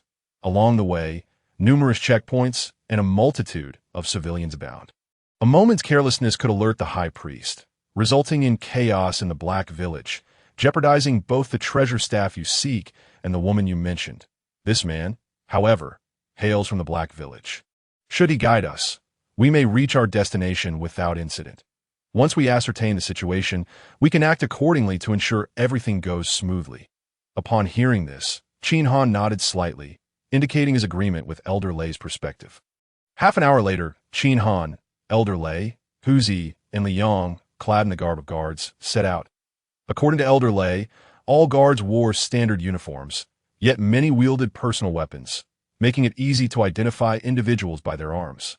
To avoid any surprises, Qin Han deliberately displayed his renowned blade, Moon Shadow, hanging from his waist. They procured 2 ox carts, loaded them with gold, ore, and headed towards the Black Village. After traveling a mere 5 miles, they encountered the first checkpoint, as Elder Lei had described. The checkpoint was heavily guarded, and beyond it, numerous small villages came into view, with many civilians wandering about. Fortunately, with Liang as their guide, fabricating a story about the furnace at the golden mine being damaged and carrying or to the Black Village for smelting. The guards harbored no suspicion and allowed them to pass without incident. As night fell, the moon hung high in the sky, round and luminous like a white jade plate. Moonlight cascaded onto the ground like silver. And Qin Han's renowned blade, Moon Shadow, was illuminated under the lunar glow. Strangely, as the moonlight touched the blade, an ethereal phenomenon occurred. The moonlight seemed to come alive, enveloping the blade in a misty aura, as if it were shrouded in a warm, golden light. Buzz! Suddenly, while Qin Han was focused on their journey, he felt a vibration at his waist. Looking down, he was astonished to see Moon Shadow, dark gold level, treasure, attack 100. All element resistance -100. Armor piercing 10. Unlocking in progress. 1 completed, but he gazed up the moon, deep in thought. Moon Shadow, Moon Shadow. Could it be that the true purpose of this blade was to absorb the power of moonlight? Had I inadvertently stifled its potential by storing it away in the treasure space? What transformation awaited once it was fully unlocked? Qin Han felt an overwhelming sense of anticipation. As time slipped by. The night wore on, and the moon gradually descended. The unlocking progress of Moon Shadow had reached an impressive 49. However, without any moonlight, the progress came to a halt. After an entire night, achieving 49 was commendable. It seemed that with just one more night under the moon's rays, it would finally unlock. Around 9 in the morning, as the sun rose high, the group successfully entered the Black Village. To their surprise, the village was situated on a moderately flat hillside at the northernmost part of the island.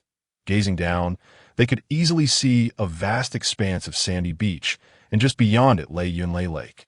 The village was quite expansive, featuring countless hexagonal wooden houses arranged in a charming disorder, with a population that may have reached as many as 100,000. Upon entering the village, their eyes were immediately drawn to the highest point, where a circular structure gleamed in a golden hue, radiant under the sun's refracted light, resembling a celestial palace.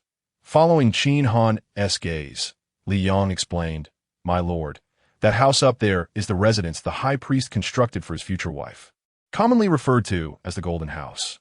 Qin Han inquired, "Is the entire structure crafted from gold?" Liang replied, "No. While Thunder Poison Island does possess a substantial amount of gold, constructing such a large house entirely out of pure gold is simply not feasible. The main structure is comprised of stone and wood, with gold leaf applied to the exterior, giving it the appearance of being solid gold. However, it is said that nearly all the furnishings and items within are made of gold." Qin Han asked, "So, that woman resides within the Golden House?" "Indeed," Liang confirmed. "And where does the high priest reside?" Qin Han queried.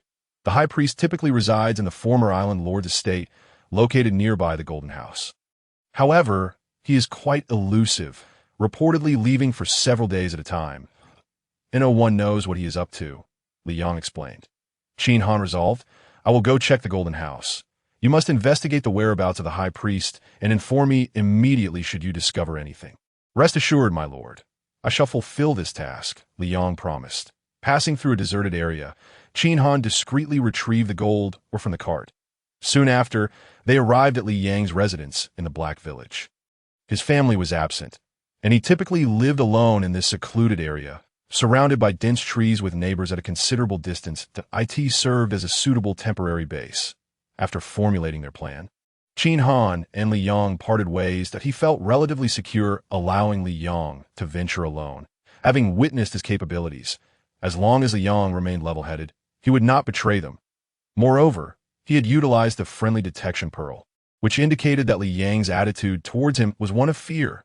Elder Lei and the others remained inside. Dressed in guard attire, Qin Han moved through the village with ease, his identity going unchallenged. He made his way to the Golden House, a 5-story circular structure surrounded by a stone wall. The outer perimeter was heavily guarded, with no fewer than 20 sentinels stationed. Yet inside the courtyard, the number of individuals was sparse. Qin Han stealthily maneuvered to the rear of the courtyard and scaled the wall, effortlessly reaching the 5th floor. With the woman located within the building, he intended to begin his search from the top down. However, as he silently entered through a window, he beheld a lavish interior.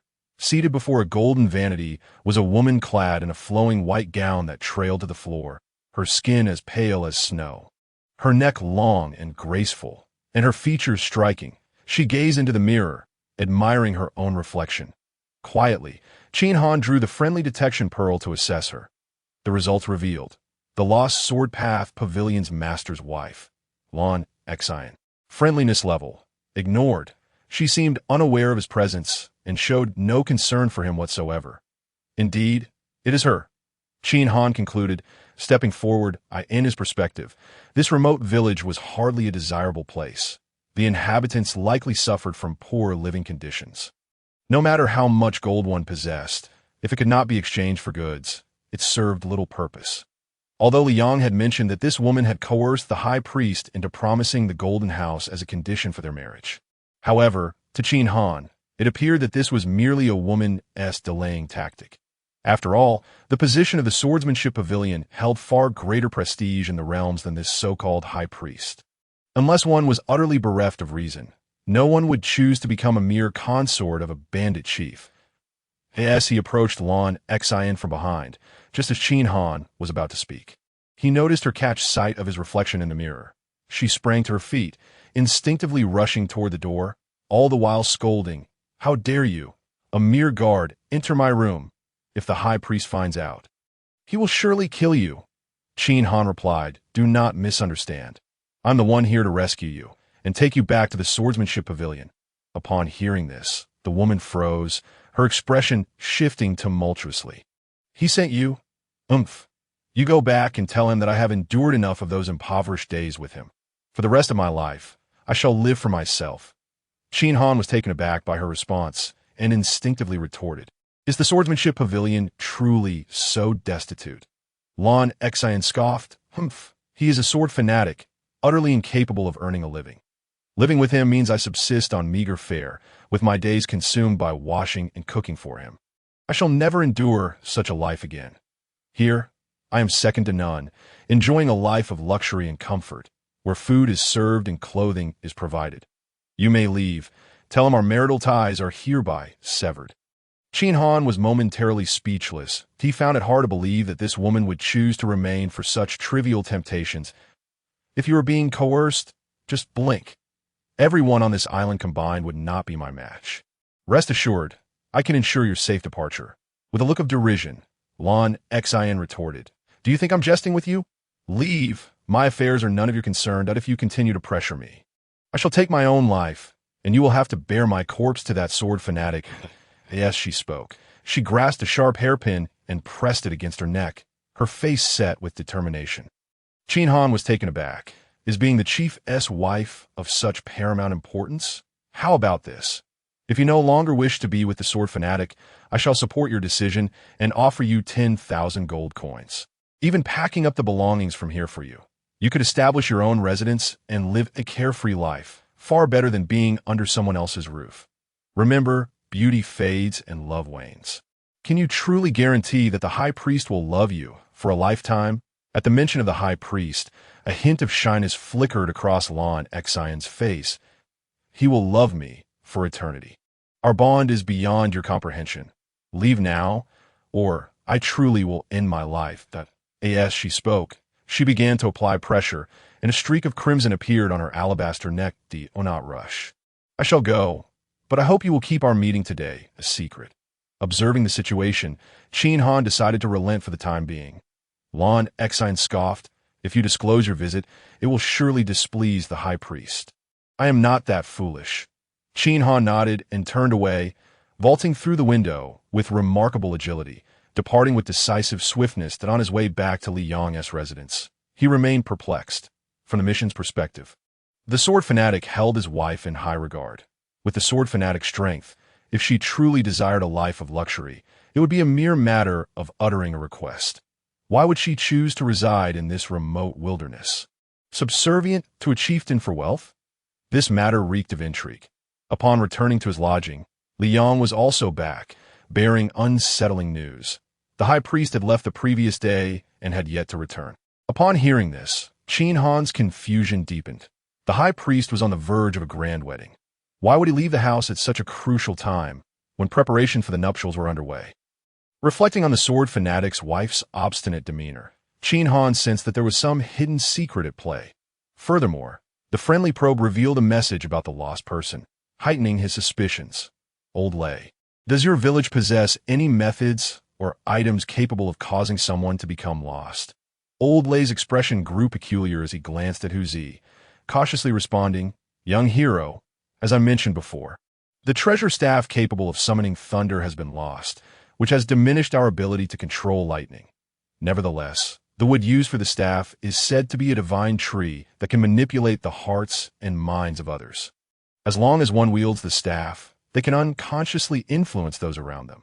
Over time, this will cultivate unwavering loyalty among them.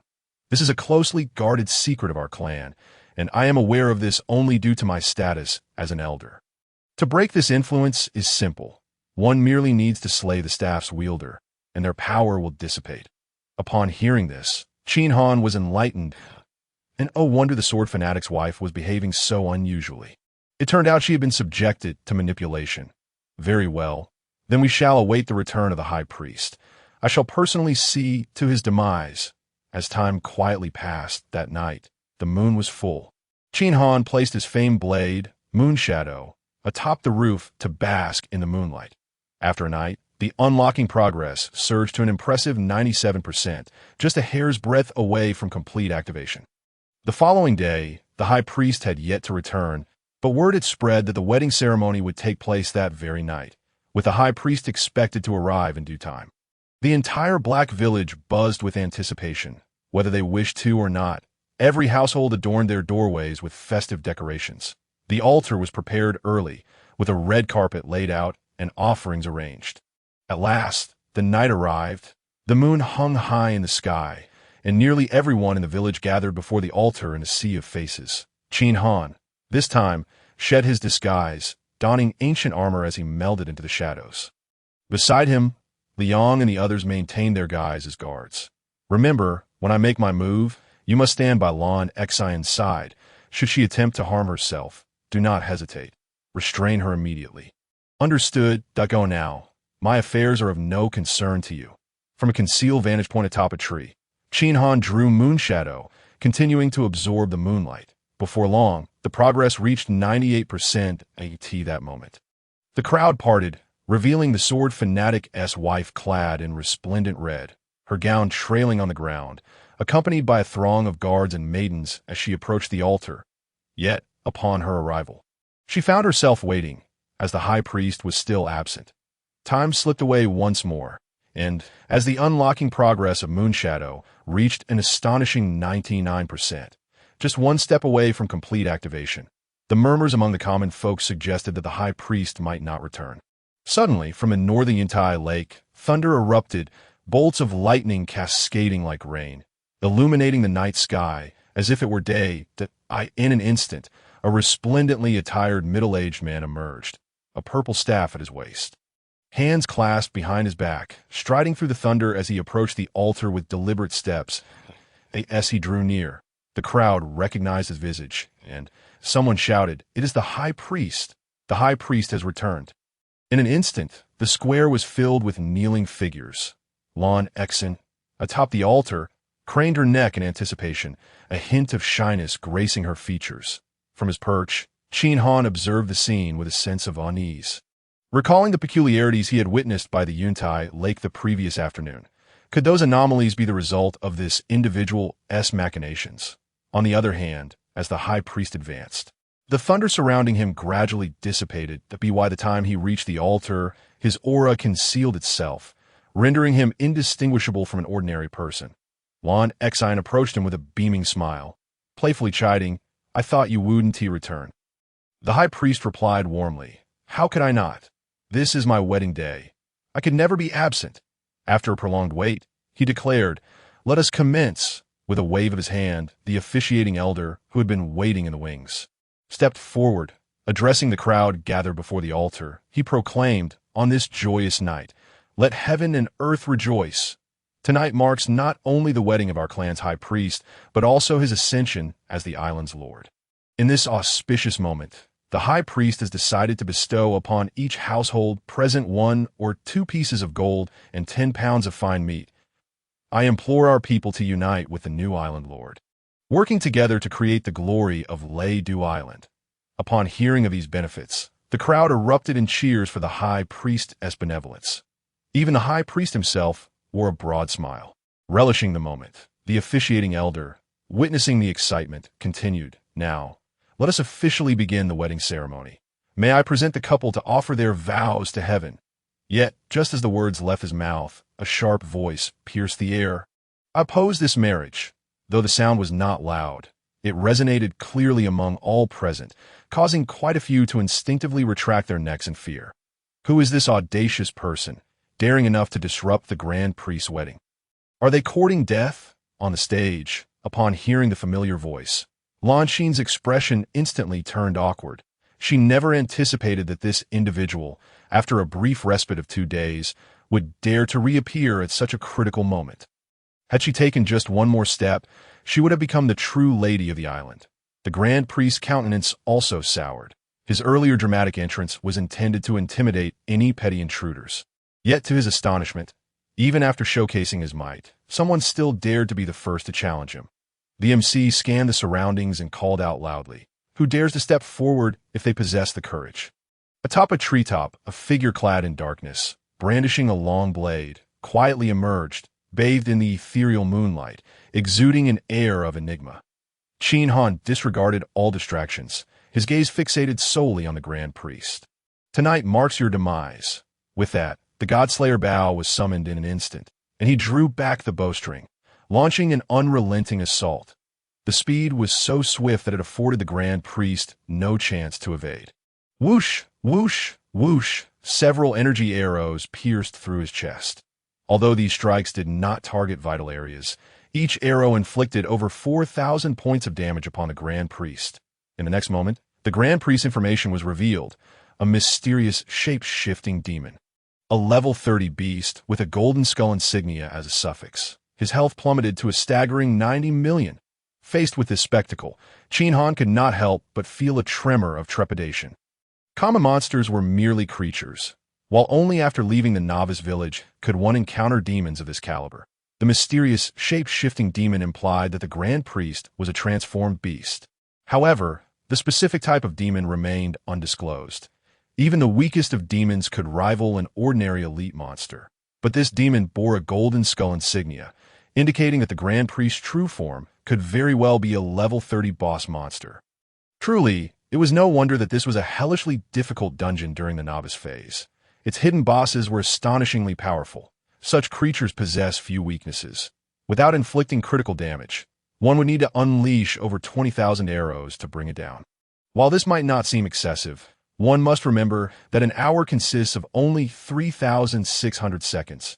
Shooting 5 arrows per second would still fall short that on the altar, confronted with Qin Han's assault. The grand priest's expression turned icy. A visitor. His bow's damage was so formidable that even my physical defenses cannot withstand it. Could it be a treasured artifact, The Grand Priest's eyes glinted, though I cannot possess such a treasure. Eliminating a visitor wielding one would still be a commendable feat. As he spoke, the Grand Priest soared into the air, charging toward Qin Han with alarming speed. Under the moonlight, Qin Han lightly tapped his toes, propelling himself swiftly toward the nearby beach. Yet the Grand Priest's speed clearly surpassed his own. As Qin Han's toes barely grazed the sand, the Grand Priest was already less than 10 meters away. The adversary raised his hand, unleashing a palm strike imbued with the force of thunder. In that critical moment, nightmare. With a swish, a steed seemingly birthed from the realm of demons materialized before him. With a resounding thud, the palm strike crashed against the steed's flank. So, there is a mount. But what of that? Mortal steeds with their fragile forms cannot withstand my blow.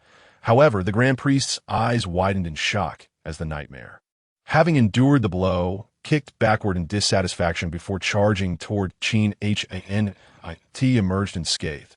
The Grand Priest was momentarily dazed, then exclaimed in awe, "Could this be yet another treasure-class steed?" Without uttering a word, Qin Han swiftly mounted the nightmare, responding to the Grand Priest with a flurry of arrows that sliced through the air, accompanied by various skills from the voodoo beads: deadly, curse, blood reduction, neurotoxin, paralysis, poisonous aura. Slow down. Alas, the Grand Priest's true form was undoubtedly that of a creature with high resistance. Even under the influence of potent toxins, his strength was barely diminished by 10%. Instead, the toxic effects merely adorned the Grand Priest in a riot of red and green, intensifying his fury and increasing his attack frequency. Fortunately, at this moment, the nightmare's speed had escalated significantly compared to before its upgrade, making it a formidable ally. The nightmare, a unique growth steed, treasure. The most solitary of steeds, it recognizes only one master throughout its life. Should the master perish, it follows suit in self-destruction. Its base speed increases alongside its master, boasting a 100 speed boost and boundless energy. Capable of traversing water, it is destined to die only through self-detonation. The faster Qin Han's base speed became, the swifter the nightmare grew. Previously, the Grand Priest's speed had outstripped his own, but upon mounting the nightmare, Qin Han's velocity surged dramatically, far surpassing the Grand Priest's pace. The expanse of the beach granted him ample room to maneuver, alleviating his worries of being overtaken. He raised his hand and began to retaliate, arrows cascading forth as if they were free of cost.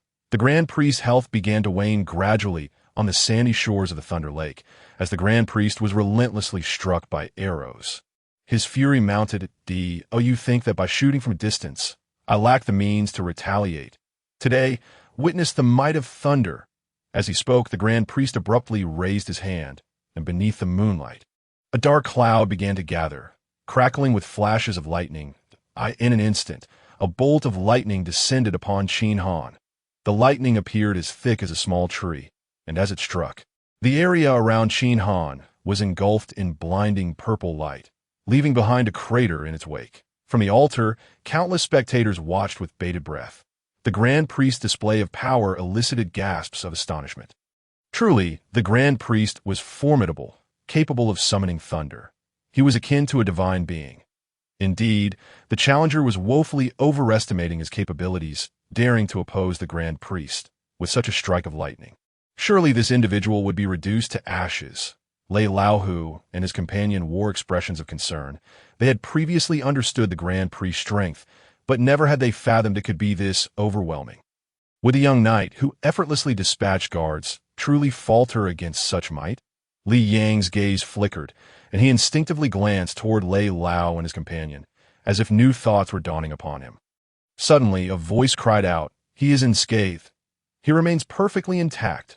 There on the beach, a short distance away from where the lightning had struck, Qin Han sat astride the nightmare, his expression devoid of surprise. The Grand Priest exclaimed, "You managed to evade my thunderous wrath. How can a mortal outrun lightning?" "Not even a treasure can achieve that." Qin Han offered no explanation, merely raising his hand to continue firing. Internally, he chuckled at the absurdity of the Grand Priest's thunderous wrath. It was merely an intermediate lightning spell. As an experienced player, if he could not evade such a trivial incantation, he may as well have met his end by running into a wall. If you can dodge my thunderous wrath, I refuse to believe you can escape this next attack. Prepare to meet your end." With that, the Grand Priest disregarded the incoming rain of arrows, raising both hands high.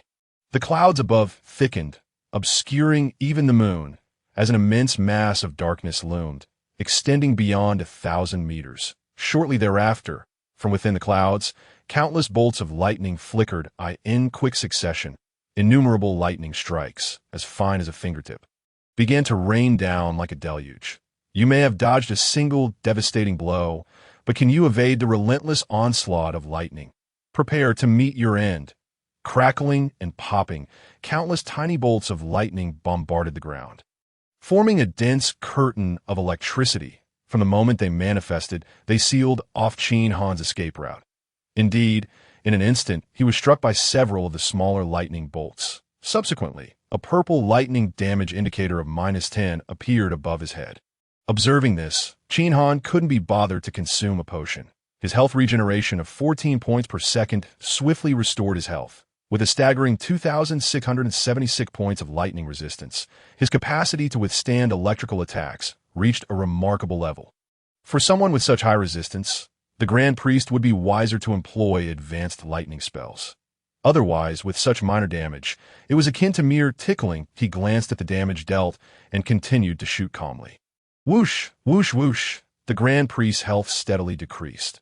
Not far away, the strain of casting such a widespread spell rendered the Grand Priest's complexion pale. After a brief period, he began to falter. However, witnessing Qin Han appear as though he were unaffected only fueled the Grand Priest's fury, leaving him in a state of impotent rage. Yet in a moment of clarity, he seemed to remember something, abruptly turning and sprinting toward the Thunder Lake. Qin Han's gaze sharpened. It appeared the Grand Priest intended to plunge into the water. Should he succeed in submerging, it would pose a significant problem. Thus, he raised his hand and unleashed several arrows toward the Grand Priest's retreating form, one of which struck the base of his skull. Immediately, a massive yellow damage of 40,000 points soared into the Qin Han's astonishment. The High Priest's body exhibited a momentary stiffness. This revelation filled Qin Han with exhilaration. He had finally discovered the weakness of this creature. Its vulnerable spot was indeed at the back of its head. Realizing he had pinpointed the critical area, his attack power surged tenfold. This time, Qin Han held nothing back. He retrieved a rare Huajua life potion and consumed a vial. Instantly, a green glow began to emanate from him, and he felt an unprecedented surge of unique energy coursing through his body. That moment, he perceived himself as an immortal being, the source of all malevolence. Without delay, he drew his bow and unleashed an array of deadly skills.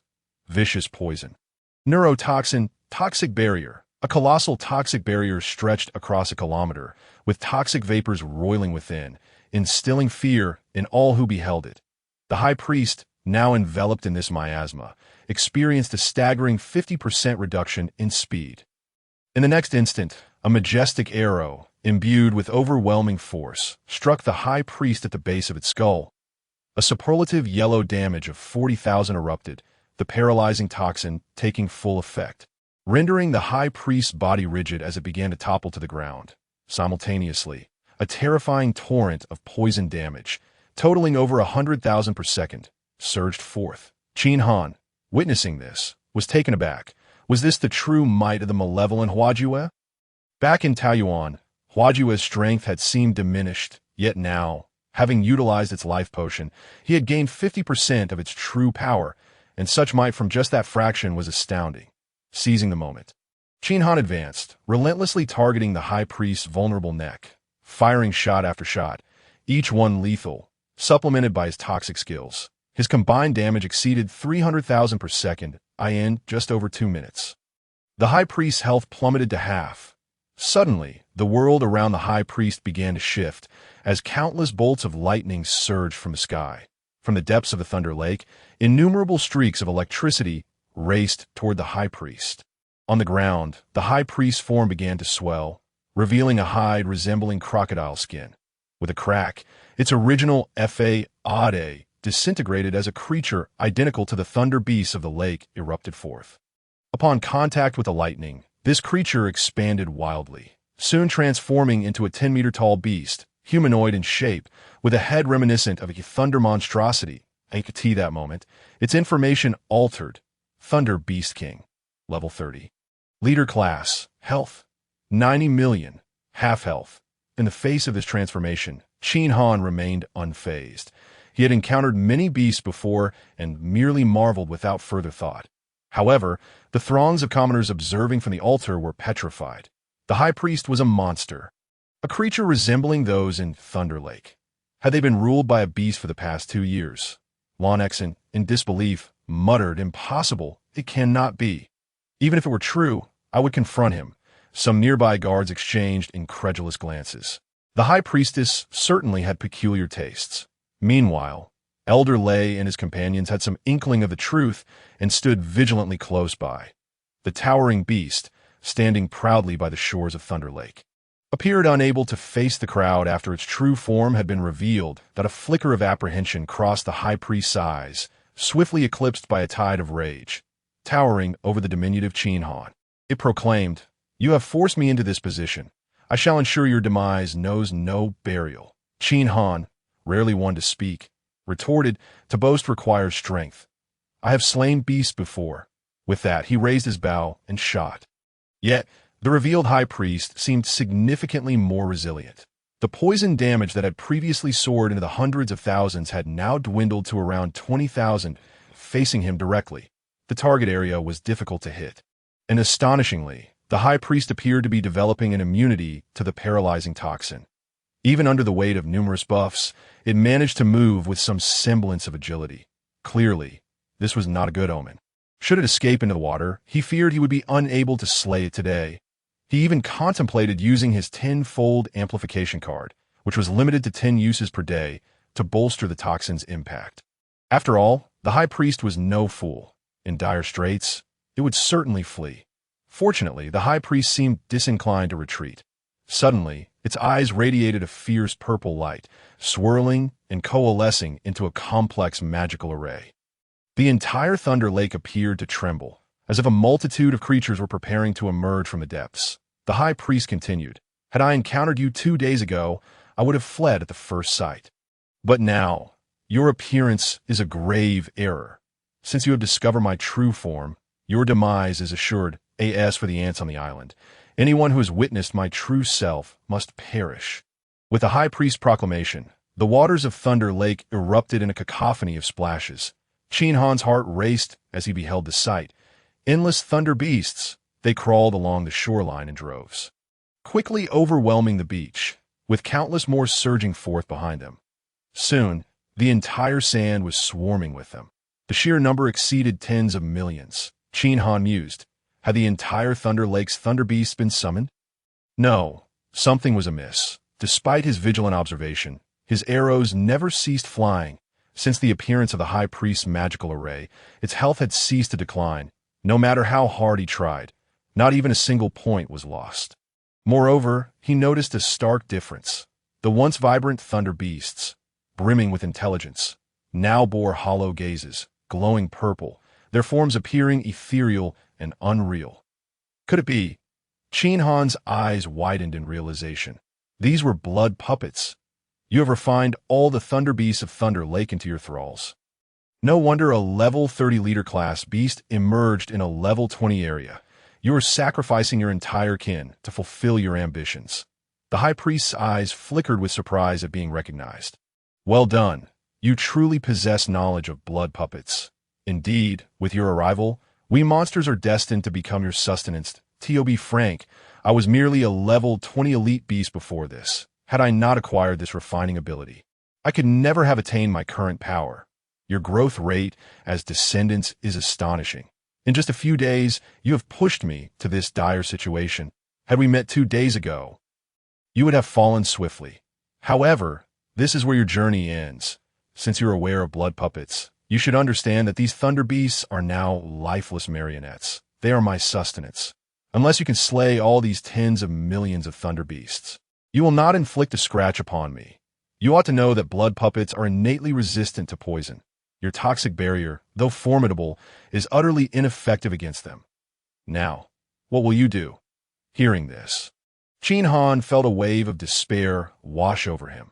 The method of creating blood puppets was heinously insidious, involving the refinement of a life force from those with blood ties, transforming their essence into puppets immune to harm.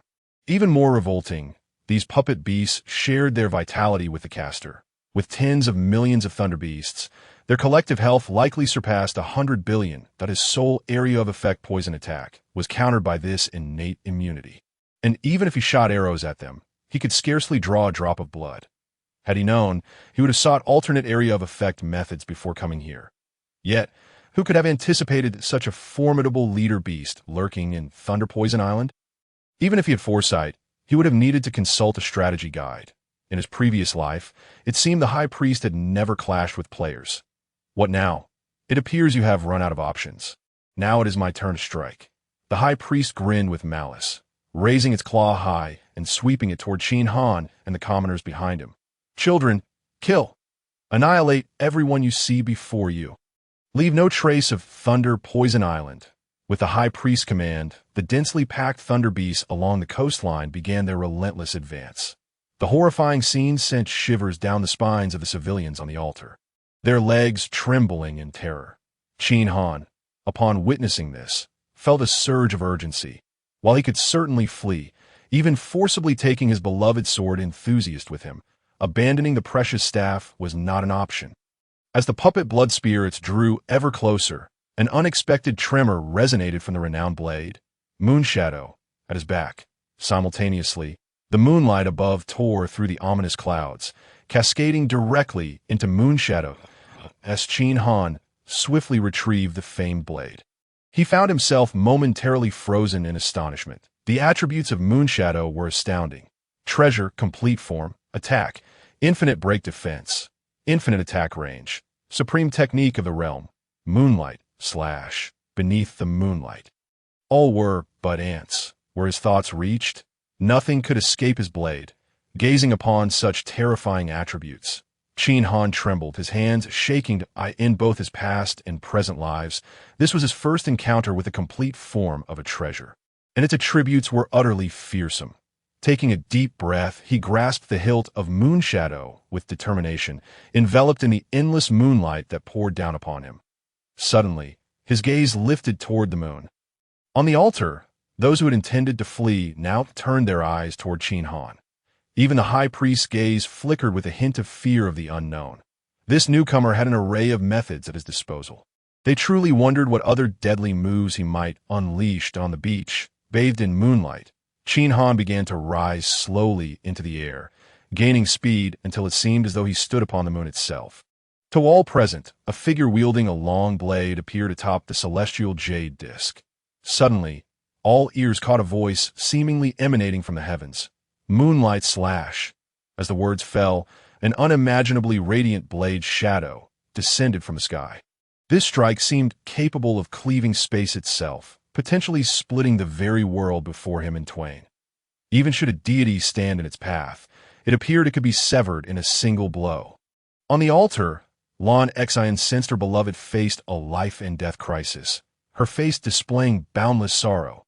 Wherever you go, I shall accompany you. With that, she drew a hairpin and aimed it fiercely at her neck. This unforeseen moment took everyone by surprise.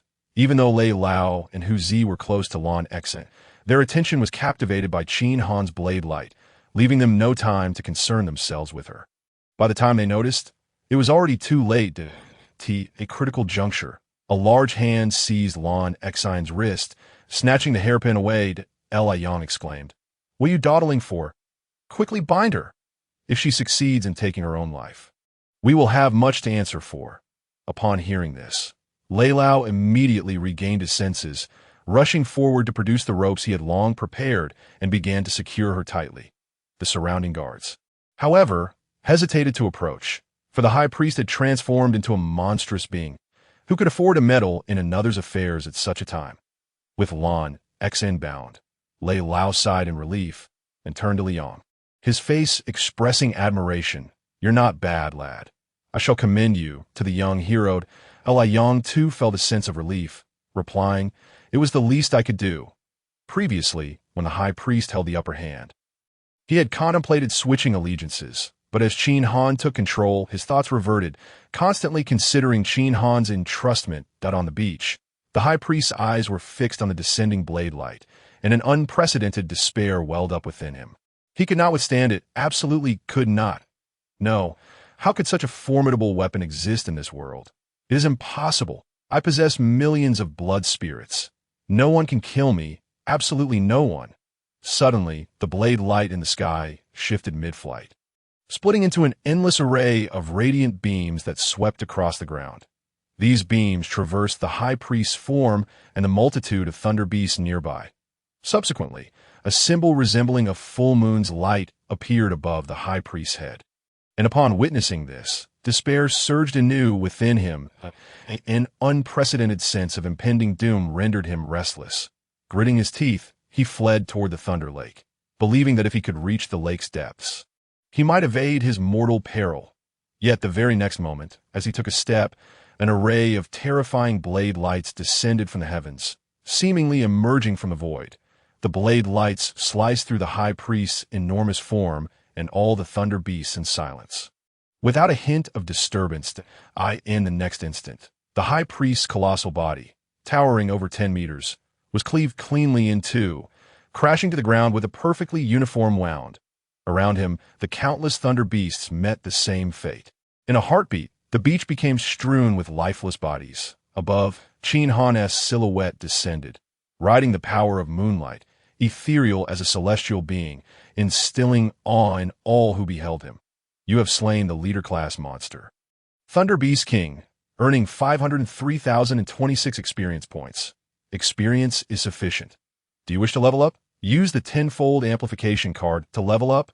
On the beach, radiant light flickered around Qin Han as he ascended from level 7 to level 8, then to 9, ultimately reaching level 10. Yet he felt somewhat disheartened.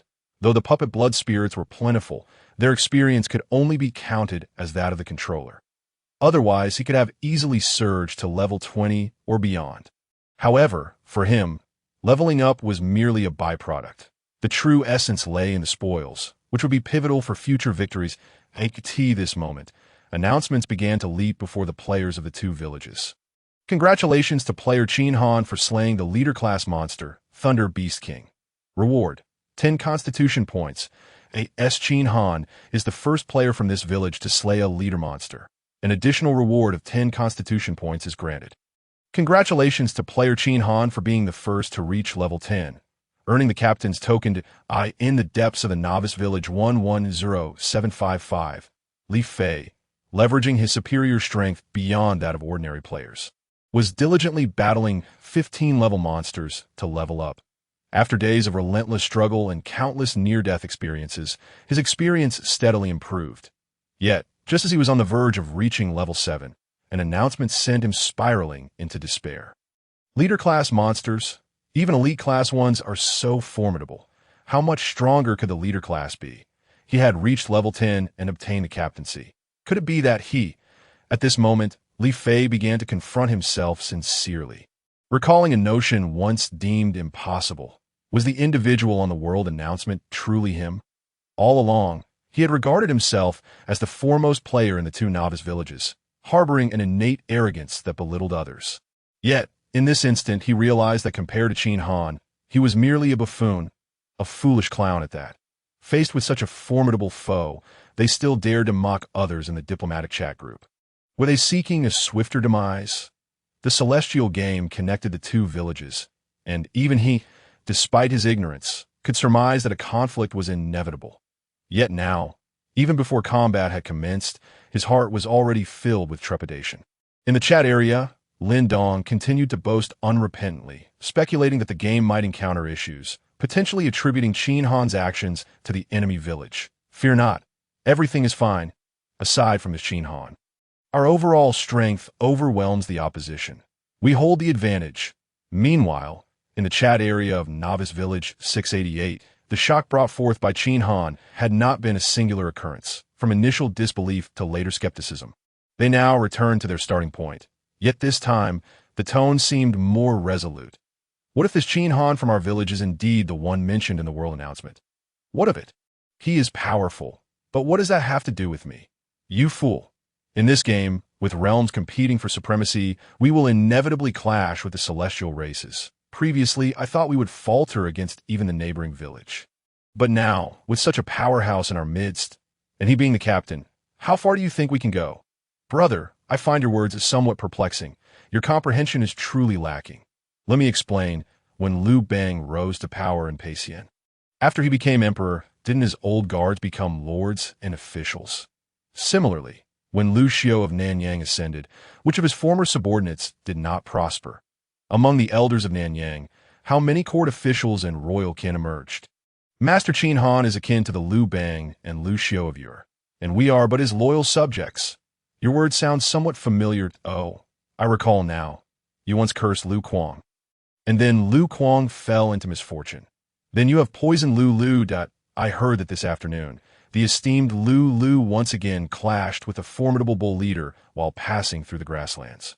Suffering multiple fractures and narrowly escaping death, it would be wise for you to keep silent now. Our village has finally seen the emergence of a true leader, and we cannot allow you to taint that. This fellow is nothing but a charlatan, and I suggest a complete ban on him. Indeed, let us eradicate superstitions and protect our esteemed Qin Han. Let us rebound. I am willing to bear the consequences for Qin Han. Let all misfortune come my way. On the sandy shore, Qin Han swiftly approached the corpse of the high priest, waving his hand to collect the enormous body into his possession at a level 30 boss-level demon beast. Its worth is not insignificant and may prove useful in the future. Upon retrieving the body, a dazzling pile of golden coins immediately caught his eye.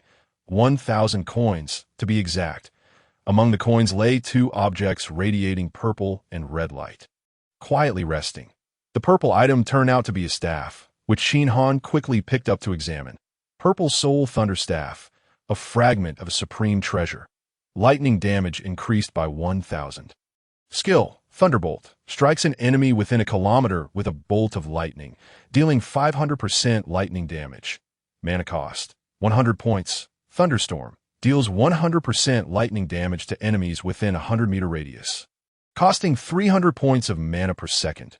Passive, Mind Response. Your words and actions seemingly earn complete trust from others, facilitating your social interactions with ease, effective only on NPCs and natives. This treasure appears to be a component of a supreme artifact. If another piece can be found, the full power of the staff can be unleashed. Indeed, it is a precious artifact accessory. It seems worthwhile to have kept it, as acquiring the beads from the staff will render him invincible in terms of lightning damage. Humans are not invincible. Had it not been for the renowned blade, Moonshadow, he would not have been able to defeat the High Priest. As one progresses, encounters with various immune creatures increase, and without acquiring more means of defense, one's path becomes severely limited. His gaze flickered as Qin Han turned his attention to another piece of equipment exuding a red glow. This was a suit of armor, a deep crimson hue, with two sharp spikes jutting from the shoulders and a fierce dragon head seemingly poised to break free from the chest plate, covered in intricate runes through which purple lightning flickered. Red Dragon Demon Armor, Epic Level Defense, 2300 lightning elemental resistance, 5000 health increase, 10,000 health regeneration per second, 110 constitution requirement, 500 passive, Thunderpool, continuously absorbs lightning power, storing it within the armor, currently at 49% charge. Note, can be used after reaching 50% charge. Skill, Thunder Domain, releases the stored thunder from the armor, drawing in enemies within a radius of 10,000 meters into the thunder pool, with damage determined by the stored lightning power. This armor seems to be crafted from the scales of a dragon imbued with ancient magical bloodlines, concealing some terrifying power within. It is indeed an epic level armor, a rare find. In his previous life, apart from a select few fortunate individuals who wielded supreme weapons, epic level armor was the most formidable equipment that most could aspire to in their lifetimes. In his past life, as a top-tier professional, he possessed two pieces of epic level gear before his rebirth, allowing him to defeat most opponents of comparable rank. The attributes of epic gear can improve alongside the owner's strength. Although its attributes are only slightly superior to typical dark gold level equipment, The true strength of epic gear lies in its inherent skills. When deployed at a critical moment, such skills can significantly alter the course of battle. Thus, many referred to epic equipment as minor supreme treasures. The Thunder Domain. Such energy-storing skills are not numerous and can be somewhat troublesome to utilize. Yet the greater the inconvenience, the mightier the skill becomes. Positioned at the Thunder Lake, he shall charge it in preparation for future needs. Qin Han picked up the Red Dragon Demon armor and gathered all the coins from the ground. Subsequently, he found a sturdy rope from his backpack to bind one end of the armor, the other end firmly attached to the leg of the Nightmare steed. Nightmare, I entrust you with a task. Take this armor for a stroll in the Thunder Lake and ensure it absorbs as much lightning power as possible. Understand? Upon hearing this, the Nightmare emitted a strong sense of dissatisfaction from its crimson eyes, snorting in indignation. It seemed to convey, as a noble steed for beyond realms, parading such inferior equipment is beneath my dignity. Qin Han replied, do well, and I shall treat you to some savory beef. You cannot imagine how delightful it is. Before he could finish, the Nightmare took off at full speed, seemingly eager to avoid any change of mind from Qin Han. Qin Han chuckled nervously, adopting a more authoritative demeanor as he turned to approach the altar. The commoners began to panic upon seeing him approach. After all, he was the one capable of slaying the high priest, and they were hardly worthy of being in his presence. Countless villagers turned to flee home, but just then, Elder Lei removed his helmet, wiped off his disguise, and called out, fellow villagers, I am Lei Out Yin, an elder of our clan. Many of you have likely seen me before. I always knew that the high priest was a demon beast plotting to poison the foundation of Lei Poison Island. So I summoned the young hero Qin to assist us. Now that the high priest has been vanquished, peace is restored to Lei Poison Island. Shun Ti, we now welcome our great hero. Qin, beside him, Liang raised his fist and shouted, long live young hero Qin. The villagers, seemingly possessed, echoed, long live young hero Qin. As Qin Han approached the crowd, feeling somewhat socially anxious, he steeled himself and raised a hand, instantly silencing the throng. Glancing at Liang, who still had his fist raised, he remarked, you always manage to come up with new tricks. Li Yang, mistaking Qin Han's comment as praise, secretly delighted in the thought of concocting more flattering phrases to win Qin's favor. Qin Han surveyed the crowd and declared, Elder Lei and Lan Xin may stay. The rest of you may leave. At this moment, Qin Han's words held more weight than any imperial decree in the hearts of the villagers of Lei Poison Island. In a matter of moments, the altar was cleared of all but the head of the Sword Dao Pavilion and Elder Lei. This juncture, Lan Xin had been freed from her bindings. With the high priest's demise, the mental hold upon her was lifted. Yet, upon reflecting on the absurd events of recent days, she felt an overwhelming sense of shame. Qin, young hero, can I not go back? After committing such acts, how can I face my husband? Qin Han reassured her, you are under mental control, acting against your will. You are not to blame. Your husband will understand.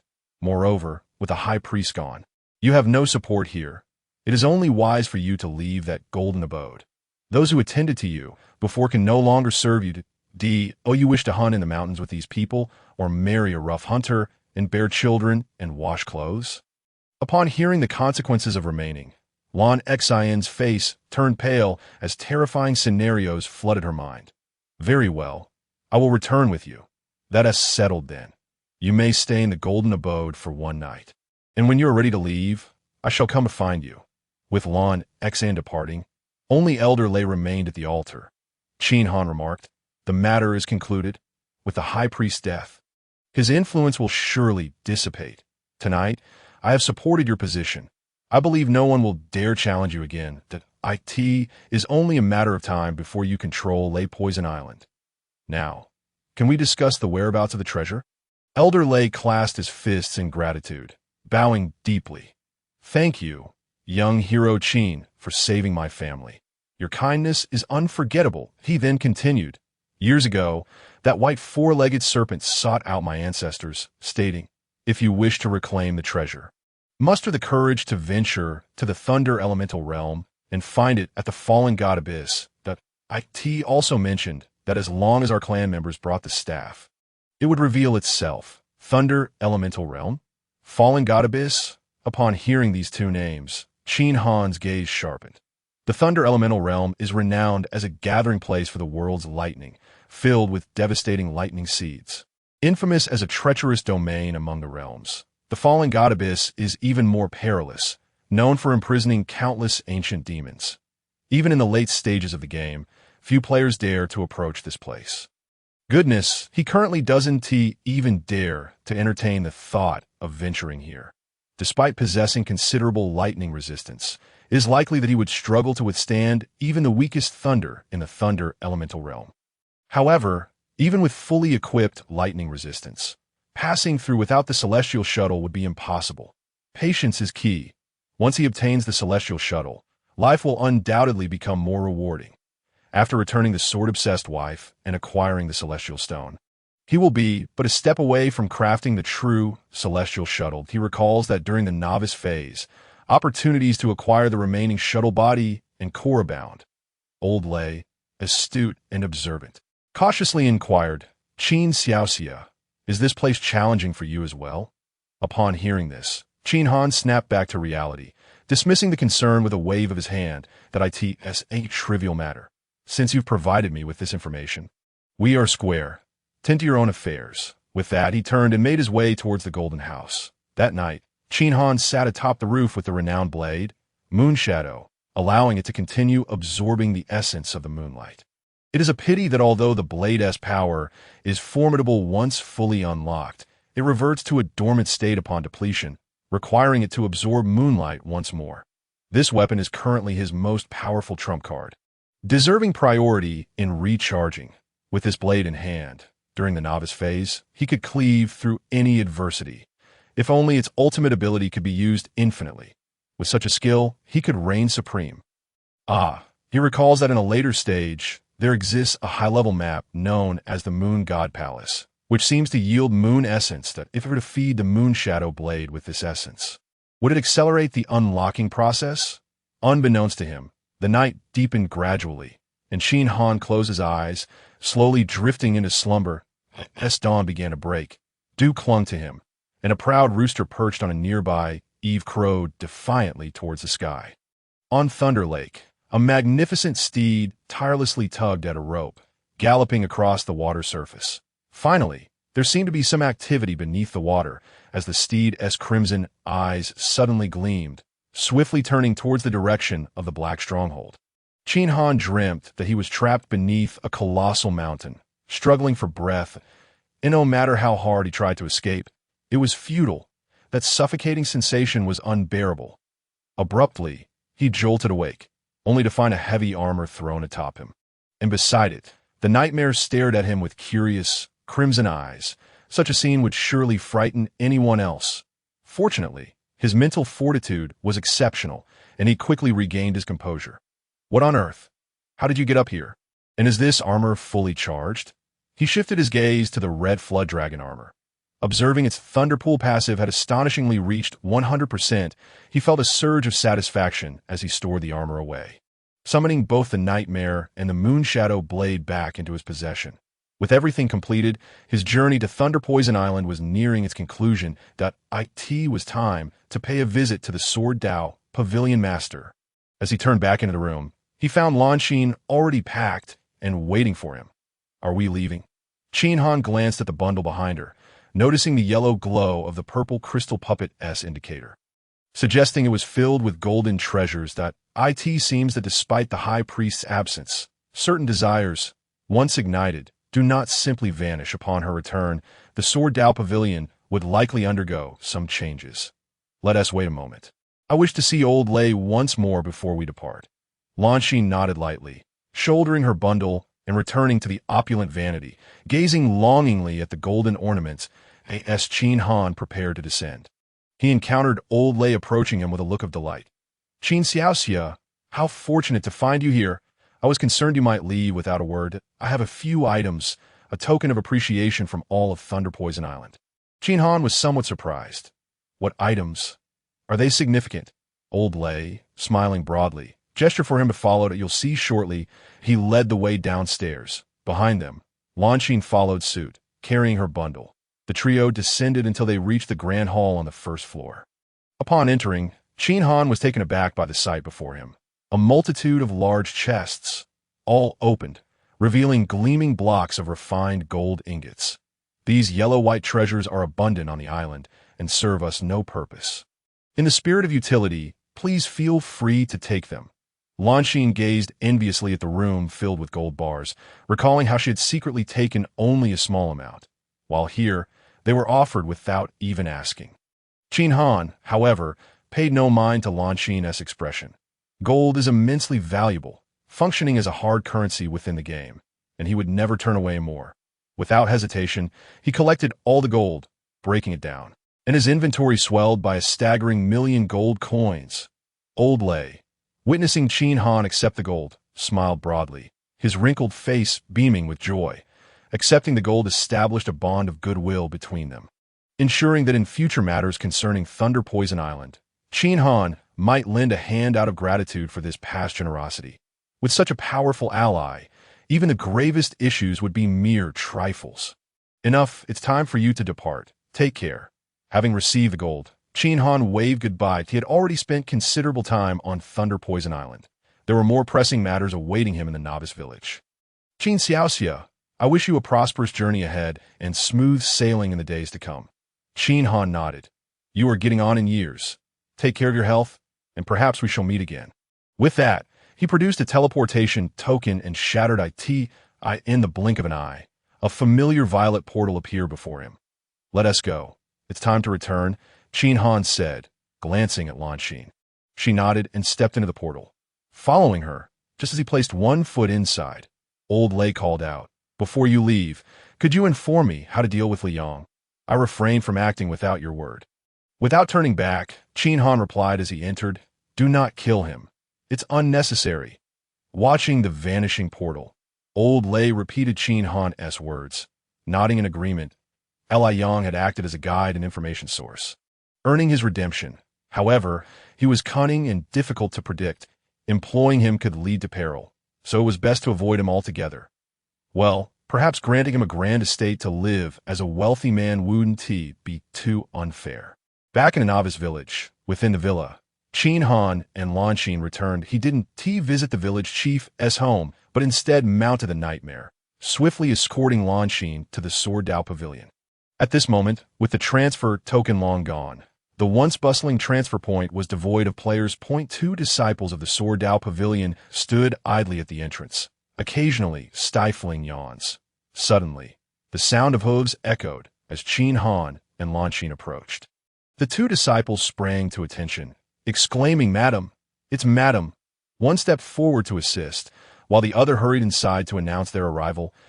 As Qin Han dismounted and approached the entrance, a group of over 10 disciples emerged, led by one holding a tray adorned with a gemstone that radiated a kaleidoscope of colors, resembling a drill bit. Alongside an ancient token inscribed with the word Sword Lodge, he approached Qin Han and stated, Mr. Qin, your request has reached our pavilion master. The master has been traveling for 3 days and left us here to await your arrival. He instructed that if you could return with Madam, we are to hand over the celestial stone to you. It is here now. You may take it. Seeing this, Qin Han gently lifted the celestial stone from the tray, feeling its weight in his hand. Momentarily disoriented, he had anticipated that acquiring the celestial stone would be a monumental challenge, and he had even mentally prepared for a war of words. Yet here it was, effortlessly within his grasp. Celestial stone, a treasured fragment. This artifact, forged from 7 colored gemstones, renders all spatial barriers ineffective before it. It is said that a powerful being utilized this item as a foundation to sift through exceedingly rare materials, crafting a vessel capable of traversing endless spaces, a superlative treasure. Should he acquire the remaining components, he might just revive its former glory. As he gazed at the celestial stone, Qin Han felt an uncontrollable surge of excitement. A treasure never before obtained in his previous life was now truly his. With this, the formation of the genuine celestial shuttle was within reach. Beside him, upon witnessing Qin Han secure the Poshianshi, the disciple continued, Sir, Our guild master also mentioned that if you are interested, you may take another token, which will allow you to visit the Sword Pavilion in the future, where a grand opportunity awaits you. A grand opportunity? The Sword Pavilion? Qin Han felt a jolt of surprise. The Sword Pavilion was a location beyond the novice phase, and he recalled that in his previous life, one could never encounter a single NPC there. Players believed it to be merely an ordinary scene. Yet according to this disciple, acquiring the token would transform the seemingly mundane Sword Pavilion into a place of fortune. Moreover, the disciple had emphasized the word grand. This piqued Qin Han's curiosity. Perhaps there truly awaited him significant benefits. With this thought, he promptly took the token into his possession. The disciple, noticing that he had accepted 2 treasures, nodded at him, saying, "Sir, I shall not disturb you any longer." With that, he led the group, escorting Lan Xan back to their quarters. Outside, the area soon became deserted. Qin Han rubbed his nose. The people of the Sword Guild certainly had a peculiar style of operation. At that moment, a world announcement appeared, congratulating player Qin Han for completing an epic quest, awarding him 1 point of heavenly Dao valued. As Qin Han was the first player to complete an epic quest. He received an additional bonus of 1 point of heavenly Dao value. Glancing at the announcement, Qin Han nodded lightly. Another 2 points of heavenly Dao value had been credited to his account. Quite satisfactory. It could be said that players capable of completing epic quests during the novice phase were as rare as phoenix feathers and unicorn horns. Not to mention the formidable high priest. Without possessing the famed Blade Moon Shadow or another high-tier artifact, one would have no chance of winning. Even if others were fortunate enough to undertake an epic quest, they likely lacked the strength to complete it. With these thoughts racing through his mind, he mounted his steed, the Nightmare, and swiftly made his way toward the village chief's home. However, upon reaching the northern part of the village, he spotted the chief leaning on his cane. Awaiting him from a distance, as soon as they met, the chief revealed a self-proclaimed benevolent expression. "Child, have you completed the task this time?" Qin Han thought to himself, isn't this a blatant question when he already knows the answer? If the chief were unaware of the news, he wouldn't be so eager to wait for him at the northern edge of the village. It should be noted that this area, apart from the few days of job transition, was now devoid of even a stray dog. Suppressing his impatience, Qin Han replied, "I have completed it. I have secured the Poshianchi. When shall we head to the Blackstone domain? I will break the temporal barrier for you, so that you may rescue your granddaughter. However, you should act swiftly. I can only grant you 2 hours at most, as I have other matters to attend to." Upon hearing this, the chief appeared somewhat troubled. My child, to speak frankly, the timing for entering the Blackstone domain may need to be postponed." Qin Han was taken aback. "Are you not rescuing your granddaughter?" The chief, looking conflicted, said, "Alas, it is unavoidable. Previously, we sought out experts to assist us. Now, however, urgent matters have arisen, and we are short-handed. Even if we went, we would have no assurance of success." Should it be the case, the chief had not finished his sentence when suddenly, an epic quest notification popped up before Qin Han. Epic quest, Chapter of Destiny. Enter the Blackstone domain and rescue the chief's granddaughter. Qin Han, oh my, another epic quest? Do these epic quests not require payment? Wasn't it said they were scarce? However, even with this epic quest presented before him, he had no intention of accepting it. He had already reached level 10 and successfully obtained the captain's token, which meant he could commence the competition for nobility. He had delayed a few days on Thunder Poison Island, and according to the timeline of his previous life, the competition for nobility tasks should commence around noon today. Moreover, that task was the second super event following the job transition, world's first. Not only could he attain a high-level nobility rank, but he could also earn a reward of 10,000 constitution points. This task was an essential part of Qin Han's plans. He would not consider even an epic quest in exchange for it. Not to mention his inquiry, isn't your son the master of the Sword Guild? Isn't he quite powerful? Why does he still seek outside help? Is he unable to defeat a mere traveler? Seeing that Qin Han had no intention of accepting the quest, the chief grew anxious. To be honest, from the information I have gathered, that traveler is not particularly strong. However, their master is an exceptionally formidable entity. My son and the people from the Sword Guild would stand no chance against them. Qin Han shrugged. If your son cannot defeat them, Then there is nothing more to be said. I wish you luck. Observing Qin Han's demeanor, the chief clenched his teeth and proposed, how about this, child? You show some kindness and lend a hand this time. I can gather 100 gold coins for you. Qin Han.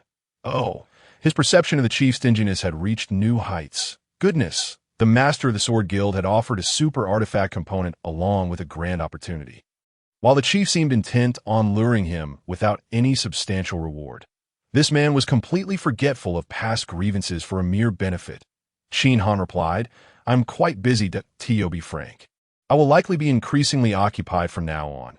I truly cannot assist you in this matter. Besides, if your son cannot manage, what can I, a mere novice, do? You should seek help elsewhere. The chief became frantic. Child, you are a God-class professional. Aside from you, I doubt anyone else could accomplish this. You may be busy, but this matter can indeed wait. Once you have free time, it will not be too late to assist. Qin Han thought to himself, is it truly the chief's granddaughter that requires rescue? To save a life is akin to extinguishing a fire. How could this matter be delayed? Sensing Qin Han's skepticism, the chief explained, Child, to be honest, I have sent people to inquire, and someone has spotted my granddaughter's figure in the demon god's sacred land within the Blackstone domain. For the time being, she should be safe. Upon hearing this, Qin Han pondered, the demon god's sacred land? Another obscure term. I do not recall encountering similar strategies in my previous life, but from the name, it must be a high-level map. Perhaps I could obtain some valuable items. Since the chief insisted there was no urgency, he decided to accept the quest and see if he could eventually find time to investigate. However, the chief's stingy demeanor was quite irksome. He gritted his teeth and resisted the temptation. I must decline. Seeing Qin Han outright refuse the quest, the chief's expression twisted into one of despair. Yet suddenly, he remembered the 100 gold coins he had left, and a glimmer of sly joy crossed his face. But thinking of his precious granddaughter, his expression transformed back into one of anguish. Watching the chief's fluctuating emotions made Qin Han feel quite uncomfortable. This old man seemed rather capricious. Eventually, it appeared the chief realized the value of his granddaughter outweighed material possessions, that he took a deep breath, seemingly making a significant decision, his expression suggesting he intended to extract something substantial from Qin Han. Child, how about this? I will give you 1,000 gold coins, in addition to a piece of dark gold-grade equipment. This is all I can muster. Beyond this, I cannot provide any more. Please have pity on this old man and assist me, if only reluctantly. Despite the chief's theatrics of reluctance, Qin Han appeared disinterested. Is that all? The wealth from Thunder Poison Island far exceeded this paltry sum. This amount was hardly worth considering. However, should the chief offer something akin to the high-grade enhancement order from last time, he might reluctantly agree. Yet, judging by the chief's demeanor, offering 1,000 gold coins and a piece of dark gold-grade equipment seemed to have nearly drained him. It was likely he could not be persuaded today. Since the last time the chief had played him, this time Qin Han intended to turn the tables. He was curious to see what valuable items he could extract from this old man's grasp. Rubbing his nose, Qin Han remarked, Chief, perhaps you should reconsider. Given my tight schedule, why not grant me the captain's benefits? I have other matters to attend to. Upon hearing this, the chief seemed to have an idea. Could the captain's benefits be leveraged against him? However, Qin Han did not afford him the opportunity. If you do not wish to provide it, then so be it. I shall not press you. The captain's token had already been awarded to him, and the position of captain was hardly inferior to that of the chief. The benefits associated with it were not something he was particularly concerned about, as long as he had the captain's token. He could engage in the competition for nobility. The rest were mere trifles. Qin Han turned to mount his horse. The chief, seeing this, immediately regained his composure. At this juncture, he could not afford to be stingy. Child, I shall provide you with the captain's benefits right away. And as for the task's remuneration, we can still negotiate. Return quickly. However, this time, Qin Han departed with resolute determination, entirely disregarding the village chief, Ian the Swift. Ephemeral manner of the nightmare, he quickly vanished from the chief's sight, leaving behind a rather flustered village chief. He stomped his feet in frustration, repeatedly clapping his hands together, lamenting, What is wrong with me? Why have I reverted to my miserly ways again? For the sake of my granddaughter, I must not be stingy any longer, He contemplated earnestly what reward he could bestow. Alas, the meager savings he had painstakingly amassed would soon diminish. Meanwhile, Qin Han rode the nightmare, hastening towards the southern edge of the village, his destination a location known as Qin Peak, nestled within a level 10 wilderness area. Coincidentally, this site lay a short distance beyond the archer's assessment point. As he passed through the Wild Bull Prairie, he noticed the eerie stillness of the expanse, devoid of any players. Suddenly, an idea struck him. He opened his private messages and sent a note to Li Ran. "Where are you three?" Within the sheep tribe tomb, upon receiving this message, Li Ran nearly wept with relief. "Boss, you finally spoke. If you have the time, could you come to our rescue?" Back on the prairie, Qin Han read Li Ran's plea and found himself both amused and exasperated. Ever since the Wild Bull commander had respawned, it had been laying siege to the prairie, precisely at the entrance of the sheep tomb, where a multitude of players had gathered. Once these players attempted to exit, they were met with violence, leading to several unfortunate deaths. Consequently, the remaining players dared not venture out, enduring their days in the tomb like years, subsisting on sheep's blood when thirsty and raw meat when hungry. Their existence akin to that of cave dwellers. "Boss, and that Lu, his situation is dire. He was nearly killed by the Wild Bull commander. Were it not for Lu Kuang lending a hand to save him, he would have surely become the creature's next meal. However, due to his injuries and lack of timely medical attention, Lu's bones have become misaligned. Even if he recovers, he may never return to his former self." On the nightmare, Qin Han replied, "All right, I understand that I will arrive in approximately 5 minutes. You all should come out quickly. I have matters to discuss." Li Ran was overjoyed. "Ah, boss, you really are coming. We are saved." Closing the private message, Qin Han sped ahead.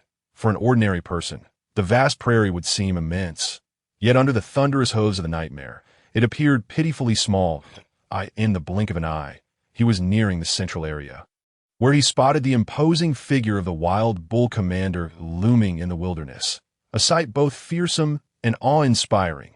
At that moment, the Wild Bull commander also noticed Qin Han, its eyes glinting with murderous intent. These bipedal creatures truly lack memory. Having slain so many, they dare approach me again. Very well, I shall make this one my lunch. With a thundering crash, the Wild Bull commander charged toward Qin Han.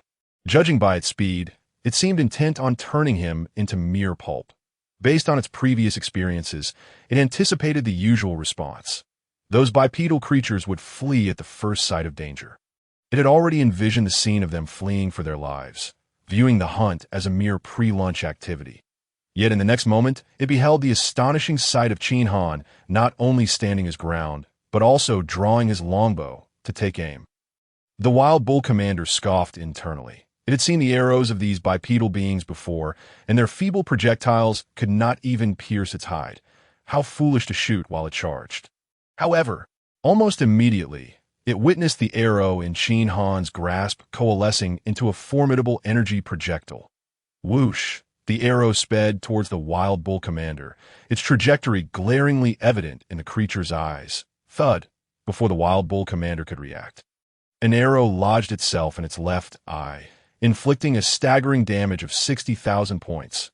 Its health bar plummeted to 0 in an instant, and the massive beast collapsed to the ground with a resounding crash. You have slain the Wild Bull commander. Experience points gained. 7861 simultaneously, an announcement echoed through the chat zones of both villages. Congratulations to player Qin Han for slaying the Wild Bull commander. Reward: 1 constitution point. The news sent shockwaves through the neighboring village, plunging them into despair. Unlike the elite and boss monsters Qin Han had previously slain, which they could dismiss as possibly defeated through some special means, the Wild Bull commander was different. This beast had terrorized the prairie, bullying all who crossed its path, and no one had managed to fell it. The reality of the situation struck them hard. The elite monster they had feared was ultimately vanquished by Qin Han. No one dared to entertain any illusions now that if Qin Han could slay the Wild Bull commander while they could not, did that not imply he could easily obliterate their village?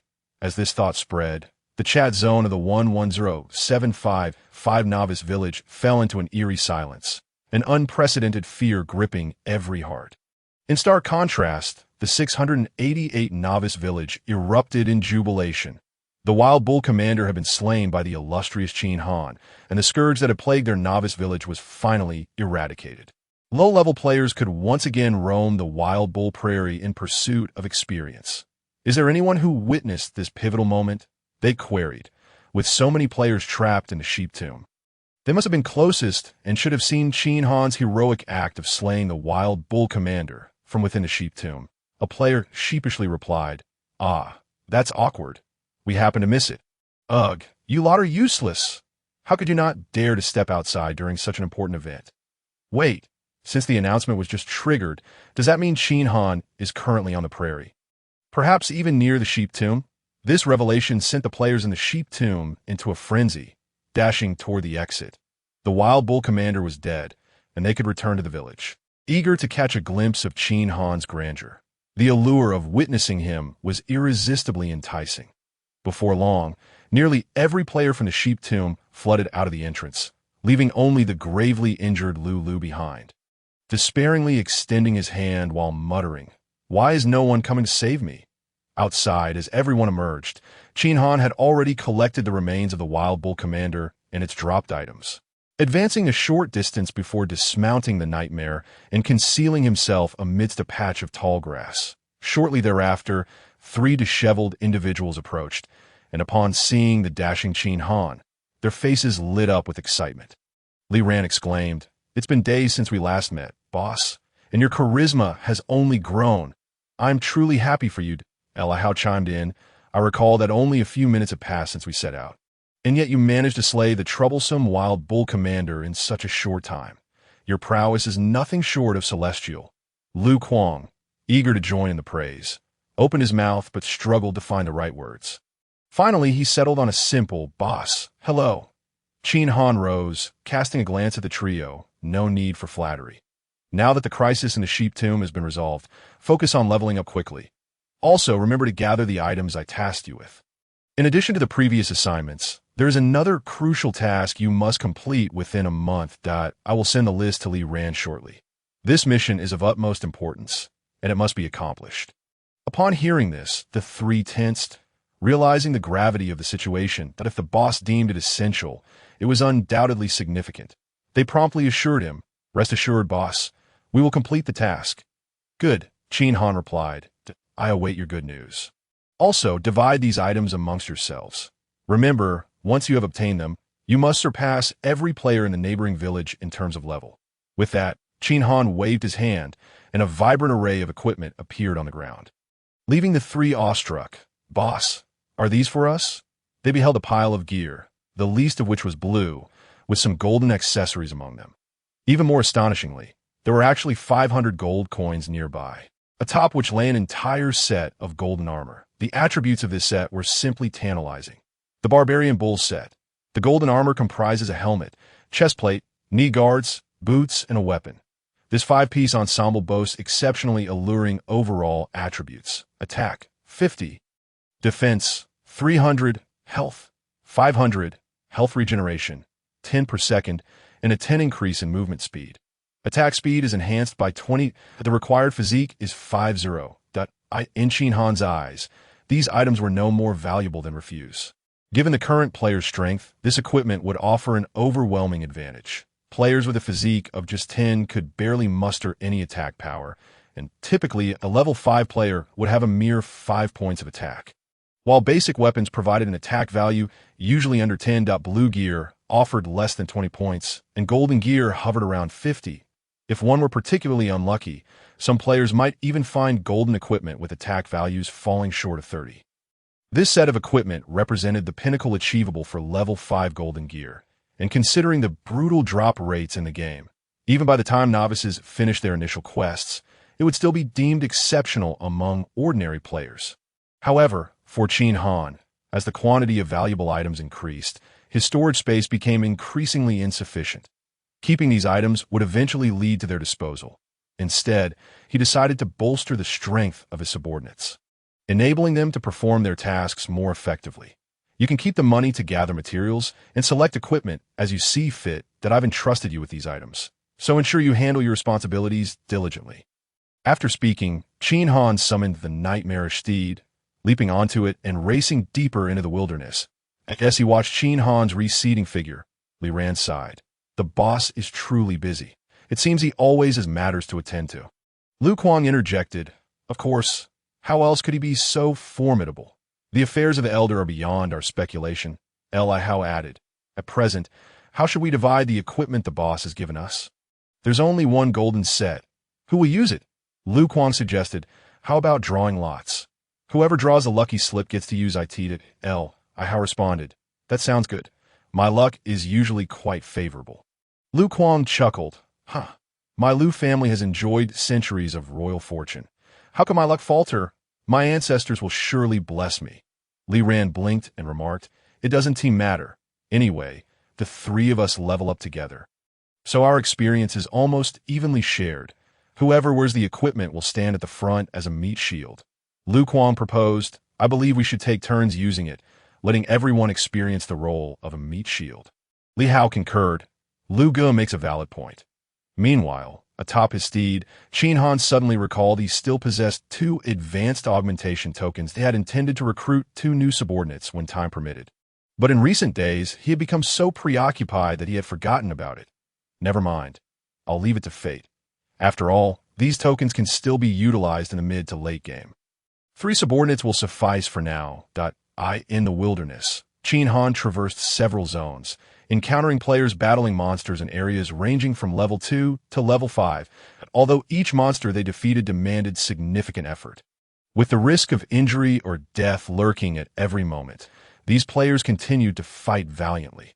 This sight reminded him of the days of his previous life during the novice phase. Humanity's adaptability was indeed remarkable. In the past, many individuals had lived sheltered lives, never having even killed a chicken. Yet now they were capable of confronting ferocious beasts. As he pressed deeper into the wild, the monsters' levels increased, and the presence of players gradually faded.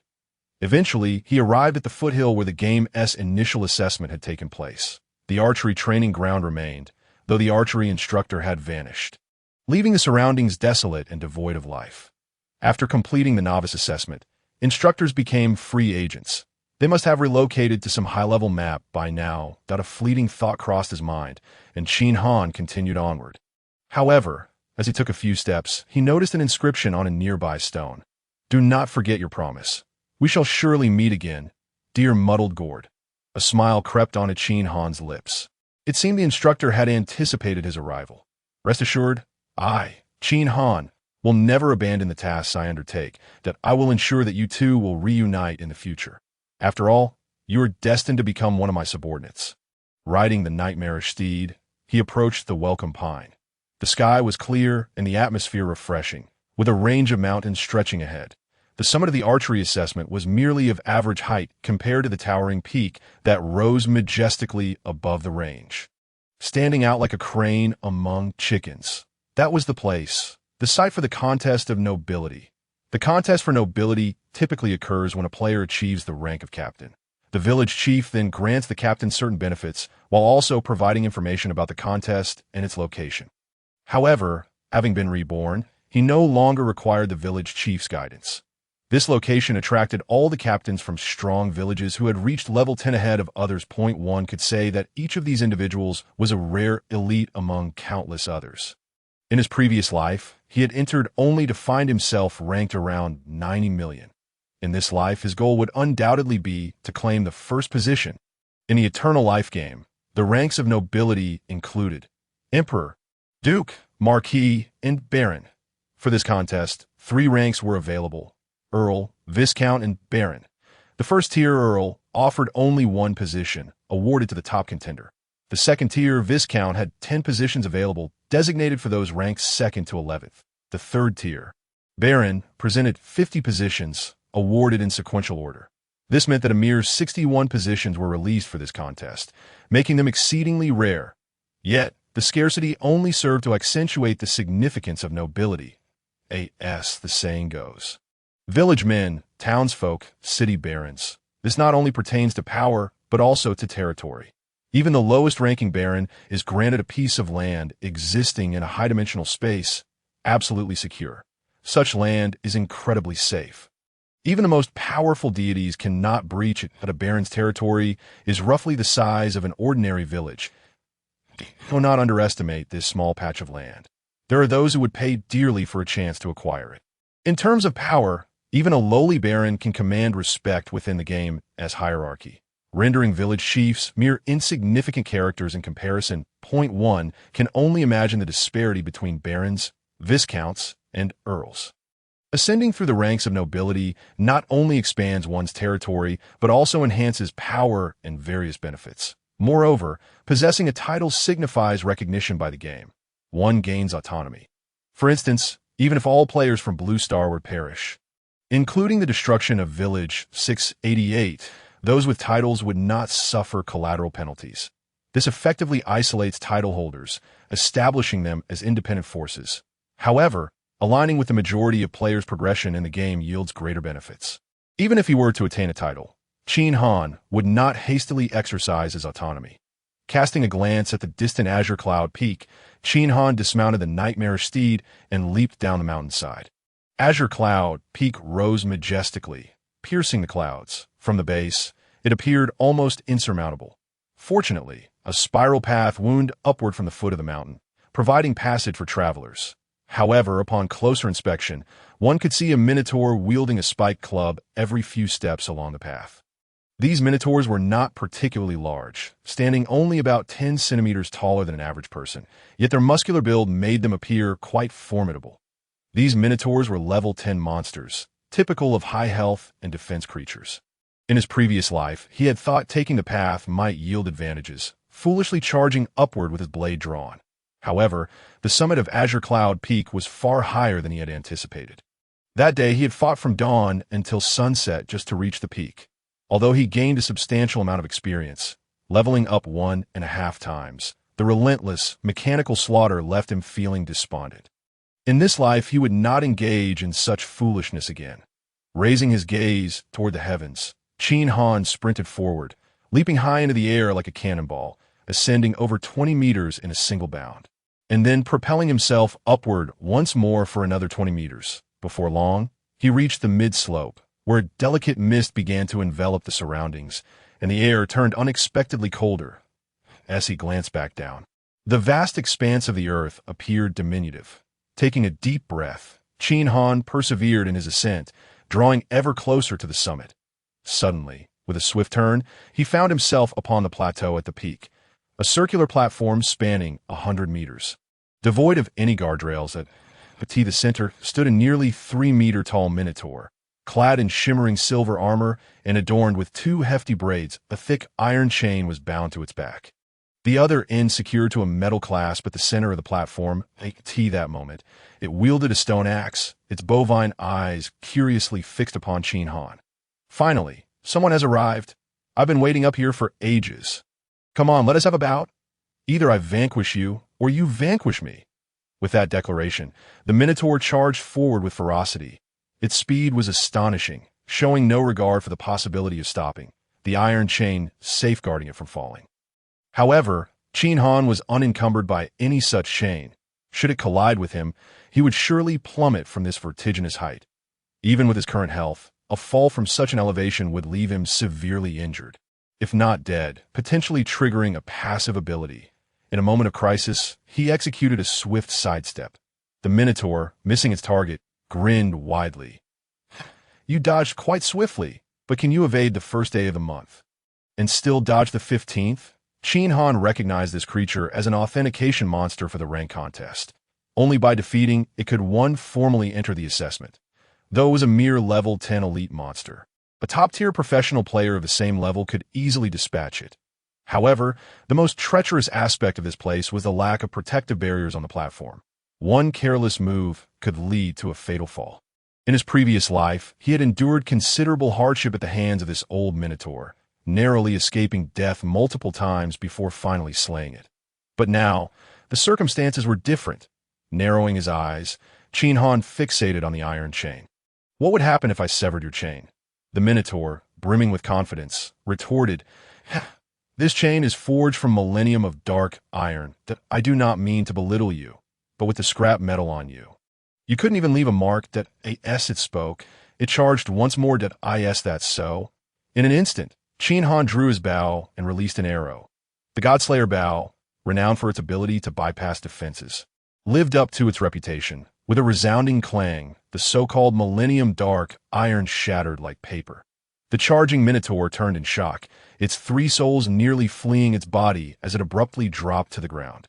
Sliding forward in an exceedingly peculiar manner, Akati finally came to a halt at the very edge of the towering platform, trembling uncontrollably, a stark contrast to its earlier arrogance. From behind, Qin Han chuckled. Why have you ceased your bravado? Where has your earlier swagger gone? Get up. I've heard that you're kind. The Minotaurs are fearless warriors. What has happened? Are you paralyzed with fear? Or shall I push you off? The Minotaur, upon hearing this, hastily waved its hands in panic. No, no, no. I was wrong. I was wrong. Please don't push me. As it spoke, it began to shuffle towards the center of the platform, muttering, let me reach a safe spot first. Then I'll deal with you. Observing this, Qin Han seized his bow once more, unleashing two energy arrows that pierced the Minotaur's back, inflicting a staggering damage of over 60,000 points. Despite the Minotaur's considerable health, it was now on the brink of collapse, and this was without Qin Han utilizing the voodoo orb. Otherwise, coupled with toxic damage, those two arrows would surely have been fatal. Ultimately, under the pressure of its acrophobia and the threat of death, the Minotaur capitulated completely. I was wrong. I truly realize my mistake. I concede. I will give you what you desire. Qin Han's gaze turned icy. Killing you would yield the same result. The Minotaur trembled. No, no. I can offer you other benefits. Please, spare my life. Qin Han replied. That depends on your sincerity. The Minotaur continued. I can give you a treasure I stumbled upon. I assure you, it will satisfy you. Yes, it spoke. The creature rummaged through its belongings, eventually producing a token and a dark orb. Here, take them. Seeing this, Qin Han swiftly approached and took both items. The token was a teleportation pass, granting direct access to the rank contest dungeon, while the dark orb was a treasure known as the water-repelling orb, a special item allowing its bearer to traverse 3,000 waters as if walking on solid ground, activating simply by placing it in their inventory. Upon seeing the orb, Qin Han nodded in satisfaction. The Minotaur was indeed a pivotal element in the rank contest. Slaying it would yield little more than a teleportation pass. However, severing its chain, instilling fear in it, and forcing it to surrender would reward him with the water-repelling orb, an invaluable asset during the assessment phase, granting a significant advantage at critical moments. Noticing that Qin Han had obtained the items yet lingered, the Minotaur fretted, I have given you what you asked for. Why do you not leave? Do you intend to change your mind? Qin Han cast a sidelong glance at it and shattered the token in his hand, causing a bronze door to materialize before him. Without delay, he stepped through. The Minotaur was merely a quest monster. With the items acquired, killing it would yield minimal experience and little reward. The true significance of the Minotaur lay in its role as a key NPC in a mid-to-late game map within the Beastmen faction.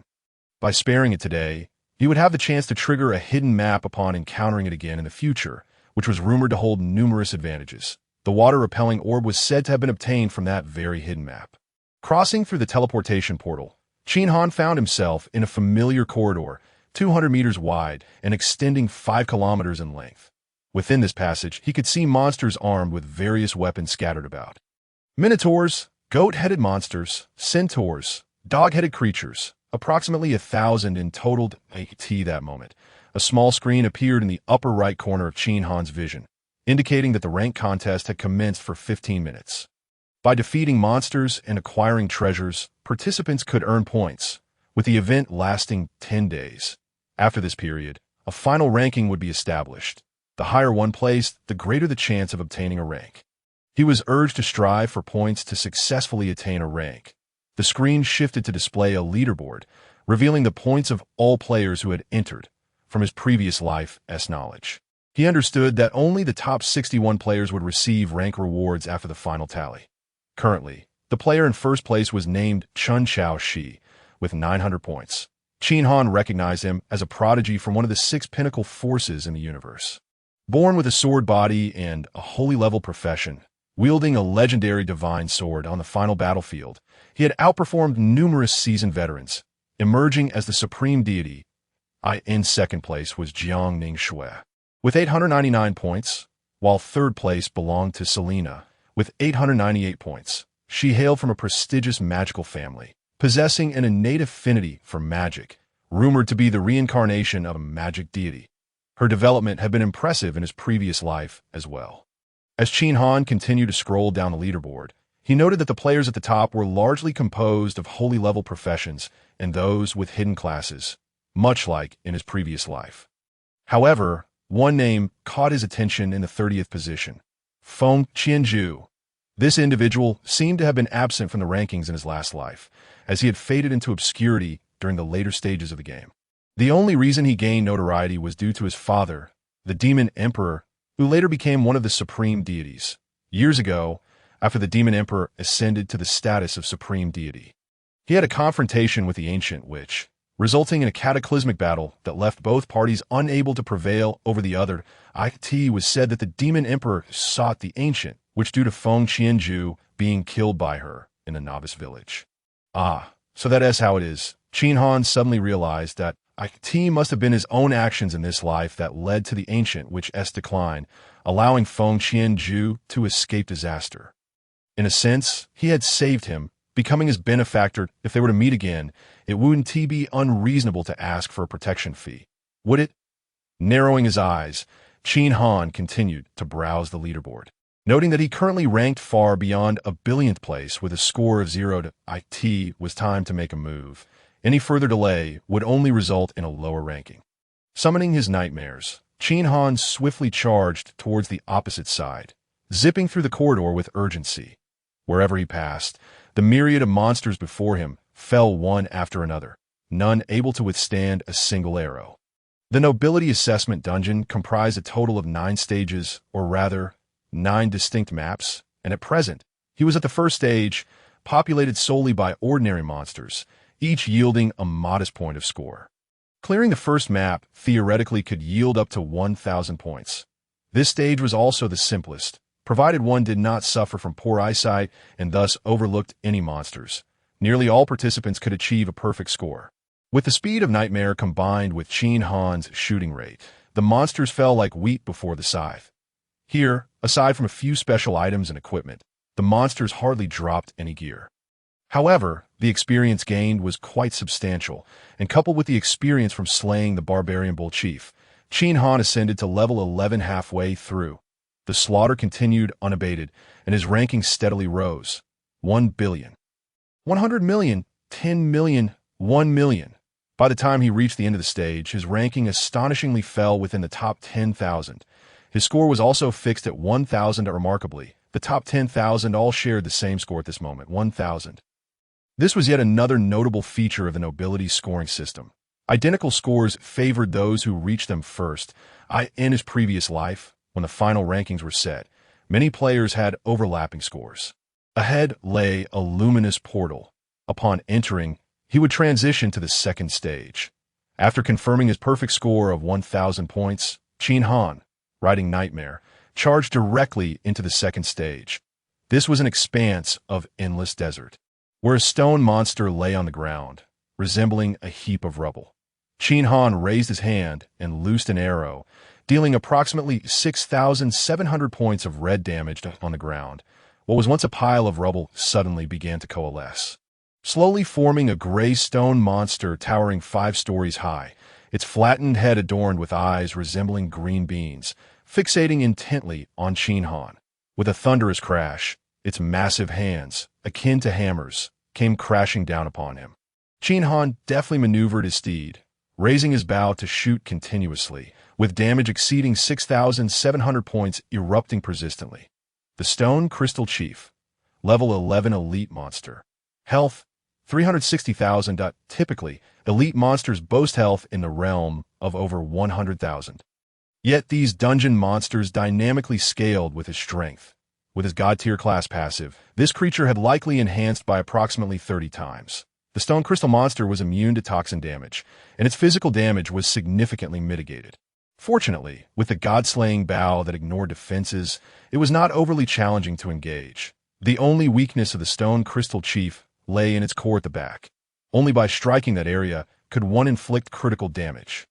Qin Han swiftly circled around, the stone crystal monster moving sluggishly, and by the time he reached its rear, it had only turned halfway. Behind the stone crystal monster, a circular crystal emitted an eerie blue glow. Now's the moment. He swiftly raised his hand to unleash a volley of shots, his hands moving so quickly they nearly blurred. Swish, swish, swish, swish, with a flurry of arrows, each striking the crystal. Approximately 67,000 points of terrifying yellow damage burst forth, causing the monster's health to plummet rapidly. In pain, the stone crystal monster attempted to retaliate, but under the speed of nightmare, it stood no chance. With the god-slaying bow's ability to ignore defenses, coupled with Nightmare's incredible speed and Qin Han's formidable attack power. Within a mere minute, a wail echoed as the entire monster collapsed, leaving behind 1,000 gold coins and a core radiating an eerie blue light. You have slain the level 11 elite monster. Stone Crystal Chief, gaining 18,623 experience points and 1,000 points. The generous experience was nearly enough to elevate him to the Golden Eagle at level 20, adding the experience from the first stage. He leveled up once more. Experience was now sufficient. Shall he upgrade? Use the tenfold amplification card to level up. Simultaneously, Qin Han's ranking on the leaderboard soared to first place. Qin Han, 2,000 points, below him. The highest score among others barely reached 1,000 points. At this moment, his name once again shone brightly before the prodigies of various factions across the cosmos. Congratulations to player Qin Han for being the first to elevate to level 11. Earning 1 to Constitution. Congratulations to player Qin Han for the first kill of the elite monster, Stone Crystal Chief, earning 1 to Constitution. Congratulations to player Qin Han for being the first to elevate to level 12.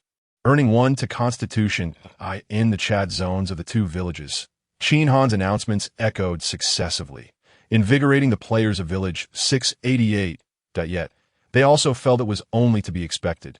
Qin Han's presence had established a superlative example for them, gradually raising their spirits. Even though they had never truly seen Qin Han's visage, his stature in the hearts of the players in Village 688 continued to rise. An interlude occurred when Li Ran and his companions, after receiving equipment from Qin Han, passed by the sheep grave and happened to spot Lulu, thus bringing him back to the village. This act moved Lulu deeply, and he eagerly promised to take the three of them leveling once he recovered from his injuries. The trio laughed heartily, not taking it to heart. Equipped with high-tier amplification tokens and the golden gear bestowed by their leader, they considered Lulu's inclusion more of an inconvenience rather than a benefit. However, if it hindered their leader's matters, that would be a disaster. Subsequently, having made their corrections, the three returned to the wilds. Especially notable was Lu Kuang, who donned the golden gear gifted by Qin Han. His ostentatious appearance leading several passing players to mistake him for Qin Han, clamoring for his autograph. Lu Kuang repeatedly explained, but they remained steadfast in their belief. The reasoning was simple. With such equipment, he could undoubtedly dominate the entire novice village, and he was hiding his name. Aside from the legendary Qin Han, they could not fathom who else could be so formidable. Lu Kuang, unwilling to reveal his identity, could only retreat in embarrassment, and once in private, promptly removed the golden gear, vowing never to wear it again. Meanwhile, in the novice village 110755, ever since Qin Han began leveling up, he had been on an unstoppable ascent, now far surpassing the former top player, Li Fei. These individuals, once arrogant, had now fallen into the dust. The chat zone of the village was devoid of its former vibrancy. However, these players were, after all, from a martial arts civilization, and their pride remained. Many began to train fervently, even living in the wilds. This led to a widening gap in levels on the leaderboard, with only Qin Han and his three subordinates, along with a few other professionals, maintaining a competitive edge, while the rest fell further behind. In the nobility contest dungeon, amidst countless dungeons, many faces turned pale upon seeing Qin Han's name atop the leaderboard. Chen Xiaoshu had already entered the second stage. After a fierce battle, he finally defeated the Stone Crystal Chief. With my strength and the enhancement of treasured items, I should still be first in this second stage, if things continue this way. I will undoubtedly surpass all other prodigies and claim the top spot in this nobility contest. I have invested heavily in acquiring information from NPCs, and once I secure first place, the rewards will surpass all expectations. Yet, I wonder if Qin Han has entered yet. He had always been the name that appeared most frequently in world announcements, and he harbored a persistent dissatisfaction within. Even if the other party possessed a unique class, he longed to engage in a true contest with him. When passing the first stage, he had specifically noted the names in the top 100 rankings, recognizing many familiar names, yet Qin Han's name was conspicuously absent. Qin Han, if you miss this opportunity for contention, you will surely regret it for a lifetime. After muttering to himself, Chen Xiaoshu raised his gaze to check the leaderboard, and upon seeing it, his eyes widened in astonishment. It was Qin Han. He had actually claimed the first position. Despite entering later, he had ascended to the top so quickly. It seemed the God-tier class truly lived up to its reputation. The momentary shock in Chen Xiaoshu's eyes was swiftly replaced by fervent determination. Since the beginning, this marked my first true contest with the other prodigies, and Qin Han's arrival had finally brought me a sense of pressure. Let us battle and see who can attain first place first. Gathering the dropped items, Chen Xiaoshu continued onward to the next stage. Following him, the other prodigies also defeated the Stone Crystal Chief, with Jiang Ningxue ranking 3rd and Selena 4th. Aside from the variable of Qin Han, which caused their rankings to collectively drop by 1, the changes were minimal. However, unfortunately for them, due to the dynamic enhancement of the monsters, their inherent physical advantages became negligible. The only factors that mattered now were class enhancements, gear upgrades, and combat experience. Even if Feng Qianjue had entered early and recklessly charged through the first stage, the relatively weak monsters had allowed him to rise to the forefront. But in this instance, facing elite monsters, he would find himself at a disadvantage. Even though he was adorned with the finest equipment from the entire novice village, facing the formidable Stone Crystal Commander left him utterly flustered. Ultimately, he did manage to slay the creature, but his speed had suffered considerably, causing his rank to plummet to over 130. What a disgrace. I am, after all, of the bloodline of the Demon Emperor. If this gets out, my father may very well end my life. It was all the fault of those foolish low-level demons. Had they lent a hand, this prince could at least have attained a saint-level profession. As the saint-level professionals ahead of him continued to vanquish the stone crystal monsters, their scores soared to 2,000. The remaining players gradually began to exert themselves, with Feng Qianjue leading the charge. The top-tier players, after a fierce tug-of-war, managed to eliminate the stone crystal beasts. However, for the high-level professionals, the situation was far less favorable. Those who made it this far were geniuses in their home worlds, far exceeding their peers in innate qualities. Yet, due to the dynamic enhancements of the monsters in this realm, their inherent strengths became moot in the eternal game. Within dynamic dungeons, novice players could hold their own against elite monsters, demonstrating the capability to single-handedly defeat adversaries of their own caliber. For ordinary high-level players, overcoming elite monsters required risking their lives for a mere chance at victory. Thus, from this juncture onward, high-level players began to meet their demise. Yet, a greater number of players, in a moment of peril, barely managed to dispatch the Stone Crystal Commander. Once this group had scraped through, another batch confronted the terrifying Stone Crystal Commander, as if facing an insurmountable chasm. These individuals were all mid-level players who, in the outside world, could rely on their superior innate talents and a collection of high-level gear. They could even seek assistance to barely manage defeating elite monsters.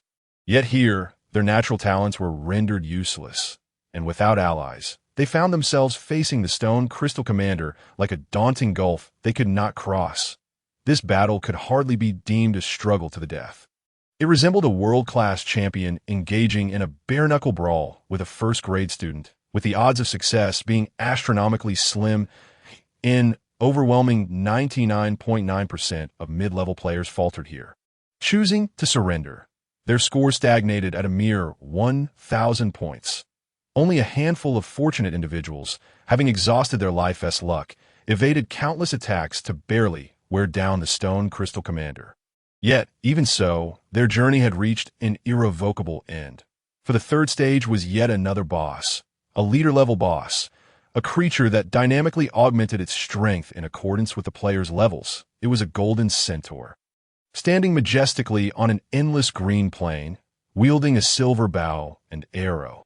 The centaur was not particularly large, only slightly larger than an average human. At this moment, it strolled leisurely across the prairie, appearing harmless. However, upon seeing it, Qin Han's gaze flickered with a rare hint of trepidation. In his previous life, he had advanced to this stage with a top-tier profession, only to discover that this centaur, with its swiftness and ranged attacks, was exceptionally troublesome. In one-on-one combat, it was the boss that players dreaded most. Back then, he had exhausted all his means, fighting tirelessly for an entire day and night before finally managing to slay the beast. However, having defeated the centaur, he was left gravely injured, with his last healing potion depleted, forcing him to retreat in despair. His journey halted. He had ranked a mere 9 million. That battle was one of the most vivid memories in his mind. At that time, he had only recently begun playing, and his combat experience paled in comparison to those celestial strongmen, and his equipment was inferior as well. Countless times, he had faced life-and-death crises under the centaur's onslaught. Yet this time was different. The path he had failed to traverse before must be conquered this time. With a sharp gaze fixed on the distant centaur, he felt as though the creature was drawn to the murderous intent in his eyes. Turning to face him, in that moment, both parties instinctively launched their attacks, arrows whistling through the air. This time, Qin Han opted for a direct confrontation, standing his ground without flinching, his gaze keen and his movement swift. The centaur, after receiving several significant blows, revealed a flicker of fear in its eyes and began to evade. Yet Qin Han remained steadfast, his assault unrelenting. The more chaotic the enemy became, the more openings he found for critical strikes. Across the grassland, streams of golden damage erupted as the centaur dodged left and right, yet its health continued to plummet. Before long, the centaur's health fell to half, collapsing to the ground with a thunderous crash. In an instant, its body began to mutate, radiating an intense fire, igniting the surrounding grassland. Subsequently, its form swelled as limbs burst forth, culminating in a monstrous three-headed, six-armed creature. Each arm wielded a different weapon: a wolf's fang mace, a war hammer, a battle blade, a great sword, a scythe, and a short gun. The original bow and arrow were discarded. Transformed, the centaur, now enveloped in flames, charged towards Qin Han like a lava creature emerging from the inferno. Qin Han stood firm, not even blinking, knowing that while the centaur's second phase enhanced its defense, it had transformed from range to melee combat, thereby limiting its power. With such a cumbersome physique, it could only be kite-fought. In his previous life, had it not been for its easier-to-handle second form, he might have been utterly unable to defeat it. Lifting the god-slaying bow, he aimed at the centaur's sturdy joints and unleashed a barrage of arrows. As the centaur closed in to about 50 meters, a sharp crack echoed, and its entire body suddenly lost weight, tumbling to the ground in a heap. Seizing the moment, he swiftly redirected the god-slaying bow toward the centaur's vital head, unleashing a relentless volley of arrows. Soon, the centaur's health bar was entirely depleted, emitting a final, unwilling wail before crashing to the ground. You have slain the leader-level boss, the Great Bow Centaur, earning 123,396 experience points. Simultaneously, Qin Han's score surged by another 1,000, reaching 3,000 points. He continued to hold the top position. The centaur's demise left behind 10,000 gold coins and a red crystal, resembling the blue crystal dropped by the stone crystal. Fire Spirit Crystal. Quest item attribute. Allegedly, this is the key to unlocking the gates of unknown realms. Preserve it well, for it may yield great benefits. The blue crystal dropped by the stone crystal was indeed the water spirit crystal. Qin Han collected both the coins and the centaur's remains, preparing to move forward.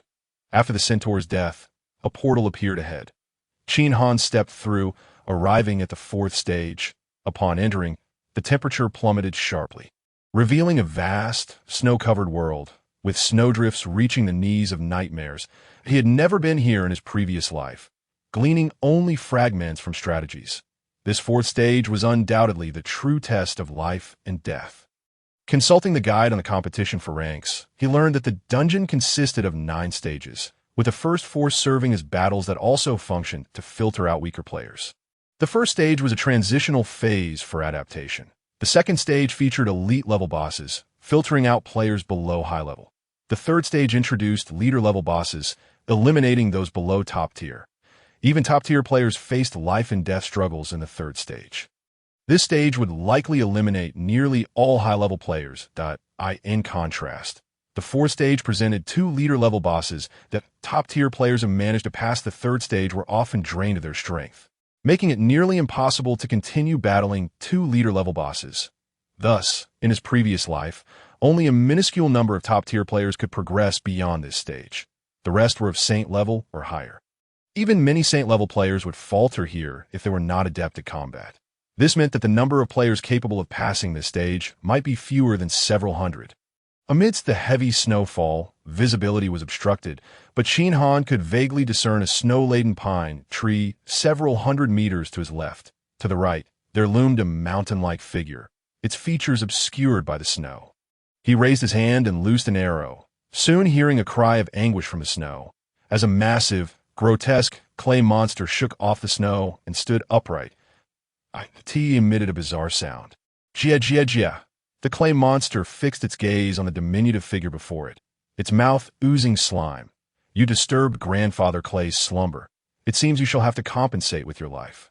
Though the taste of humans is not particularly pleasant, it will suffice for a light snack. Jia jia jia.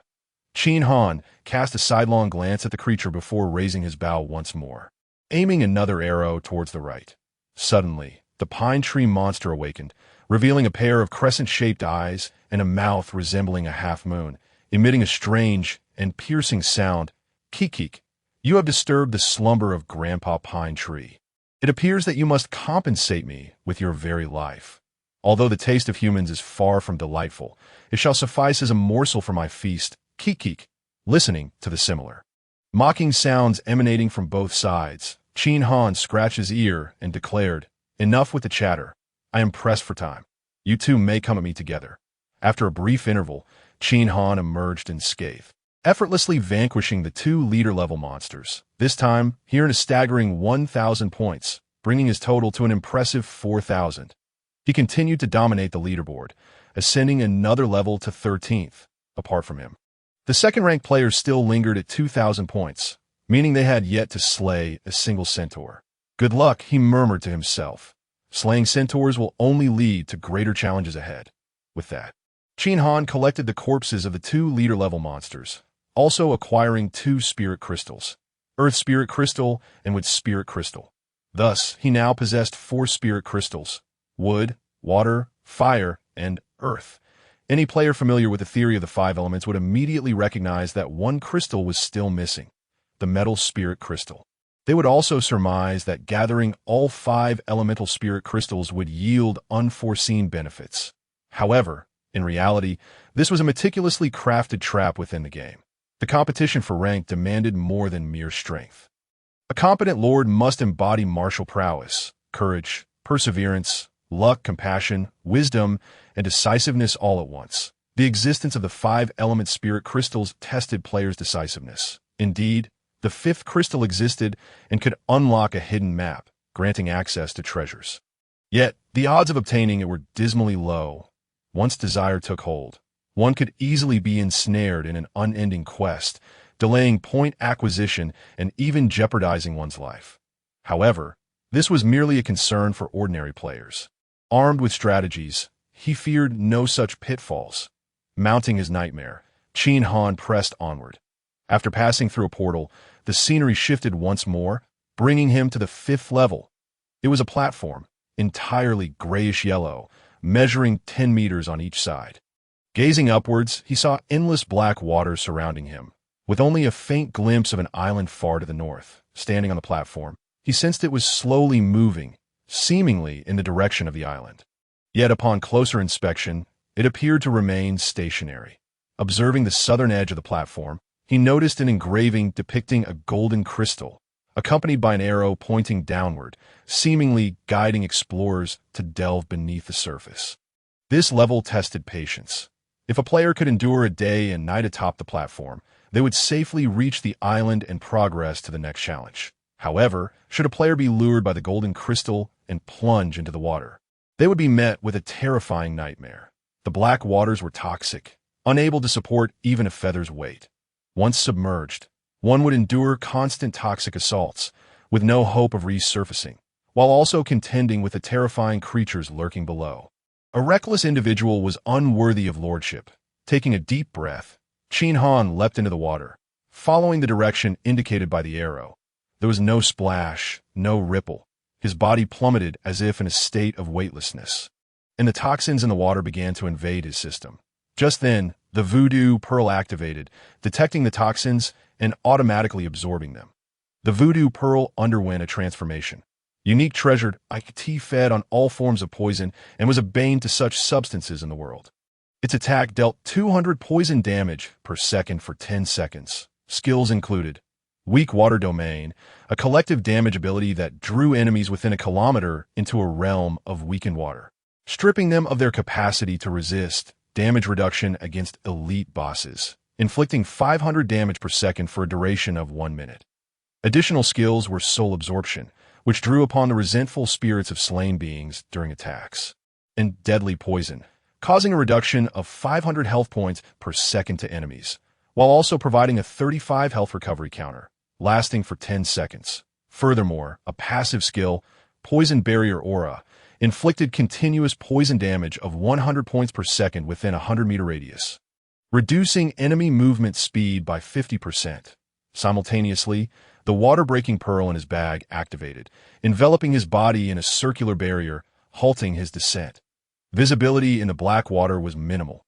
Direction was indiscernible. He refrained from flailing about. Focusing solely on sinking deeper, gradually he descended further, 100, 1,000, 5,000 meters.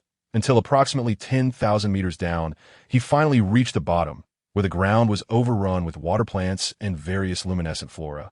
The water was considerably clearer, resembling a normal water source, allowing him to see clearly within 100 meters. Suddenly, a shadow darted by, appearing before him in the blink of an eye. A mermaid-like creature with a black tail and a pair of black tentacles sprouting from its head. Upon halting, the creature conjured a massive bubble around itself and Qin Han, creating an air-filled space within. The creature flashed a wicked smile. "I presume you are here in search of the metal spirit crystal?" Unfazed, Qin Han replied, "Indeed. Do you know its whereabouts?" "Of course," the creature responded. "I can guide you, but you must first pay me 100 gold coins as a fee."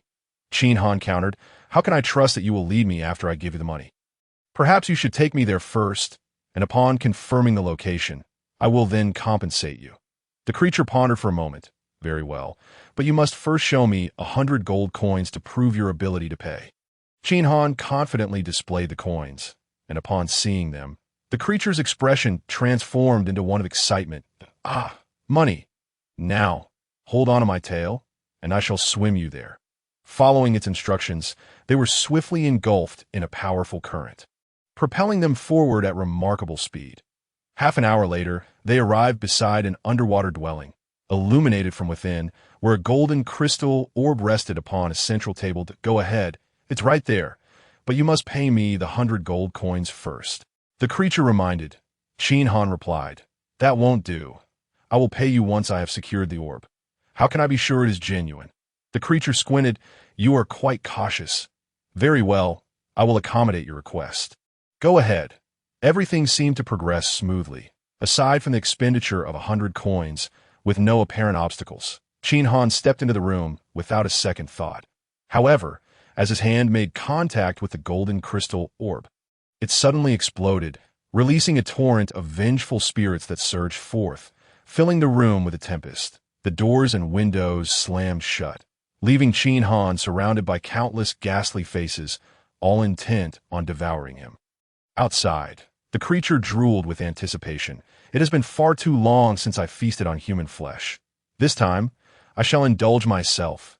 Inside the dwelling, Qin Han temporarily suppressed the protective function of the voodoo pearl, instead drawing forth the god-slaying bow and unleashing a barrage of arrows upon the wailing spirits.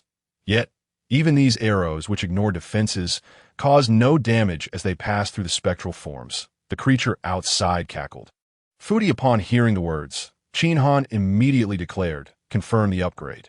The skill fusion upgrade was in progress, and the Voodoo Pearl was being updated. Soon, the attributes of the Voodoo Pearl underwent another transformation. Voodoo Pearl, a unique treasure. It feeds on voodoo and counters all voodoo adversaries in the world. The attack inflicts a lethal poison of 200 points per second, lasting for 10 seconds. Skill, weak water domain, area damage, pulling all within 1,000 meters into the realm of weak water.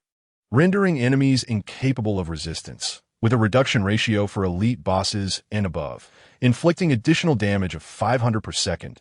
Duration, 1 minute. Skill, spirit control technique, killing elite level bosses and above allows the absorption of vengeful souls, which can be released during attacks, while vengeful souls can actively devour other spirits to strengthen themselves. Skill, deadly malice, area damage, reducing enemies' life by 500 points per second, with an additional 35% life regeneration suppression, lasting for 10 seconds. Skill, paralytic toxin, attacks inflict neurotoxin, capable of incapacitating the opponent's actions, dealing 320 damage per second, lasting for 10 seconds. Passive skill, poison barrier aura.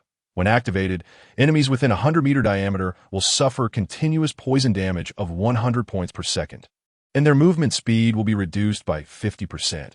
Outside the dwelling, upon seeing the opposing side possessing a countering spirit, the monster stomped its feet in frustration, lamenting the loss of so many of its accumulated vengeful souls. I will make you pay in blood.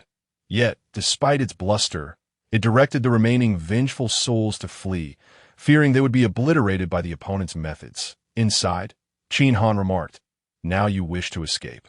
But it is far too late. Spirit control technique. With a thunderous roar, all the souls of the bosses he had slain erupted forth.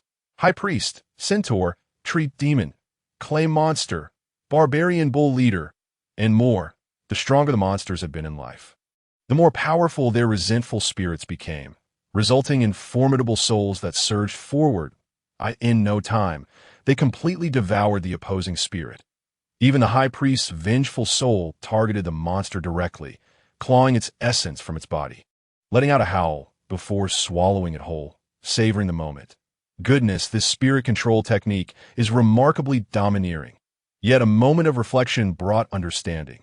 In his previous life, he had seen players of lesser skill struggle to store even a single boss's soul, with the better ones managing only 2 or 3. However, the Voodoo Pearl, a treasure worth 2 points of heavenly law, could store an almost limitless number of boss vengeful souls, and it even operated autonomously, absorbing souls after slaying monsters without him having to worry that if this continued to develop, it would undoubtedly become a formidable weapon at a critical moment. Satisfied, Qin Han gathered the bosses and cast a glance at the corpse of the merfolk creature on the ground, standing still in quiet anticipation. Before long, another mermaid swam over from a distance, resembling the previous one, save for its white tail and white antennae. The white mermaid had a gentle visage, exuding an aura of trustworthiness. Approaching Qin Han, it expressed concern. I heard that the little black one lured you into the house to prepare for an ambush, so I hurried over. Alas, I arrived too late, but thankfully you are unharmed. That is truly wonderful. Qin Han remained silent. The mermaid continued, you might find it hard to believe me, as you have just faced a calamity, and anyone would hesitate to trust again. However, rest assured, I am indeed a good person. My name is Xiao Bai, and we belong to a race that dwells beneath the black waters, guardians of a golden crystal for generations. The little black one is a traitor among us. He has learned vile spells, luring outsiders and secretly slaying our kin that if you can eliminate him, our people will be eternally grateful. Qin Han seemed swayed by the mermaid's words. I desire the golden crystal. Can you provide it for me? Xiao Bai replied, I cannot give it to you. The golden crystal is overseen by our elder. To obtain it, you must pass the trials set by our elder. Qin Han responded, then lead me to him. Xiao Bai agreed. Our village is just ahead. Welcome to my home as a guest that I can treat you to some of my culinary delights. Qin Han replied, very well. Let us go, Xiao Bai exclaimed. I will lead the way. Upon hearing Qin Han's agreement, Xiaobai's face lit up with a joyful and innocent smile, making anyone who saw it feel she was a simple and kind-hearted mermaid. Following closely behind Xiaobai, Qin Han silently activated the friendly pro-pearl. Spectral spirit, Xiaobai's friendliness level, extreme covetousness. Your body seems to possess a magical allure, deeply captivating her. She wishes to turn your body into a meat paste to savor as a delectable dish. Qin Han, despite having read the strategy guide, encountering these spectral spirits still induced a physiological discomfort. In his previous life, no one had successfully navigated this place. Those who stumbled in either ran out of resources and perished from the toxic black water or fell victim to traps set by the spectral spirits. The official strategy guide labeled this area with a name that was both pure and hypocritical: the land of hypocrisy.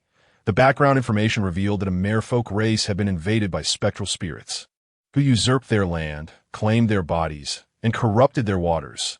These spectral spirits spoke not a word of truth. Even if their appearance seemed benevolent, their hearts were riddled with bloodthirst. All who entered would meet a dire fate. Qin Han and Xiaobai returned to her dwelling, a realm suffused with blue light, teeming with coral and rare treasures, with houses resembling exquisite shells. Upon entering, 2 rows of shell houses revealed residents stepping forth. An elderly woman, carrying a basket of plump red fruits, approached with a benevolent smile. "Ah, a child from outside. Thank you for slaying the little black one on our behalf. Express our gratitude. Dear child, please try these fresh fruits. They are sweet and delicious." Qin Han waved his hand. "I am not thirsty. Your labor in gathering these fruits is not easy. Please keep them for yourself." He could trust nothing in this place and dared not consume anything offered by others. An elderly man nearby, observing this, approached with freshly cooked fish. "Child, how about tasting this fish? It's tender and flavorful. You have helped us immensely. If we do not repay you, we would feel deeply remiss." Qin Han once again declined. "No, I am not hungry at the moment. If you wish to repay me, please inform me of the location of the golden crystal." Upon hearing this, the onlookers froze momentarily, a fleeting expression of impatience crossing their faces. Yet they ultimately suppressed it. The elderly man chuckled. "No rush, no rush. The golden crystal is in the hands of the elder, who is currently away at it may be until tomorrow before he returns. Why not rest at my home in the meantime? It would also allow me to express my gratitude. No, I will wait here for the elder's return." Qin Han gently shook his head. Finding a secluded spot to sit cross-legged, he promptly closed his eyes. Observing Qin Han's indifference, the gathered individuals behind him finally revealed their twisted and grotesque visages. They communicated in hushed tones only audible to their kind.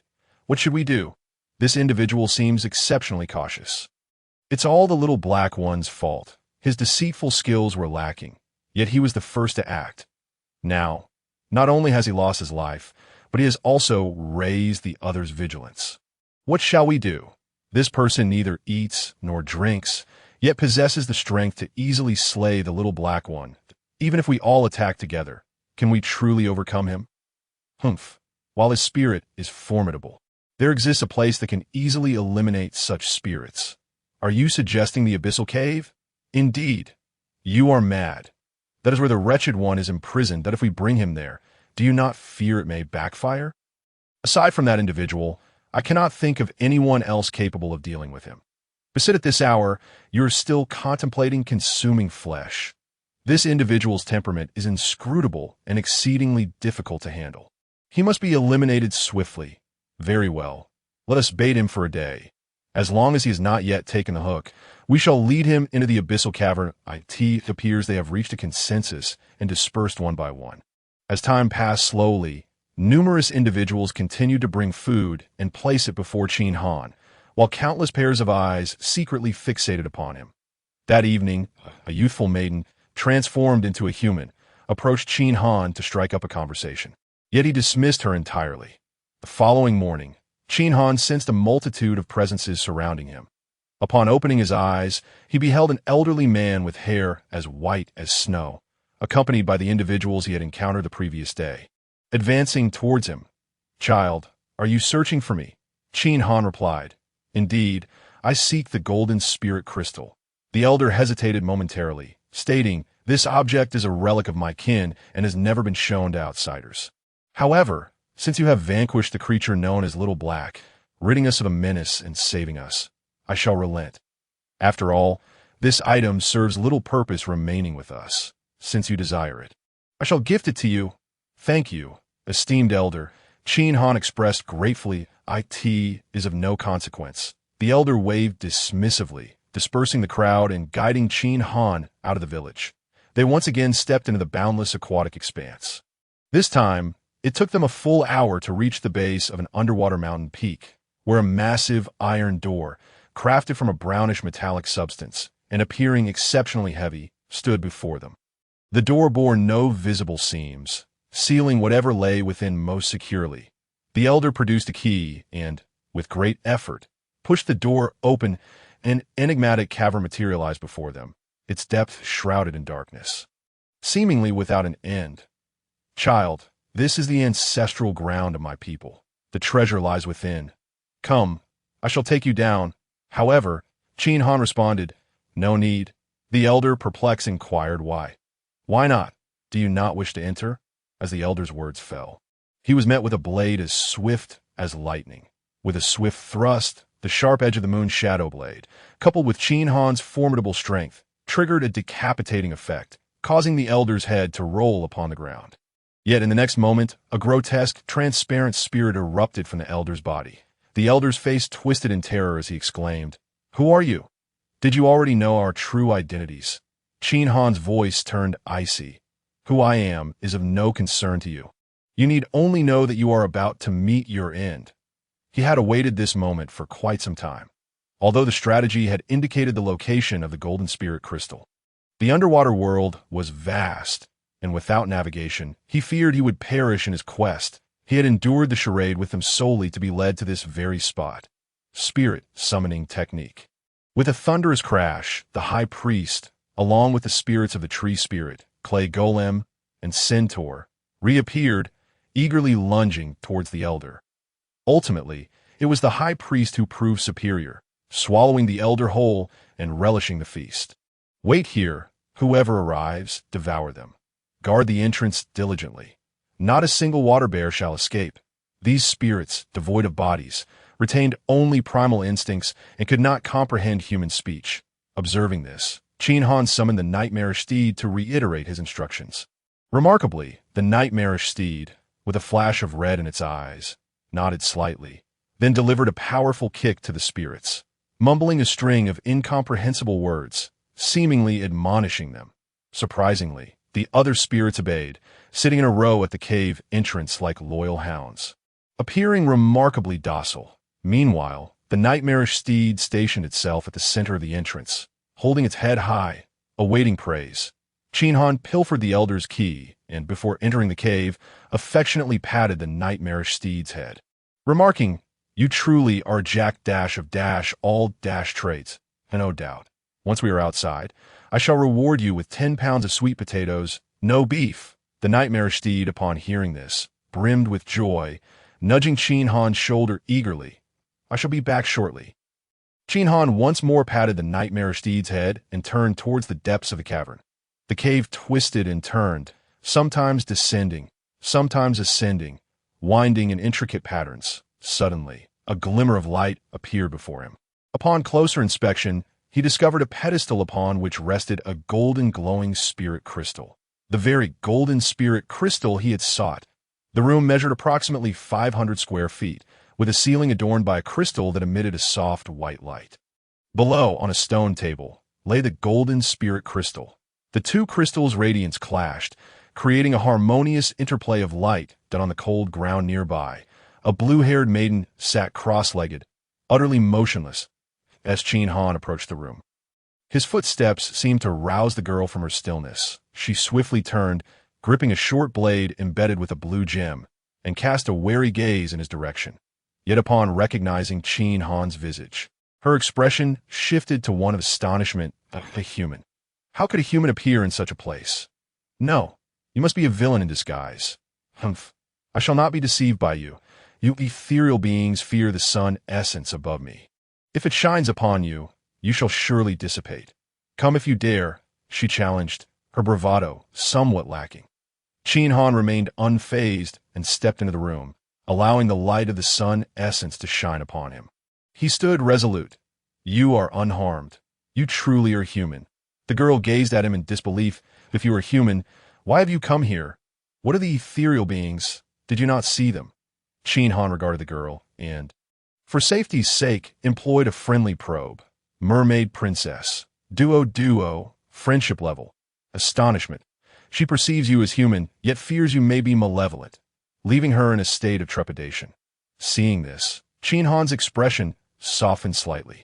They lured me here, likely hoping for a mutual slaughter, so they could reap the benefits. The girl appeared uncertain that I am not particularly powerful myself. Otherwise, I would not have allowed those ethereal beings to invade my home. I am unable to protect my kin.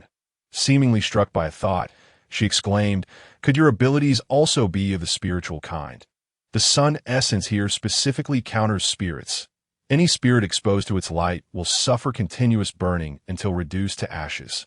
Qin Han glanced at the sun essence above, recognizing it as the sun gold essence, a rather rare treasure. Weapons forged from it possessed the ability to vanquish spiritual life that it would serve him well. Duo, he mused. If you know they intend to deceive you, why then did you come here? This entrance to the abyssal cavern is forged from millennium of mysterious iron, making it not only robust, but also impenetrable even to spirits. Now that you have entered, they have surely locked the door behind you. A human. Without sustenance, you will soon perish from hunger. Oh dear, how reckless you are. Qin Han replied, do you think me so foolish? I merely entered to obtain the golden spirit crystal, not to court death. The golden spirit crystal? You seek the golden spirit crystal? Are you a descendant? Duo's face turned pale with astonishment. This golden spirit crystal suddenly appeared in our ancestral territory, accompanied by a message. If a descendant arrives, it is to be entrusted to them. However, shortly after the crystal's arrival, our kin began to suffer from the ethereal beings' attacks. They slaughtered our people, masquerading as them to strike from the shadows, leaving us with no means to resist.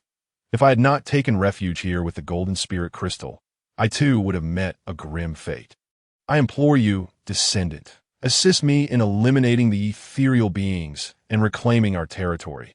Qin Han nodded gently, agreed. However, in addition to the golden spirit crystal, I also wish to take the sun essence above your head. Upon hearing this, the girl's face drained of color. If the sun essence is taken, the ethereal beings, if not eradicated, will surely seek vengeance against me. Perhaps I can offer you something else in exchange. Qin Han fell silent for a moment, then replied, let us see first. The girl, upon hearing this, dashed into a corner, fiddled for a while, and returned with a stunning set of equipment radiating a blue halo. Qin Han glanced over and was immediately captivated. Domain Emperor leather armor, epic set, incomplete, comprising 5 pieces, a helmet, leather armor, leggings, boots, and gauntlets. Defense, 1500 water element resistance, 6000 health increase, 6000 health regeneration per second, 130 constitution requirement, 300 skills, swift swimming upon activation. Allows the player to move underwater at 5 times their running speed. Duo remarked, it is unfortunate that the heart shield of this armor originally contained a water-repelling pearl. If we could find one to install, its effectiveness would surely be greatly enhanced. Upon hearing this, Qin Han wore a peculiar expression as he produced a water-repelling pearl and, with a decisive snap, affixed it to the heart shield. Instantly, the entire set of equipment blazed with brilliance. The surrounding blue light becoming even more resplendent. That moment, the attributes of the gear transformed yet again. Domain Emperor leather armor, epic set defense, 1800, 3600 underwater, water element resistance, 7000, 15,000 underwater, health increase, 7,000, 15,000 underwater, health regeneration per second, 150, 300 underwater, constitution requirement, 300 passive, underwater sovereign, enabling movement in any perilous aquatic environment and effortless breathing in all waters. Passive, underwater speed increase of 200. Skill, divine speed swimming upon activation, allows the player to move underwater at 10 times their running speed. Passive, underwater water element damage increase of 100. Passive, underwater visibility increase of 1 kilometer. Beholding such admirable attributes, Qin Han's face lit up with joy. This set of equipment was tailor-made for underwater combat. Although it lacked a powerful active skill, its passive abilities rendered it formidable in aquatic realms. To put it bluntly, even for someone of his divine class, donning this epic gear would amplify his combat prowess underwater exponentially. With a flicker of thought, Qin Han adorned himself with the epic armor. The flowing armor, combined with the azure luminescence, made him appear as a deity traversing the ocean depths. I didn't expect you to possess a water-repelling pearl as well. It seems this equipment is quite fated with you. Moreover, you look splendid in this ensemble, far more so than when my father wore it. Duo praised effusively, seemingly anxious that Qin Han might fixate on the sun essence. However, she underestimated Qin Han's character. Though the sun essence was rare, the means to acquire it were plentiful, and he would not burn bridges for such a triviality. Furthermore, with the voodoo pearl in his possession, the absence of sun essence was of little consequence. Let us depart. Time is of the essence. Once we eliminate the void spirits, I shall take my leave. Waving his hand, Qin Han turned to exit. Having lingered here for a day, if the others had hastened, they should have already surpassed the 5th challenge and progressed to the 6th. As he navigated through the cavernous depths, astonishment flooded Qin Han's visage upon arriving at the abyssal cave entrance. What was this situation? Outside the abyssal cave lay a heap of corpses, all of them mere folk. The spirit entity, led by the high priest, appeared to be savoring the moment, seemingly unfulfilled. Only the bull commander drooled with envy. Ah, these are all my kin, overtaken by the void spirits. Did you already vanquish these villains? Duo stepped out, her face a portrait of shock. I recall there were a total of 98 of my kin. We seem to be missing one. Qin Han, too, was taken aback. Judging by the scene, it seemed he and the Grand Elder had barely arrived when those void spirits followed closely behind, only to be surrounded by Nightmare and the others. Despite the insidious tactics of these void spirits, lacking any countermeasure against celestial beings made them hardly a challenge in the hands of 30-level leader B-spirit like the High Priest. This is fortuitous, since they are all dead. It saves me the trouble of going back to hunt them down. Point 1 was already slain by me. If you can confirm that only 98 void spirits remain, then I have fulfilled my part. Duo nodded. I remember each of my kin clearly. There can be no mistake. Thank you. Thank you for helping me reclaim my homeland. From now on, I will dedicate my life to protecting this water realm, ensuring that invaders will not encroach again. Budwa's voice suddenly turned somber as she approached the corpse of an elder, kneeling silently and cradling their face in her hands. Qin Han, witnessing this, chose silence, collecting the spirit and Nightmare before propelling himself upwards like an arrow. Each person has their own path to tread. Duo must guard her homeland, while he must continue pursuing his predetermined goal. In the depths of 10,000 meters, where not even a feather could float, a blue figure soon broke the surface, leaping high into the air, just as he was about to plunge back into the water. A magnificent steed appeared beneath him. With a swift motion, he mounted the horse, and together they stood poised atop the treacherous waters. Qin Han surveyed the surroundings, pinpointed the location of the small island, and urged Nightmare into a rapid gallop. Before long, their figures faded from view. Meanwhile, a day had passed, and some had already arrived at the small island via the platform, leading to a shift in the leaderboard. The first place reverted to Chun Xiaoshu, with 5,000 points, followed by Jiang Ningxue, also with 5,000 points. Qin Han, with 4,000 points, held third place at that moment. Chun Xiaoshu wandered the small island, disappointment etched on his face. Upon reaching the platform and sensing the toxic waters that prohibited floating, he immediately opted to wait as a top-tier elite across the realms. He could deduce the choices of his competitors merely by observing the fluctuation in rankings. During his day of watching from the platform, many players ahead of him had vanished from the leaderboard, indicating they had entered the waters and met with misfortune. Qin Han had previously navigated the challenges at a pace far superior to his own, and it was only logical that he would have reached the platform first.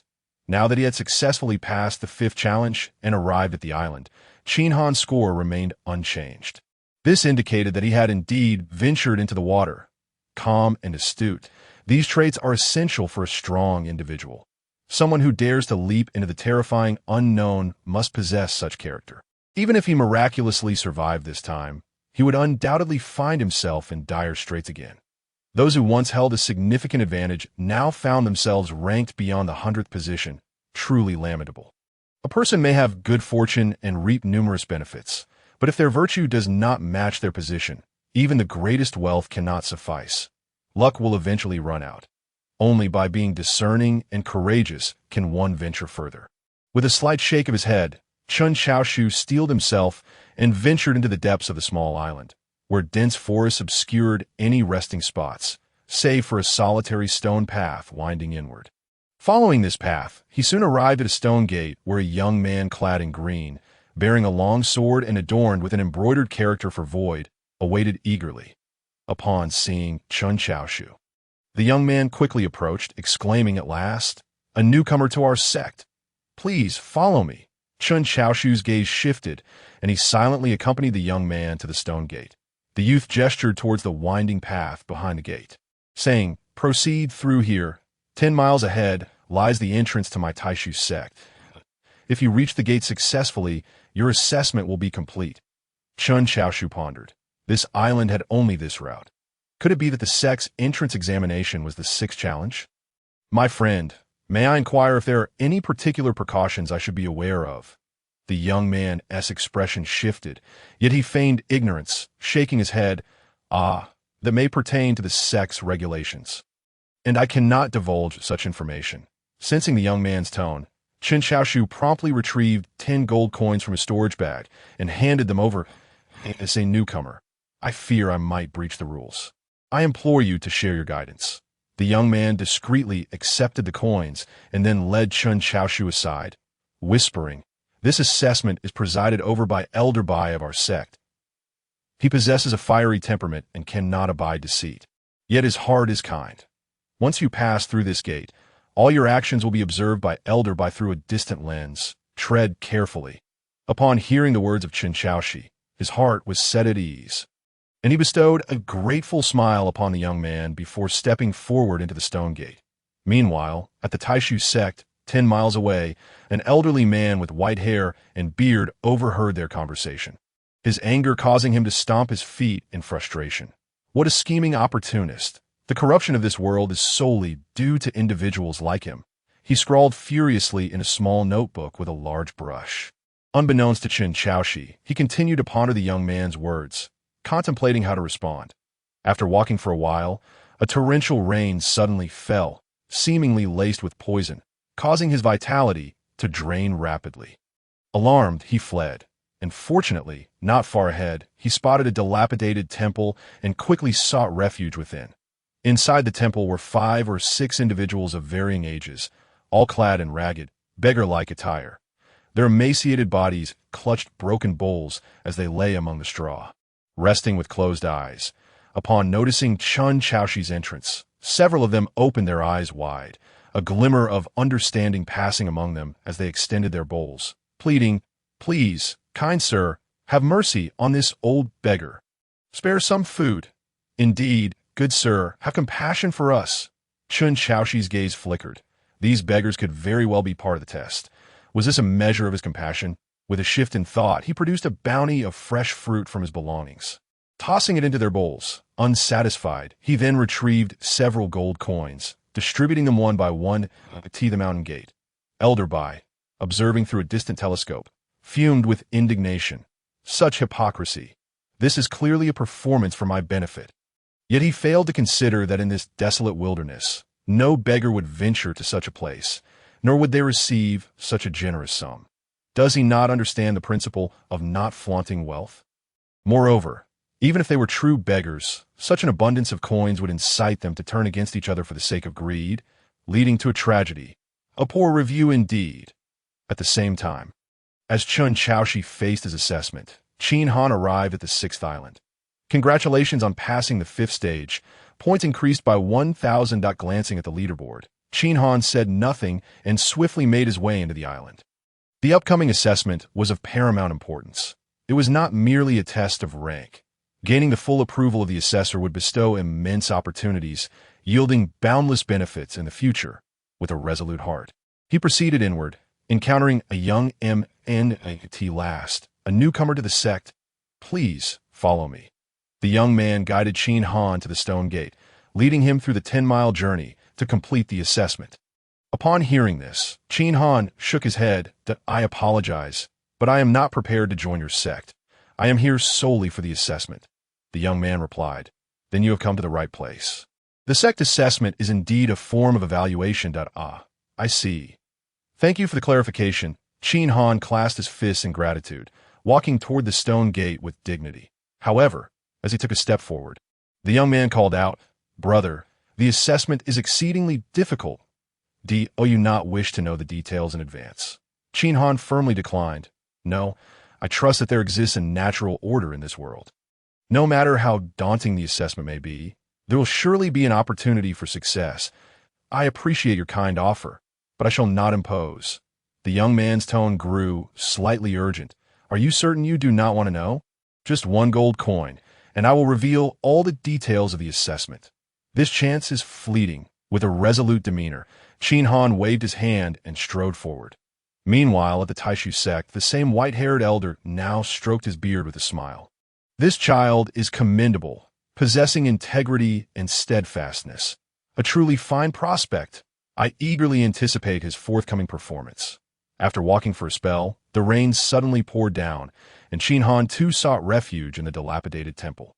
Encountering the same group of beggars, "Kind sir, please, have mercy on us. We have not eaten for 3 days." Qin Han surveyed the beggars, retrieving 2 pounds of beef from his spatial ring and tossing it into their bowls. He then moved to a corner of the room, sitting cross-legged. The beggars devoured the beef hungrily, and when they finished, they continued to plead, "Sir, we are still a bit hungry. Could you spare us some more?"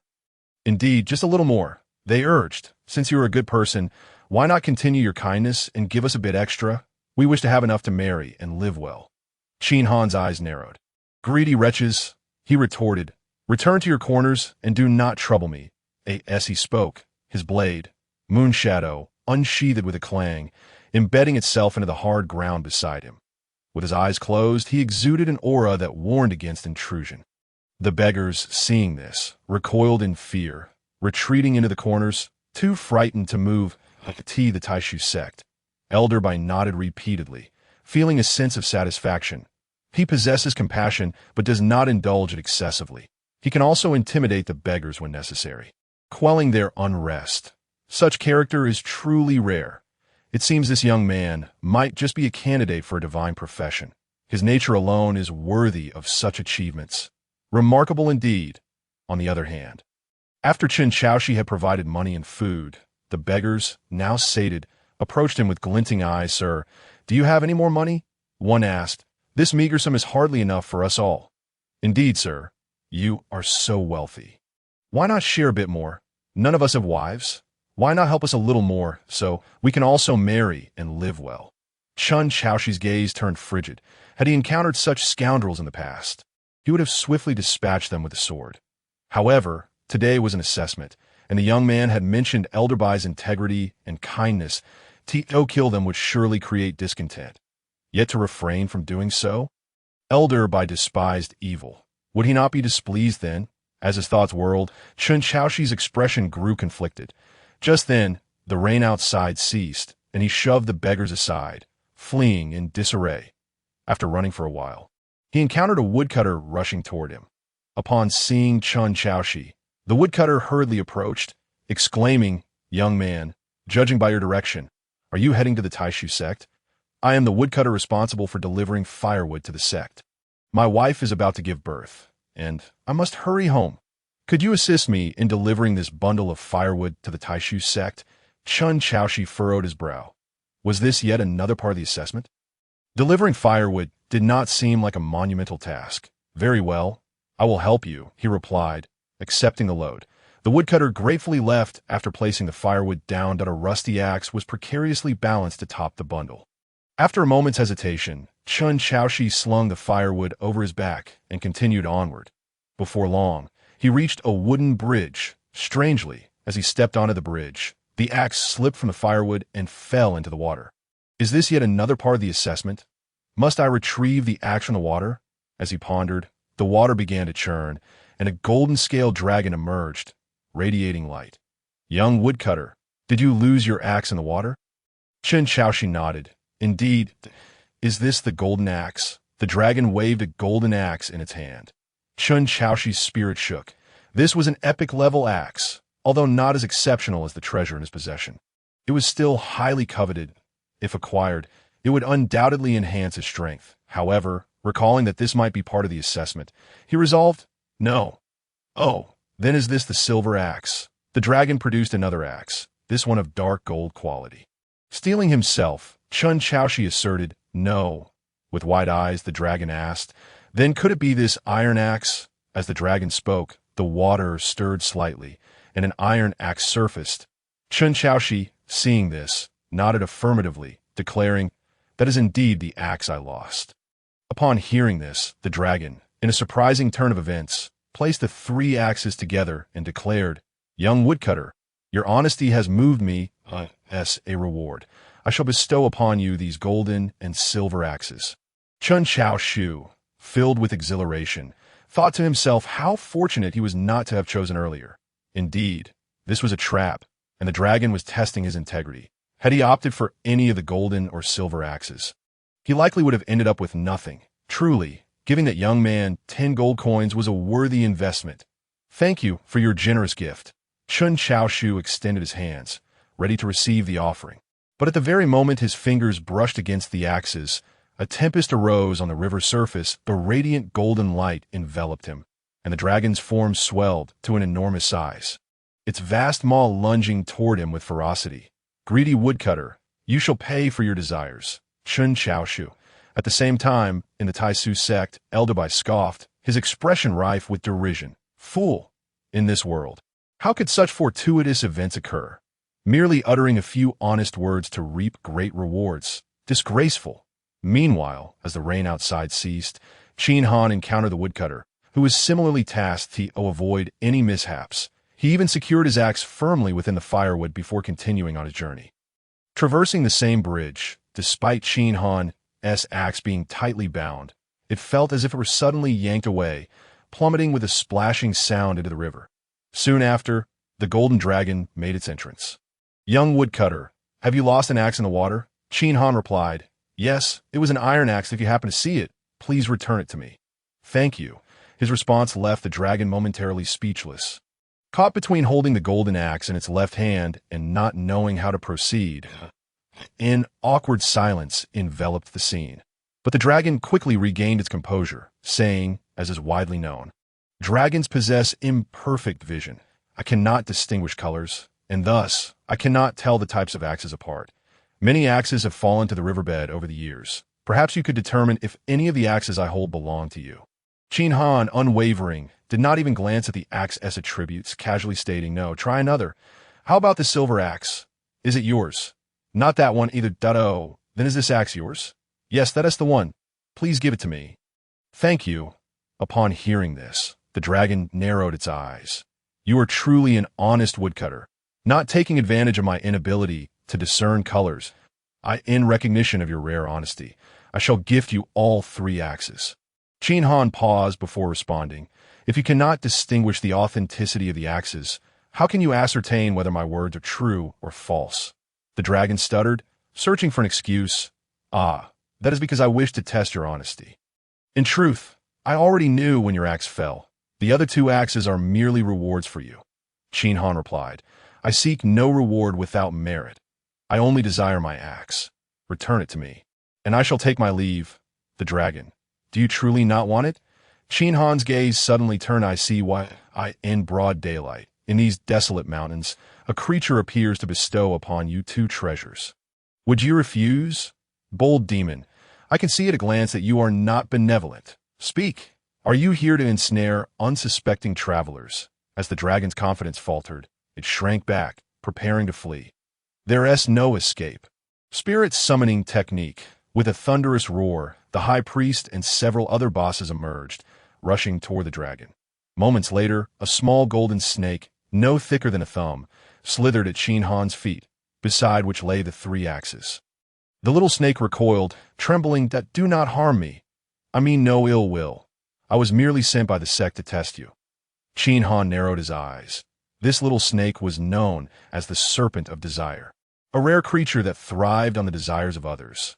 Whenever someone harbored a desire, its power would swell. Conversely, if it encountered someone of righteous spirit, devoid of greed, it would shrink, losing its strength to in essence. It was a unique beast that thrived on the malice of others. When weak, it could be easily subdued by ordinary individuals, but when strong, even the mightiest of beings would struggle against it. Judging by its appearance, it seemed not yet fully matured. It likely had not reached its final form, using the weaknesses of powerful beings to entice them, potentially proving invaluable at critical moments. However, it was evident that this snake belonged to the Taisu sect, and any ill intent toward it might lead to a lower evaluation. With a fleeting thought, Qin Han declared, "Enough, return to your home. You may take the axes with you." With that, he departed without a trace of regret.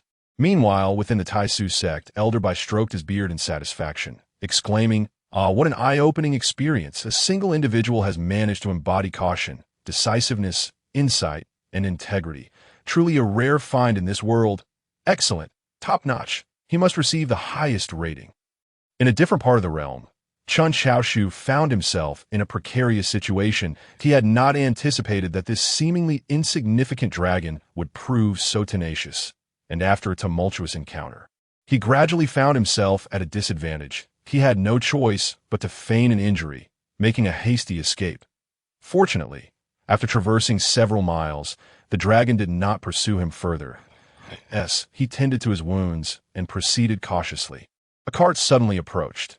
Yet, just as it reached him, one of its wheels fell off. From atop the cart emerged a young man clad in the garb of the Taisu sect, who quickly approached Chun Xiaoshu.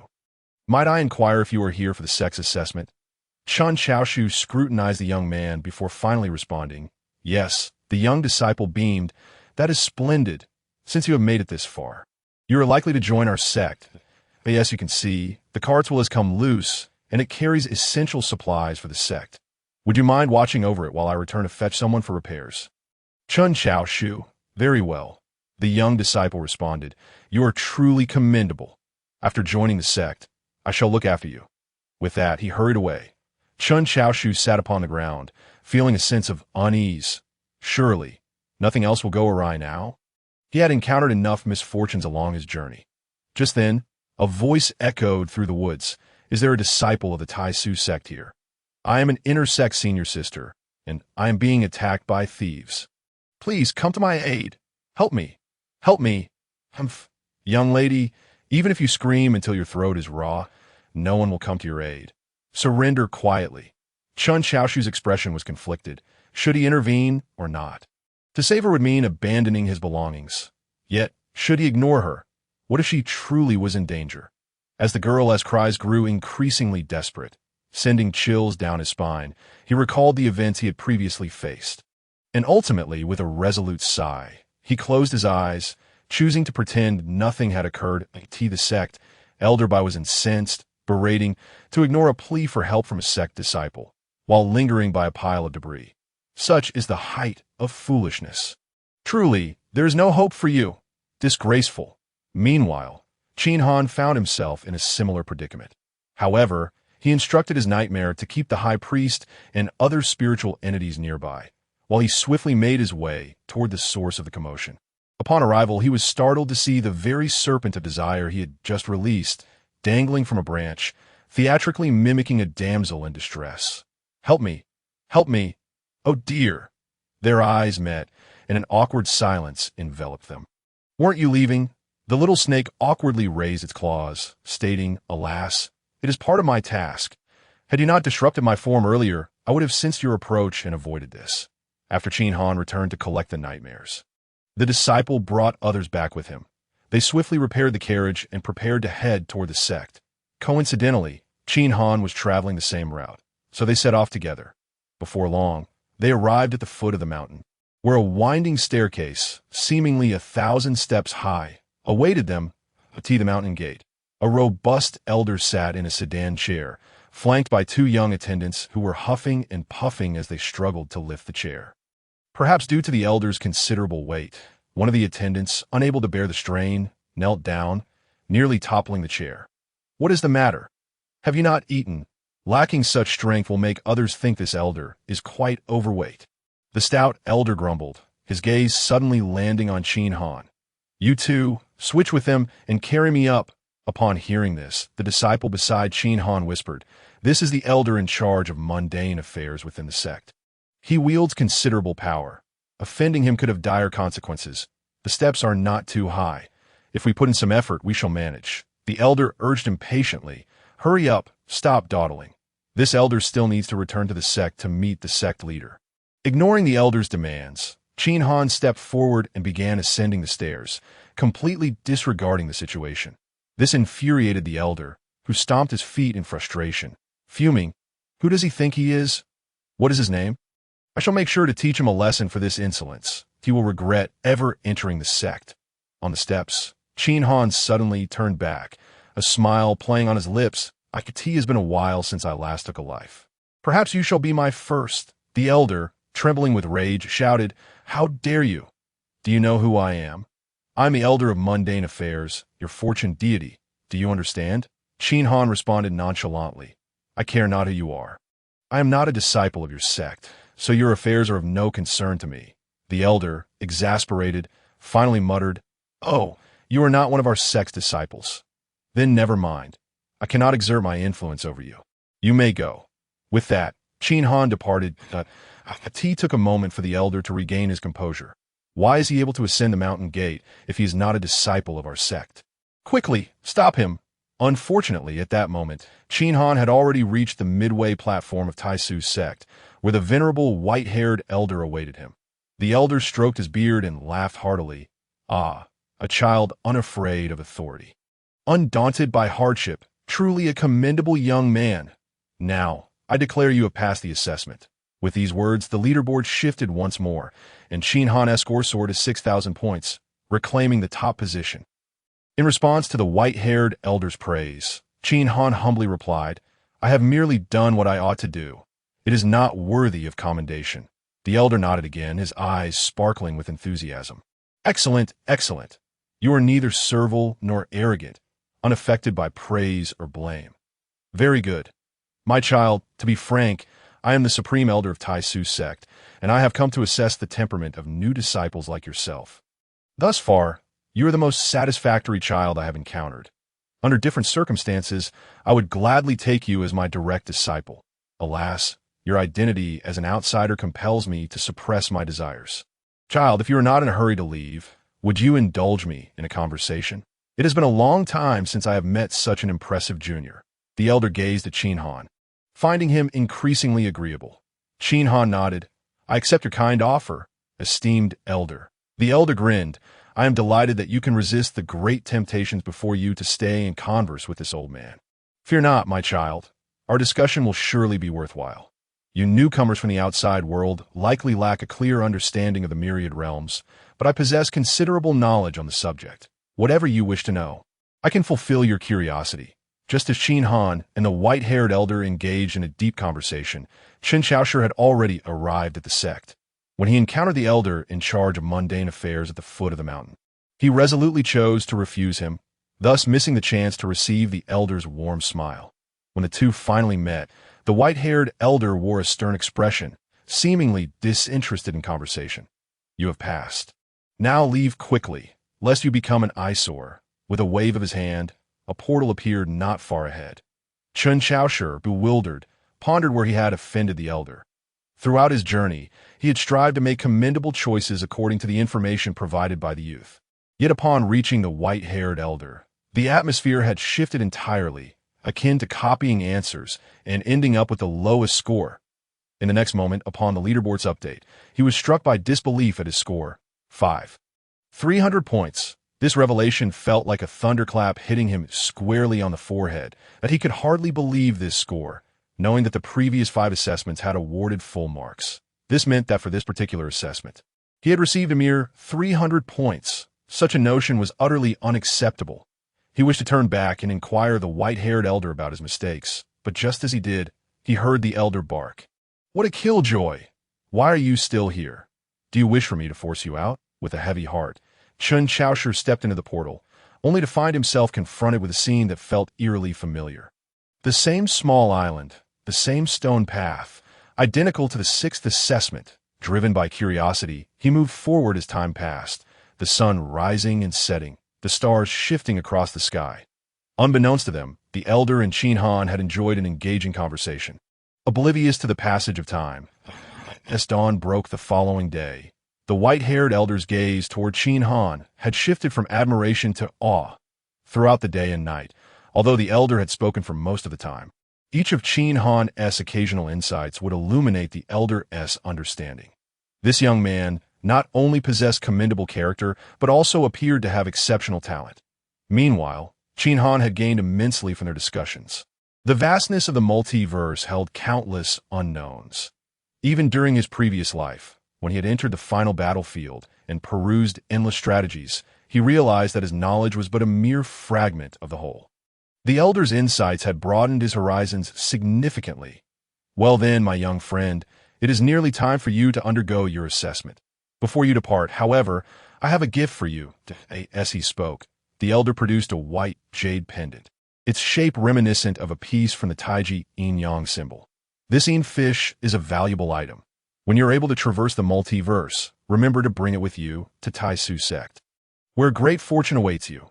Qin Han did not hesitate, promptly accepting the yin fish, for he had lingered a day here for precisely this item. "Rest assured, esteemed elder, I shall certainly seek you out." The elder beamed with satisfaction. "Good child, I trust you. Now go, continue your endeavors." With a wave of his hand, a portal materialized before them, as Qin Han bowed respectfully to the elder and stepped toward the portal.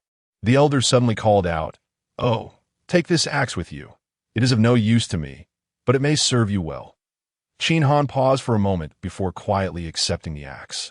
Turning to enter the portal, he heard the elder continue, "If you can obtain the yin fish from another elder, your future prospects are beyond my imagination. However, the assessment he has set may not suit you.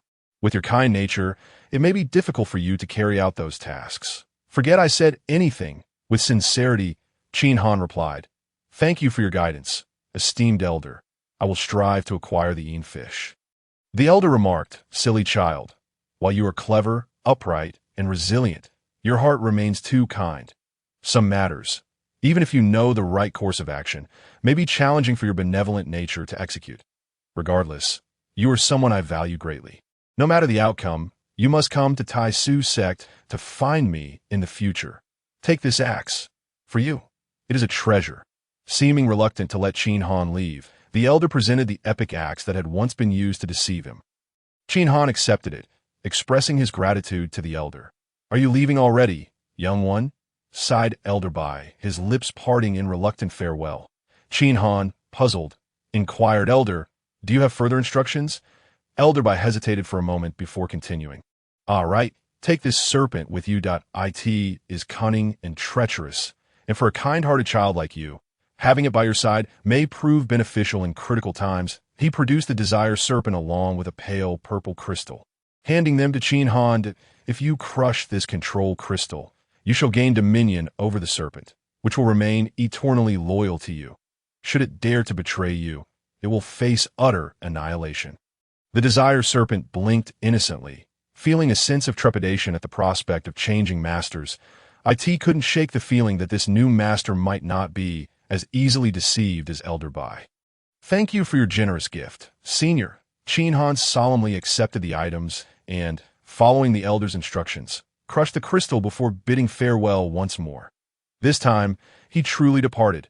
Elder Bai gazed wistfully at the vanishing portal, reflecting, "What a fine seedling." With a flash of white light, Qin Han arrived at the 7th trial, clutching the jade-like young fish in his hand, finally exhaling in relief. The competition for ranks in the 6th and 7th trials tested players' responses and moral character. Overseen by the high elders of the two prominent sects, Taisu Palace and Taiyin sect. Countless ages ago, these two sects were one, but differing philosophies led to their division, taking with them the supreme artifacts of their sects. The yin fish and yang fish. Each sect possessed one, and it was said that uniting them would unlock the mysterious location of Tian Dao Palace, where one could attain the highest legacy. To acquire these two treasures, players must achieve full marks in both the 6th and 7th trials. While it sounds easy, it is, in fact, as difficult as ascending to the heavens. The two elders have contrasting personalities. And without the right strategy, players are bound to fall into traps. If either elder holds the slightest dissatisfaction, full marks become a distant dream. Furthermore, since only one artifact exists, even if one miraculously scores full marks, they must wait until other players complete their assessments to ensure no one else achieved full marks. One wrong word could mean a lifetime without the yin and yang fish. The reason he waited a day and night was to allow other players to finish their assessments. Now, all players had arrived at the 7th trial, and those at the front should have long entered the 8th trial. However, the 8th trial had a peculiar condition. It could only commence once the last player entered. So there was no rush. Let them wait. Looking up at the path leading to the island, Qin Han ambled forward while checking the leaderboard. I could see this moment. His points had soared to an impressive 7,000. He still held the first place, even though he had yet to complete the 7th trial. This score alone surpassed the 2nd place by 500 points. The additional 1,000 points were his reward for acquiring the yang fish. In the rank assessment, points could be earned through 3 scenarios: defeating monsters, obtaining treasures, and completing trials. The term treasures referred to significant artifacts like the yin and yang fish, as well as the ultimate treasures hidden within secret levels. Epic-grade equipment was not considered treasure here and did not count towards points. Speaking of epic equipment, Qin Han swiftly retrieved the newly acquired epic-grade axe, Lucky Golden Axe. Epic-grade weapon with an attack power of 2,000, armor penetration of 1,500, and elemental damage reduction of 2,000, but against enemies below half health. Its attack power would double. Requirements: Constitution 500. Active skill. Ultimate luck. Upon activation, luck increases tenfold for 10 minutes, with a cooldown of 1 day. This axe was quite impressive. Although it lacked overwhelmingly powerful attack skills, the ability to boost luck tenfold was exceptionally useful in the game of eternal life. The drop rates and certain lottery probabilities often hovered around 1 in 10,000 or even 1 in 100 million. Even with the stacking of tenfold luck boosts, the odds remained bleak. However, in smaller-scale lottery activities with a fraction of a percentage point, stacking luck could yield assured results if utilized wisely. This could be a divine skill. With narrowed eyes, Qin Han ambled along. Suddenly, the desire serpent, coiled upon his shoulder, poked its head out, its eyes gleaming. "Master, I perceive a peculiar scent ahead. It seems to be the scent of desire." Qin Han's gaze shifted, and he discerned the stone gate of the 7th trial in the distance. Yet, the disciples guarding were nowhere to be seen. "Master, to the left in the grass, I can see a man and a woman engaged in inappropriate activities." The desire serpent's eyes sparkled with mischief. A mirror image appeared before Qin Han, revealing a young man clad in a black robe embroidered with the character Farin, entangled with a similarly dressed woman in an indecent act. The desire serpent's eyes lit up. "Master, I have heard that the Taiyin sect prohibits its disciples from forming romantic bonds or engaging in such act. If discovered, they face severe punishment, either expulsion or worse. Complete annihilation of body and soul. I have recorded these images. Master, shall we extort them?" Qin Han, intrigued by the prospect, considered the strategy. According to the assessment, Elder Bai favored kind-hearted individuals, while the Black Elder preferred the cunning and ruthless. This opportunity for blackmail was too convenient to pass up.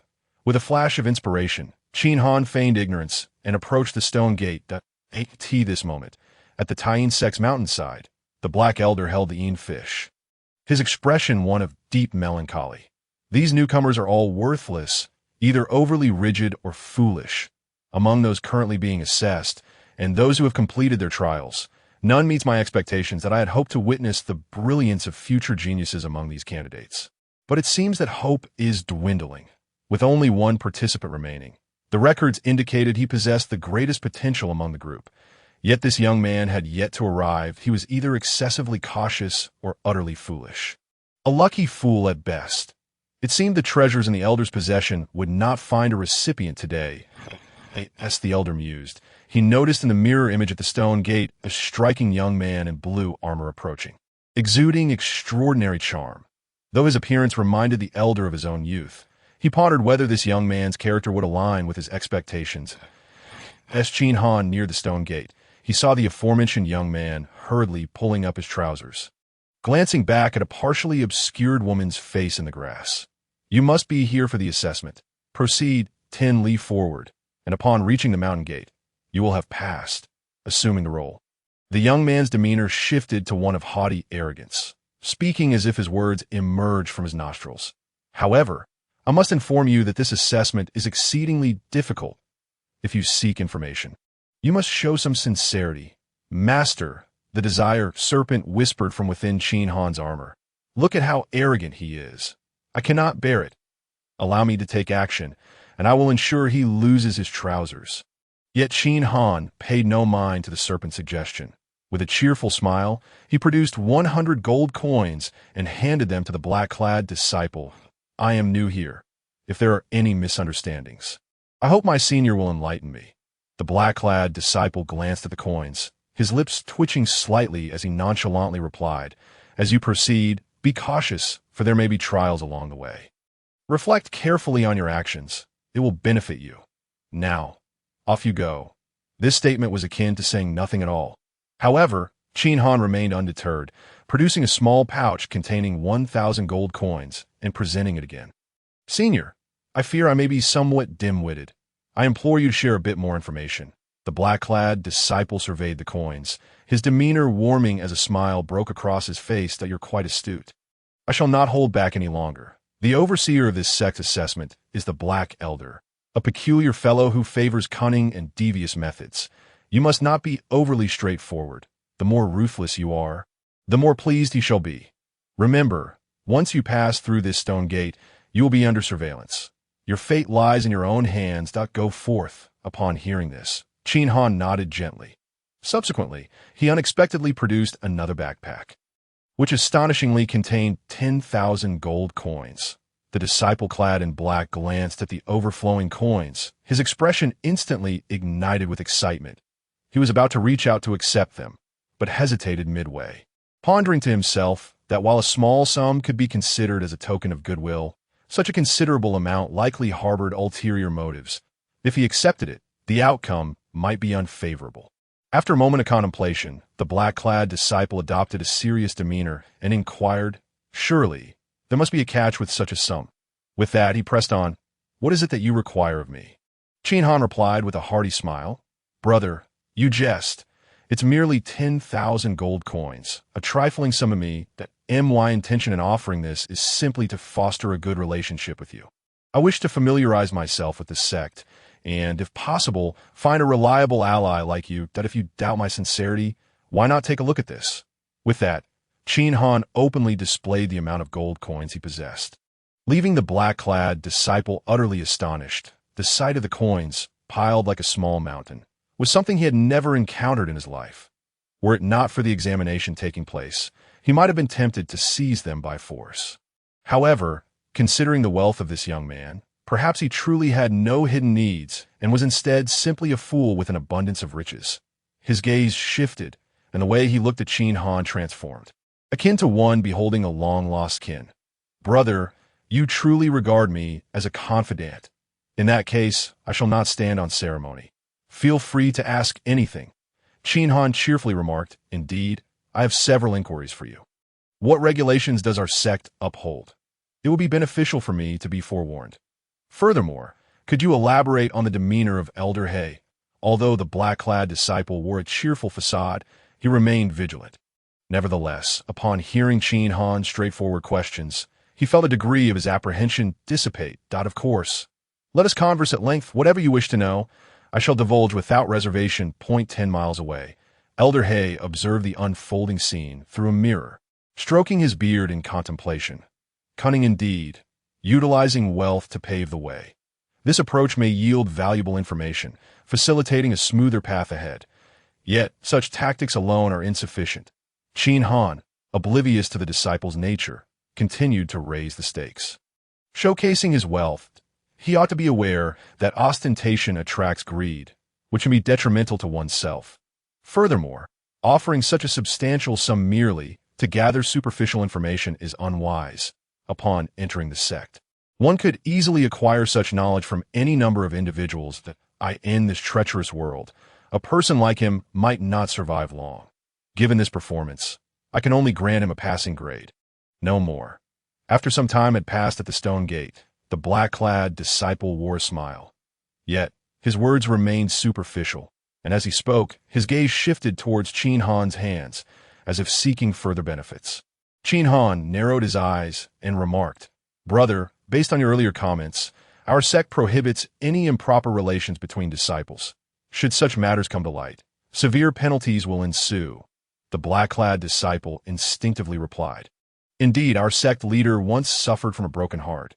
Hence the establishment of this rule. No one is permitted to overstep the boundaries." Qin Han nodded. "On my way here, I witnessed two individuals engaged in inappropriate conduct within a nearby thicket, and I happened to document it.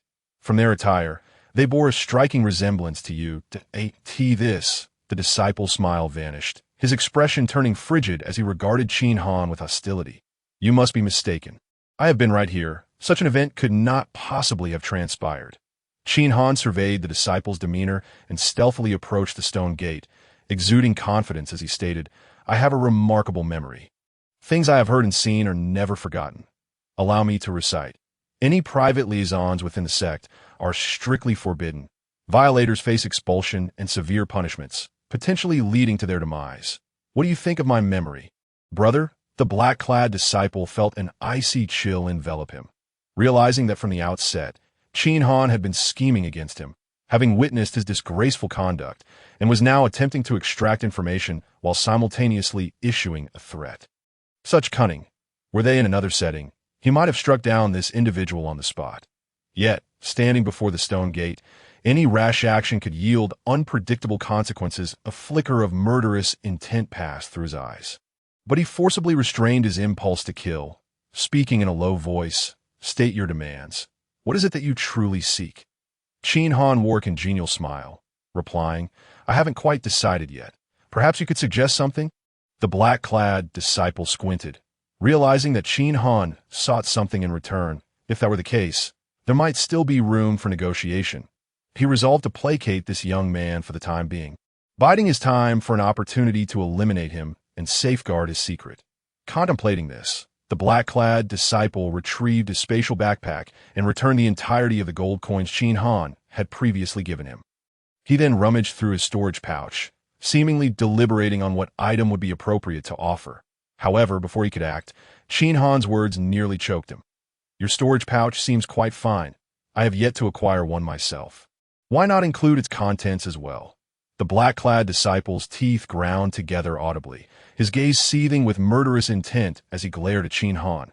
Ultimately, he sighed in resignation, steeling himself, and unfastened the storage pouch from his waist, handing it over to Qin Han while uttering the most insincere words of his life. "Since you desire it, consider this storage pouch a gift." He never anticipated that as a disciple of the Qin sect, he would find himself outwitted by a mere candidate in an examination. Qin Han cheerfully accepted the pouch, feigning modesty. "Oh, how generous! This pouch has ample space akin to several rooms, capable of holding numerous items. Yet, it appears rather sparse, mostly jars and vials. I wonder what use they hold." After searching for a while, he abruptly looked up, unceremoniously asking, "Brother, is there anything else?" The black-clad disciple, teeth clenched, replied through gritted teeth, "This is all I possess. It constitutes my entire fortune. One must leave a path for future encounters, brother. One cannot be too ruthless." Yet, Qin Han feigned ignorance. "Come now, let us continue discussing our earlier topic. I have many more queries for you." The black-clad disciple's fists crackled with tension, his expression shifting rapidly. In that moment, he was overwhelmed by the urge to eliminate Qin Han countless times. Ultimately, however, he glanced at the stone gate, gritted his teeth, and fled into the thicket. Moments later, he returned, clutching a jade rui that resembled white jade. "This is a spirit-infused rui, enabling even mortals to wield spells. The IT is the most valuable item I can offer." Should you remain unsatisfied, feel free to report me. I have nothing else to provide. Qin Han accepted the jade rui into his possession, eyeing the black-clad disciple with a scrutinizing gaze. There truly nothing left. Pray, do not deceive me. Upon hearing this, the black-clad disciple nearly shattered under the pressure of his emotions, almost unable to refrain from violence. Even the woman who had been lurking in the nearby thicket could no longer contain herself. Emerging in a fit of rage, killing is but a mere formality. Do not push your luck within the sect. Elder Hay observed the situation with wide eyes, nearly leaping from his seat. This truly the same fool who only knew how to throw money around. His gaze brimmed with admiration. From the very beginning, he should have recognized the leverage both disciples held against each other, feigning innocence while gathering intelligence. Once a weakness was uncovered, the tables would turn instantly. This cunning was reminiscent of a seasoned fox navigating the complexities of the heavenly realms. What was even more alarming was that this youth, with a desire to extract every last drop from others, had not only reached the limits of their patience but also showed a glimpse of his own potential. Indeed, a fine specimen indeed. At the stone gate, the serpent of desire discreetly conveyed, "Master, their emotions are on the brink of collapse. It may prove difficult to extract further benefits. If we push them to a dead end, it could backfire. Perhaps it would be best to reconsider." Qin Han pondered deeply, recalling that the storage bag given by the man contained merely a collection of bottles and jars, all labeled as task items. This indicated that acquiring the other party's storage bag was indeed part of the assessment. These items would likely prove useful later on. Achieving this much could be considered a passing mark. However, the Yuling Rui bestowed afterwards was an epic-grade artifact, and it was improbable for such assessments to yield treasures of unparalleled value. Securing an epic-grade item would undoubtedly be the limit. This segment of the evaluation should warrant a perfect score. Yet, to be prudent, he felt compelled to take further action. With a seemingly innocent expression, Qin Han remarked, "I do believe in your sincerity, yet one cannot fathom the depths of the human heart. Who knows if you harbor any ulterior motives? Moreover, having accepted your benefits, it stands to reason that you would resent me greatly. What if you were to secretly seek revenge?" As he spoke, he casually leaned against the stone doorpost, ever ready to make a swift exit. Upon hearing this, the woman bit her lip, her teeth clicking in agitation. Ultimately, she swore an oath. "I, Chiao Yu, pledge before the grand ancestor of the Tang sect that I harbor no hidden agendas. I shall never trouble you again. Should I utter a single falsehood, may the heavens strike me down." From within the armor, the little snake narrowed its eyes and said, "Master, this is the highest oath among the disciples of the Tang sect. If violated, one is sure to be plagued by inner demons and perish within 3 days. What she says should be true." Qin Han nodded subtly, his gaze shifting to the man in black. "And you, senior brother?" The black-clad man, witnessing his beloved make such a solemn vow, felt a palpable surge of killing intent emanating from him, his body trembling with barely contained fury. Finally, he clenched his fists tightly and articulated his oath word by word. Once both had completed their oaths, Qin Han's face broke into a smile.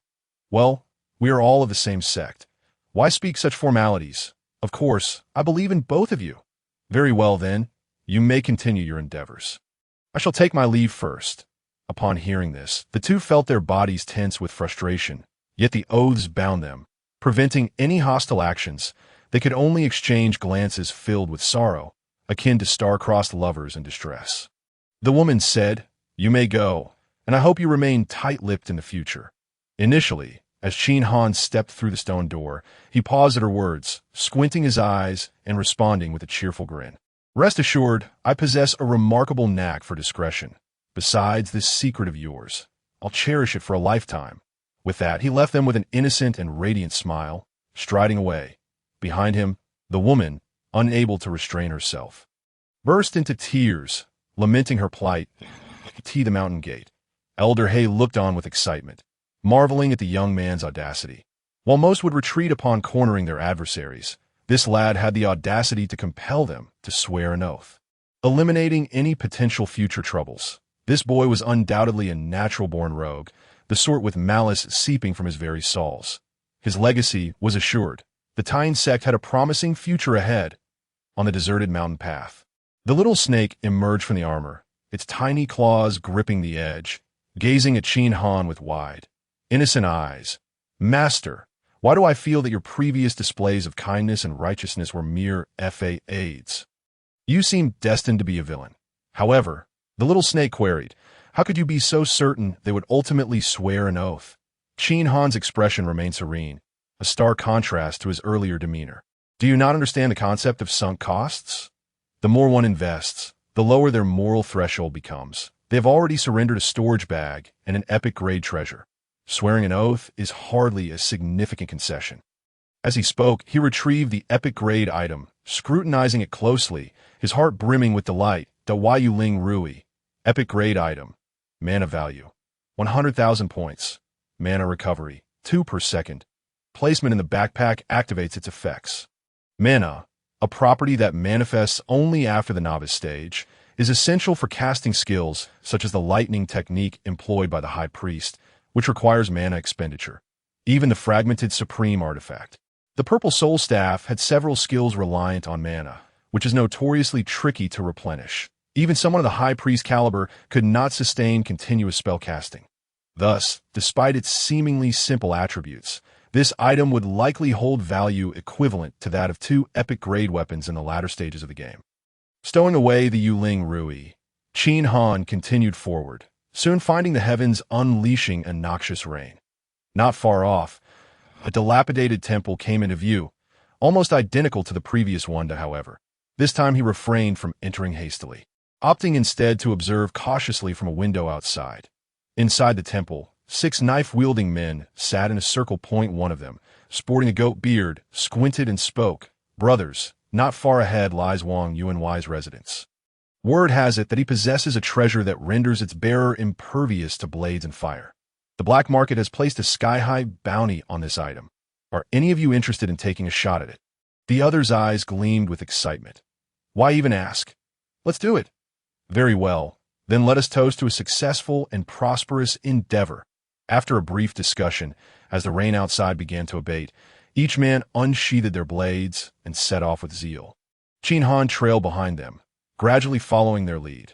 Soon, they arrived at a residence, its doors ajar and the words Wang Residence inscribed above. These men were indeed reckless, brazenly pushing the door open. However, upon entering the courtyard, they were struck dumb by the sight before them. The spacious yard featured 2 rows of long tables, filled with guests, numbering 20 or 30. Each was grim-faced, armed to the teeth, unmistakably dangerous. Wang Yuanwai sat directly opposite the entrance. Upon their arrival, Wang Yuanwai appeared unfazed, rising to greet them. "Have you come for my treasure? Please take a seat. You shall soon witness its wonders." The group was momentarily stunned, and one younger member whispered, "What now?" "Big brother," the goat-bearded man, his expression cautious, replied, "We are outnumbered. Let us remain still and comply with his wishes." Subsequently, they took their seats, filling the remaining spaces at the table. From the lofty, dense trees outside, Qin Han observed the scene within, contemplating that this must be the second assessment site set by Elder He. These individuals appear to be villains seeking to seize treasure, and a significant upheaval was bound to occur. Yet Wang Yuanwai, facing such a crowd, remained calm and jovial, indicating he harbored confidence. How should he proceed? Since Elder He established this challenge, he must have had a genuine purpose behind it, with Wang Yuanwai possessing an item that rendered him impervious to blades and fire. Elder He would undoubtedly wish for the assessors to seize it. Was he to simply wait and watch as they fought amongst themselves, ultimately reaping the rewards? As Qin Han pondered, he suddenly recalled the bottles and jars from the storage bag, all labeled as task items, likely meant to guide his actions in due course. But he opened the storage bag and examined the contents. Each bottle bore labels and even instructions, quite detailed indeed. Bone dissolution powder requires only 3 drops to turn both person and object into blood. Universal poison, colorless and odorless, dissolves in any food. Death is guaranteed within half an hour. Bayo, with a sudden whoosh, he leapt down from the tree, stealthily maneuvering to the rear of the estate, and nimbly slipped inside, deftly evading the shadows of passers-by. Approaching the expansive kitchen, he found a grand door ajar, revealing an array of meticulously arranged dishes upon the counters and bubbling pots of creamy broth. 5 or 6 cooks stood by, awaiting the call to serve tea. That moment, an elderly steward entered, shooing away the cooks, forbidding them from stepping even a half-pace closer to the kitchen door. With a creak, he closed the door behind him.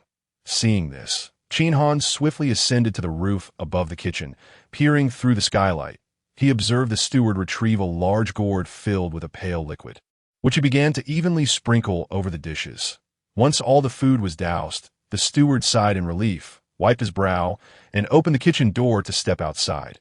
Seizing this critical moment, Qin Han decisively donned his ancient armor, leaped down, and, like a specter, silently slipped inside tea that instant. The steward had only just taken a few steps away from the door. He entered the kitchen and produced the meticulously selected poison, swiftly pouring it into the broth and other soups. With a quick motion, he slipped out of the kitchen, hiding atop a dense osmanthus tree in the courtyard. This moment, the steward was just calling the cooks back. Remember, do not utter a word or ask any questions. Once the dishes are served, return to the inner courtyard. And no matter the commotion outside, act as if you know nothing. Otherwise, do not blame me for my harsh methods. The cooks nodded obediently, acknowledging his commands. The courtyard was filled with an exquisite array of dishes, causing many to swallow hard, longing to dive into the feast. However, these seasoned wanderers were not so easily swayed. None dared to touch their chopsticks, their gazes fixated upon Master Wang. Noticing this, Master Wang chuckled, picked up his chopsticks, and initiated the feast. Come, come. This fine wine and delectable dishes are best enjoyed while hot. Everyone, eat to your heart's content. We shall discuss matters after the meal. As he spoke, he unabashedly helped himself to the dishes, even mixing the wine indiscriminately. Witnessing this, the guests gradually lowered their guard and began to indulge. And soon the atmosphere was filled with laughter and clinking cups. When the revelry reached its peak, Master Wang rose, holding up his wine cup. Dear friends, I ask a favor of you. After this banquet, I shall bestow upon each of you 10 taels of silver, and thereafter do not covet my precious possessions. Hate to tea this proclamation. Someone scoffed. Master Wang, what a cunning scheme. You think a mere meal and 10 taels will suffice to dismiss us. Where in the world does such good fortune exist? Another chimed in. Indeed, with so many of us, each should at least receive 1,000 taels. Otherwise, this matter will not be settled. 1,000 taels? With so many of you. How could I possibly afford that? Master Wang's expression darkened at their demands. You are asking for my life. Beware, you may have lives to take, but you might not have the means to spend them. As soon as these words left his mouth, the sound of blades being unsheathed filled the air. What? Old fool, you cannot withstand the pressure. I thought you were as resilient as a turtle. One of them declared boldly. Let me make it clear. If you do not hand over Qin Han, I believe you may have misunderstood. I am merely here for the assessment, and my sister Qiu Yu can vouch for me. Qiu Yu, one disciple whispered. Senior brother, Qiu Yu is an intersect disciple of considerable standing. Given that this person is merely an assessment disciple, it seems there are intricate connections within the sect, and we should tread carefully. Furthermore, according to our intelligence, 5 individuals who attended the banquet have gone missing. Perhaps the perpetrator is linked to those 5. The leading disciple nodded softly, glancing at Qin Han, his tone noticeably gentler. Since you are a junior disciple here for assessment, you may leave. Qin Han, thank you, senior brother. He hastily departed, walking a distance before finally exhaling a sigh of relief. That was close. It appears Elder He indeed had a backup plan. Just as I left, someone began hunting the murderer, clearly presenting me with a dilemma. Fortunately, I emerged unscathed on the mountainside. Elder He wore a smile, savoring the moment. This was the essence of it all. My master once taught me that when encountering treasures, one must possess the ambition to seize them. In a world where survival is challenging, acquiring more treasures enhances one's foundation, allowing for greater strides in the future. Moreover, this young man is quite astute. Even in the face of death, he remains vigilant, employing a pseudonym to throw off suspicion. Ultimately, he even deduced upon hearing the words of the Elder Black. He promptly placed the shadow fish into his hand. He then burst into hearty laughter, exclaiming, "Ha ha! I have long discerned that the gluttonous serpent upon you was nurtured by that old fool from the previous trial. If he was willing to bestow such a treasure upon you, it surely indicates that you have acquired the young fish. Now, with my shadow fish added to the mix, the fusion of yin and yang shall occur. When the time comes, a mere visit to the heavenly Tao Palace will undoubtedly ensure your future achievements resonate throughout the realms, and you, having pledged to become the leader of my Taiyin sect. I have emerged victorious in this game. Should that old codger become aware, he would likely be driven to the brink of fury." Qin Han. Before the treasure, he thought little of the matter and, in a moment of negligence, unwittingly fell into Elder Black's trap. The elder, brimming with joy, patted Qin Han on the shoulder and said warmly, "Ah, little Han, as the grand elder of the Taiyin sect, my status is exalted. When you arrive at our sect, I shall personally take you as my disciple that time. Even the current leader will respectfully address you as junior brother. I will ensure you are provided with the finest training grounds. Rest assured, it will be no less than that of the present leader. With my protection, you will stride confidently within the sect, trampling upon those who displease you. And rest assured, no one will dare utter a word against you." Qin Han, he interjected, "Senior, might it be a tad premature to speak of such matters? I am currently engaged in vying for my title." Elder Black awkwardly nodded, recognizing the truth of his words.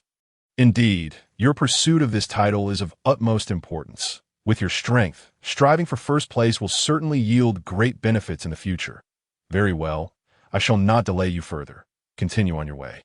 With a wave of his hand, he summoned a portal that "I shall take my leave for now," Qin Han declared, his gaze resolute to "Go on, go on," Elder Black said, his face alight with happiness. "Is it truly time to depart?" He inquired hastily, "Is there nothing else you wish to share with me?" "Nothing more," came the reply. "Everything that needs to be said has been conveyed, and discussing anything further at this juncture would be premature." "Very well," Qin Han said, rubbing his hands together as he stepped into the portal. In an instant, the scenery transformed dramatically, and he found himself within an opulent and expansive hall. Inside, a small river sparkled as it meandered around the central area. With numerous fountains erupting every few seconds, a magnificent arch bridge, resembling pure gold, extended towards the center. That moment, Qin Han stood atop the arch bridge. The greedy serpent remarked, "Master, that old fellow is quite stingy. He sounds generous, yet he leaves you with nothing as you depart, and he dares to aspire to be your master. How shameless! Unworthy of his age." Qin Han chose to disregard the comment, instead directing his gaze toward the center of the hall. At that very moment, over 300 players were gathered in the center of the Grand Hall. They were, unmistakably, the participants in the quest for titles. As he had previously mentioned, the 8th trial was exceptionally unique, for it no longer adhered to the individual dungeon format. Rather, it brought all players together for a fair competition. Surpassing this trial would clarify the dynamics of the title contest. Success or failure hinged upon this pivotal moment. In the center of the hall, the congregation of over 300 players caught Qin Han's eye, and he recognized many formidable individuals from his previous life. Among them, there were nearly 30 Saint class professions. Almost all present, alongside over 90 hidden professions, with the remainder being top-tier classes. Notably, the positioning of these individuals was quite intriguing. Chen Xiaoxi, Jiang Ningxue, and Selena occupied the central positions, each accompanied by 3 to 5 players who were evidently their subordinates. In the realm of the heavens, power was almost synonymous with combat prowess. The stronger the faction, the mightier its followers. Their combat awareness and experience were among the apex in the realms, making the emergence of top-tier or even Saint-class professions among them highly probable. This further underscored the strength of these peak factions that, in parallel with them, stood Feng Qianjue, the prince of the demon clan, who was flanked by a Saint-class professional and 9 top-tier professionals. The demon clan, with their innate combat physique, awareness, and bloodline, surpassed all other races in physical confrontations. In terms of overall strength present, Feng Qianjue's faction could be deemed the most formidable. However, due to his hasty upgrades and class transitions upon entering the game without gathering sufficient information, He found himself at a disadvantage in terms of profession. Thus, he instinctively positioned himself outside the core circle, seemingly reluctant to engage with the others. Aside from the six peak factions, nearly 270 players were gathered from other factions, most of whom were solitary adventurers like Qin Han. Seizing this opportunity, many began to congregate, exchanging experiences. Saints sought out fellow saints, and hidden professions sought one another, as small circles began to form in the core position. Chen Xiaoxi frequently glanced at the score leaderboard. Typically composed, he now exhibited signs of agitation.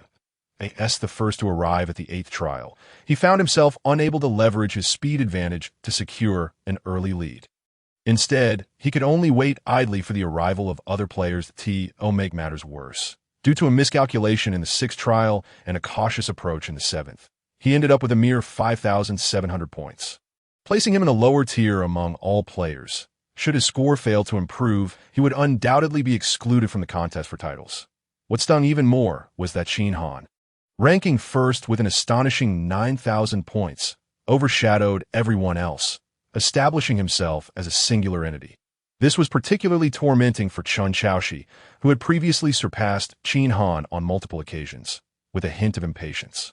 Chen Xiaoxi inquired of those nearby, "Are we still waiting for anyone?"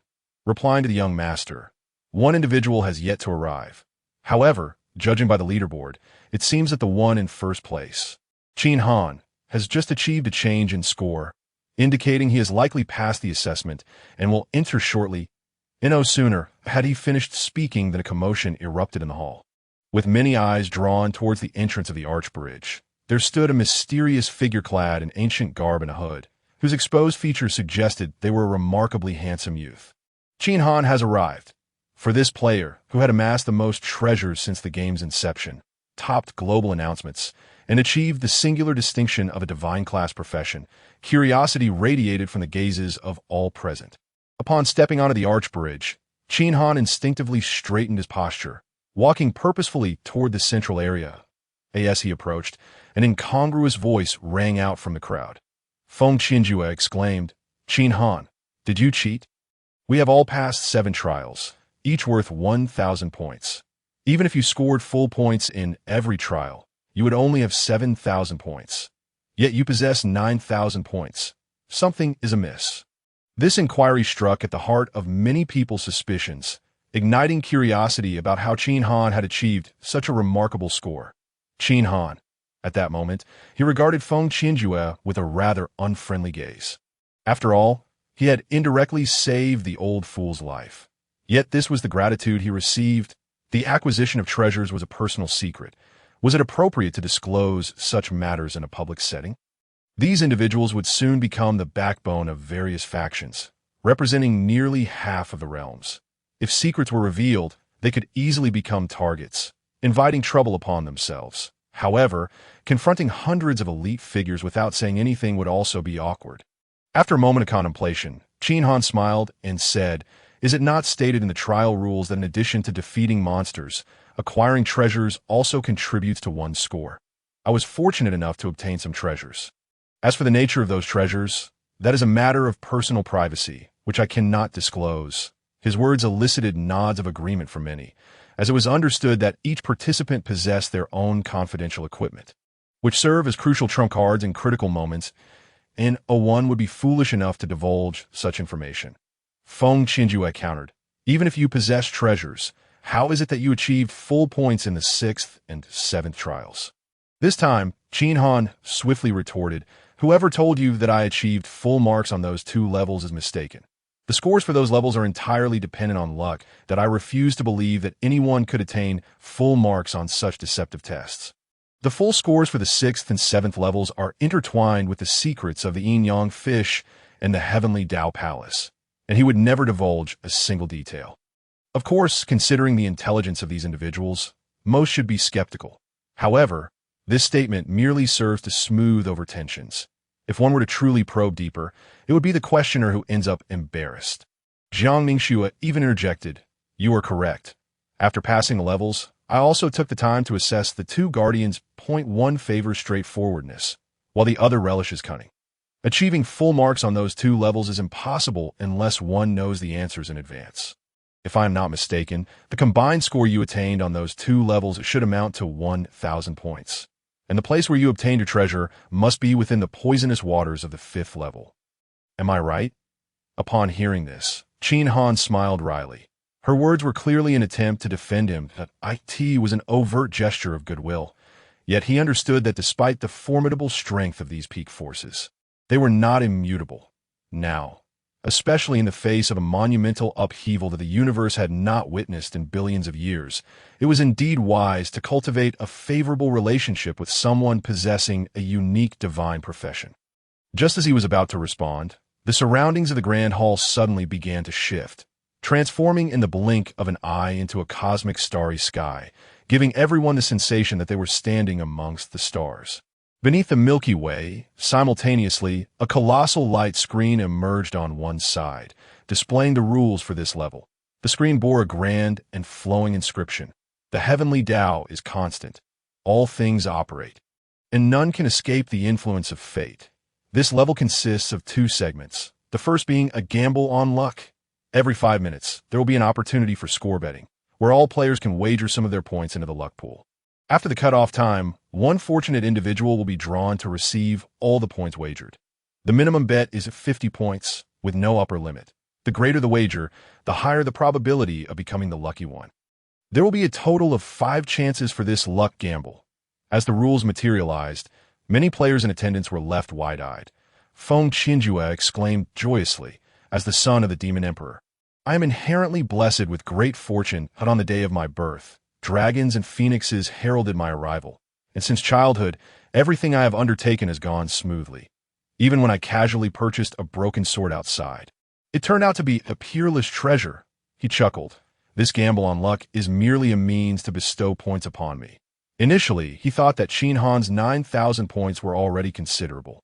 But at this moment, he realized what it meant to say that good things come to those who wait, that he was certain that he would emerge as the ultimate champion of points. Selena scoffed. "What does the luck of the Demon Emperor's son amount to? On the day of my birth, heaven and earth celebrated, and all things rejoiced. During my time at the Magic Academy, any book I picked up was of divine level. In terms of fortune, can you compare to me? Moreover, this is merely a game. What qualifications does a mere top-tier profession have to boast about luck?" Upon hearing this, Feng Qinjue felt a pang of frustration. In the presence of her exalted status, his top-tier profession felt utterly lacking. He retorted sourly, "The outcome is not yet determined. How about we have a friendly competition?" Feng Qinjue, demonstrating his audacity, promptly wagered all his points, an impressive 6,000. Selena, observing this, did not follow suit blindly. Quick of tongue as she was, her points were not insignificant, ranking within the top 20, allowing her to remain patient for the time being. However, some of the lower-ranked players around them could no longer contain themselves. Anyone who had reached this stage was undoubtedly favored by fortune. They had never conceded in matters of luck. Furthermore, given the current points, the prospect of nobility was already out of reach, so they might as well take a gamble.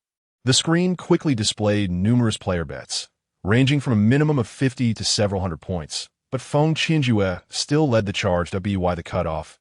93 players had participated, accumulating a staggering total of 13,000 points. Then the screen shifted again, and all players' names were inscribed on a circular spinning wheel. The more points a player had, the larger their section on the wheel. Feng Qinjue, having wagered 6,000, occupied a full half of the wheel. While the others filled the remaining space, the wheel began to spin. Everyone's hearts raced with anticipation. With a series of clicks, the pointer gradually slowed and ultimately came to a halt precisely within Feng Qinjue's section. Congratulations to player Feng Qinjue for becoming the lucky one and receiving all points. In the next moment, the leaderboard shifted again, with Feng Qinjue towering at the top with 13,000 points. 4,000 more than Qin Han. Witnessing this spectacle, all eyes turned toward Feng Qinjue, many filled with astonishment. Why was this demon prince, known for his obtuseness, suddenly displaying such cleverness? Was it merely a stroke of luck? Or did he possess a meticulously crafted plan? This left everyone perplexed. After all, if Feng Qinjue were genuinely astute, given his talents, he would not merely be a top-tier profession, that it was likely that someone had guided him behind the scenes. Indeed, just as speculation ran rampant, Feng Qinjue arrogantly proclaimed, "See, I told you my luck was excellent. I effortlessly ascended to first place." After saying this, he patted the shoulder of his subordinate, a holy rank profession, and added, "Your suggestion was quite commendable, far superior to the fools in our village. I shall ensure you are well promoted." "Thank you, Your Highness, for your recognition," the individual replied, neither servile nor arrogant.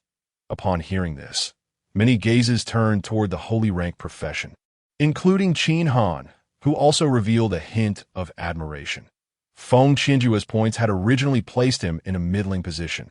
Under normal circumstances, he would not have been able to attain nobility. This person had decisively guided Feng Qinjue to utilize his worthless points, thus securing half of the opportunity.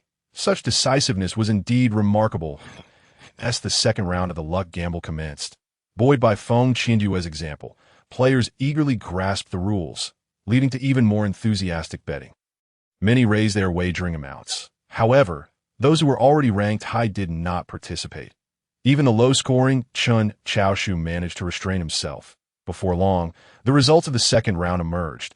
A hidden profession player named Jiang Qi became the lucky one, surpassing Feng Qinjue with a staggering score of 23,000 points, thus claiming the new first place. Such thrilling scenes evidently attracted an increasing number of participants. In the third round, a player named Dao Feng became the lucky one, achieving a high score of 31,000 points to take the lead in the fourth round. A player named Qin He claimed victory with a remarkable score of 39,000 points, once again seizing first place. Soon, the first segment approached its final round. At this moment, many players had not yet placed their bets. Seeing the final moment approaching, several previously hesitant low-scoring players could no longer remain seated, whether betting a few hundred points or going all in. The number of participants surged. Just before the betting deadline, the accumulated points soared to 50,000. At the very last moment, a name suddenly appeared on the wheel: Qin Han, with a wager of 9,000 points. In light of this, Qin Han once again became the center of attention. Many gazes were filled with confusion, doubt, and even pity. Selena exclaimed in disbelief, "Qin Han, have you lost your mind?" After 5 rounds of luck gambling, at most, only 5 high-scoring players can emerge. Other players are betting wildly because they rank low and have no hope of attaining nobility. But you are different with your current 9,000 points. Even if you do nothing, you would conservatively rank 6th. By investing 9,000 points this time, you only have a 1 in 6 chance of becoming the lucky one. Qin Xiaoshu added. The child of destiny does not venture into perilous situations. True strength never entrusts one's fate to mere luck to achieve great things. One must plan meticulously, considering the broader picture and future implications. Your hasty action is profoundly disappointing. Meanwhile, Jiang Ningxue observed Qin Han holding the suddenly appeared axe. Deep in thought, that moment, Qin Han gripped the lucky axe, secretly activating a 10-fold luck boost, and in a burst of unexpected inspiration, he used a 10-fold amplification card to further enhance his fortune. Hearing the remarks of those around him, he chose not to respond, remaining silent. Simultaneously, the enormous wheel began to spin rapidly. In the central hall, all eyes were glued to the screen, and, as the pointer spun ceaselessly, the hearts of countless individuals raced. With a series of clicks, the pointer gradually slowed and ultimately came to rest perfectly centered on Qin Han's name. Congratulations to the player Qin Han for becoming the fortunate one to acquire all the points. Immediately following this, the leaderboard underwent yet another shift, with Qin Han's score soaring to an astonishing 59,000 points, securing the first position. He stands leagues ahead. At this moment, the gazes directed toward Qin Han were filled with astonishment, envy, and perhaps fear. Chun Chaoshi furrowed his brow, pondering. My reasoning is sound. The chosen one does not venture into perilous situations. Luck and gambling may provide fleeting satisfaction, yet success and failure both hinge on chance. No one can navigate this smoothly. Inevitably, a gambler will pay the price for their rash disposition. Beside him, Jiang Ningxue shook her head, asserting that the laws of nature are just and there is merit in her words. Yet what gives you the right to assume that Qin Han is gambling? At this juncture, Selena's delicate features displayed a hint of trepidation, exclaiming, Your Majesty, Do you imply that Qin Han possesses absolute confidence? Jiang Ningxue replied, I cannot guarantee it, but considering how far Qin Han has come, do you think we could conceive of matters that he cannot? Do not underestimate the world. You must understand that what he has attained surpasses the collective achievements of all of us. At this moment, Qin Han too let out a sigh of relief. Even though he knew that his augmented luck of 100-fold left no one capable of contesting him, he remained on edge. Fortunately, the outcome was destined. Greetings, Brother Qin. I am Qin Yi, a direct descendant of the long Hentian Qin family. Since you share the Qin surname, might you also be one of us, a young man named Qin Yi? Positioned second on the leaderboard, approached Qin Han with an amiable demeanor akin to a gentle spring breeze. The long Hentian Qin family? Qin Han's expression shifted slightly. This long Hentian is a rather prosperous dimension among the myriad realms. Expansive in territory, populated endlessly, and teeming with formidable individuals. The Qin family is indeed a leader among them, recognized as one of the 10 great families of the long Hentian. Although their strength does not rival that of peak races, they still command respect within the myriad realms, representing a significant force in his previous life. This family's notoriety stemmed from the saintly profession of Qin Yi and the ancestral figure Qin Yong behind him. This family harbored a particular flaw. They were fiercely protective of their own. Regardless of background or origin, anyone bearing the Qin surname was treated as kin. Years ago, a player with the surname Qin was bullied by a powerful figure. Despite the fact that Qin Yong and Qin Yi had no tangible connection to the matter, they boldly approached the adversary to demand justice, ultimately forcing the other party to concede. Henceforth, the Qin family's reputation for protecting their own was established in a single battle. Regrettably, in his previous life, Qin Han was solely focused on his cultivation and missed the opportunity to engage with them. Later, while he sought to forge connections, he learned that the Qin family had discovered a map to a super ancient tomb. When they ventured to explore it, the news inadvertently leaked, attracting the attention of a greedy powerhouse, resulting in devastating losses for the family and their benefits being seized. Subsequently, that avaricious strongman ascended to the rank of supreme deity, with rumors suggesting that his extraordinary achievements stemmed from the treasures of that ancient tomb. Before his final battle in his previous life, he had heard whispers that Qin Yi was rallying forces to seek vengeance. With a flicker of thought, Qin Han smiled and said, To be candid, although I share the Qin surname, I have not heard of long Henian. It is likely that I have no ties to your family. The surnames of the Chinese people in blue star primarily trace back to the 8 ancient surnames, which have branched out over time. When one delves into the origins of the myriad surnames, it ultimately leads back to a few foundational families. Thus, my Qin surname bears no connection to that of the long Hentian Qin family, that I cannot artificially forge a bond merely due to a shared surname. Everything should unfold naturally. Upon hearing this, Qin Yi's face did not reveal disappointment. Rather, he appeared even more exhilarated. All Qin surnames are one family. Long ago, our esteemed ancestor ventured from other realms to establish the Qin family in Long Hentian. Thus, it is possible that we were kin long before. Qin Yi proclaimed, Brother Qin, setting aside other matters, let us strengthen our ties as fellow bearers of the same surname moving forward. Observing Qin Yi's exuberance, Qin Han nodded in agreement, saying, Very well. I shall seek you out when the opportunity arises. Certainly, when you visit my realm, I shall host you with the finest wine and the most exquisite delicacies. Qin Yi patted his chest and laughed heartily. Just as the two were engrossed in their conversation, a melodious and clear voice resonated.